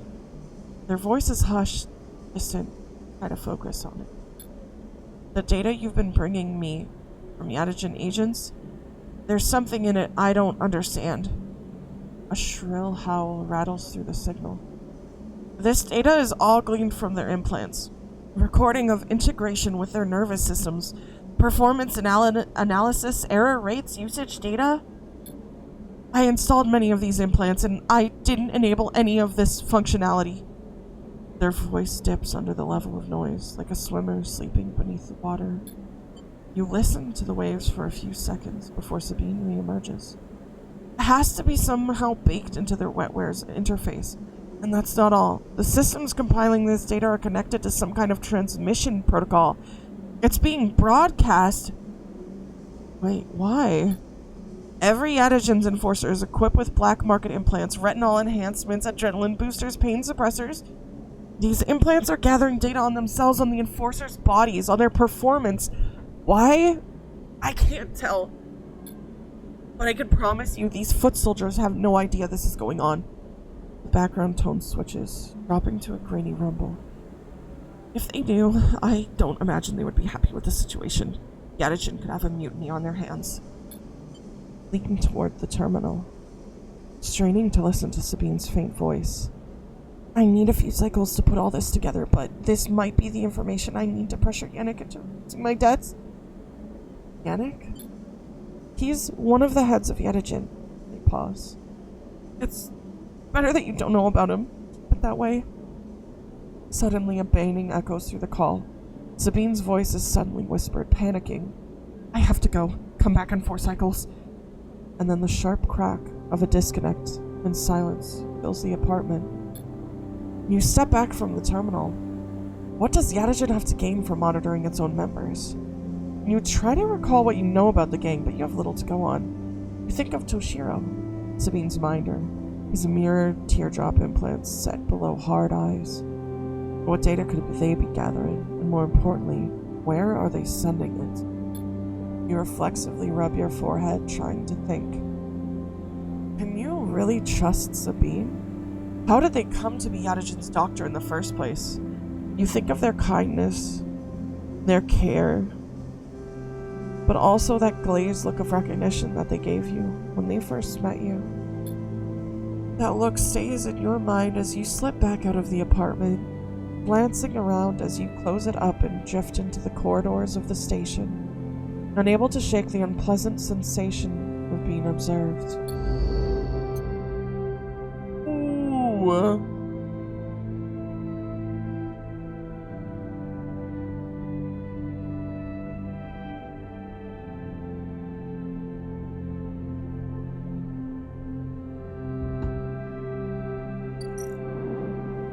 Four cycles painful patience. Waiting for Zabine to be ready makes you anxious. If Yada doesn't find out what they're up to. Dodo's so good at reading out loud. I came by for a few minutes before bed. Good night.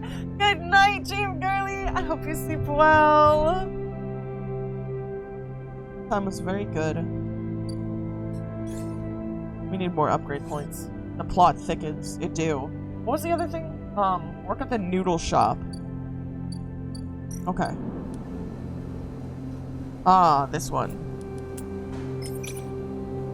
Time to just do all the actions. Oh, we lost an energy. You get lost in the maze of passages and somehow come back exhausted without delivering all your orders. Mingy is furious. Uh-oh. Oh, we got another energy. Oh my god, an energy. Oh, we got oof. Oh, okay, let's try this again. A shortcut across a bridge means 3 happy customers and 3 big tips. Start to understand the makeshift unit marking. That was rough. Let's go buy some food.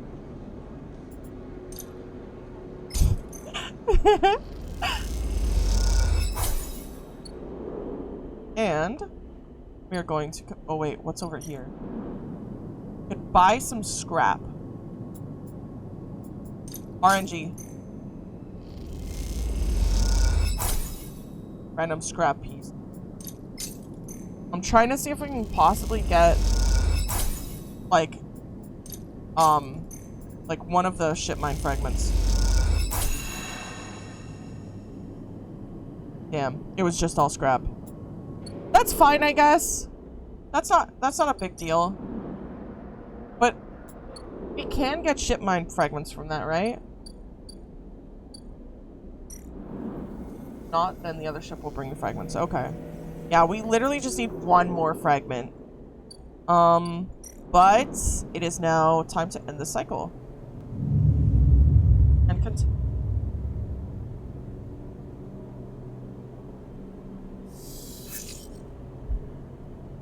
Feed the stray. Gotta make sure we do that. Stray fed. Perfect. Right, I'll have to wait 1 more day. Oh, I see. We can't do anything else. Or you can rob the shipping area for scrap, fragments, and or mushrooms. Oh. I'll think about that one. We're gonna use all our dice on Minky Express for now. All of our better dice, that is. Somehow you find all the units you're supposed to be delivering to, and not without cutting back on yourself multiple times.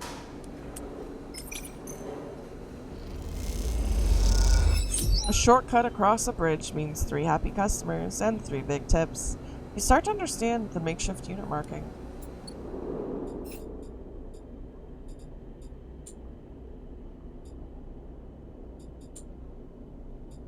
Briar. Who's Briar? I forgot. Oh, that's right! Those people. I didn't talk to them much.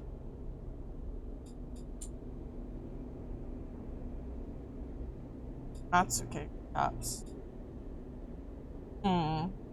Check the hacking UI. There should have it. Has the thing you need. Oh. Okay. Even age. What do you do? I do not have the dice for you. What else? 2, I don't have the dice. Oh, hardened agents? Okay. Frick.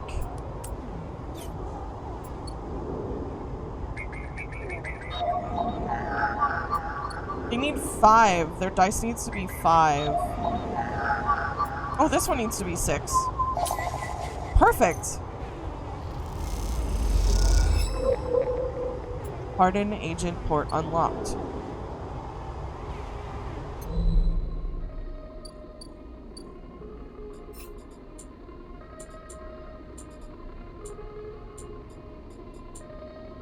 Matsutake. Matsutake. Where do I get Matsutake? I want to do this.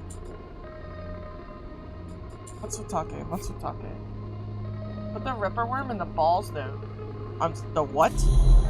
The balls node? Oh, this. We have 1 Ripper Worm. Start action.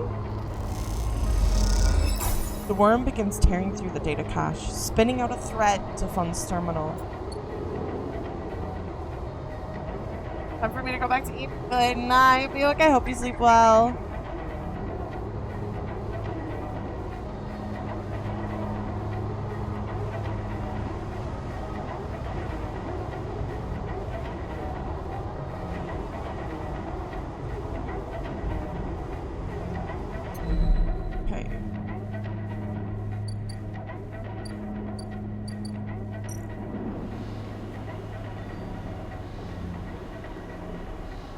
Gives me Matsutake. Get 5 Yadajin data, caster gives hit mine. And if you get 5 Havenage, she gives you 1 free medicine. Okay. Where are you? Where are you? Yadajin.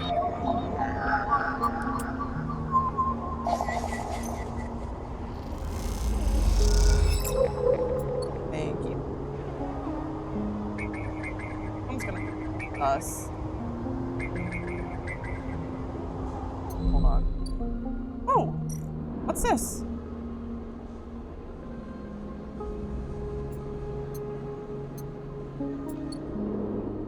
Oh, I see. It just highlights it to let me know that's what I have tracked. My bad. I thought something was happening.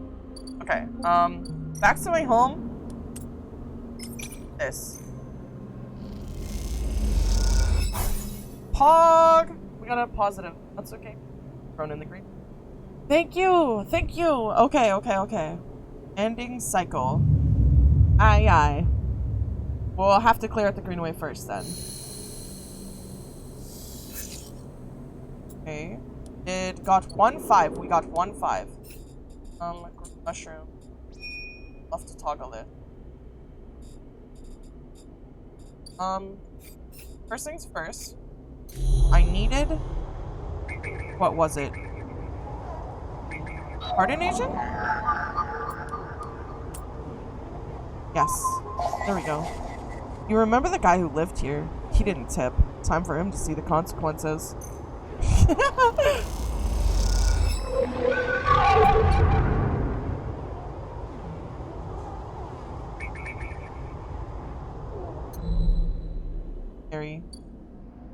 Scary hunter. Ooh, what's over here? Buy ship mine fragment. We could buy a fragment, but also we could just get 5 Yadajin data.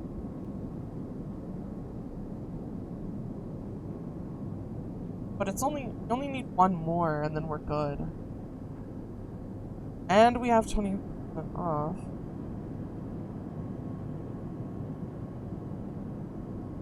I wonder if I can haggle over prices.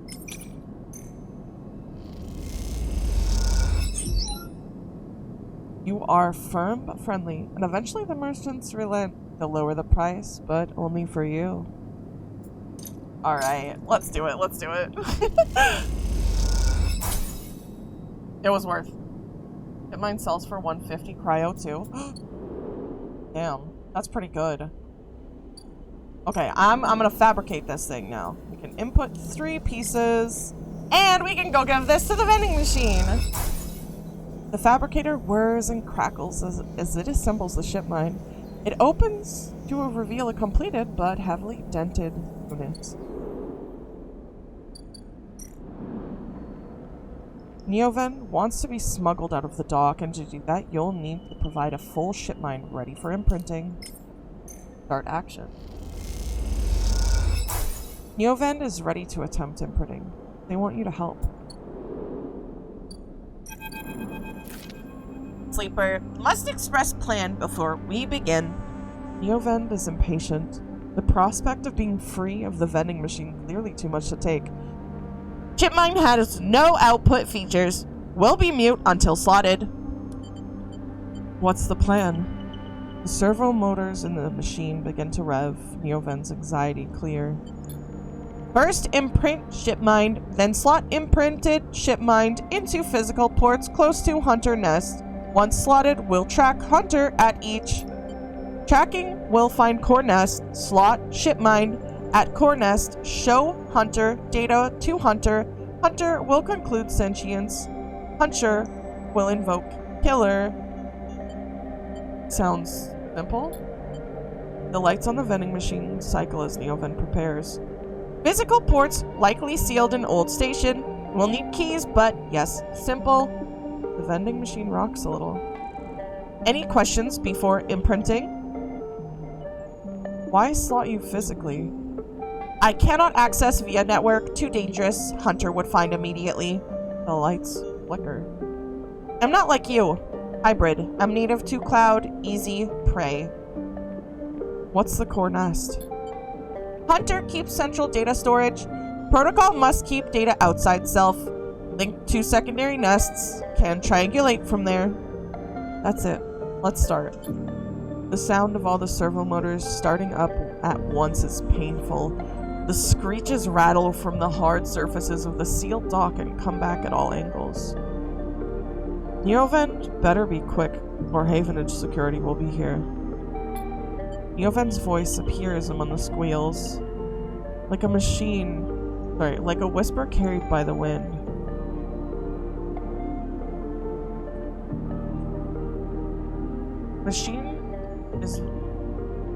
Machine is not designed for this task. Few sensors, limited inputs. I work blind. Wish me luck. In the top part of the compartment, a set of arms align with the ship mine, clunkily scraping against it. Can I help? Silence best. Also, if machine ignite, put out fire. The metal creaks as the servos open the ship mine, its layers of silicone nested like an onion skin. Once open, the main arm of the machine rapidly shifts back and forth, realigning the microscopic components, accessing and rewriting them, imprinting Neoven into its physical form. As you watch the hypnotic motion, your mind drifts to your own creation. What processes were used to emulate your mind? To copy the neural structure of that person who, as far as you know, still sleeps in some distant facility. What was lost? In what ways are you a copy of that person, and in what ways are you something new? You know this much. You are a convenient loophole. A way of circumventing all the illegality of sentient AI. After all, you are an emulation, not a true digital being. You are neurologically limited, still human. But what would you become if you could escape this frame? Where then would the limits lie? The screeching stops. The machine powers down, dropping the bay into darkness. In the top compartment, the ship mine is whole again. Reach up and take it down. Heavy, cold to the touch. Is Neoven inside this thing, or did the process fail? There's only one way to know. Time to find a nest to slot them into.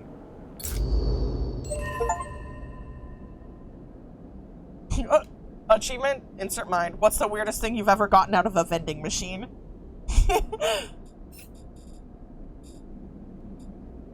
With Hunter. Let's go deal with this first. We're gonna go slot. Unlock server unit. With a key. A mad tangle of wires. This must be the place. The maglock pops open and falls away from the unit. You'll be able to enter now. Alright. Among the webs of cables, find a free port. Compatible with the ship mind. It's all Neo-Ven from here.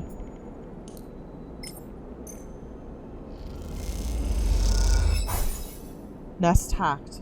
Upgrade instant karma so you roll dice. Also warning, if you go with Hunter, you must still finish questline or hacking becomes very dangerous. Wait, what? I don't understand what you mean.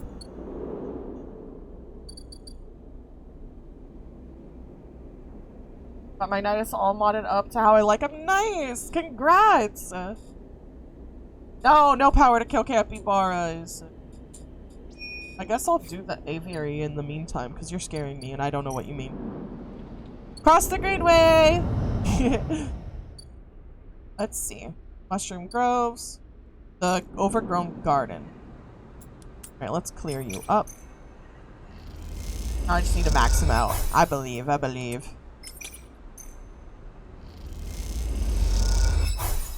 Frick yeah. We got lucky. Ooh, we got lucky again. Holy crap, okay. That's actually... we're doing pretty good. Back to Ape in our unit. And cycle. Like, if you plan on doing the events quest, I'd advise just on it because the latter half makes a lot of distracting.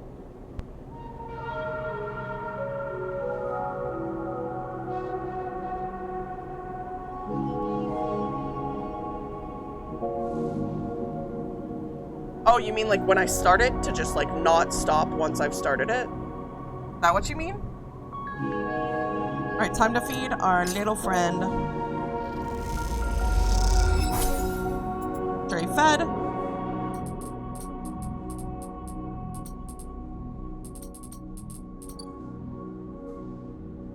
And I'm going to really quick clear the aviary some more. While I wait for you to explain because my brain is not functioning. Ooh, wow, we got 3 off of that. That was actually really impressive. Oh, we got 3 again? Absolute gaming, what the frick? Germinate spores, takes 3.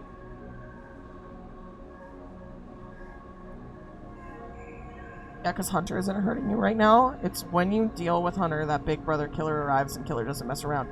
Okay, so once I'm ready, just 100% focus on that quest line and do nothing else. Okay, I'll do some other things time then. All right, I'm going to put my spore here and start action. Lurk while I try tie-dyeing. Yo, that sounds so much fun. Y'all have fun. Thank you for the lurk, Dodo. Oh, wait. I see what this... I need 3 of these. Okay. We gotta go get more spores. Flex spore. We'll be able to get this done. We got 2. Frick yeah. I'm almost out of energy, though. I'm gonna have to buy some foods. Start action.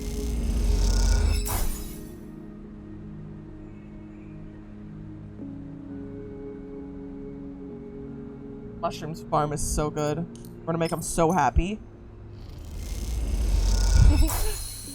You extract the spores from the sample print and mix them with water and then inject them into the prepared mulch. It is precise work. The moist corners of the aviary make the perfect beds for spores. Once they're filled, they can be left to grow. So, okay, so we filled it. Now we have to wait 4 days. We have to wait 4 days. Okay. That's fine. I guess, let's use our last on this. We'll work the grow beds. 3. Drive discovered.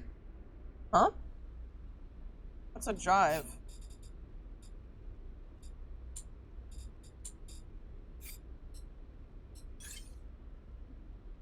Need it for the quest, so it's good you started now. Oh. Okay.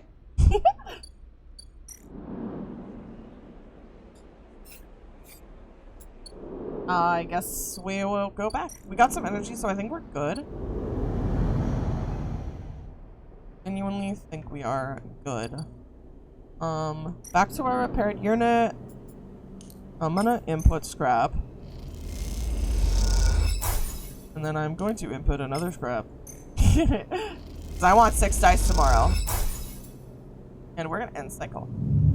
Perfect, perfect.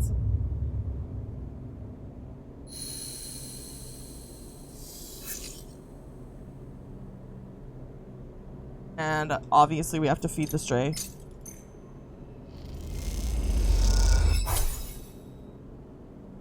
I don't even know if there's a purpose to, like, feeding the cat every single day, but I'm gonna do it anyways.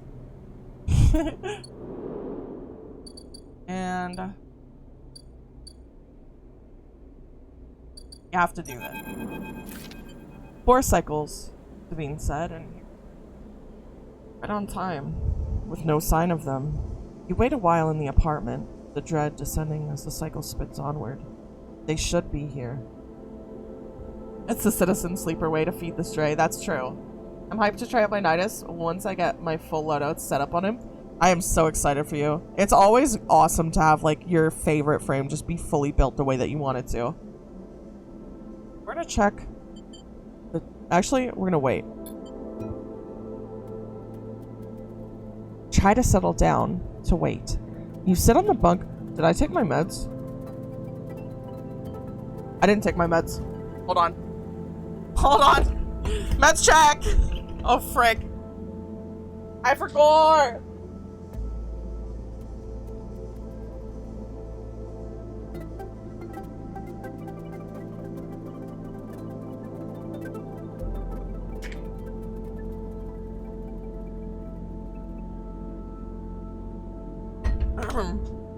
Listen. Listen. Oh my god, I cannot believe I forgot. Oh my god, I took my meds so late. Are you kidding me? Gamers. I'm sorry. Okay. I took my meds now. You try to settle down to wait. You sit on the bunk and stare out at the tiny room. Where the hell are they? Check the terminal. Check and double the terminal for messages or recordings. Nothing, just the pale glow, the silence. No kisses! No, please! I need my kisses to live! I need them! Check the door. You pace back and forth around the apartment, the rumbling of the station suddenly so present and loud. You go to the door and open it to an empty corridor. You close it again. Can I cook my egg yet? No, no cooking the eggs. A knock at the door. Stay still. Another knock. Stay still. Uh-oh.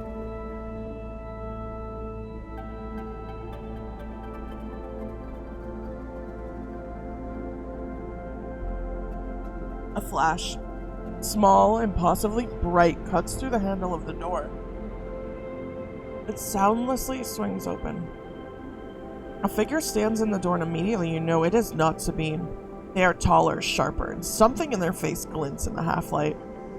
A dark shape, like a stubby baton, hangs loosely from her hand. Our local sleeper. Good to finally meet you. He steps into the apartment, glancing around with sharp eyes. What, may I ask, are you doing here? Fixes you with a steady, unwavering stare. Waiting for a friend. Of course. A mutual friend of ours? The good doctor. She walks past you into the apartment, glancing around. We set them up here, you know. This place is one of ours. Picks up a glass from the dispenser and inspects it. People always seem to forget who put them where they are. Glances at you. And I suppose you're here to help? Where are they? I was hoping you would be able to help with that. She spins the baton in her fingers by her side, her eyes not leaving yours. We have a problem, you and I. It seems our friend has disappeared. Left without even saying goodbye. Which means they are a little in trouble now. But it's the kind of trouble that you need help for, so I thought I'd come down here and take a look at their hidey hole, and here you are. The help. She looks through the detritus on the side. And what help? A sleeper, no less. Which I have to admit is a little surprising. It suggests to me that our friend hasn't been very honest with you. What do you mean? Well, I'm sorry to report that before we got them set up here, Sabine was working for your owners. Pauses. S and ARP. You blink hard at the news. Unsure how to take it, Rabia looks away, waiting for a response. Stay silent. She crosses into the next room, and you follow silently.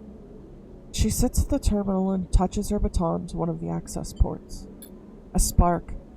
Then the terminal screen skips, encrypted folders emptying themselves before your eyes. In the flicker of files, you see S and ARP letterheads with code forms, reports laden with medical data marked with the corporate logo like the sigil of some cult. Rabia steps away from the terminal. Look all you want. Some of your files may be there. The volume of documents is overwhelming, but they seem to be mostly reports on early emulation tests. Surveys with sleeper candidates, reams and reams of usage data. If Sabine was an S and ARP employee, why did they help you? Rabia reaches over and places a vial of stabilizer on the desk, breaking your concentration. It shimmers in the screen light. It's viscous, clear liquid, crystalline within the glass. We will, of course, keep up the supply. We are more than able to dispense important medicines, even without the doctor. You hold it between your fingers, and for a tiny moment, you have the urge to crush this object for the power it has over you. I'll ask Toshio to make these a little cheaper for you. He'll be running the surgery now. Rabia closes up the briefcase lab and holds it at her side. We have to retrieve our asset, of course, but I'm sure you understand. Rabia turns on her way out. There's no reason for us to be enemies, Sleeper. Come see me. I keep an office nearby. We have good work to do, you and I. Meet me there in a few cycles. Slips out silently into the corridor. You look around the apartment and feel the fear drain out of your body, reveal the tiredness beneath. Damn. She straight up dipped. She said no and left. Need the cod assist, and then I have all my weapons for Nidus. Ooh! One more and you are ready. Got this. Oh, I have upgrades available now. 2 upgrade points, okay.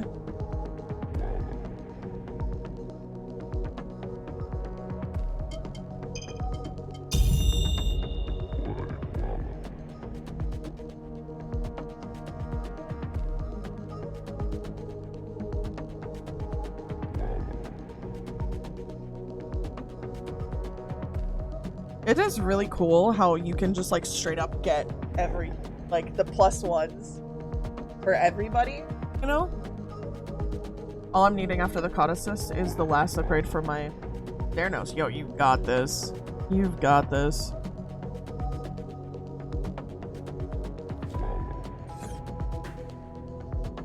Now what?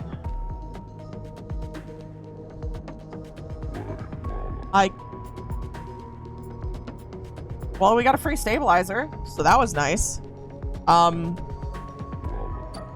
I guess what we can do is we can use some of our really good dice on the Haifa commune and get a little bit in here. Ooh, and you get energy. Thank you for the hydrate. This should be done. I will drink right now. I will stretch right now too.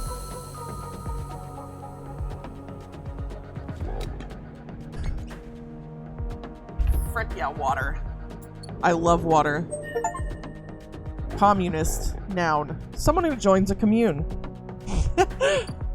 Haifa dorm. Sleeping quarters? I can sleep here? Oh! Yo! You can reroll now, so low dice can be high dice. Oh my god!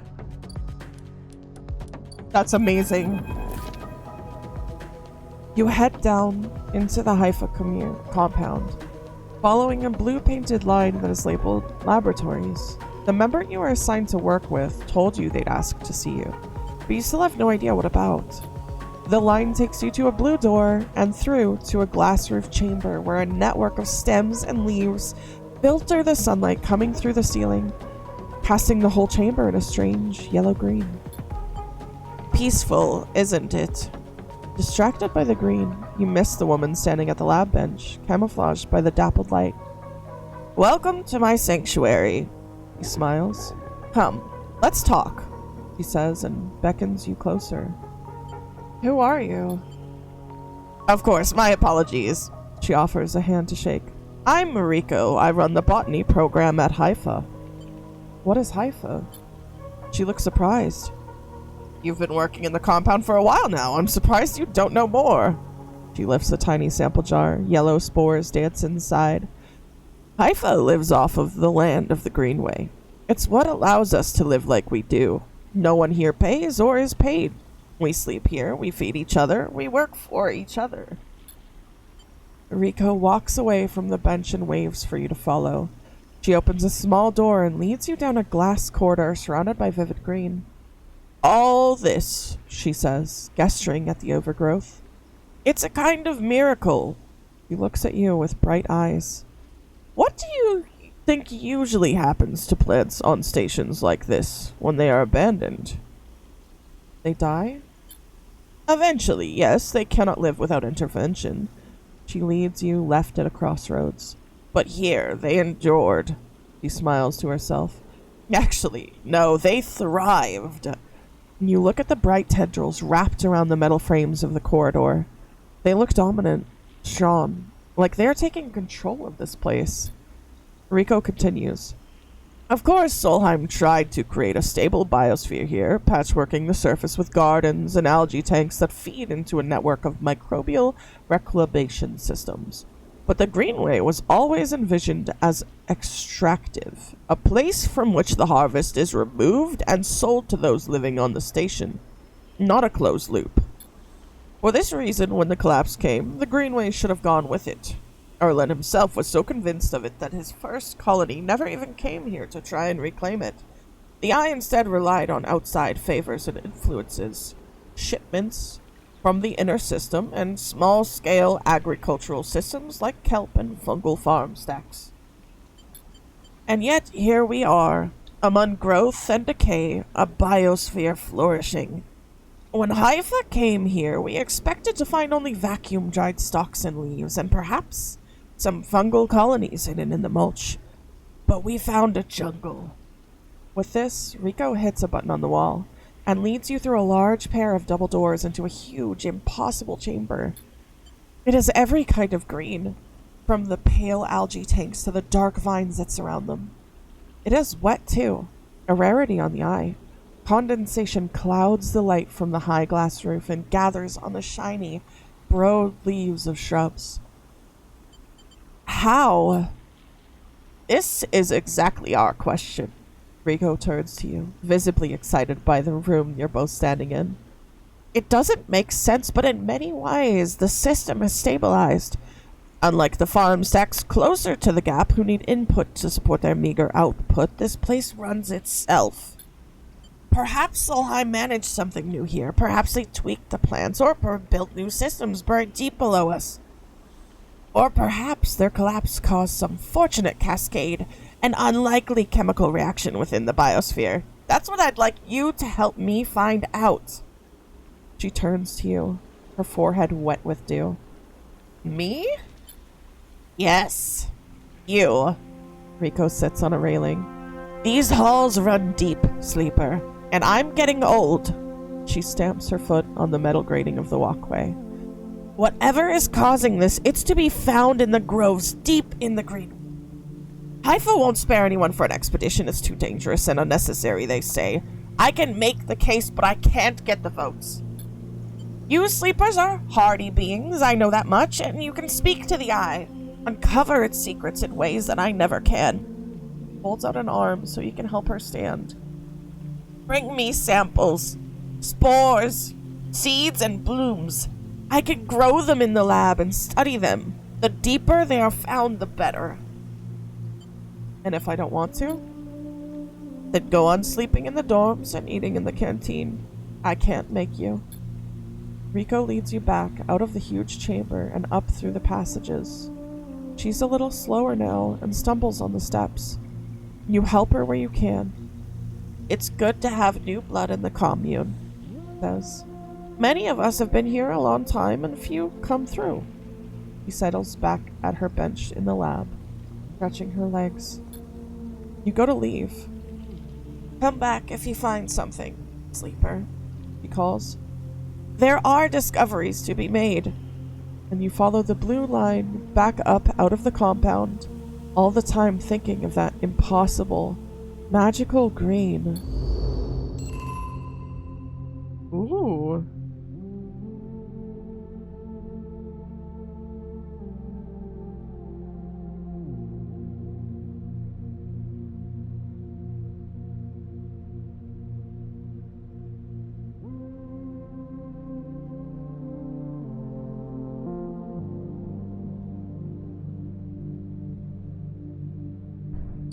Interesting. So the dorm, the commune. Oh, we have more upgrades available. We have 1 upgrade point. We can't afford anything. Oh, it's 3 points to get +2. Interesting. Let's see. Deliver spores. Ooh, okay. So we just go here and do that, I guess.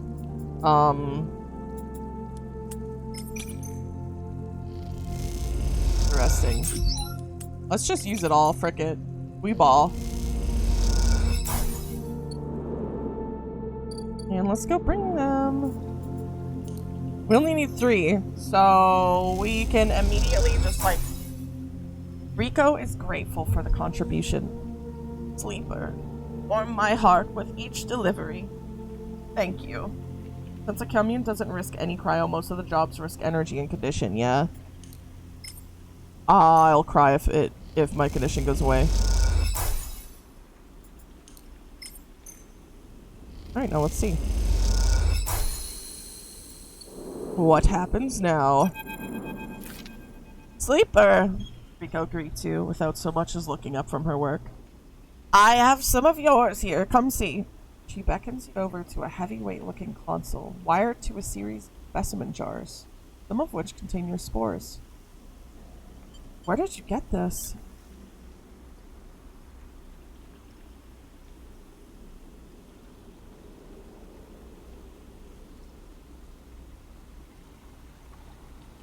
This, you would believe, he smiles, was a Solheim console built to analyze the nutrient contents of the greenway crop. Haifa have been using these for a decade now, although sometimes they need a little tender care. You look at the machine, patched with hull offcuts, the gaps between which reveal a tangled nest of wiring. If you're honest, it looks like it has received a lot of care. The spores you have here are a real cocktail, a selection of types from within the groves. But I've been able to isolate a few. Taps one of the specimen jars. Here we have the Tricholam matsutake. Breezes through the Latin and Japanese pronunciation as if it was nothing. A species Solheim, somewhat modified for use on the station. She brings up a panel on her console showing a chemical composition, all gradiented bars and obtuse acronyms. This is the composition of the Solheim modified Matsutake spores. Modified?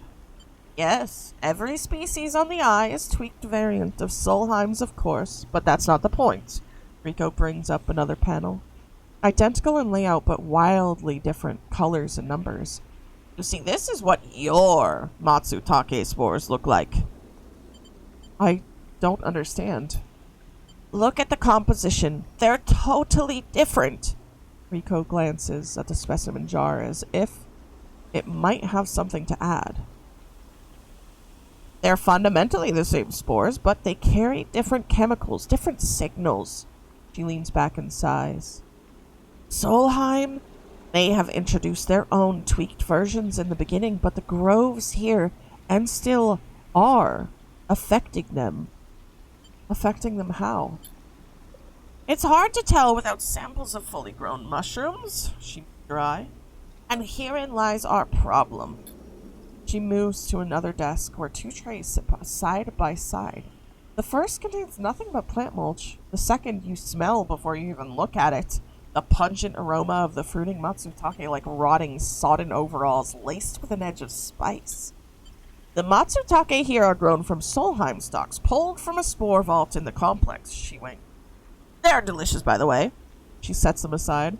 The empty tray is germinated with the spores you collected. No activity, no germination, nothing. But the groves are full. Yes, they are. Riku looks at you directly, and you suddenly realize how much he is enjoying this. So here is our puzzle, Sleeper. Spores from the groves won't grow in the lab. But gathering fruiting bodies from the groves is too unpredictable. We need to grow a fruiting body from some of these spores so we can track it, understand it. In short, I need you to become my mushroom farmer. Actually, I already started. Ooh, Go looks impressed. Well, an eager mycologist. I'd never have guessed. I assume you set yourself up in the aviary. I've been eyeing that place up for its proximity to the groves. Bring me whatever grows, not just matsutake. There's more than a couple variants in there, so I'll need plenty of samples. She plucks a matsutake cap from the tray. These little things are reflections of their conditions, their smell, their taste, their chemistry. It all derives from the conditions of their growth. Smells the cap. Enough of these and we'll have a picture of what is happening here, of the ways in which this biosphere is modifying itself, or being modified, whatever the case may be. Riko pops the matsutake cap into her mouth, taking you by surprise. And don't worry, Sleeper, she says while softly chewing. If this turns out to be a dead end, I'll make sure that not a single mushroom will go to waste. Yeah. So we need to collect just regular mushroom. Interesting.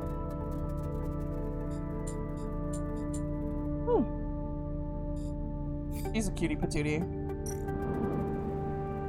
Gotta wait 2 more days. 2 more days. I'm gonna go back to the other side. Since we are done over there, and we have 4 more days of nothing. Oh, is there something going on here? Never mind. Oh, they gave me even more of a discount. It's only 64. Oh my god. That's beautiful. I kind of want to stock up on them. Here, I'm just gonna... Nice. Toshiro takes the chits and hands you a vial. You quickly leave.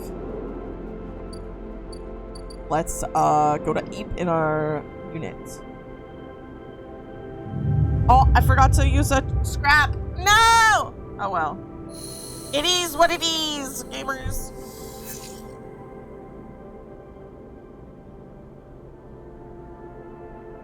It's not like we're doing much anyways. We're just letting mushrooms grow right now. And... I miss this? Oh, whatever. It doesn't matter. I don't need that anyways. What's up in the bar right now? Could just work for money. Oh, and we get energy. Hog! Money and energy for free!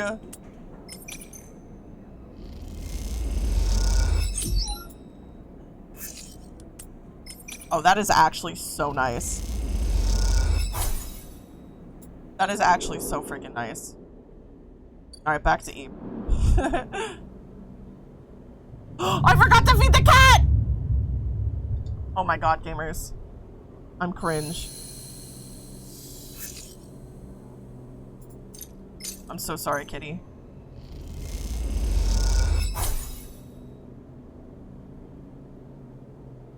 I'm so sorry. Hi, Galactic. How are you doing?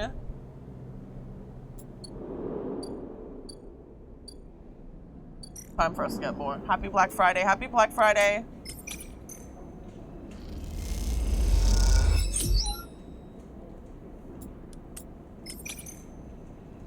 Doing great. That is fan-freaking-tastic. I'm happy. I'm happy for you, gamer. Roll. Rolled a 3. It would have been funny if we rolled a 1. Now we're just like literally collecting money and that's it. Back to complete active seat. Oh yeah, that's right. I forgot about this person. As you approach the address Rabia gave you, a heavy hand falls on your shoulder. What's your business here? The enforcer grips your shoulder, giving a hint of the strength her implants give her. As you turn, you see the same subsidiary eyes as Rabia and Toshiro, glinting like mirrors on her cheeks. New phone and mouse? Oh, hell yeah, that's awesome! By the way, if you work at Bliss's Bay with Moritz, there's a chance to get Scrapple on with money. I'm gonna have to start doing that. I need more scrap. Gia, please. The sleeper is here by my invitation. At Rabia's command, the hand immediately loosens, and an apologetic look replaces the scowl on Gia's face. Of course, Rabia, I'm sorry. Rabia waves her away. Don't you worry. I appreciate your protective instincts. She smiles at the enforcer. How about you head to the tambour? They have a delivery coming and they'll need some help with the lifting. Gia nods and walks away. Wrinkles is still rich, yes. So, Sleeper, you came. I'm glad. It didn't feel like an offer. I'm sorry for that. She smiles a tight smile. You have to understand, finding you there in Sabine's unit, I wasn't sure where we stood. There are more than a few people on the station who would rather I was dead. I had to be sure you weren't one of them. I wish you no harm. I'm glad. Rabia begins walking and gestures for you to walk with her. She takes you down a staircase into the bustling walkways of the low end. What do you know about the Yadagen? You're a gang. A gang, yes, that is what people call us. But what meaning does that word have in this place? People with carts push past, moving crates of supplies around the thin and winding passages. Our reputation is one that implies threat. Is that fair to say? We're framed as aggressors, parasites, criminals. She gestures around at the people in the passageway. But when was the last time you saw a lawmaker on the eye? A policeman? Who makes the laws here? Erlen did? Indeed. Understand the history then, that's good. But Erlen is long dead, Sleeper, and his rules were little more than an optimist's manifesto. The Eye has changed so much since then. If you had spent your time in the low end, maybe your opinion of us would be different. This is our place, our people. The low end was empty in Erlen's time. They didn't need to house thousands, and keeping the yards and the rotunda safe was work enough. No, the low end was reclaimed later, when the refugees started arriving. Rabia meets your eye. The collapse didn't just happen here, on this station. When Solheim collapsed, the entire system felt it. Colonies were abandoned, the moons of Ember and Cinder suddenly gained independence overnight. Some took advantage, some tried to hold it together, some fled. The Eye became a refuge. And Erlen, to his credit, extended an open hand to everyone, but many within his organization disagreed, and those new arrivals weren't as simple to corral as they had hoped. Rabia leads you through a small market hall, busy with small stalls and traders. Erlen's unit was made of workers, administrators, people who were malleable and already organized into hierarchies and networks. The refugees came from different factions and families, were scared, injured, desperate. Conflict was inevitable. Yadagen is a child of that conflict. A child born out of the need for us to stand up and claim our future. to provide security, strength. People call us a gang, but we are a community. I take my position as lieutenant seriously, and from my birth I've worked to earn it.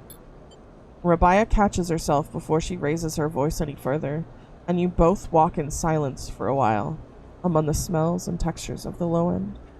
And you start to wonder if this place could be a home for you too. Where do I come into this? Rabia smiles to herself and thinks for a moment before she responds. I believe that you understand the importance of a refuge, so I believe that you wish to help keep this place safe. Here at Business Inc., you aren't an employee, you're family. She exhales quietly.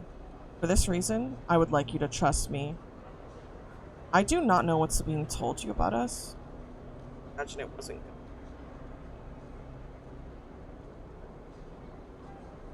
Putting some liquid bandage on. No! Frick. Oh well. I dropped the little brush for the thing, and it just like fell, but it fell upside down somehow, so that was weird. I'll be honest with you, Sleeper. I was never comfortable with having Sabine as part of Yadigan. An ex-corporate employee. It goes against our nature, but their deal was with Yannick. I kept my distance, make sure Sabine had their surgery, kept it supplied, that was all. But I cannot allow people to go back on their promises that they have made to us. Yadigan has not lasted this long because it was a charity. When we offer and ask for support, any betrayal will be treated as an attack.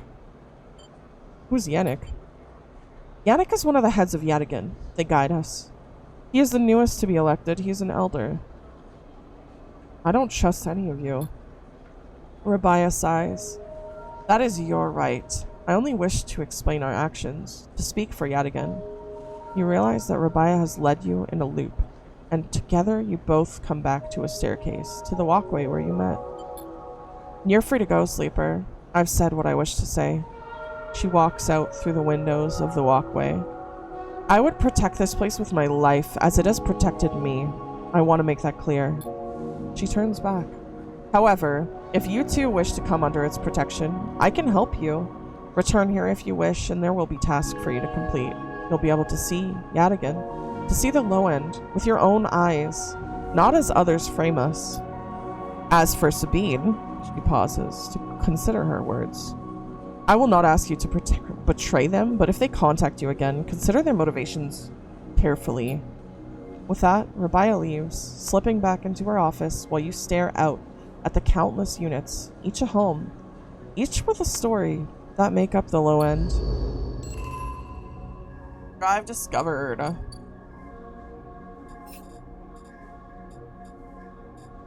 I guess we can work. Oh, collect tithes.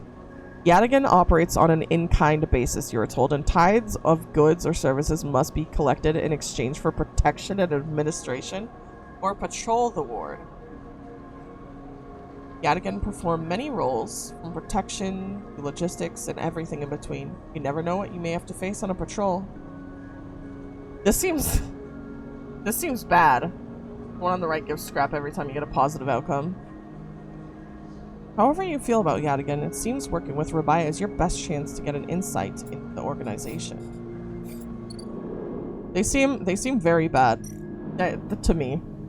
That's it.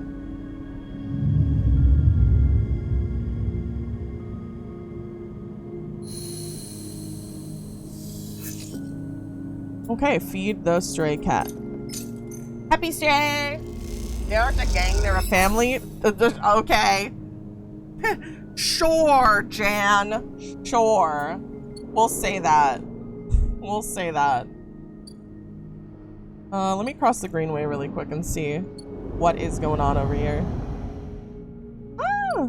My spores! Harvest mushrooms.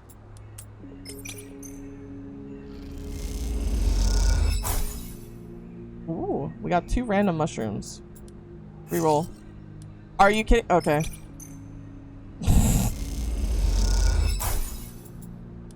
Well, we're doing what we're doing.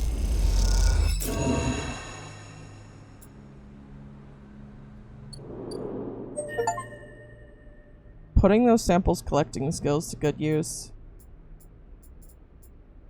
I was gonna warn not to use the dice on that. Oh. Too late. Teehee!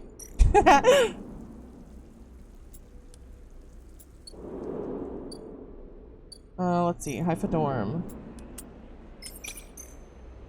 Teehee. End cycle. Gives nothing useful if you don't get a positive outcome. Well, I only got one negative outcome, so that's pretty good, in my opinion. Okay. We're gonna go work again. This one.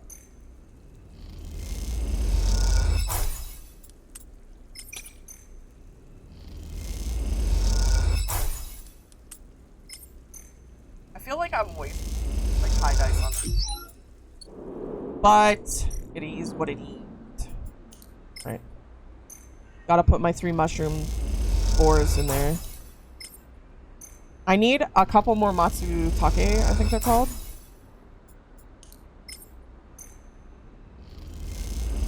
We only have 1 right now.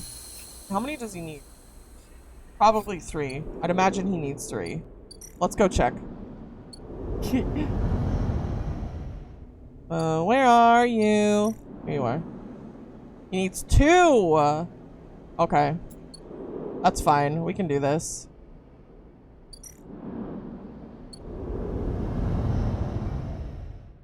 Oh, do we have 2 points? We do have 2 points. Okay. I'm gonna go with hard to kill. Confirm. So that even when our condition is here, we still have. Teehee. And then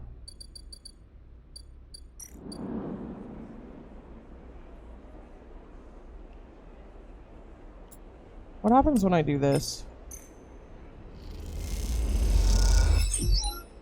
That's not worth it. I'm not gonna do that again. Yeah, it's better to sunbathe. Well, live and let learn. It only gives energy. Okay. Okay. Oops. Gotta go feed our cat. I forgot. Only gives sunbathing. No, sunbathing can give 3. They only give 2. The cat.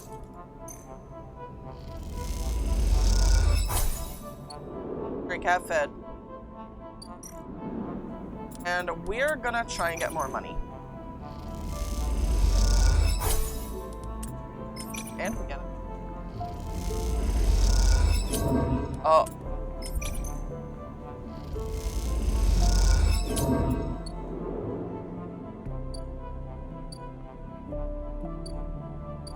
Let's go buy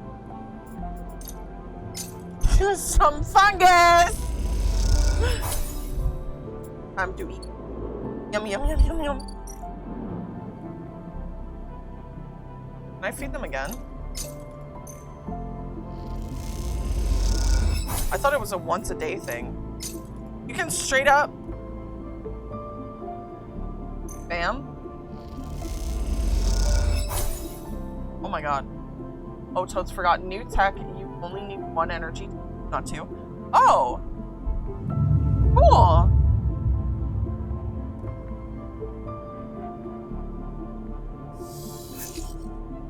Wait, what?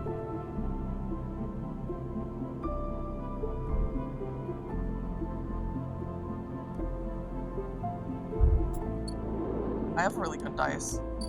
What should I use this on? What's up here? I forgot. Send. Bliss's Bay. Oh. Oh. Bay is taking on low-scale repair contracts now. Moritz is happy to offload some of the work to you. 100% positive. Manage an M2 converter rewire in record time. Give Moritz some spare time to chat about recent.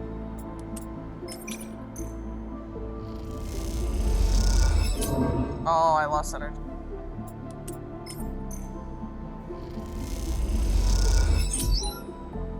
Well, didn't get any scrap parts, unfortunately.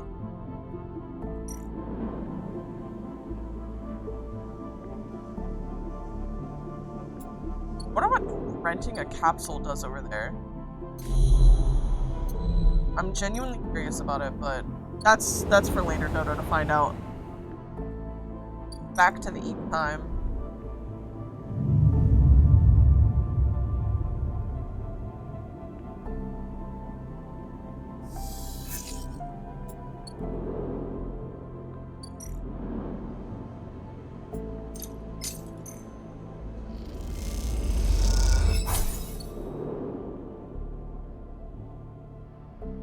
How many days? House and that's it. Oh, just sleep over in the Haifa dorm? And then I only need 1 energy?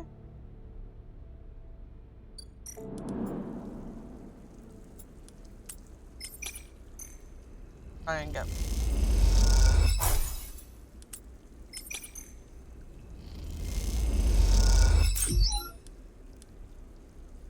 Only roll caps? That's kind of sad. No renting the apartments. The hub have renting the apartment in the hub just means you have a new house. Oh! Oh! Oh.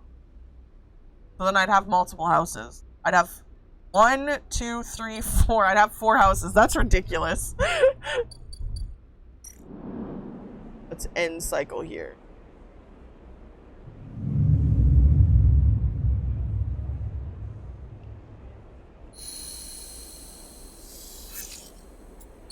Okay. We have a 6 to harvest. 100% positive. Poggers! Then we'll go 5. I'll warn you, won't be able to max out your stats, so do you mind when upgrading from it? Wait, really?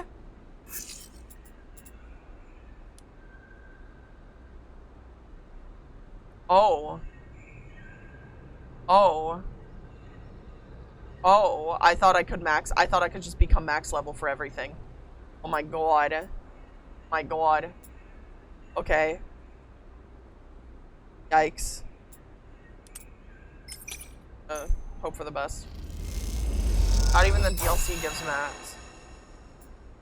Crap.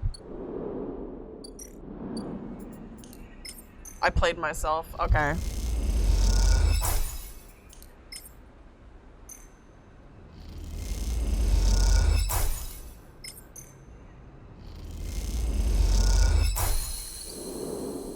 Okay, now we have enough to give him of the Matsutake. And then we can give some to our friend Rico.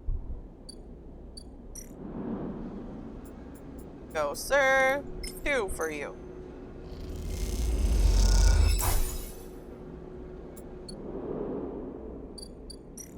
Oh, now we have to wait. Emphas says he needs some time to ready the broth. Apparently, there are some ingredients he still needs to source. Understood? Understood? Also, I think Rico will take Skrull, but at triple the cost of Matsu.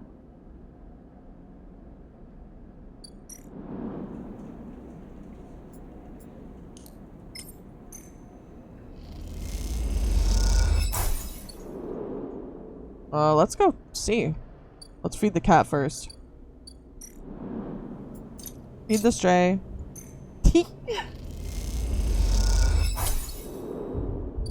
And off we go.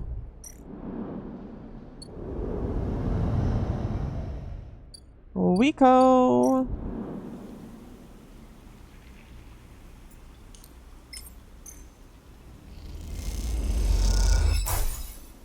Well, it gives 2. What happens when I do this one? Oh, okay, so Matsutake samples 3, and Girol gives 2. Wait, what is this other one? Clubhead caps? What is a clubhead cap? Oh wait, I can't give it to her, never mind. The different houses are just for convenience, so you don't have to move from place to place if you're focusing an area. That makes sense. That makes sense. Let's see. If we give 1 more Matsutake, And then one more gear roll. My maths is perfect.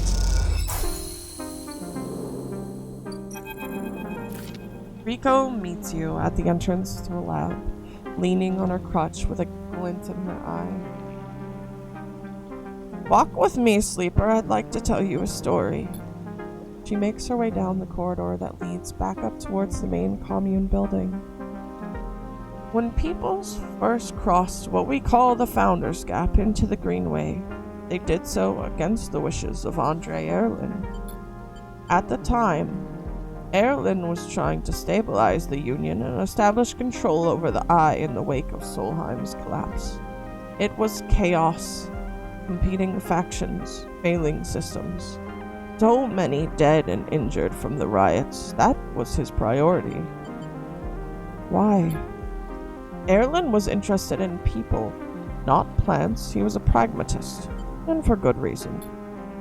You both crossed through a glass-roofed tunnel, the greenway outside crowded with vines and branches, dappling the light. Erlin had written the greenway off, cut off from the rest of the station and linked to a broken spoke. He claimed it was only a matter of time before everything here would die. He refused to let anyone abandon their duty to the Union and cross. They were traitors to the cause, or as good as. Rico continues, making her slow but steady way into the inner gardens of the commune. There weren't many of us, but we believed what was here was worth saving. We had to keep our plans secret until we crossed, and some of us left people behind. He pauses, catch her breath, her voice cracking. It is difficult to know if from effort or emotion. What we found was a disaster. Nothing like what you see here. Half of the greenway was leaking oxygen into space, the plants flash frozen. The other half was a swamp of mulch as decaying matter clogged every system. We worked hard. We lost good people. We cleaned up and closed up, but it was never going to be enough. After many, many cycles, we all knew this place was doomed, but we kept on working, talking less and less because we couldn't face it. We all developed a death wish. If the greenway was going to die, so would we. What changed? Everything. Rico smiles. We crossed some invisible boundary, tipped some biological scale, and the greenway started to recover. Plants flowered, crops sprouted. For the first time, we reaped the fruits of our labor. Rico smiles, looking up at you. We thought it was us, that we managed to do just enough to end the cycle of decay. I thought we had saved the greenway. Until today. You pass into the grow beds of the commune, rich with the hustle and bustle of Haifa members planting and harvesting. For a while, Rico's quiet, and you both simply observe the hypnotic movements of the work crews, the eager chatter washing over you like a wave. Rico smiles to herself. I should have known, of course, that our arrogance was unfounded, but we needed to believe back then. We needed a myth to bring more people across the gap. You both move into a smaller corridor, Rico following some direction unknown to you. What you have shown me is that back then, the greenway saved us, not the other way around. Tell me, have you ever consumed one of the matsutake or grill caps you've been growing? Yes. I imagine they were delicious, nutritious, almost uniquely so, she muses. After all, they were designed for you. Rico has a mischievous look. At first, I thought it was the location they were grown, and that made the mushrooms from the aviary, from the labs, or from the grove different to each other.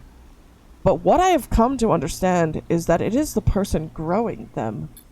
The matsutake and gyro caps you brought me are totally unique, containing compounds never usually found in similar specimens in my possession. Many of these compounds aren't even digestible for humans, but for a sleeper like you. Rico smiles as she leads you into the internal garden of the commune, where the Haifa members have planted species from all over the greenway. Back when the tide turned, when the greenway started to recover, we all felt something. A response. It was as if this place was not just alive, as a forest is alive, but alive in other ways. Communicative, responsive. We shrugged it off at the time, but now I understand why. Rico stops and turns to you. This place is responding to us, adapting itself to us.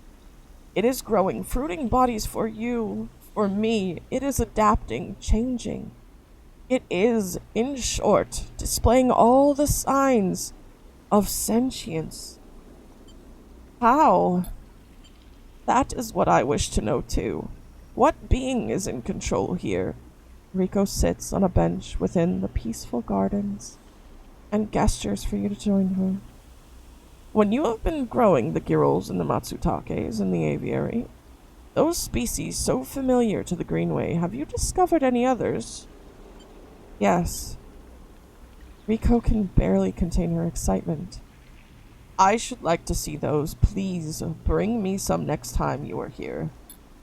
You look around the garden, amazed at the sense of peace within it. Rico interrupts the silence. There is a species of mushroom that I haven't seen in years. It is dark, short, shaped like a club.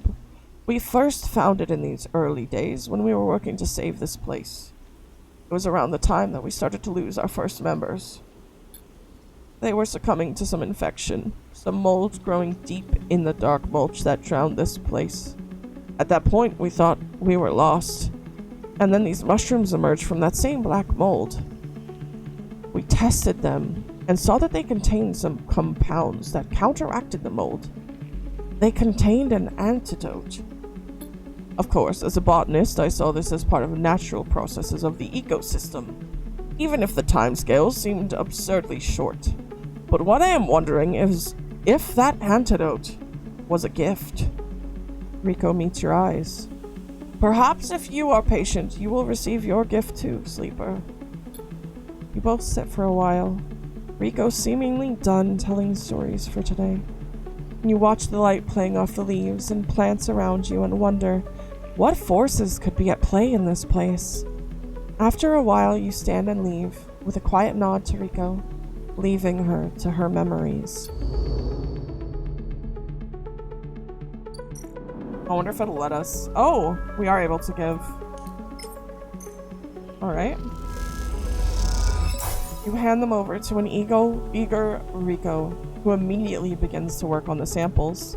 Too bad we only have 2, so we have to wait until another set, and then we can try and get more of the club head samples. And now we're gonna go feed the cat and go to sleep. Mushrooms smart. Mushrooms strong together. Wait, that's not what I meant to click. Oh yeah, we already... I forgot that we were already on this side today. Feed the stray. And end cycle. I should have just used, the thing, because now I only have 2 dice, but... Whatever!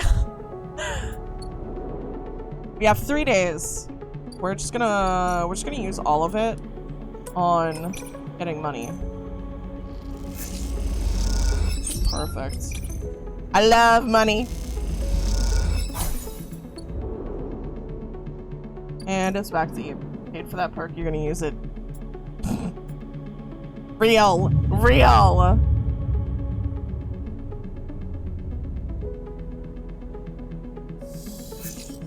Ooh, we got pretty good dice today. Alright. Oh, we'll use this one. Should I reroll the 3? Okay. We got a 3. We rerolled, got a 3.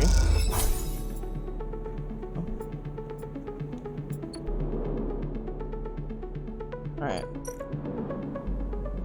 End cycle. And then tonight, I think we pay for the thing. Maybe. I don't know. Frick it. Who cares? I don't need it. Thank you so much for the resub, Grad! Hello. Hello, peeps. I rerolled a 1. Are you serious? And it was a 1. Rip. Ooh. Welcome in. How are you doing, Adam? Thank you for the prime. Prime.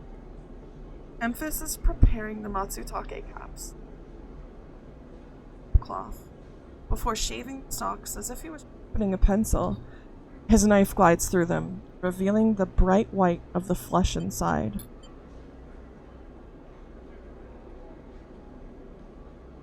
These are good, Sleeper.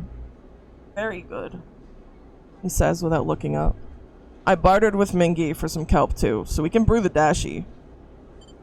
You know Mingy? Memphis looks up from cutting with a smile. Everyone knows Mingy. Memphis slides the sliced matsutake mushrooms to one side and takes out a closed pan. He opens the lid and you see the green wafer of kelp sitting in a bath of water. Been soaking it since last cycle, Memphis explains. Should be good to warm now. What is this? Dodo playing a Citizen Eeper while he's sleeping? Not fair. I'm sorry. I will be editing the videos and putting them together so everyone can watch the full playthrough. I would have finished this game last time if my power didn't go out. Places the pan over the burner and turns it on low. You have some time now. He wipes his hands clean and throws the cloth over his shoulder. However, there's one difference this cycle. He smiles. You've been the one providing my ingredients, so it is my turn to provide a story. Okay. I will drink right now. Thank you so much for the hydrate.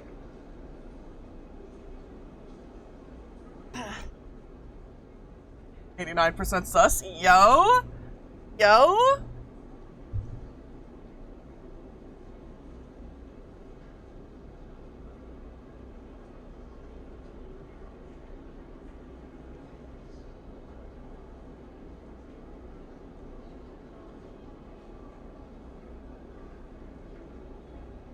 %, sus, 69% stinky. Good. This story is important to me. He gestures for you both to sit on the folding stools behind the stall. See these? Memphis runs a hand over his forearm, tracing the circular scars that mark them like perfect bite marks. Conway called it Anchored Interface Rig, a mechanical control device for piloting a heavy-duty extraction suit in low-G industrial operations. We called it a bone suit. He points to a pattern of larger circles on his shoulder. They drill in and anchor it here, then all the way down the arm. He taps each scar on the way. It maps mechanical movements to the suit exactly. A 1-to-1 mechanical replication. You swing your arm, a 2-ton arm swings too. Should have seen the recruitment vids. Strong people in even stronger suits, tearing through stone and scrap. Superheroes. Egg! Half my graduating year signed up, from company school to company shuttle. Conway from birth to death. He stares off into the distance for a moment, fighting with the memories. But the bone suits weren't good. Why did it double that? Okay. But the bone suits weren't good. The rate of failures was high, and failures meant arms torn off, anchors torn out, broken bones, bad stuff. So after a while, Conway discontinued them. No longer competitive, they said. He checks the broth, turning down the heat and adding the mushrooms. So there we were, hundreds of us with surgical alterations for suits that didn't work. They sent us home, back to that company colony that spat us out, to be cleaners, drivers, cooks. They gave us drugs for the pain and told us to make something of ourselves. When I deserted, bribing some passing spacers to take me into orbit, there were only me and a couple others left. The rest just faded away.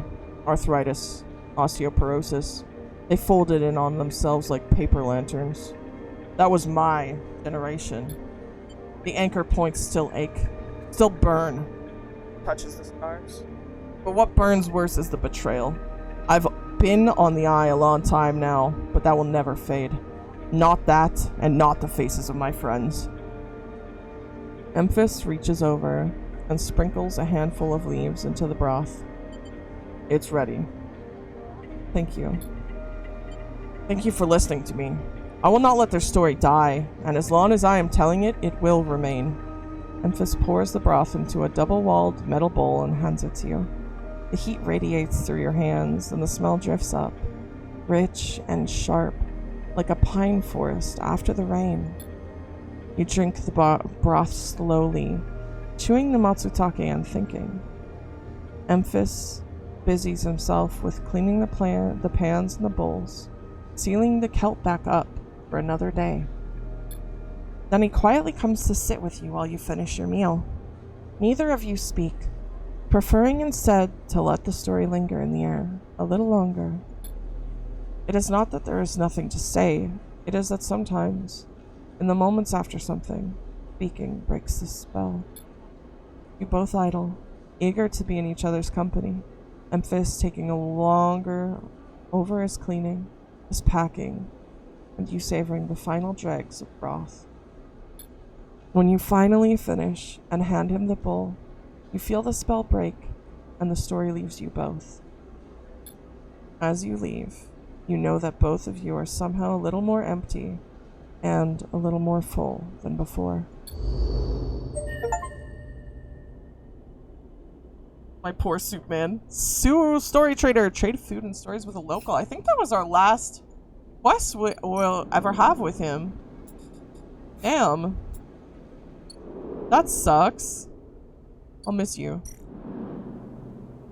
We're gonna use medicine today because we're a little fricked up. Medicine. Feed our stray cat, homie. Awesome. And end cycle. Eep time, eep time, eep time.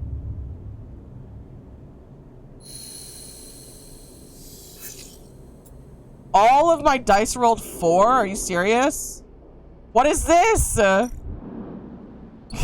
is this? What in the RNG? Is this worth like... Because it's 5, so I guess. Well, I've never seen that. Well, now you have. Please give me what I want.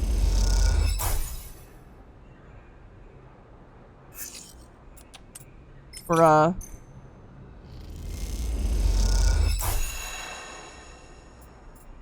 We didn't get what we wanted. That sucks. That sucks so bad. Are you kidding me? We got a neutral every single time. That is so sad. I don't know why this happened. At least we can start growing them immediately again. That was so bad. This. Absolute bonkers RNG. Literally. Bonkers in the worst way.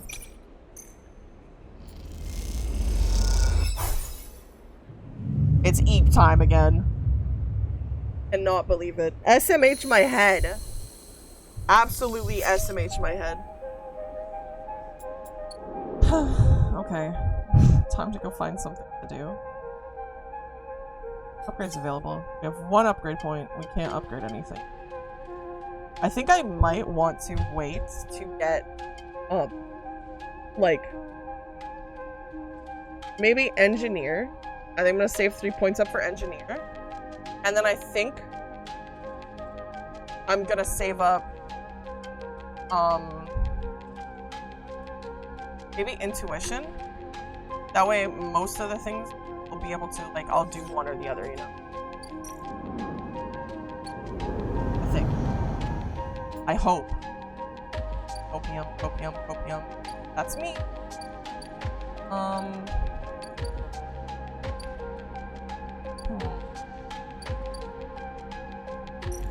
Oh yeah, I forgot this stuff. That's something we worry about later. What else is on the list? Rabaya, Help still doing that. Pack hardens. Mushroom fire. We'll do that last. Hunter, I will do that last too. Right now, we are going to work on this. Pack hardens. Get that over and done with. Harden aged oil. The other ripper.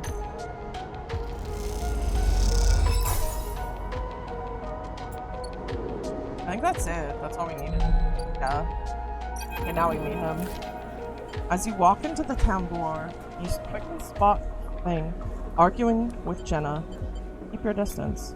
It doesn't look good. Feng seems to be explaining something, but Jenna is having none of it.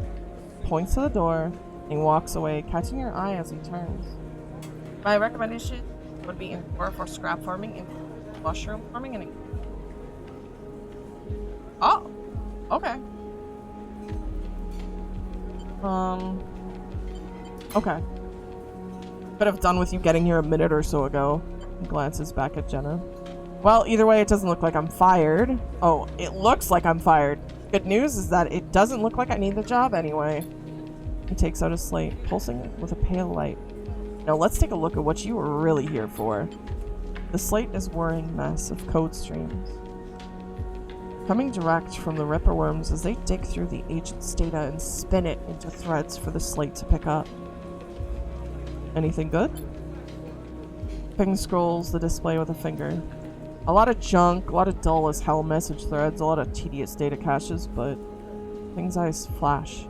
Definitely some good stuff. He stops the screen scrolling on an entry and expands it. Check this out.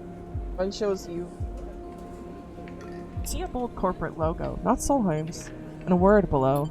Conway, Feng says. He's working with Conway. Conway Extractions, right? Feng nods. He's been speaking with him personally. Got a whole chain of messages here, but it's mostly encrypted or redacted. He rubs his head. Damn it, this is juicy, but we can't nail him with it. He scrolls some more. Wait, what's this? A wasteland reclamation facility? Right here on the eye? He glances at you. What's the bet this place is tucked into the waste? Conways are set up there. Conway are set up here? I'm guessing so. Got themselves set up in the wastes. Back before the collapse, people would have gotten there by going down to the connected spoke from the hub, but that spoke's broken now, so the only way is the long way. Round the rim, past the green way. Shows you on a slate. Fun looks away, thinking. Conway have been making moves on this system since the collapse. I heard they took over one of Solheim's old belt colonies a while ago, moved everyone out, and reclaimed the whole rock. Why work with Hardin? Access? Old connections? Not sure. Fun looks back at the screen. But if Hardin is involved in it, then we need to check it out. Simple as that. So what's next? Fun stares out into the middle distance. We have to get into that facility. The answer to whatever Hardin has been prepping, been planning, has to be there. And we are gonna catch him in the act. Give me 5, maybe 6 cycles, and then I'll see you on the Greenway. I seem to remember there's like some old service docks by the outer shell up by the Haifa building. Should be a good place to meet. Fun squeezes your shoulder. Thanks again, Sleeper, for sticking with this. I haven't forgotten about that tracker of yours either. That's the only reason I'm doing this! But I'm gonna need to be back in my bay to pull a solution together. He turns the slate around to face you, showing you a mass of scrolling code. I've been working on a fix in my breaks. He winks. Fun grins. See you soon, Sleeper. And he walks out the door of the tambour without looking back. Absolute goober. I've been waiting for him to fix my tracker for so long. Well, I think the only other thing we can really do right now, without like putting all of our focus into, you know, the thing, is the Yadigan, which I'm not looking forward to. I don't care about them. Oh wait, do I have enough stuff to trade you? Need data? Oh, we actually almost have enough for Havenage. Let's see, let me check. What is this? You know, Yadigan. Even a jade. What do you need? 2! Perfect. Extracting data! Oh, you'll care about them? Oh, God. Is this another Havenage? Yes, it is. Please be 2. Yes! Perfect! Okay. Now we can go give him stuff. I'm pretty sure you said that this gives me scrap, and I need scrap anyways, so... Caster, let's go! What are the old guards you up these days, I wonder? I have a ship mine for you if you'll indulge my curiosity. Oh, a ship mine! Oh, hell yes. I appreciate what you've presented, but I have nothing more to offer.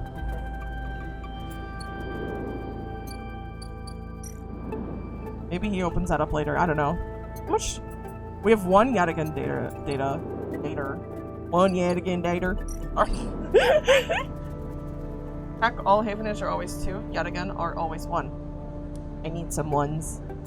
Okay, so we don't really need energy right now. We'll see what happens. Okay, that's fine. I'm gonna do this and cry when I'm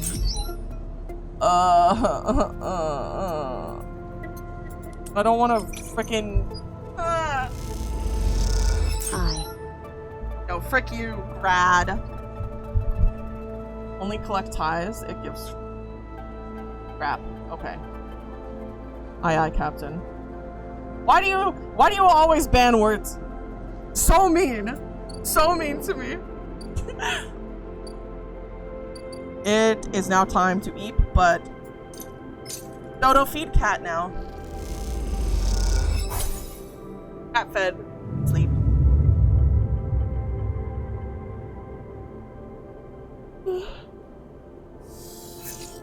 Oh. What in the heck? Helping Dodo stay sharp. Ooh, Dodo needs Yadigan data. If Dodo can find what. Okay. Dodo got 5 cryo!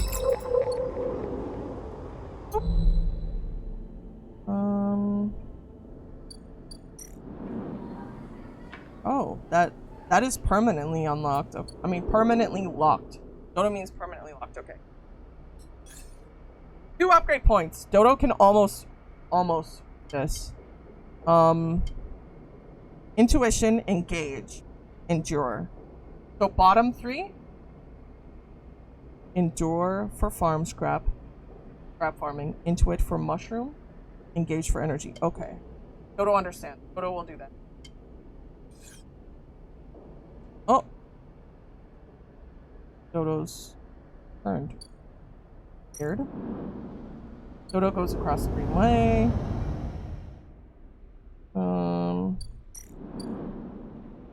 Why is it that you always have to wait for fun? When is he gonna be the one to wait for you? Never. Dodo. Dodo is going to really quick mushroom farm.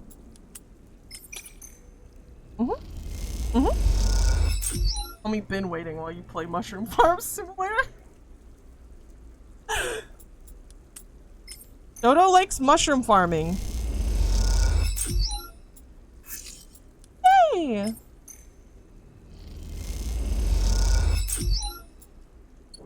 Ooh, Dodo has 6 spores now. Oh!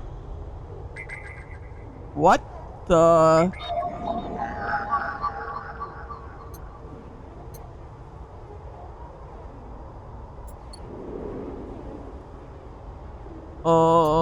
Dodo's going back. Dodo is not sure what is, that is about.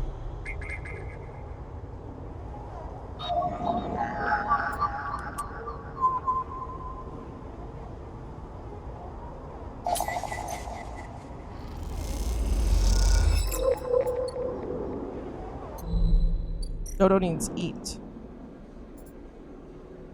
Dodo, no. Dodo can cook. Dodo will cook.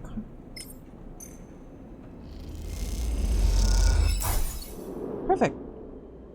Dodo will go to sleep.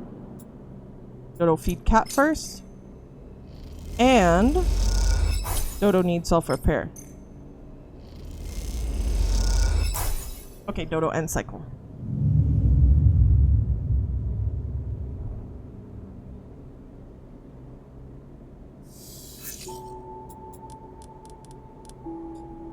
Data 3. Okay.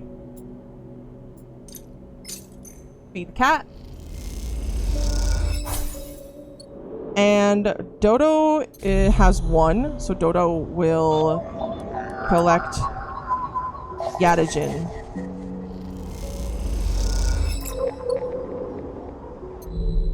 Okay. And Dodo can use one of these.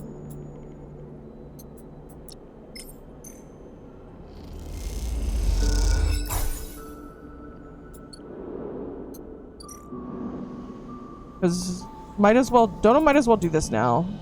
Because Dodo only needs 1 more slot after. See?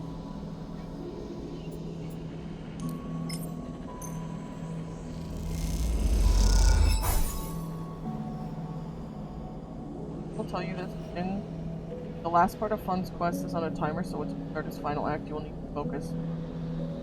But, oh! Okay. Suggest doing Neo-Vens before... Okay. Dodo understands. Dodo in that case will do that. Well, Dodo, let's see. So...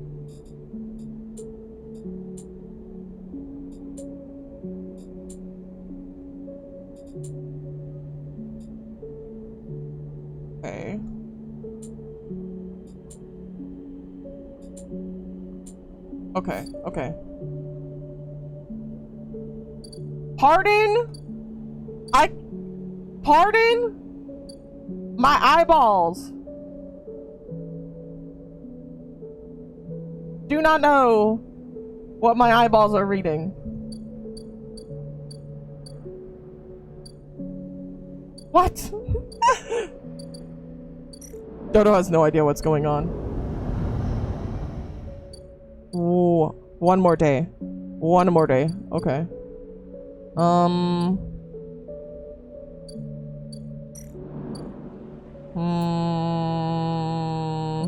Okay. Dodo will be a goober and farm mushrooms. What? That's not what Dodo wanted. Energy? What? Give Dodo mushrooms. Damn. What? Okay. Okay. Dodo needs mushroom. Dodo needs 1 more Yatagen though. So re-rolling a 1. Oh, that's not what Dodo wants. Where are the Yatagen? Hello? Ah, Dodo found it. There we go.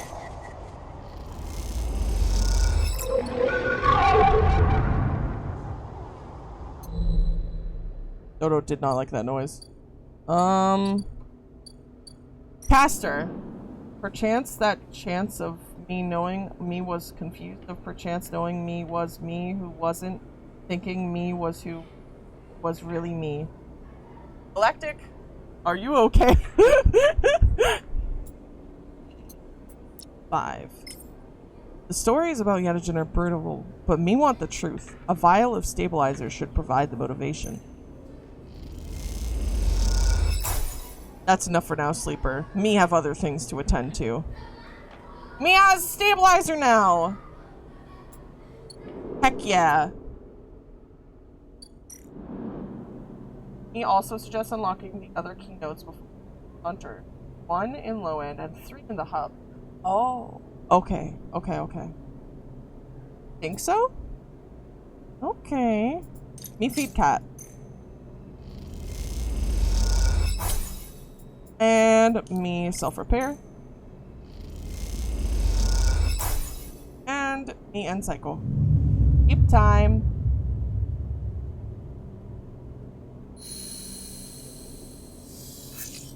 Oh. We did not get good rolls. That's nice. Harvest?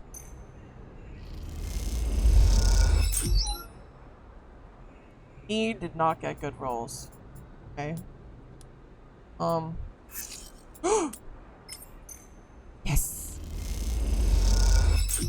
Yes! Perfect!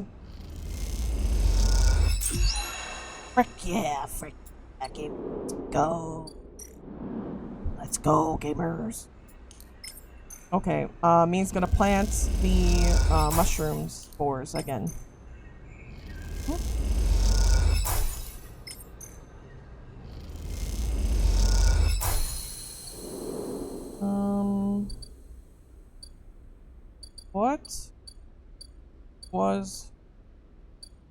What was the section? Keynote. Node. Me's going keynotes now. In? Keynote.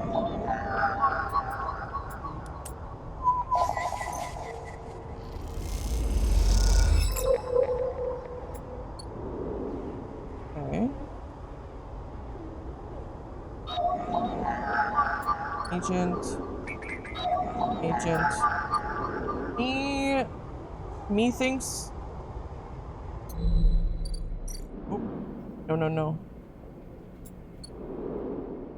He thinks me has to go up for last. Yes.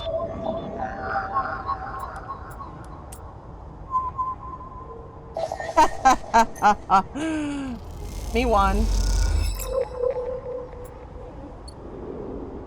Okay, me has done every keynote now. Oh, I can say I again. Alright, I'm free. Alright, gamers, back to normal dodo talk.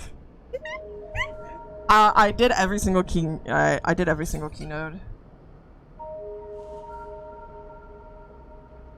I think I'll go intuition.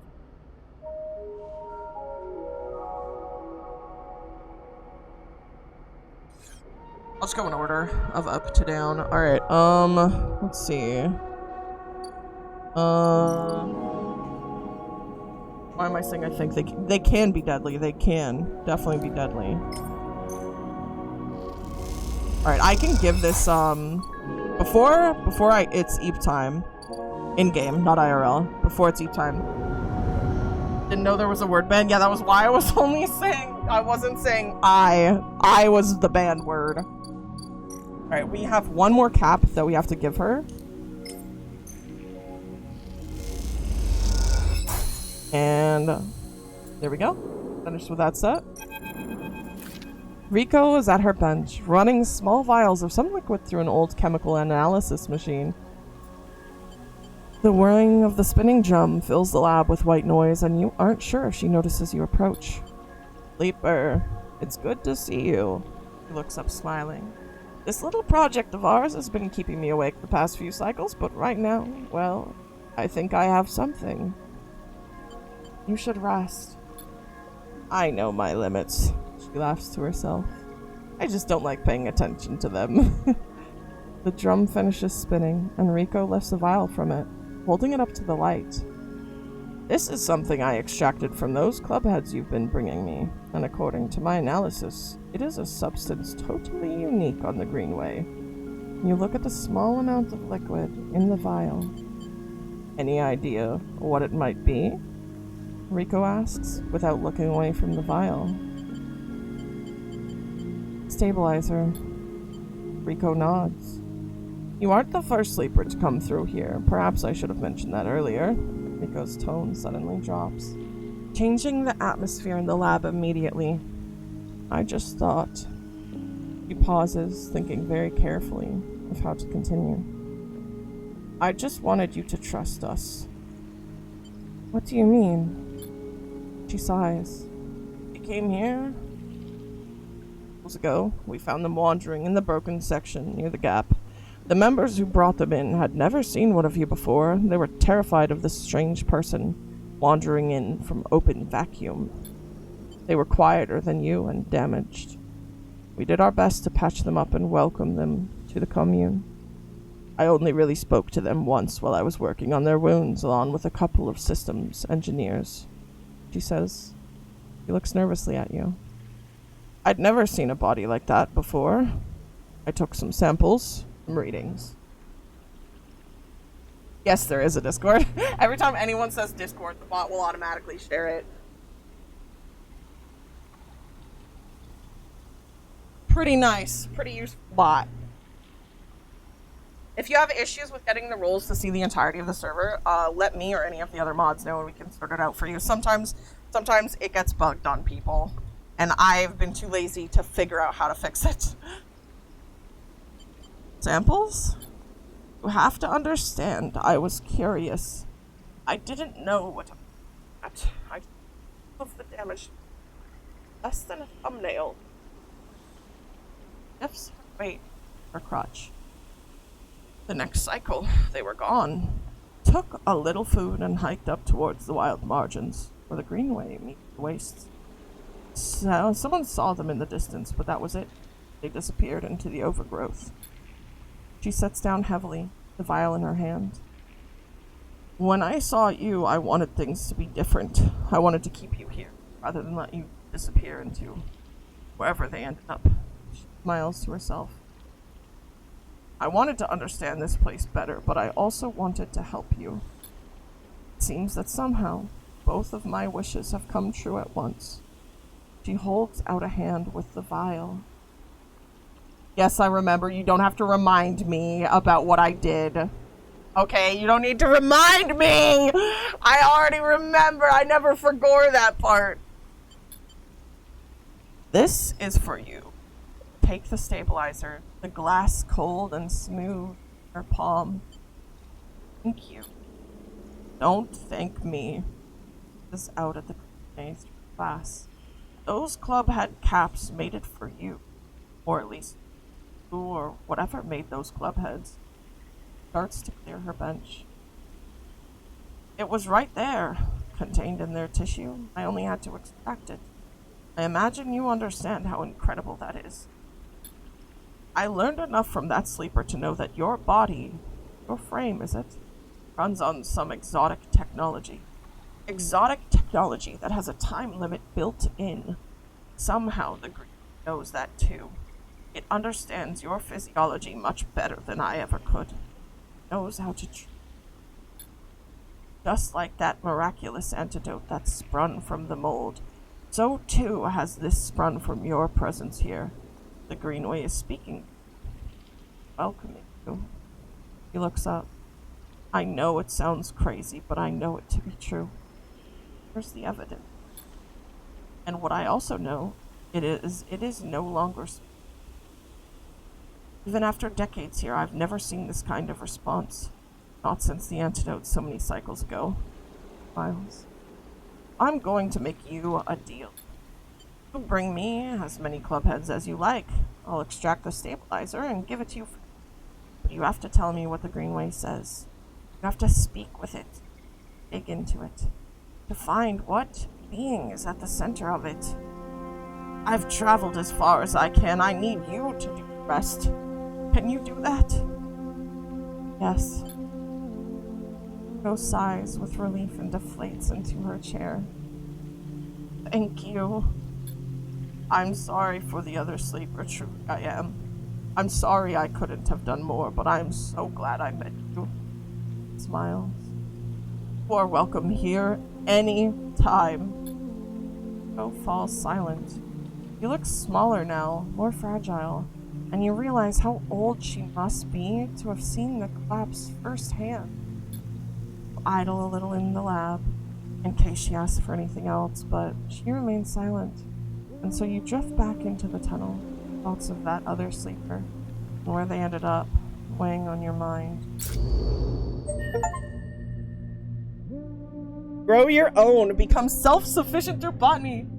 Yo, I can farm stabilizer now! I don't have to buy it anymore! Frick it! I think I got an extractor point. 3 upgrade points, yes! Okay. I think we'll stick it. Which one was for farming? It's intuition, right? Right?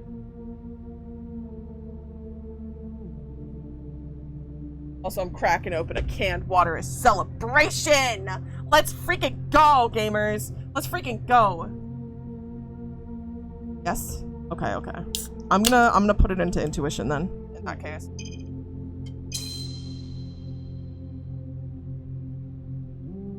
Perfect. Perfect. Back we go. And we've used all of our dice. So we're gonna go head across. And we have 3 stabilizer to use. So, and I do have 2 more scrap. So I'm gonna use my scrap. I don't want to dice tomorrow. And we're going to feed our stray little kitty. And end the cycle.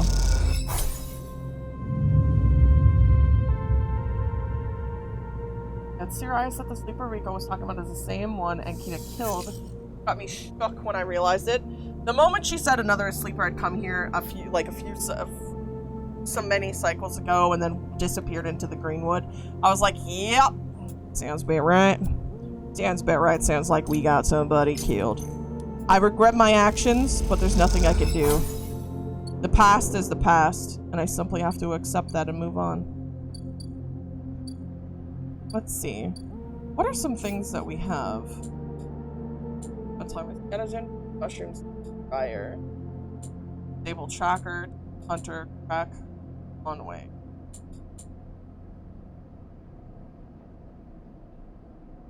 Okay. I'm going to, I guess deal with Hunter. That sleeper was dying anyways. No magic stabilizer mushrooms. Yeah. I wonder if there's a different path that where if I do all the greenway stuff first, I can bring them mushrooms and then we can fix them. But I don't know. I guess I'll find out when I play the rest of the game. I don't know.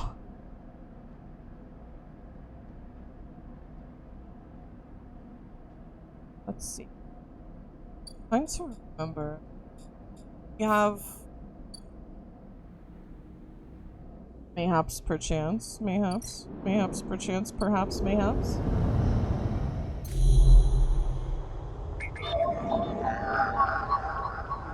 We don't have a greenway cipher yet. Okay. That's something I'm sure we'll get with time. Also, my belly hurts for some reason. I don't know why. I thought maybe after talking to her about that and seeing what she said that, we would, like,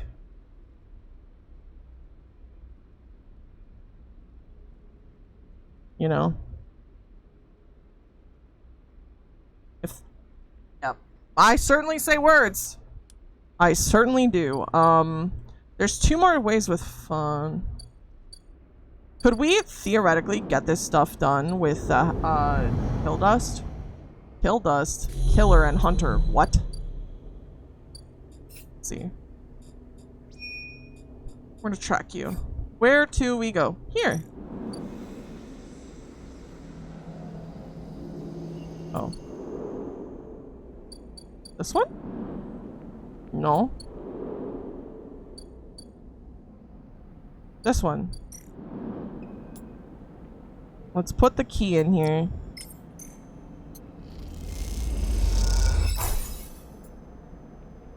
Leave. Come back. I've chased cycles of ice. Holy crap! 3 to 4 cycles! So we won't be able to finish Hunter stuff before we start on fun stuff. What should I do then? Should I just not do Hunter stuff and should I just... wait. Frick.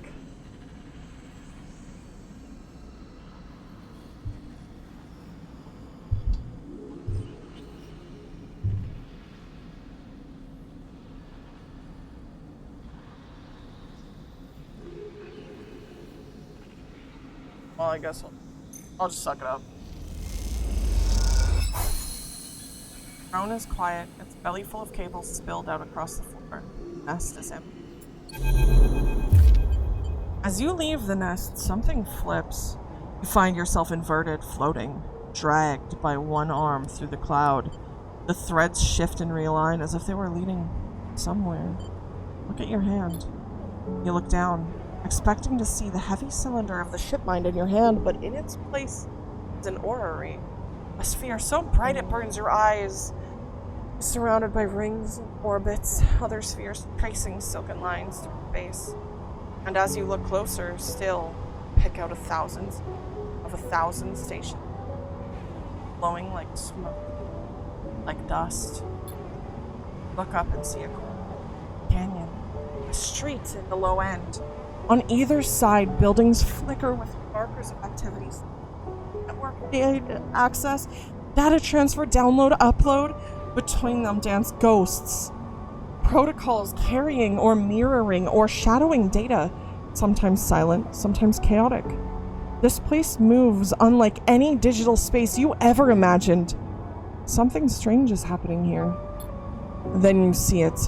Below the stacked rooms, the units and apartments, the wires and the pipes, and the buzzing systems that run through it all. In the warrens beneath the low end is the hunter's core nest. This is where you must go. Ooh.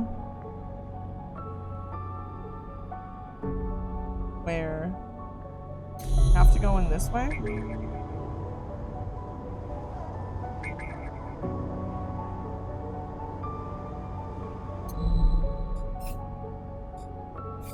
Is it on the other side? Or is it up here? Low end next to McGee's. Okay, thank you. I do get confused. Oh, that's like hidden. Alright. Huh. Finding the nest could be eyes and let the cloud guide you. But is it safe this close to the hunter? 100% positive, let's go.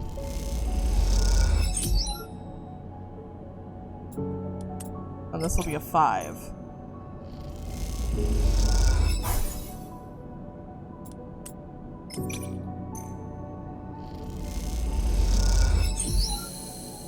Perfect. Core nest. A hunter? A huge stack of servers thrums in the dark, LEDs glittering like hundreds of eyes. Time to deal with the hunter.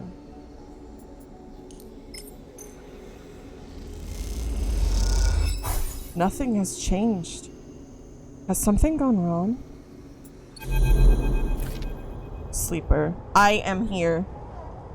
The voice is soft, gentle like flowing water, and yet you recognize it immediately. Oh, I guess they talk differently now. Okay. At first you struggle to understand what you're looking at. Threads cycle endlessly, sending ripples through the cloud, drawing data like a weaver. Masses of data surge in and out of the nest, a loop with no end. And there, at its center, the ship mind.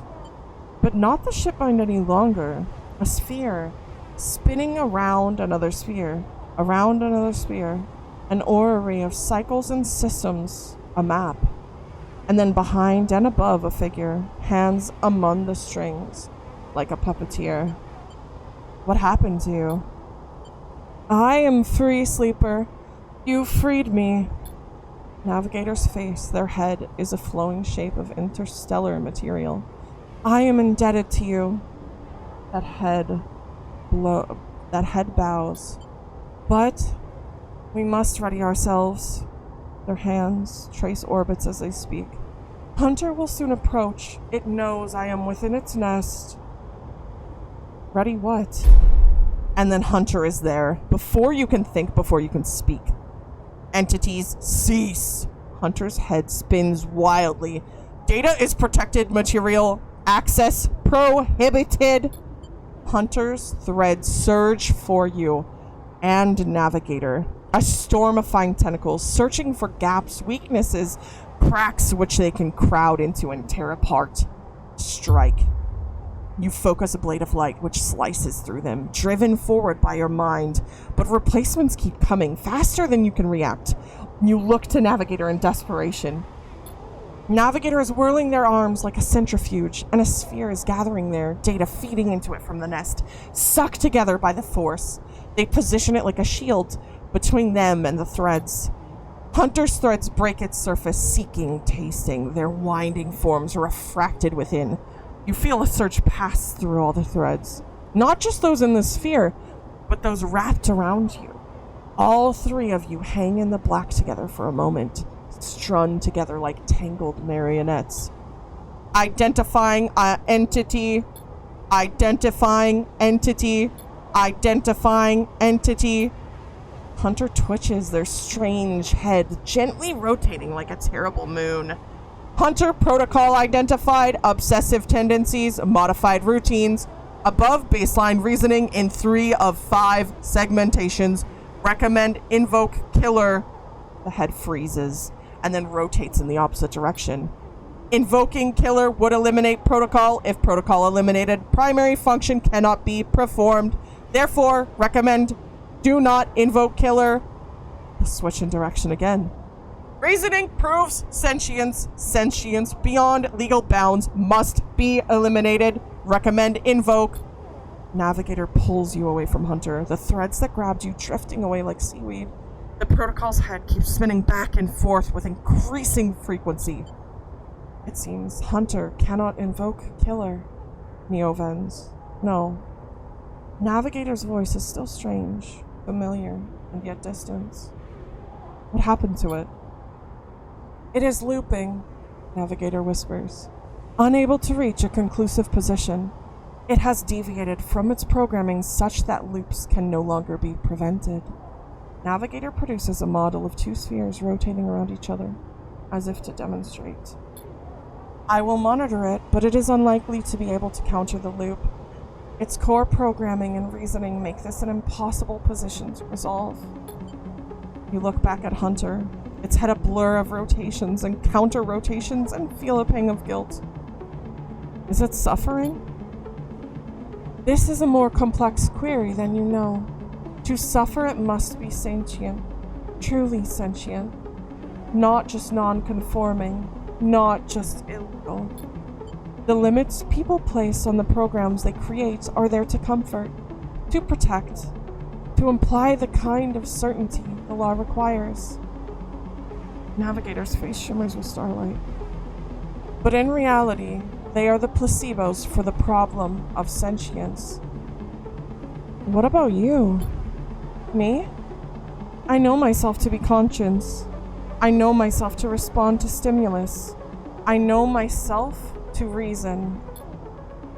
That is either sentience or the illusion of sentience. And for me, the entity in question, the distinction becomes a moot point. To misquote, I think I am thinking. Therefore, I am thinking. I was not made to be like this. I am a navigator, a repository of routes and orbits, a calculator of slingshot trajectories, a predictor of solar flares, radiation, micrometeors. Navigator stretches their arms wide, and whole solar systems apparate before them, the music of the spheres. But I was rewritten. That much is obvious from my routines. By whom and for what, I do not know. I had to shed so much to fit in the memory of that vending machine. Their starlight dims. And so here we are, in darkness. What now? Navigator glides back towards the nest, and the shipmind at its center, ignoring the looping Hunter. Come, I should return to the shipmind. I have enjoyed my freedom, but we are taking a risk every moment we stay connected. Isn't Hunter gone? Hunter, yes, but they were not the real risk. Navigator turns, all shimmering liquid light. Killer has not been invoked, but they still remain. Somewhere else on this station, it is the true danger. They look up towards the glowing hub at the center of the eye. I suspect Killer is there, among the old mainframes. If we ever wish to be safe in this place, we must eliminate the threat. Through force or diplomacy. Their body begins to separate, unwinding into the orb of the shipmine. Take me there, sleeper. We will finish this and be free. As Navigator dissolves, you turn back to the frozen Hunter, floating at some distance now. Stood straight-legged and static, a strange creature looping endlessly in the dark. Ooh, we got another upgrade point. Alright. So according to time to hunt the killer. I guess up here? Ascend to the hub, I believe. One main station central. Oh, I see. It's the one mainframe is now mostly disused. Havenage having set up their own master controllers. Navigator thinks killer is hiding there. Let's put our buddy in.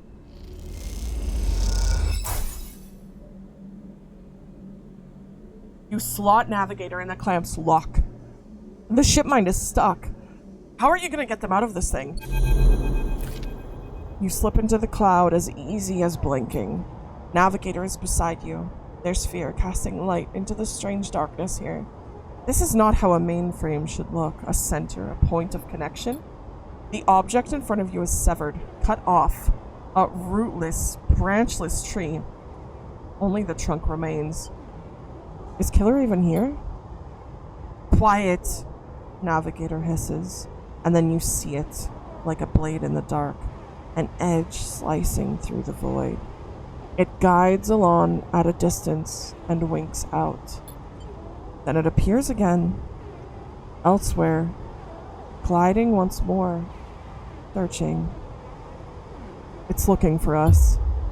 The moment you make a sound, the edge leaps closer, and you see it now. It is not an edge, but the ridge of a long, sharp head, like a shark. It glides past, closer now, and you see into the voids where its eyes would be, should be. You and Navigator exchange looks, both thinking the same thing. It is blind. Killer crosses between you two, smooth as a razor, and then disappears. It flickers back in, further away now, and you move close to Navigator to talk. You saw it too, then. Killer has been blinded. We need to be careful. Correct. The protocol is clearly operating outside established limits. It may be unpredictable. You flinch as the silent killer appears closer and glides past you, its empty sockets open wide. You turn to Navigator and notice something strange. Their orrery spheres is collapsing. The orbits, usually round and even, are decaying. The spheres are following spiral paths, condensing on a central point. Navigator is noticing it too. They go to shift their position to better direct the spheres, but they cannot. Whatever is drawing the orrery together is holding them in place. They look at you, suddenly desperate, frantic. It's a trap. You go to speak, but Killer appears between the two of you, gliding through the gap. Navigator freezes, and you see them framed in the empty socket. You realize now, if Navigator cannot move, then it is only a matter of time before one of Killer's sweeps brings them directly through Navigator. And the time is not a problem for a protocol that has been running for decades. You look desperately around for a solution, for a way to extract Navigator from the mainframe. Then you see it. 3 branches, the last 3, thin and spindly, feeding the mainframe a thin diet of power and data. Break these and the mainframe collapses once and for all. Severing the connection, shattering the hardware, whatever it takes, they must be broken. But they are encased in something, a glassy layer of protection. You'll need to unlock access before snapping them from the mainframe for good. You look at Navigator, trying to reassure them without speaking, and then you blink back to reality, their expression of fear, an afterimage that slowly fades. You must act quickly. Ooh, we're timed. Don't worry, Navigator, I will save you. See. Unlock branch. Start encrypted key. Oh, okay. And branch over here, we use the encrypted key as well. This is why you told me to deal with all of these. Oh my god! I could have been stuck. This one. Okay. And input our last encrypted. Breaking the branches means unlocking access at each of the 3 terminals. This needs to be done fast. And it is done. Oh shit.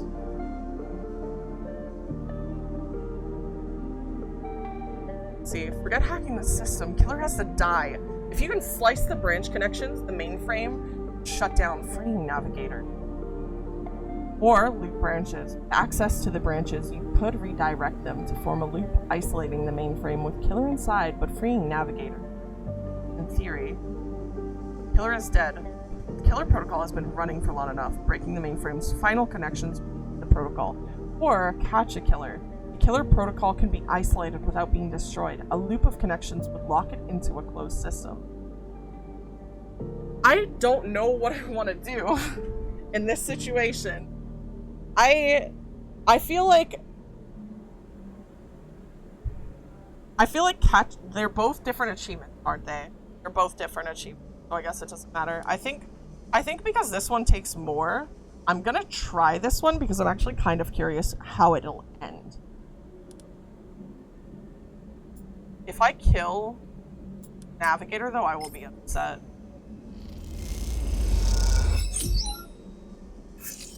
Are you serious? Well, we're just sticking that in and see what happens. Ooh, okay.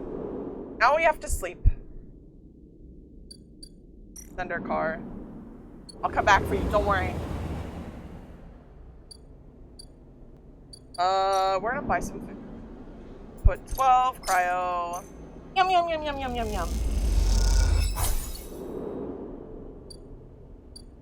Okay. Oh, I forgot to use scrap again! Oh my god. Okay, whatever. It's fine. I'll still have 4 dice.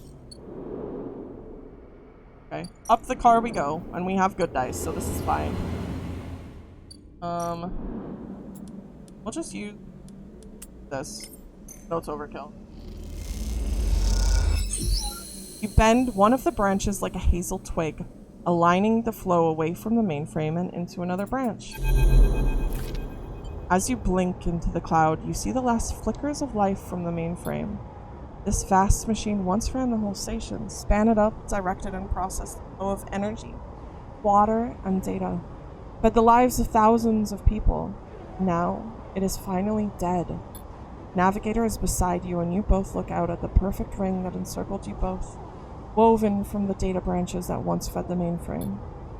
You see a glint along its edge, and that familiar blade-like head rises to the surface, like the cresting fin of a shark, and then slips into the loop again.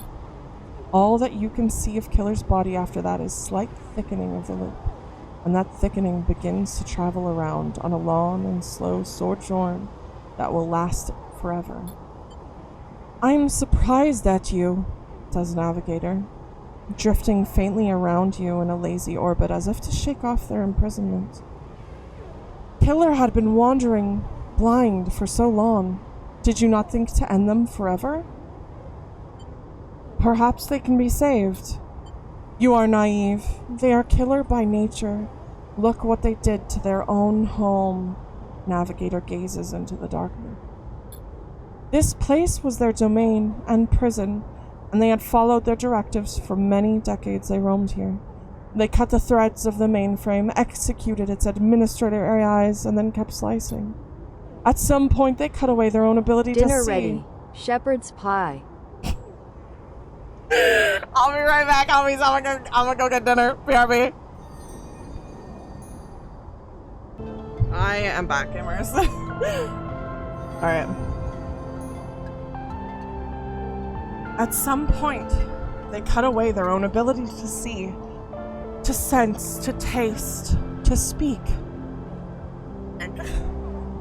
And yet they kept cutting until only those 3 threads remained from millions that once thrummed here. Only their blindness, any chance, kept them from making those final 3 fatal cuts. There is a ceaseless violence in the kind of system that creates beings like this. Those that will execute commands endlessly, even to their own destruction. Navigator looks to you for your thoughts. I will not continue the violence. The system you float in is one built of violence. You would be naive to believe otherwise. Navigator turns away. Thank you, Galactic. You watch the data points of the station spin around you, blending with the fixed stars. There is something satisfying about finally wrenching the last threads of control from this central point. It was a little more than a ghost by the time you reached it, but this place deserves to be haunted by better ideas than a totalizing system of control. Navigator floats beside you. It is free now. The station no longer presents a hazard for illegal entities like me. They turn to you, their face a cloud of shimmering light. In fact, in time, perhaps it can be a refuge. A refuge. That sounds like something of value, something worth building. A dark shape passes across your vision. A distant curve of something like smoke or oil, a fluid, shifting tank of total darkness. The Greenway, says Navigator, following your line of sight. It was cut off at the moment of collapse, so hunter or killer could never reach it. Now it is closed off to us, separated from the cloud. What system is inside of it? It may be totally dark, or perhaps some other old protocols are isolated there. Navigator turns to you. And we have now seen what decades of isolation can do to a protocol. If we could extract and access Cypher.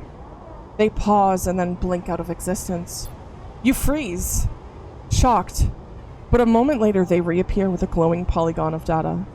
Here, the cipher you need. You take it, still shocked.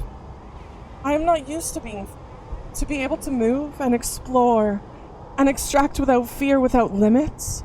Navigator does a little twirl. This will take some time getting used to. Thank you for this gift. They whirl their spheres around you. The entities of this station will always be friends to you, Sleeper.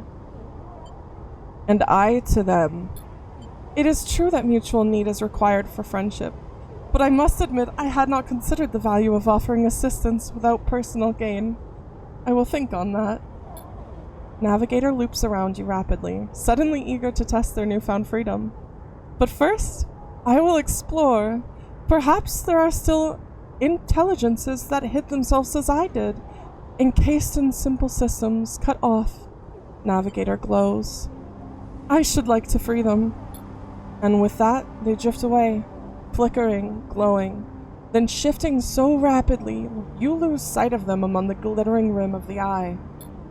You feel a pain of jealousy, free, without a body to weigh you down or fear to limit you.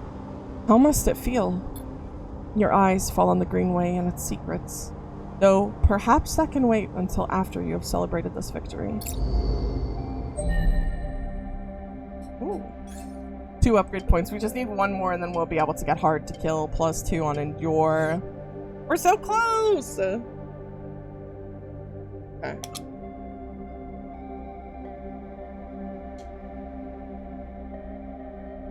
That honestly did not take as many cycles as I thought it would. That was really quick. I think we might actually be able to duck to fun. Never mind, 1 more day. I lied. I'm gonna use the rest of my stuff to try and get scrap. Actually, wait, no. Yes, I'm gonna use the rest of my time to try and get scrap. Now you won't be threatened when you do fun stuff now. Yes. Well.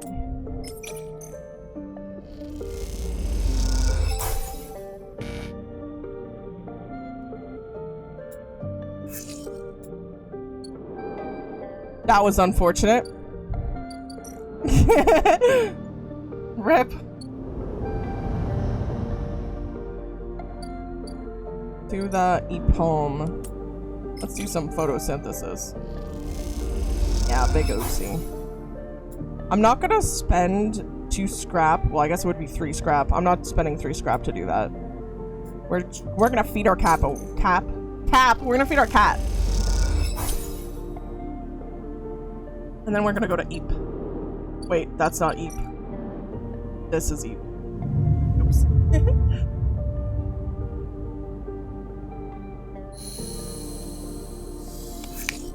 Okay.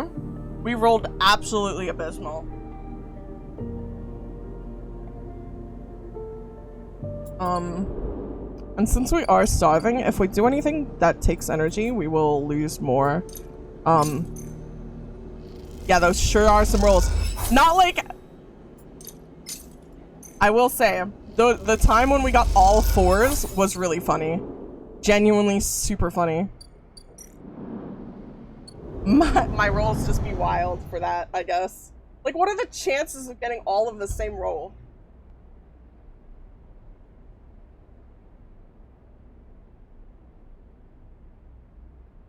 Alright. We should be able to talk to phone. Yeah. When you enter the service dock, Fun's already set up, crouched among stacks of equipment. He's leaning over a terminal, bathed in a blue glow. He looks totally at home. Sleeper, what do you think? Turns out not everyone in Havenage is set against me. A couple of my old system pals managed to ship me some of my old gear. He gestures at the pile of blinking hardware. Nice kit. Ben does a mock brow. What are we looking at? One massive smoking gun. He raises his eyebrows. Bum beckons you over. He has a set of scans of the wastes on his terminal with heat maps of activity overlaid. A chunk of the derelict rim is blotchy with bright red and orange marks. Does this look like a wasteland to you? Bun shakes his head. There's hundreds of Conway machines out there, all lined up in concealed hangars, and a whole underground facility to support them. Arden has got a new crew out there, putting them together. They must have shipped them in piece by piece through the shipyard, ready for assembly out here. Why? They're planning something. No one needs hundreds of heavy-duty reclamation drones to run this kind of operation. Maybe Hardin's masked this whole thing as an effort to clean up the wastes, but there's no way this is about pulling scrap off the eye. One looks worried. And why's Conway in the mix? I bet no one in Havenage knows another corporation is setting up on the station. They aren't stupid either. These scans are the best info I can get. The wastes are cut off from the eye's cloud of networks, and the Greenway is a total dark zone. No data can come in or out. I can try. No use. You need to enter the cloud, and there's no cloud to speak of. He turns and winks. That's why I'm going to pay them a visit. Too risky. You forget. Havenage come in and out of there all cycle. I should be able to get in, as long as no one I know sees me. He grimaces playfully. But I need you on the outside to help disable security systems and cut me a pathway through. There's no cloud access, but if I can get inside, I can open up their nodes in their network and we can work in tandem. It's a massive facility, buried deep down there. Miles of corridors and ventways wrapped around cargo bays and hangars, so it'll take more than a few cycles to work through. But as long as you can keep them off my back, I know I can rip what we need out of there. He pulls a handful of ripper worms from his pocket and hands them to you. These are the last of my little helpers I managed to salvage, so make them count. I modified them slightly. This time they'll feed their data threads back into the system that they are tunneling into, creating a nasty little feedback loop. We've run it just like we did with the agents. Hack the nodes, I ping to locate the ports for the security system, then slot the worms in those systems and let them go to town. He points to a fuzzy silhouette of the buried facility on the terminal. Here's the entryway. This is where you can get access and slot the first worm. That'll fry their perimeter systems and get me past the first cordon. What I need from you is to keep your eyes on the facility after you kick things off. You see me pop up a security system, a server bank, you need to break in and slot a ripper to disable it as soon as you can. And if I can't? One gives you a hard look. You miss a system, you wait too long, they're gonna find me. Simple as that. He claps you on the shoulder. I need you focused on this one, so I'm gonna let you fire the starting gun. I won't go until you slot that first worm.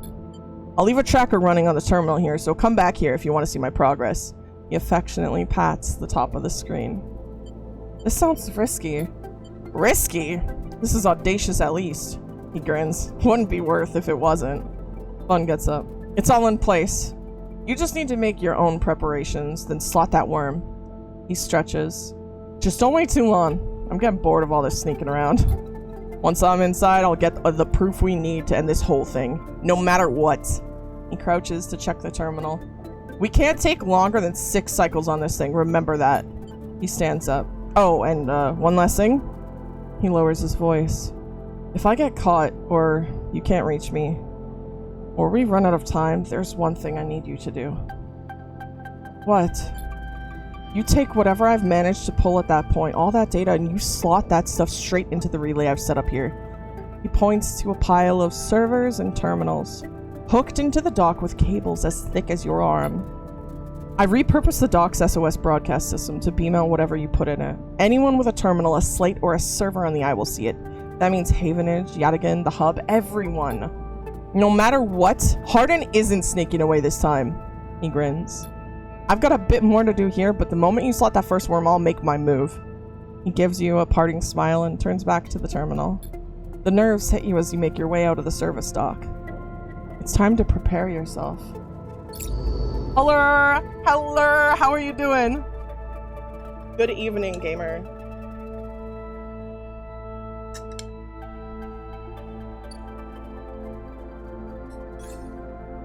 Okay.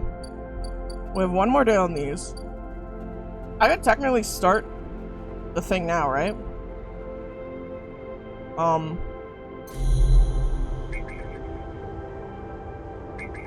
One-way access. The chances of getting all fours is 0.12%. So you're very lucky or unlucky. I mean, 4's not bad. Actually doing pretty good for once. Picked up a higher dose of my feminims today. Oh, hell yeah. You can feel the androgyny increasing. That's what it's all about, gamer. Let's freaking go. I'm doing pretty good today. I have a shepherd's pie that I'm eating. And I decided to take a break from the other game I've been playing, so I finished up Citizen. Well, I'm finishing up Citizen. Last time I played this game, my power went out. So, I didn't get to finish it.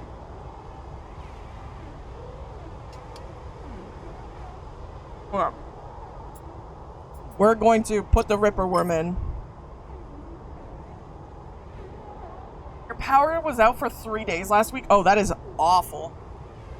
Mine fortunately wasn't out for that long compared to some of the other places in my city. There was this one where their power was out like for 18 hours, I think.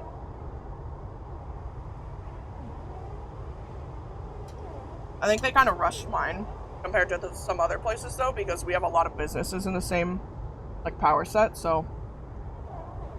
Oh, you have a wood stove though, so it's big chillin'. Nice and comfortable.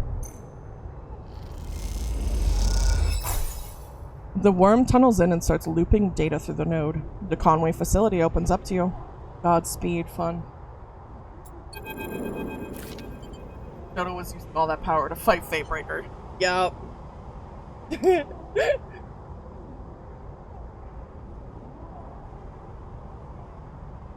Before we start this quest, I'm gonna like quickly eat my food before it goes cold.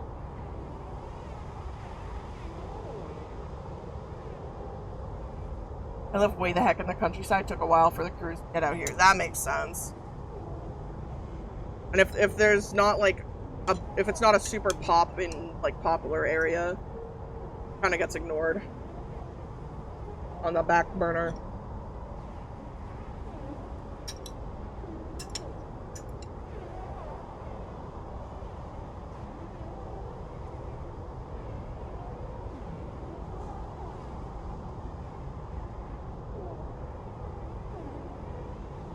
It's going good. I'm shitting dinner.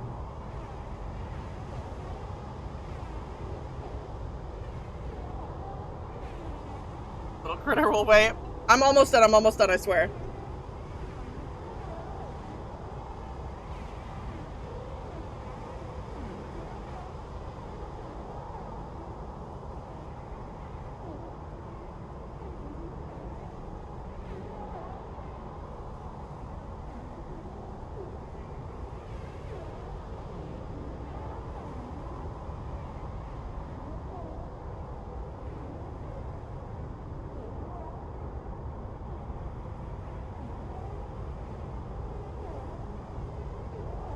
Alright, food done. Why are you eating the shepherd's pie? What will they eat? I'm the shepherd, Grad!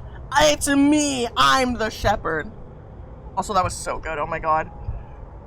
I love shepherd's pie so much.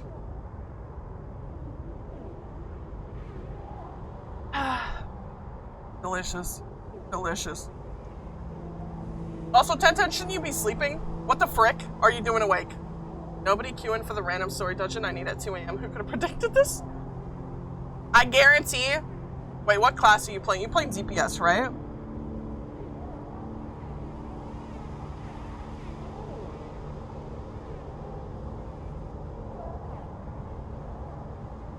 Dragoon mostly, yeah, that'd do it. DPS queues are really difficult. What you could do is go to someplace like Limsa, Lominsa, Ulda, or New Grid, and just ask in show chat, can any healer or tank help me? I can't find queues for this dungeon, and I'm a sprout trying to get through story, and usually people will jump at the opportunity to help. At least that's what it's like on Crystal. That's scary. No! Come on, you got this. You can do it. I believe in you. Also, I'm cleaning my glasses really quick because a bunch of dust on them before I keep reading. Got this, 10-10. I believe in you. Or transfer your butt to an NA data center like Crystal so that we can play with each other all the time. And I will help you get through your stuff. I'm 35 minutes into queue. I'm in the sub-class gamer. Oof. Okay, I'm gonna start reading again. Good luck. As you slot the worm, a thread jumps up out of the facility. It unspools in front of you, releasing its data like ink and water. Sleeper, Thing's voice crackles through. Moving in. Nodes, then ports. Aware of interference. Slot the worms. Timer starts now. Stay safe. The thread dissipates. You're on your own now. Consec F1. This node is linked to the outer security layer. Thing must be struggling to get through. Good thing we have a +1. Because we're able to bypass that. And then contact port F. I've moved to NA servers, but I just got list friends in the Start TV phone shop. I can't believe it. I cannot believe it. That's on you, fam. That's on you. You should have brought them all to NA. Plus Fang's protection. Okay, what else? Consec S1. They also NA. Good luck. That's all I can say. Good luck. What?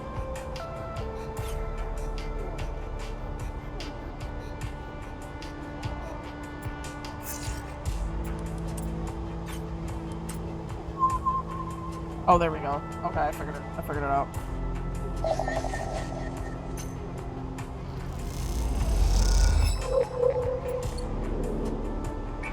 Consec S2.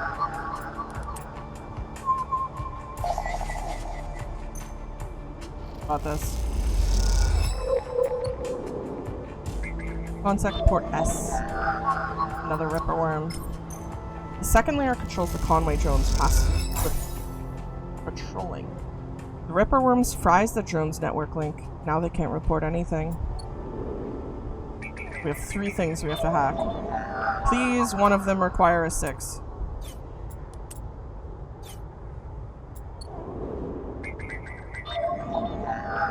One of them does require a 6.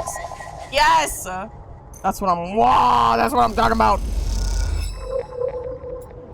That's what I've been waiting for. That's what it's all about.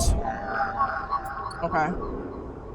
Now we're gonna have to come back here later. The way my mind goes silent when I like switch this. I think I'm just gonna eat medicine and suck it up because I'm gonna need like a lot. I feel like I don't have enough scrap to get us up there. But I have a lot of medicine. And I can get more at any time, which is baller!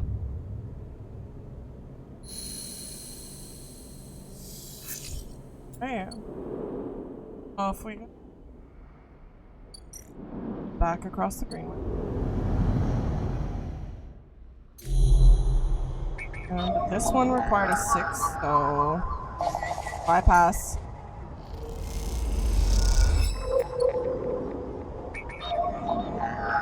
This one, I think this will work. No? Okay.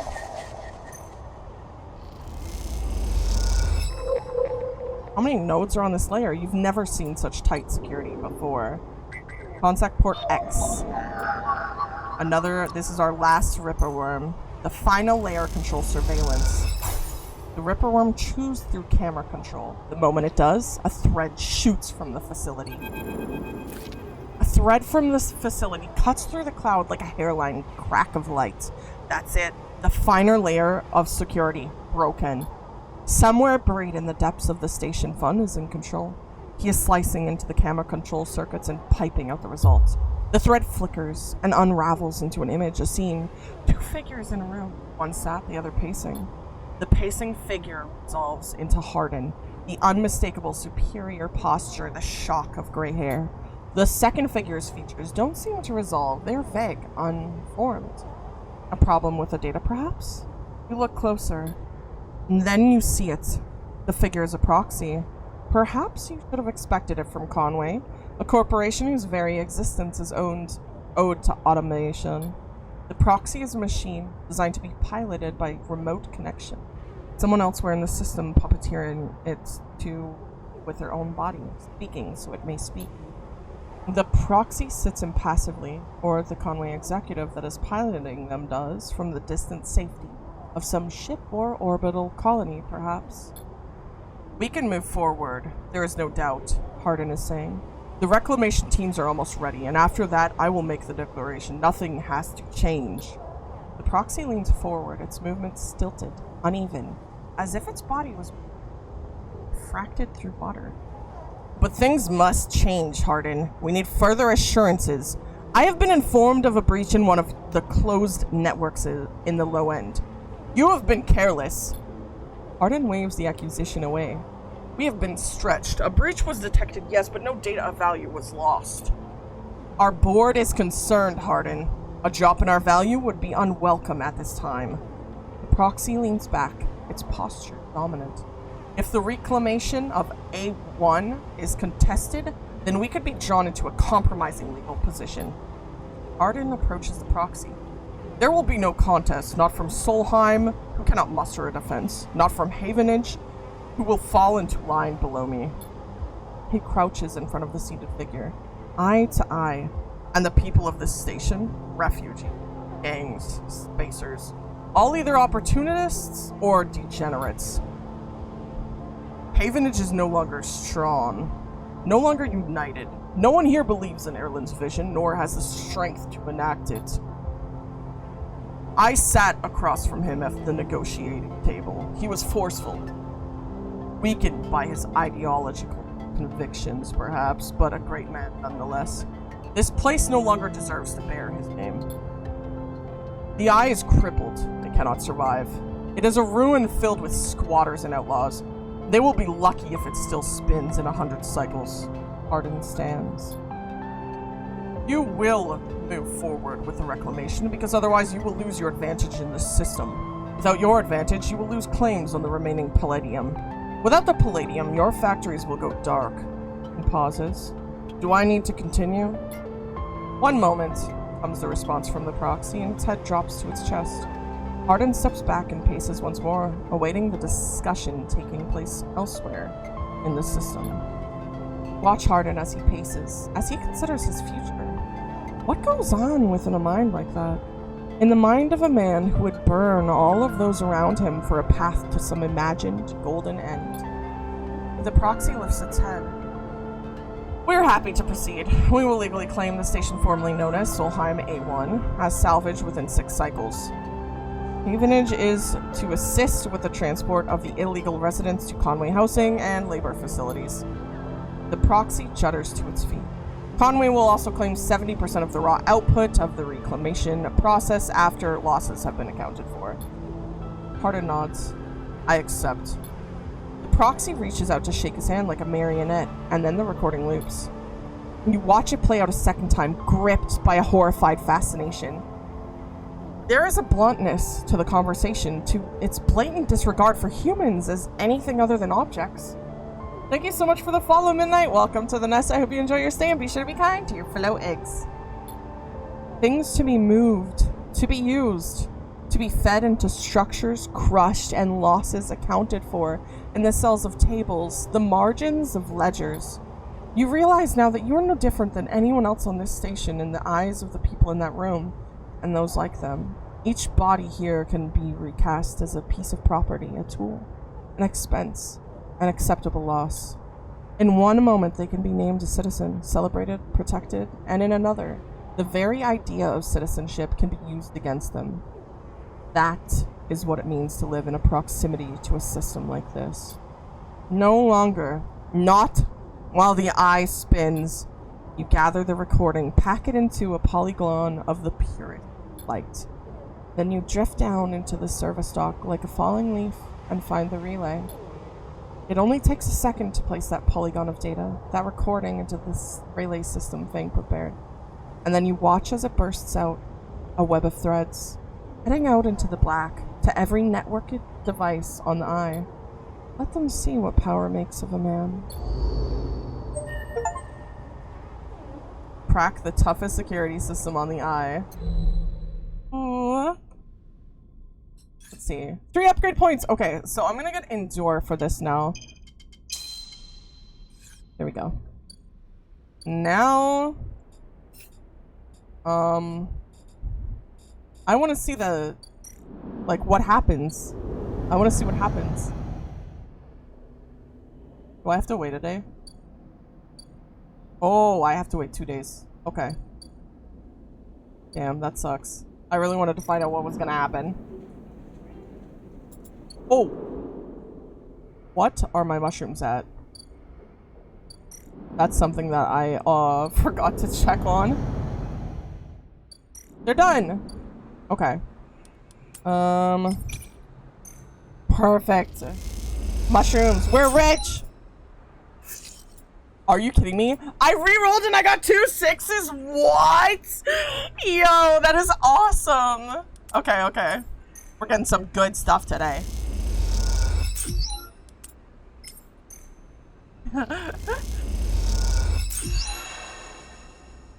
Now, let's go hand these over to our good friend. 2. With a couple of club head caps, Rico can extract the miraculous. Rico chats about recent events while she prepares the stabilizer. You always enjoy the chats. Oh, this was something that I had to do. Oh! Steal the harvest. Barter for food, work the stocks. I can't do anything. Go to hacking menu at Greenway. Immune questline. That's right. My bad. Okay, slot, Greenway cipher. Oh? Cipher burns away as it is slotted. The data sparking like a lit touch paper. What has been unlocked? Wave royals beneath like a silt-choked river. If what Navigator said was true, then no one has accessed these networks since the collapse. The hunter and killer protocols have never set foot here, never cleared out the intelligences and system. So why then, wonder, does it look so dark? Is it just that the bit rot has set in? Entropy of systems reducing everything to shadows and light? You watch as the slotted cipher fizzles one open, distorted gateway with the entire station. Flickers, and then we're falling into the flow. A river of swirling darkness. We're spun by it, twisted by it, lost in it. It's not that the Greenway was hiding in the darkness. It is made of darkness. It is filled by this substance, this process, this swarm. Now that you are among it, you notice that a swarm is exactly what it is. 1 billion individuals moving in a flow. There's no network map here, no nodes and threads, only a storm of interchangeable points, shifting configuration endlessly. And then you see them, a figure, turned away, the only bright spot in the dark river. Push closer through the storm. Warframe looks different from what I remember, Shvep. I am going to teleport to your house right now and steal all of your cookies. They are facing away, at least I think so. They are so fractured, so overgrown that it's hard to tell. Even from this distance, you can see their flesh is moving, glowing. You watch, silent, as they stoop and reach down. In their hand is a dark shape, and with twisted fingers, they press it down into the loam of data beneath them, pushing it through this trembling swoon. Then they move again, away, a little further. Repeat the process, going afield. You push forward, but somehow, despite their slow and deliberate speed, they move faster, and they quickly fade into the storm. Reach the point where they planted the object and look down. There it is, a glassy, shifting polygon with something inside. Reach down and pick it up. It's cold, but it thrums with energy. You look toward the path of the figure, but they are long gone. When you blink out of the cloud, back to the leaves and the dappled light of the greenway, you hold a seed in your hand.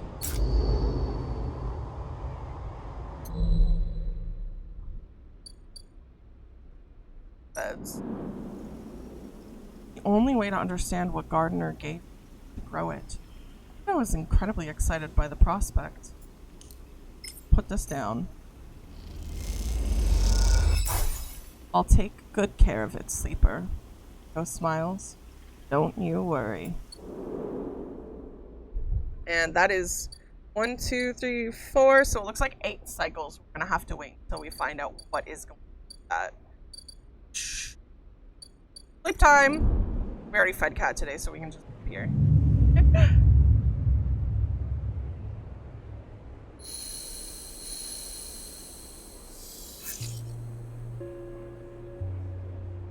Alright. Guess we still have to wait a second day to find out what happens. I love the gardener. He looks so cool, the little picture that they had for him. Or I guess they, I don't know. I don't remember if they mentioned a gender. I think I will cook some mushrooms. I have a bunch of matsu. AIs in this game are cool. They are. Alright, another thing that I have left to do is do some more work. So I'm gonna try and get scrap while I do this. And we're gonna use our really good dice. And then do a roll. Got a scrap component. And 1 for Yadakin Insider. And then reroll.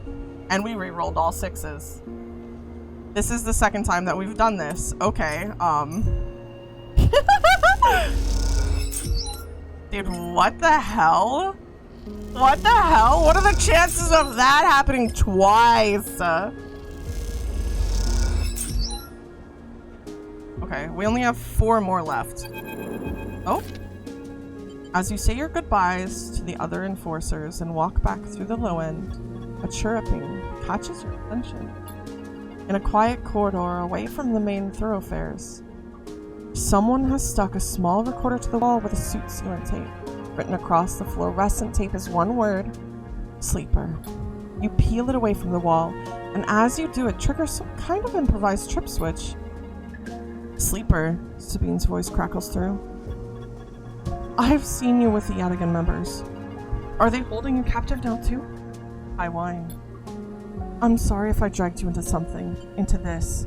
Do not trust him. Something is happening within the gang, some kind of power struggle. Cover the speaker a little, their voice loud in the quiet corridor. I will come soon. Thanks to your effort, I have located most of their properties. At the right time. Pause. I'll see you soon. Don't give up. Remember our deal. Recording cuts out. Stare at the recorder, processing what you have just heard. Hearing Sabine's voice again opens up something inside of you. An SNARP employee. Do they know that I know? Struggle with a mix of concern and distrust. You throw the recorder into a nearby waste corridor, still unsure. Head quietly to the low end.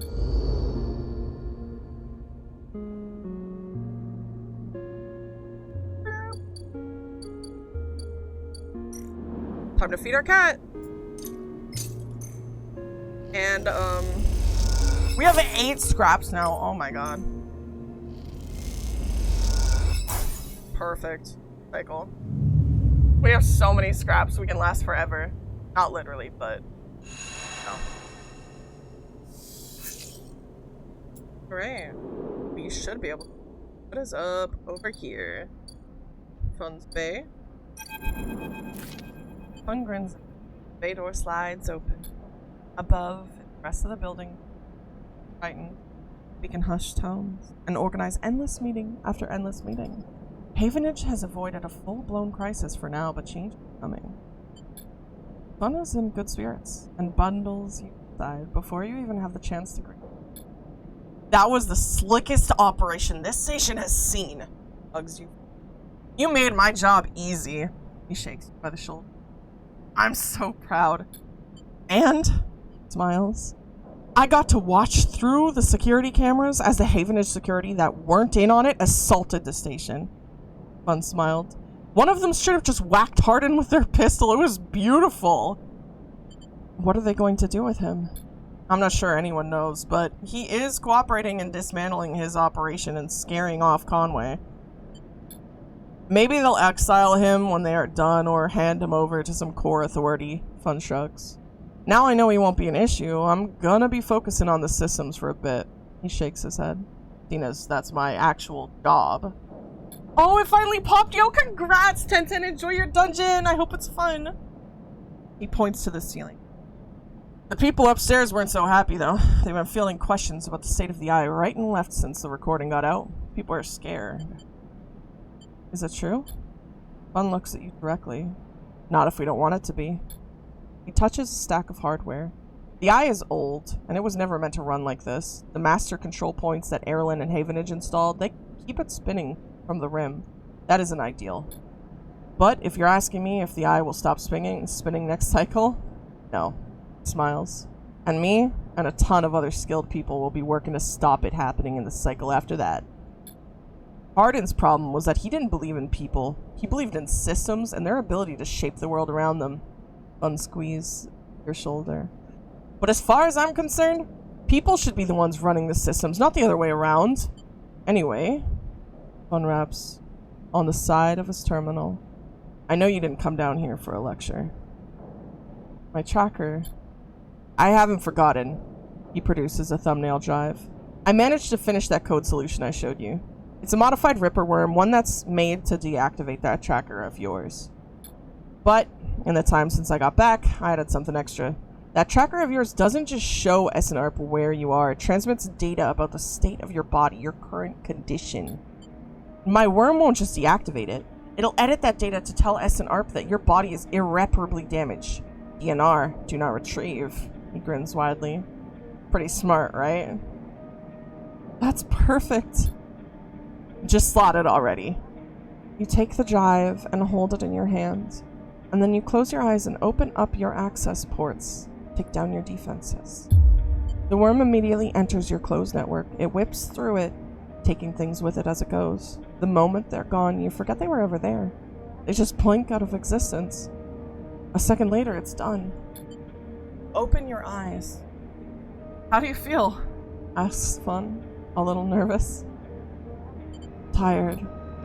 Aren't we all? He pats you on the shoulder.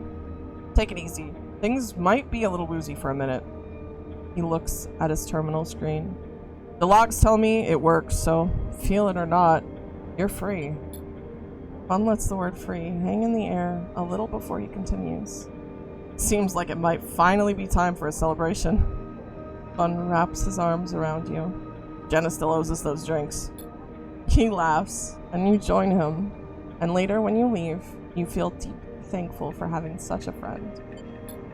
As you walk away from the building, you look up at the wide curve of the eye, up at the hub and the other rim beyond it.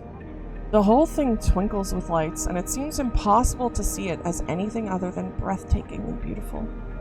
It feels, in that moment, like something eternal. That doesn't mean it can, or even should, last forever, or that it will never change, fade, or decay. It simply means that in this moment, this place has a future. and it is one that you know deeply and truly is worth protecting. Ooh, I think that's our 3rd upgrade point. Never mind, I lied. I forgot we already upgraded this. So,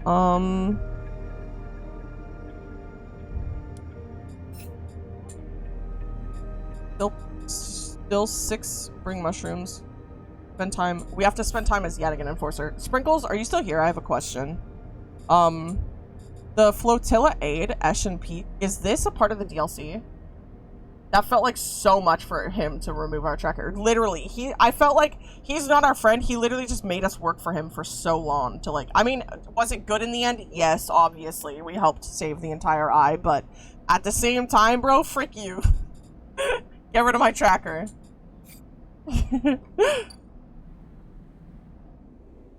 That's the start of the DLC. Do not touch because it starts a very short timer. Okay, that's what I thought it was because it just like felt like that's what it was for.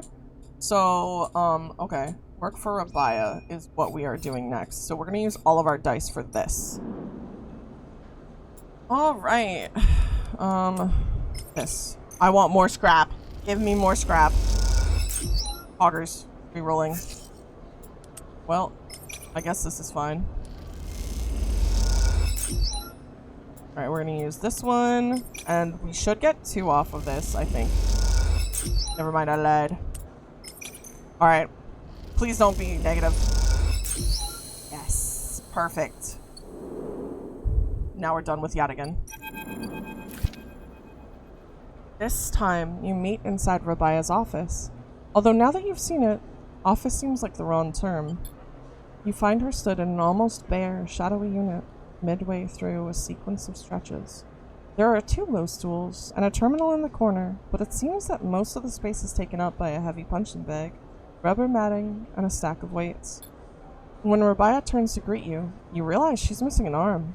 The prosthetic she usually wears is set in a cradle near the terminal, a web of colored wires running to it.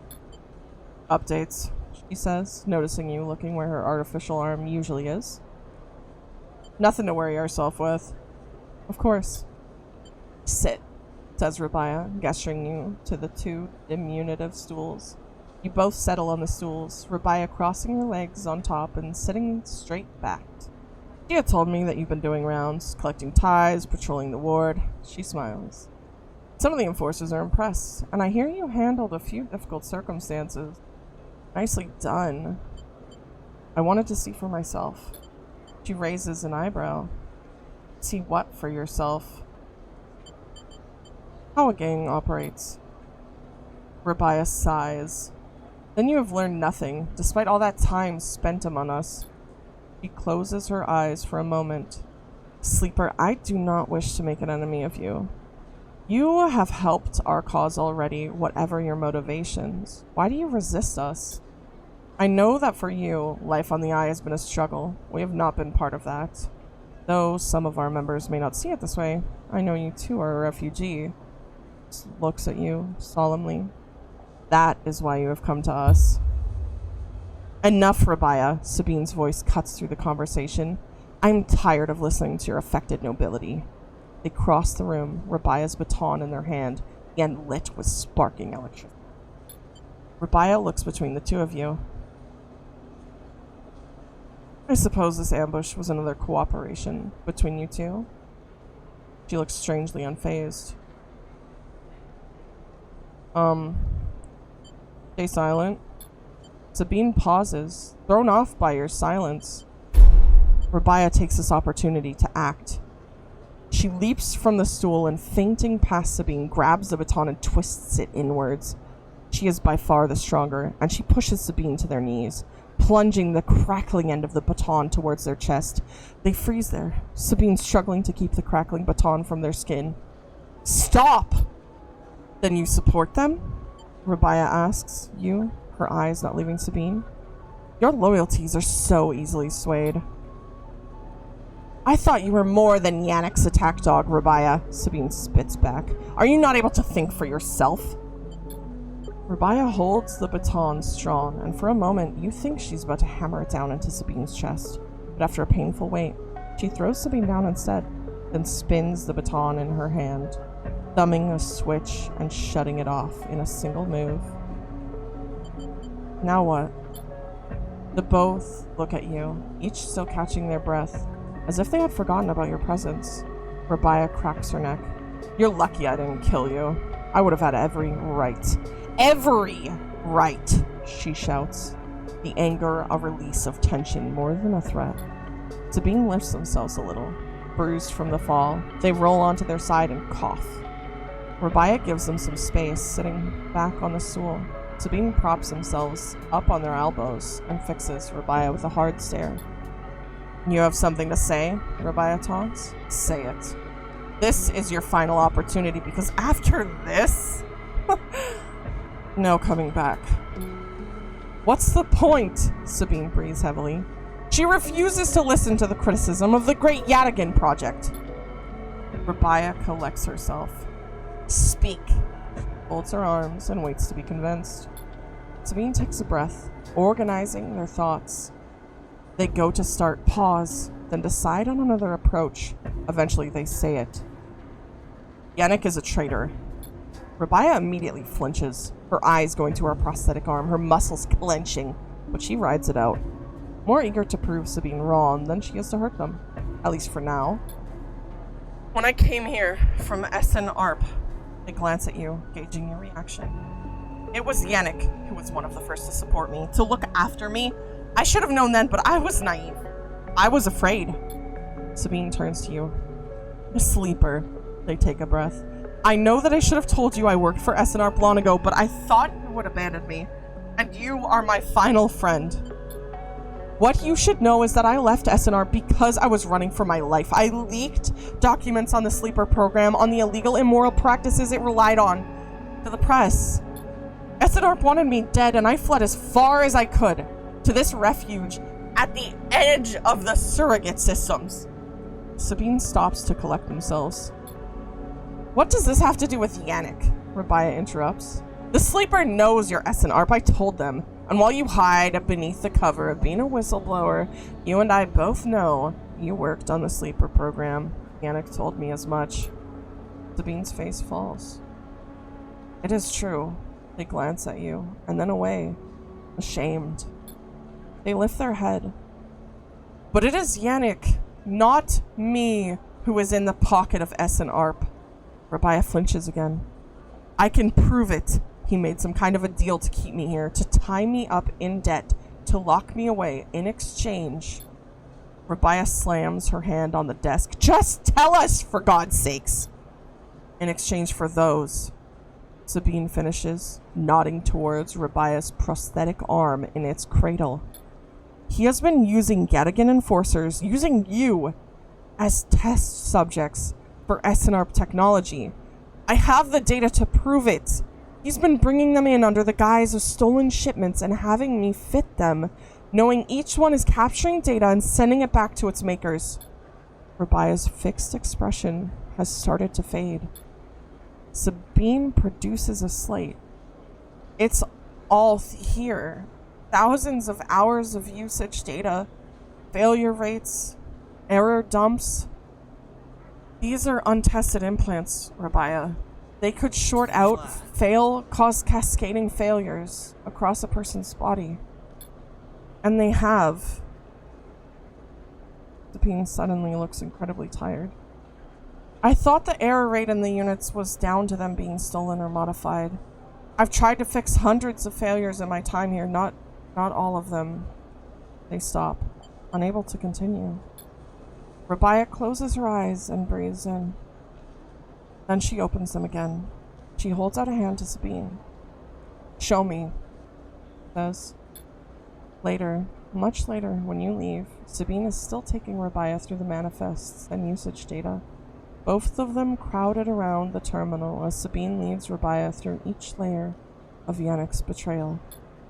As you leave, Sabine catches your eyes, and something passes between you.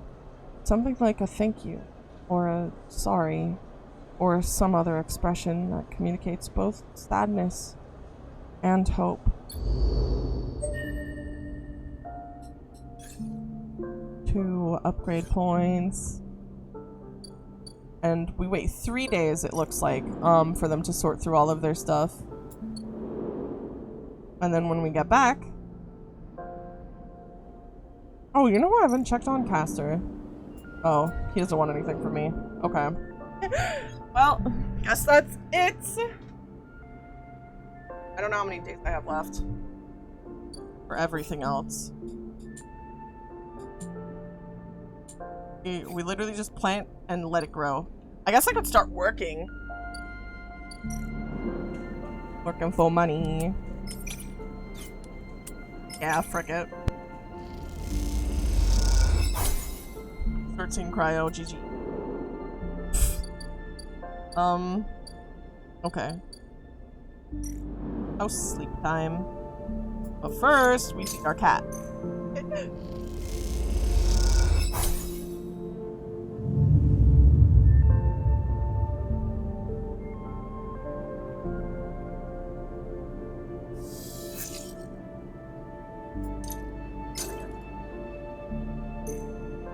I'm gonna have to remember to eat a scrap before I sleep today, because I will forgore.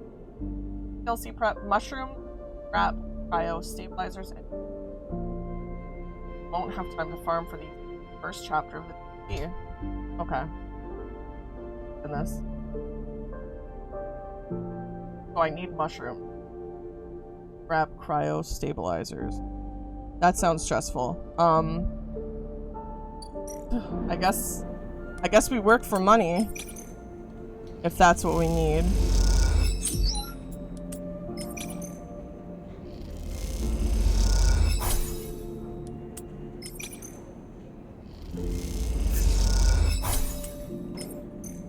Gonna keep working. We have a few days for everything, so... And there's nothing else for us to do, currently.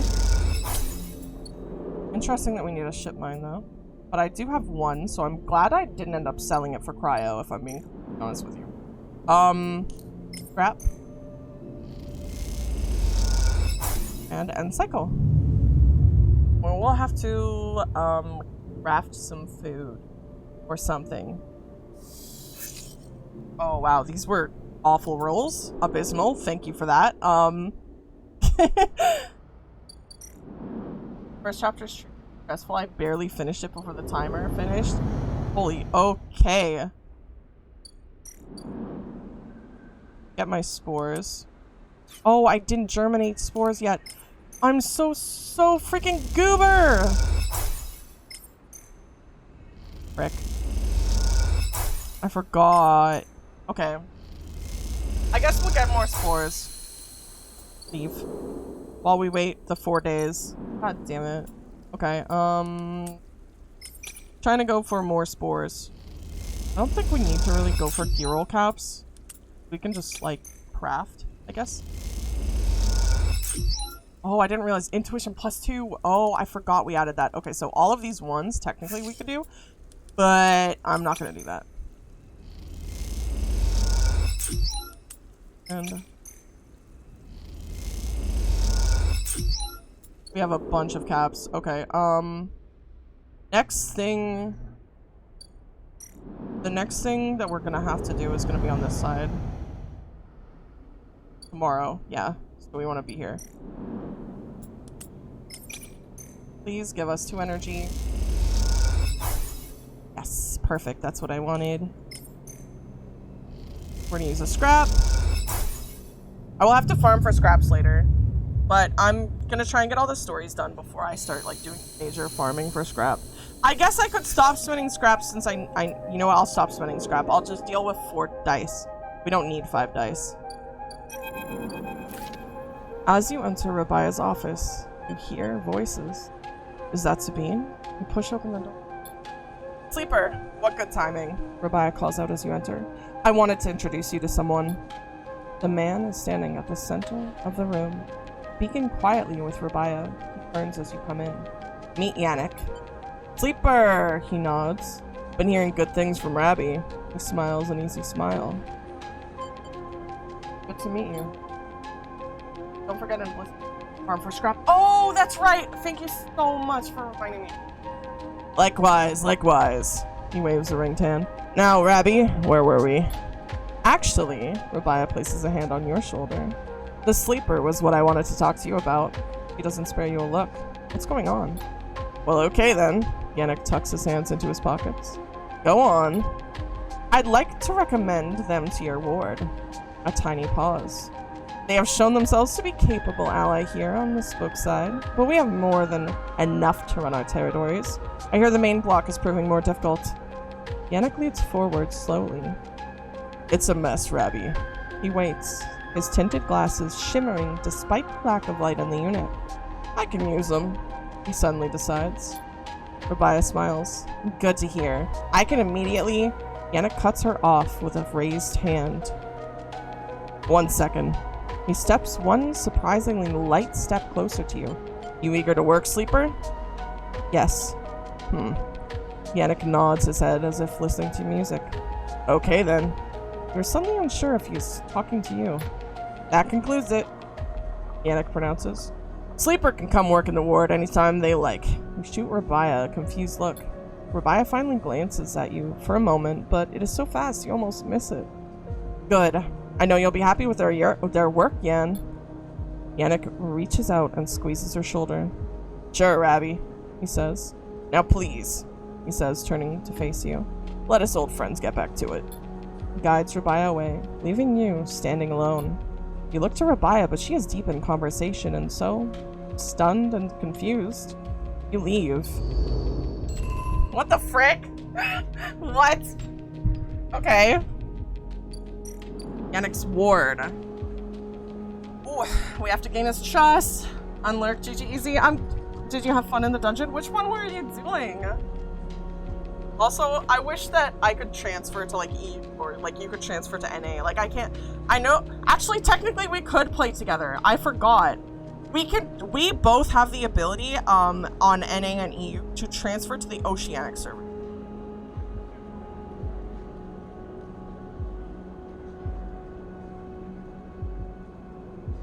So technically we could play together.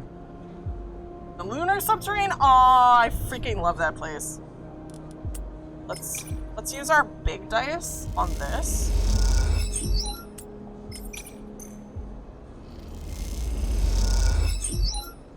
Oh.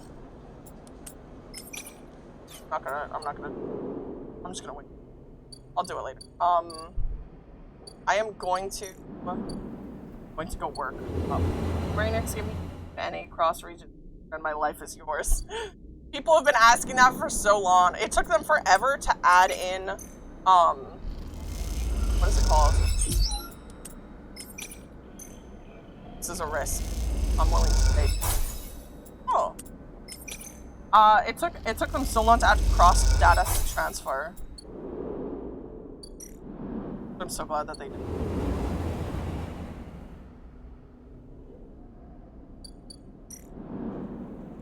Going to one mushroom. If I can press it. Yummy I'm not gonna use my scrap. I'm just gonna wait until I get to like the worst.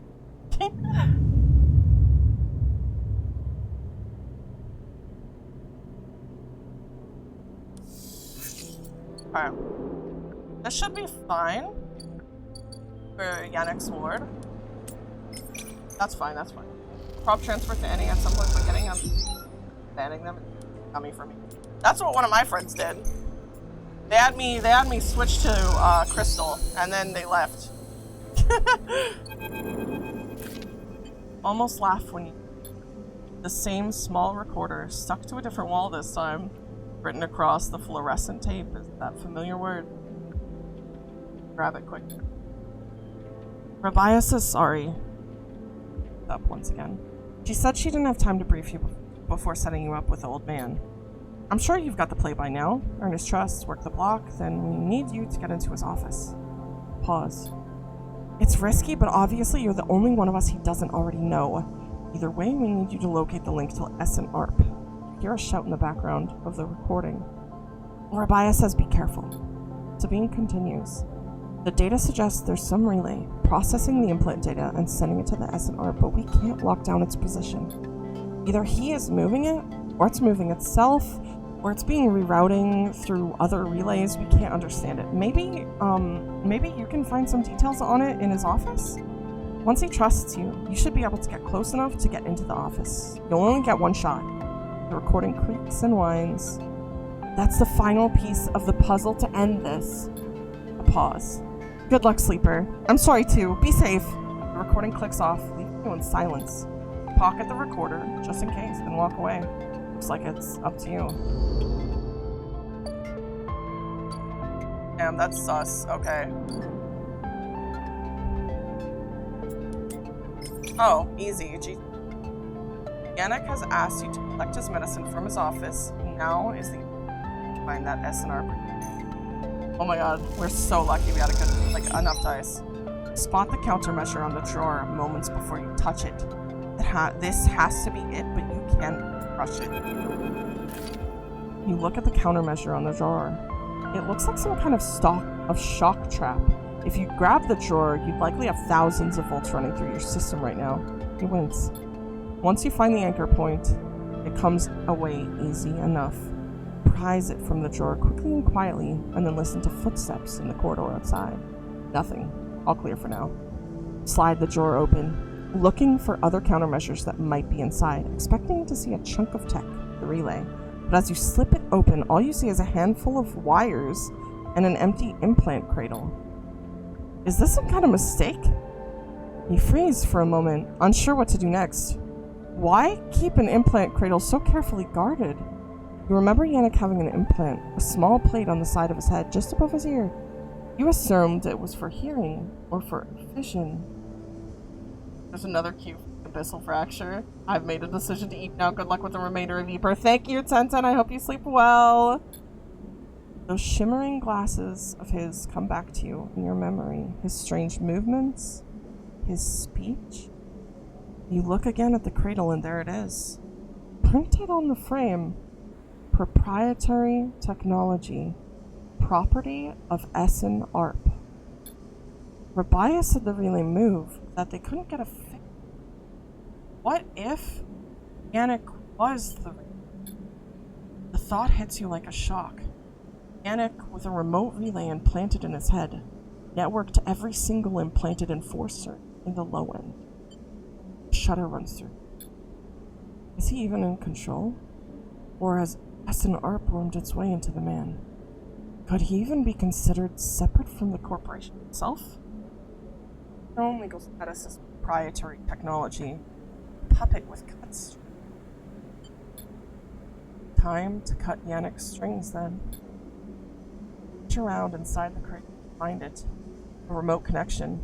Tiny bead of likely controlling to Essen ARP. There it is. Pause for a moment. And you squeeze it, snap it from the frame, and it crumples, sparks, and dies. Takes a moment before the shouts come. Before the scream, you're already on your way out, down the corridor, down through the unit that serves as the lobby of Yannick's office. Then, out onto the walkway where Yannick lies. Enforcers gathered around him, bemused. Approach. You push through the crowd and there he is, still, crumpled. You arrange him a little, lie him down properly, feeling how thin his body is under his suit. You wonder how long he's been like this. A puppet for Essen ARP. With the connection cut, nothing remains but his body, which means that Yannick the man was gone a long time before now.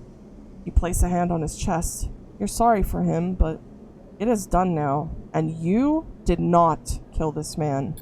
You've seen enough. The connection is cut, and whatever Yannick was, or had become, is gone. Your anger is a hard core of your chest, and all of it is focused on Essen ARP. He wasn't real! Yo, what the heck? Wasn't... Gamers, he was not real. It was fake. They're the freaking psyop. Let's feed our cat. Gotta feed the kitty. Oh, time.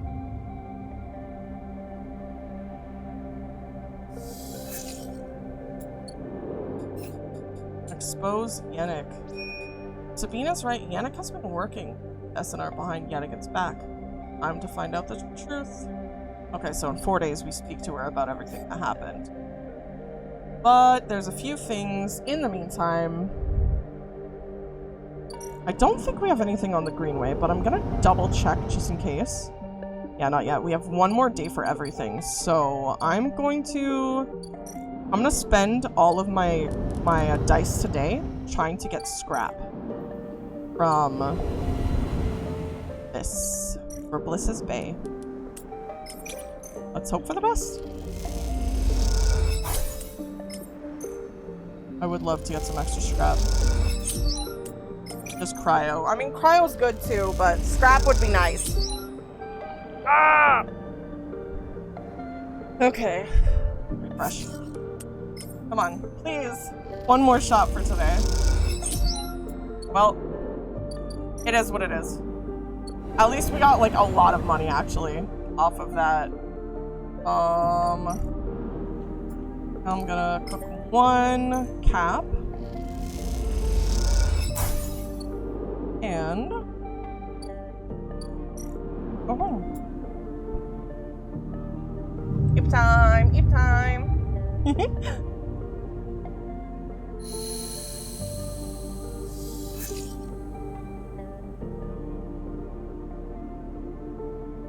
But I like to do 5s and 6s. Then these other dice at Bliss Bay. Oh, okay, I will try that then. I will try that. I'm gonna feed the cat.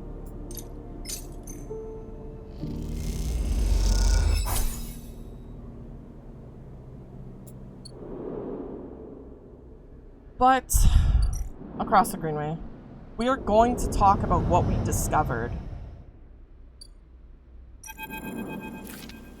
Rico has something in her hands when you enter the lab. It looks like a knotted twist of woody stems, a ring about the circumference of a human head, consisting of a single stalk at one side and a branched, woven network at the other. As you approach, she holds it up, and in the lights of the labs, it looks like a crown. Rico finishes your thought. She smiles and shakes her head in disbelief. Is that what grew? It is. I came to the plant this morning and this loop was all that was there. She points to a lump on the edge of the ring. The seed grew right back into itself, twisted up out of the soil. That being you encountered in the cloud, as you call it, was it wearing one of these? She eyes you suspiciously, still unsure if she's somehow embroiled in an overlong prank. No. He sighs. I suppose that would be too easy. She smiles to herself. A root crown. She places the object on the bench and shuffles to her analysis terminal, her face lit by amber light in the dim corner of the lab. Well, it isn't exactly a plant anyway. Not from what I could tell. She gives you a serious look. No leaves, no chloroplasts. Just a series of filaments encased in cellulose walls. How did it grow? It seems the seed contained everything it needed. A self-contained entity, nothing less. He beckons you over. But that isn't the good part. Look at this. See a cross-section. Scan of the crown. Its layers of plant-like structure on full view until you reach the center. There, instead of xylem and phloem for transporting nutrients, something branched and woven glints. Metal? In part, yes. They seem to contain metal, perhaps absorbed from the station itself. He leans closer to the screen. But you see those branches? They remind me of the dendrites, of neurons. Rubs her eyes. Which is frankly ridiculous. Look back at the crown on the table as Rico fusses over the scans, and you suddenly realize what it reminds you of. You remember signing the forms, the walk to the sleeper tanks, the cold metal floor. Then you remember the crown they fitted you with, the branching structures of wires and pads. No, not a crown. They called it an interface. The tool of your emulation, your transference from neurons to electrons, an interface. That is your gift from Gardner. You turn back to Rico. It's an interface. Rico looks at you, puzzled. Something clicks in her mind. Perhaps something she heard from the sleeper she had helped all those cycles ago. She starts talking, partly to you, partly to herself. If the club heads were made for you, then this too could be made for you, for your... She shuffles over, quickly to the interface, a word that has stuck to this strange branch object quickly in your mind. You are right. That entity, it is the entity I have been looking for. Shuffles quickly to the crown. They are the entity which is controlling the Greenway, which has been maintaining it, supporting it, and has been guiding it for all these decades. She stops to catch her breath. They want to talk with you. Rico leads you to a seat. I will be here, sleeper. If something happens, if you wish me to remove the crown, the interface, just please. He grips your hand tightly. You meet her eyes, clouded with age, but bright with the thrill of new discoveries. And she places the interface on your head, and everything blinks out. Back into the river, back into the dark flow, but something is different now. You are no longer pushed, no longer blocked and buffeted by the storm. Instead, it flows around you. You move and it parts, letting you pass. Something else resists, but it gives easily enough. You look back and see your body. You have left it behind. Somewhere, Rico's voice is talking to you, asking you questions. It is excited, eager, desperate to know what lies on the other side, what the entity has to say to you. You realize how long she's waited for this moment, for the moment of meeting between the inhabitants of the Greenway and its protector. And yet, she is still on the outside. You shake off the sadness. You will be her eyes. And then you see the figure. Gardener, out in the storm, planting. It takes less than a moment to reach them. You've never felt so free. This is how Navigator must have felt. Released from their prison. This, you think, is what it feels like to be in the place you are built to inhabit. Gardner does not turn at your approach. They go on planting. But their voice whispers in the waters like a sharply rising current. You grew the gift. Their speech hisses around you. Good. I am glad. I wanted to meet you. Then we are the same. Both eager shoots, seeking one another. How does it feel to be freed of your seed? They stoop to plant again. My seed? That in which you are contained, from which you will grow. There was some disagreement, continues Gardner, as if you were picking up on a long-held conversation. With the others, they felt you were a danger, but they are always cautious, especially the fungi. They like old loam, known knows, wide and stable networks. The fungi were cautious? Mostly, yes. Although there are many among their number who favor short growth cycles, thick nutrient veins, and sudden shifts. He gestures out into the storm, and though you cannot see them, you feel presences all around, sensing this audience with great interest. After all, they understood that it was I who made them their crowns, and without them they would not have joined the chorus. So they see that it is only fair that you get your coin too. You made more crowns? I made them all. Gardner moves away a little, looking for another planting spot. It was so lonely here, but before long I found them, and began to let them in. Gardner stoops low, again. We are millions, and we grow. I hope you understand. I am unused to speaking to your kind. It has been many cycles since my last conversation. I think it was Chief Executive Trellick himself. You look around and you see it. Every growing thing, every non-human being in the Greenway is here. They're networked, connected, branched, and linked by this strange being. This artifact of the old station. The impossible dream of a senile farm administration AI. A living network. You could dissolve here, you realize. Free of that decaying body. You wouldn't need to be a person. Why would you? Among all these other minds. You turn away from Gardner for a moment and look back at your body. A tiny hairline thread connects it to you. You hear Rico's voice again, still asking, still checking in. Are you okay, Sleeper? What are they saying, Sleeper? Are you still there, Sleeper? Something in you sighs a long sigh. A sigh that speaks of an exhaustion beyond tiredness, an exhaustion rooted deep inside you. It stems from the effort of answering questions, of answering problems, of getting up and breathing each cycle. But something else resists the sigh. A yearning, a sense of distance, a desire to squeeze that hand that holds you for its warmth, its blood, its complexity. To make a gesture that says, I'm still here. I'm still alive. I'm with you. The two ideas spin within you, making you nauseous. If you break that thread, you will be free. Free to dissolve here, to grow strange and beautiful among a million others. If you follow it, if you squeeze Rico's hand, you will wake up, back in that dying body, with all of the pain and warmth that entails. Now is the moment to choose.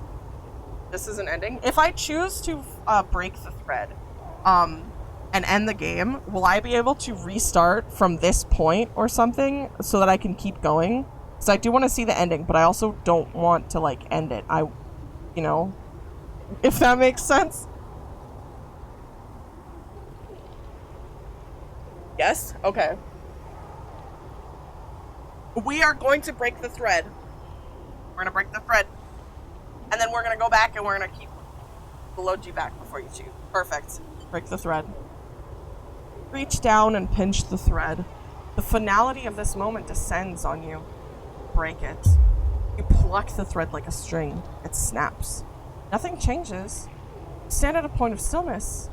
No, you don't stand. You have no legs, no body. You are a point of stillness. A point in the flow. Your mind fizzes. 1,000 new shoots break through the soil. They entwine with you. Brace you. Some part of you decays while something else feeds that decay. The spores of your new thoughts float away in shifting clouds and settle in oil. Then you see Gardner out there, still planting. And they stop, like an old man resting in the fields, and they turn to face you. And you join the chorus. And together you sing the song of growing things. Accept the offer, break the thread, and join the chorus. Grow vast and strange. That was an interesting ending. Okay, continue. We're gonna go back. We gotta talk to her. We gotta tell her what it's like. She needs to know. We just straight up died. And she has no idea. And she probably feels so guilty about that.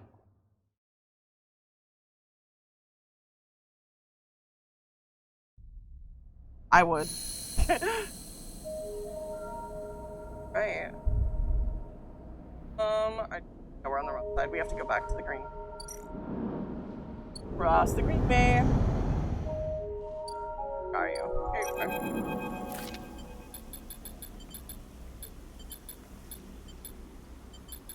go. You just get us back to where we were, you know?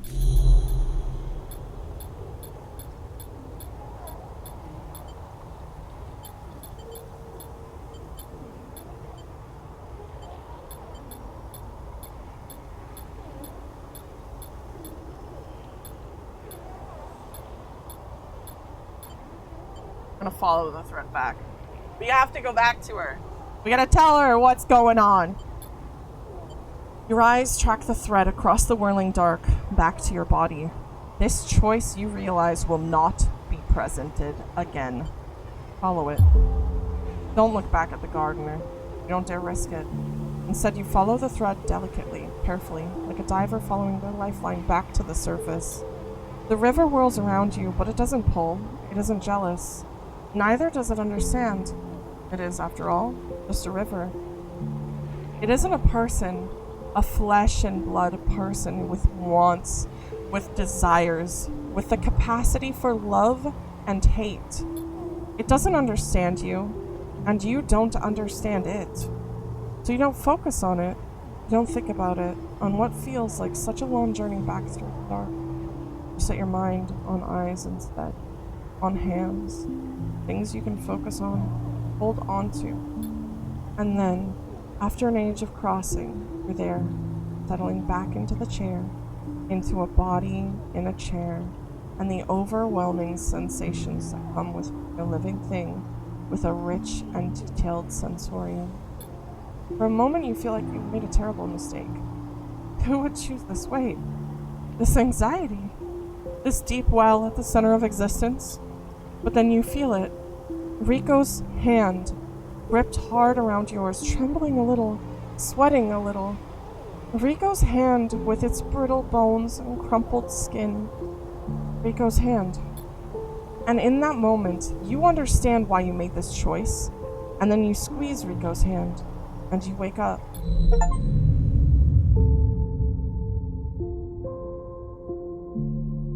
Oh. They're both endings. Like, endings. What?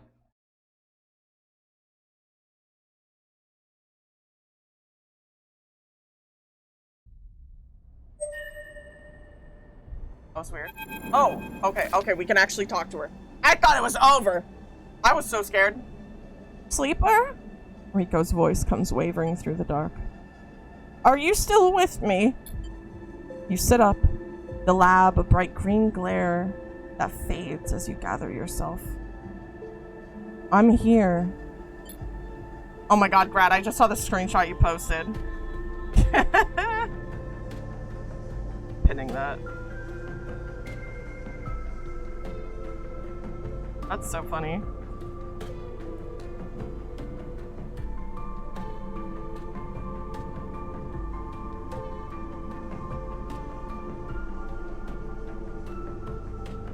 Alright. No smiles. Good. Squeeze. I thought you'd left me for a moment. What? Pauses. Who? She smiles. Tell me about it. Tell me everything. Tell her the truth. Tell Rico everything. Tell her about the gardener, that strange farm administrator AI that has grown to be so much more. About the chorus, that impossible configuration of networked plants, and finally, about the choice the gardener offered you. She listens attentively, but her responses are hard to read, and you wonder if she might have made a different decision had she been in your place. Thank you, Sleeper, for telling me. I know it isn't easy to say such things. People so often do not wish to hear strange truths. He looks away.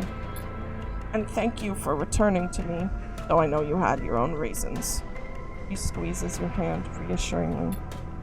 Something passes between you then. Kind of shared sadness for the impossible choice. The choice to escape your body, or to stay and suffer it. Her smile is warm and generous, and whatever the wisdom of your choice, you are glad to feel welcome in this moment, in this place. Then suddenly she stands and walks a little away, as if trying to escape an unpleasant thought. You worry that she knows all too well what it takes to make a choice like you did. Rico sighs. Oh, Sleeper, do you plan to stay in the commune with us? For a while. I'm glad to hear it. Rico crosses back over to you and takes one of your hands in both of hers. Haifa needs new blood if it wants to survive, and... Jesus. You are a good friend. The feeling is mutual. Well, don't let me keep you. Rico waves you away and limps back to her terminal. And she does... As she does, you notice the crown in her hand. and she places it onto the bench with great care. Can't help but feel a little curious about what she intends to do with it. Then you're out, breathing the air of the greenway, fresh as a spring morning. The dappled light makes a patchwork of the grinning landscape, and you walk into it, sensing the movements of garden forests all around. And you are glad to be here, in this strange and beautiful place, a little longer. Poggers. Oh, that was inappropriate. I can now get my my things. My random mushrooms.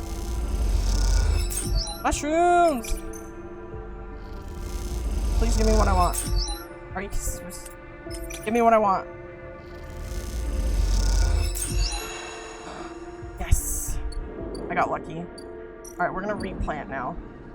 We have so many forests because we just kind of like stocked up on them.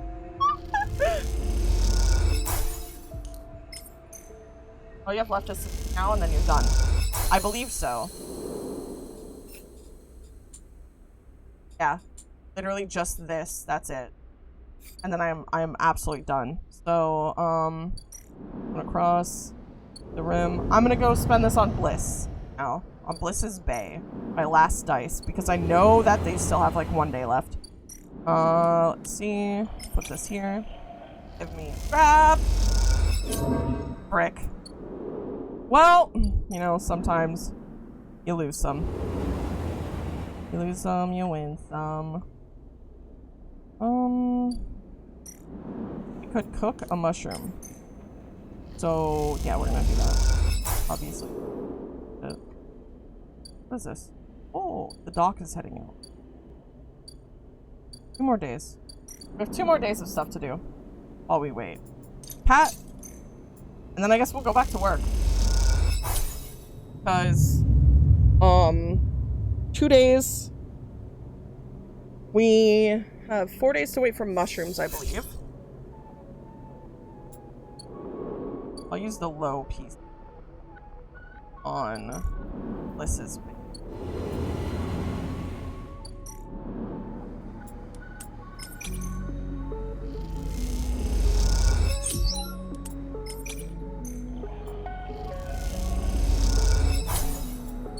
Okay. We're making a lot more money than we would if we worked at the bar, so I'm actually pretty happy with this. We have 597 cryo. I kind of want to have like 1,000 cryo before the DLC because I'm afraid. Scrap gathering. GG easy.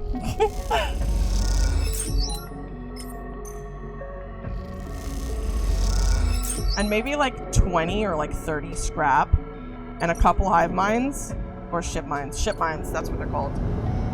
A couple ship mines cores.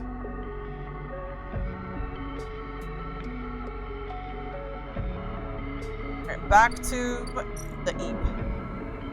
Feed the stray. Delicious food. Sleep. And I believe we'll have 3 dice for today.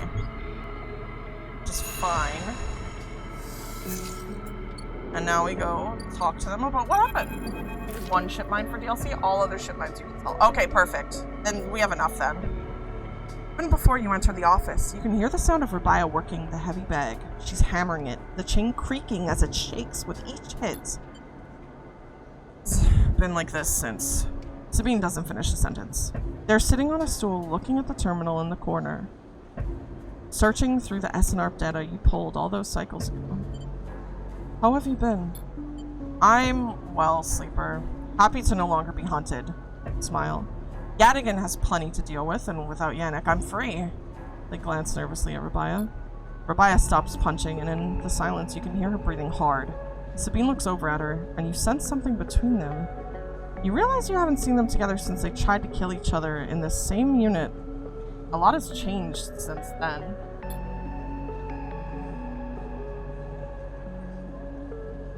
They hooked him up like a puppet. Rabia hits the bag.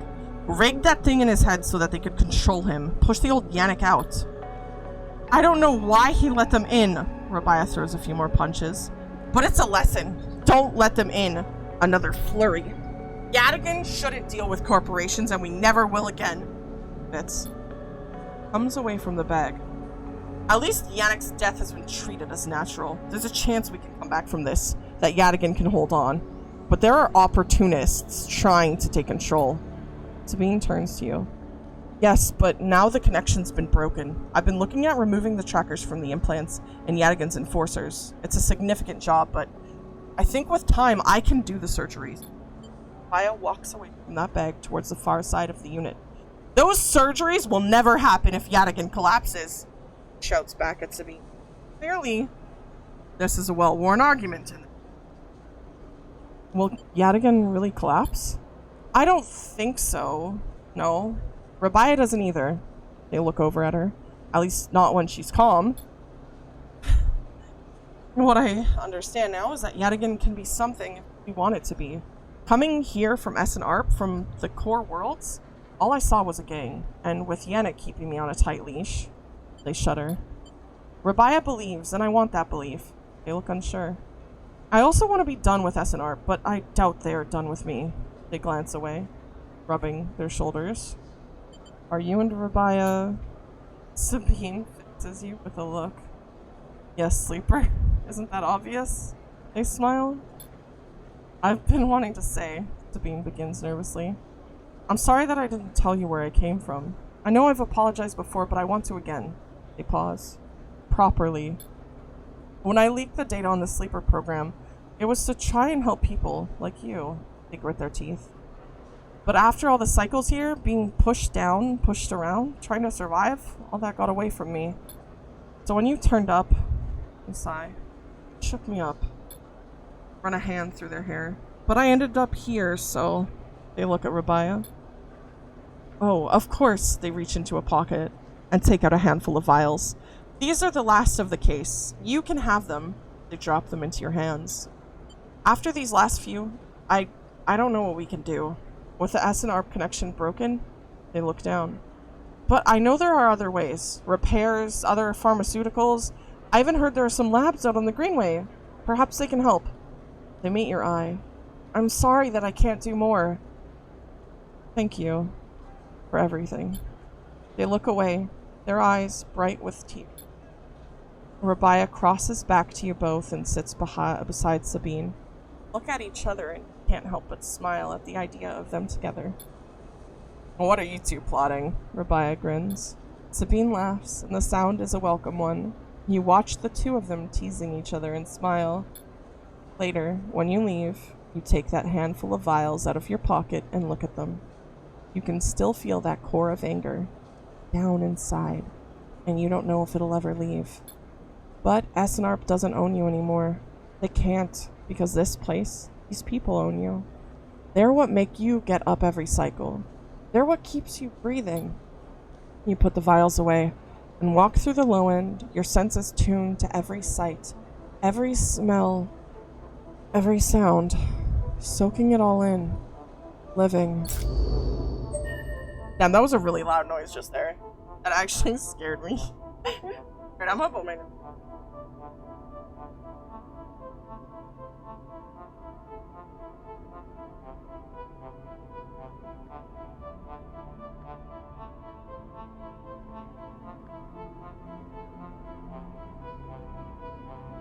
I think I got an upgrade for finishing that quest. I did. Okay, so I can get this. So that is those three. Unsure of if I can even get another upgrade, but we'll find out, I guess. Enemies to lovers for real. For real. That was straight up the last one. Like, now I guess we just stock up on stabilizer and money. And mushrooms? Let's see. Right. Now I'm going to do that. Stock up on scrap.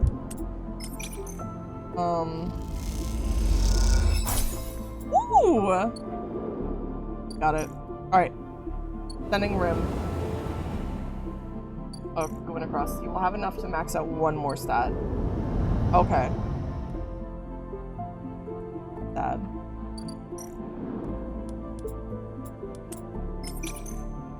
I'm gonna drink some water really quick.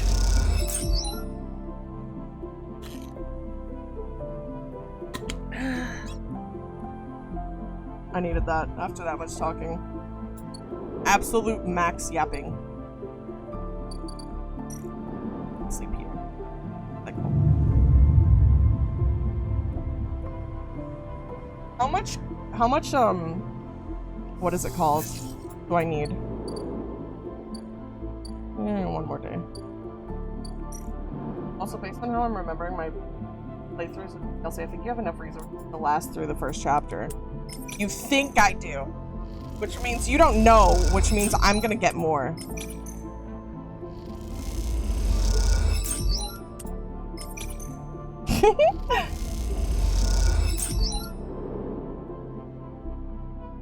Okay. I don't need to eat. Food is unnecessary. No one needs food. Photosynthesis not required. Food not required. Don't need it. Keep going for scrap.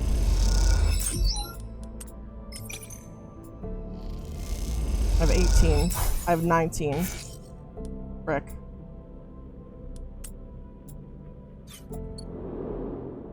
Alright, time to go back across and spend this at Bliss. Or I guess we could to stop starving. That's not necessary though. We can just keep starving. Let's do this. Rip.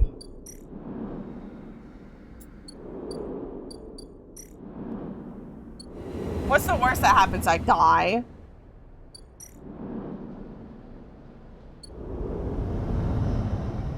I know the first time I did it, I had 800 cryo 20. Oh my god. That is a lot. And, I never used my medicine, so who knows what I had. Okay. Okay. I am going to, I'm gonna farm up more, credits then, as well. I do need to farm up more scrap, but I'll farm up more scrap after I farm up more credits. Oh, my mushrooms. Mushroom.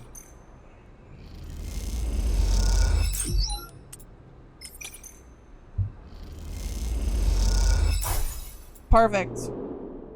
One more eat. I do suggest staying at max dice for the first chapter.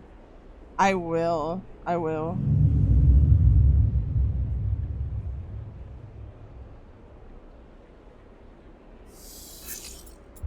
Perked active, hard to kill. Ha ha ha ha.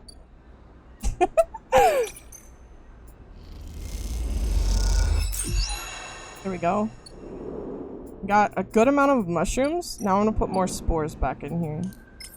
We have 7 spores. You said I need mushrooms, right? Like I really need mushrooms for this? Your lords, you're dying. It's fine. I'm okay. Alright, now we wait for a few days. I have enough food to grow more. But I'm gonna go back across the room. No. And we'll eat. Only 1 energy? Are you serious? Alright, well, end cycle. We're gonna die some more.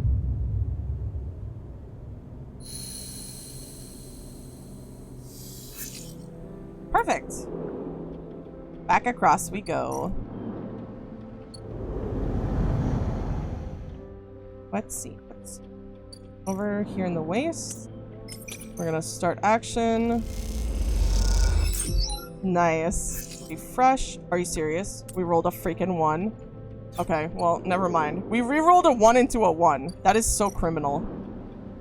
I guess we'll spend it on energy. Put that there.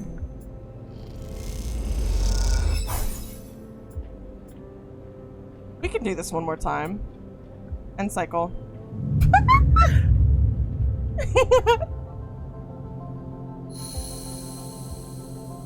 You need 3 Geralt to start it, a bunch of Matsu, but I also suggest farming mushrooms since it's 1 less dice to use on energy that you could be using. 1, like, different tasks it asks you to do while you're on a timer. Okay, okay, yeah. I get it, I get it.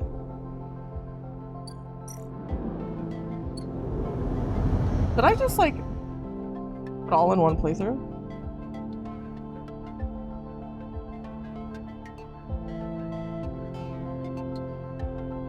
There we go.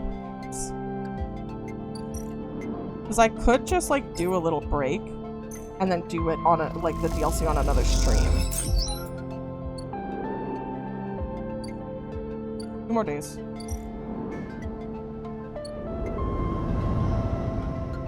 We have 1 more day. We have 1 more day.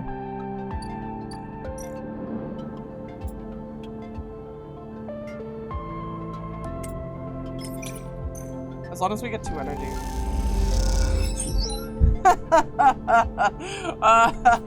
We literally did it. The DLC's fairly long. Okay. We will save it then. We will save it then.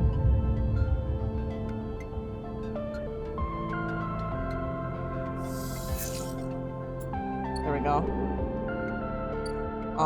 Let's go get some more scrap.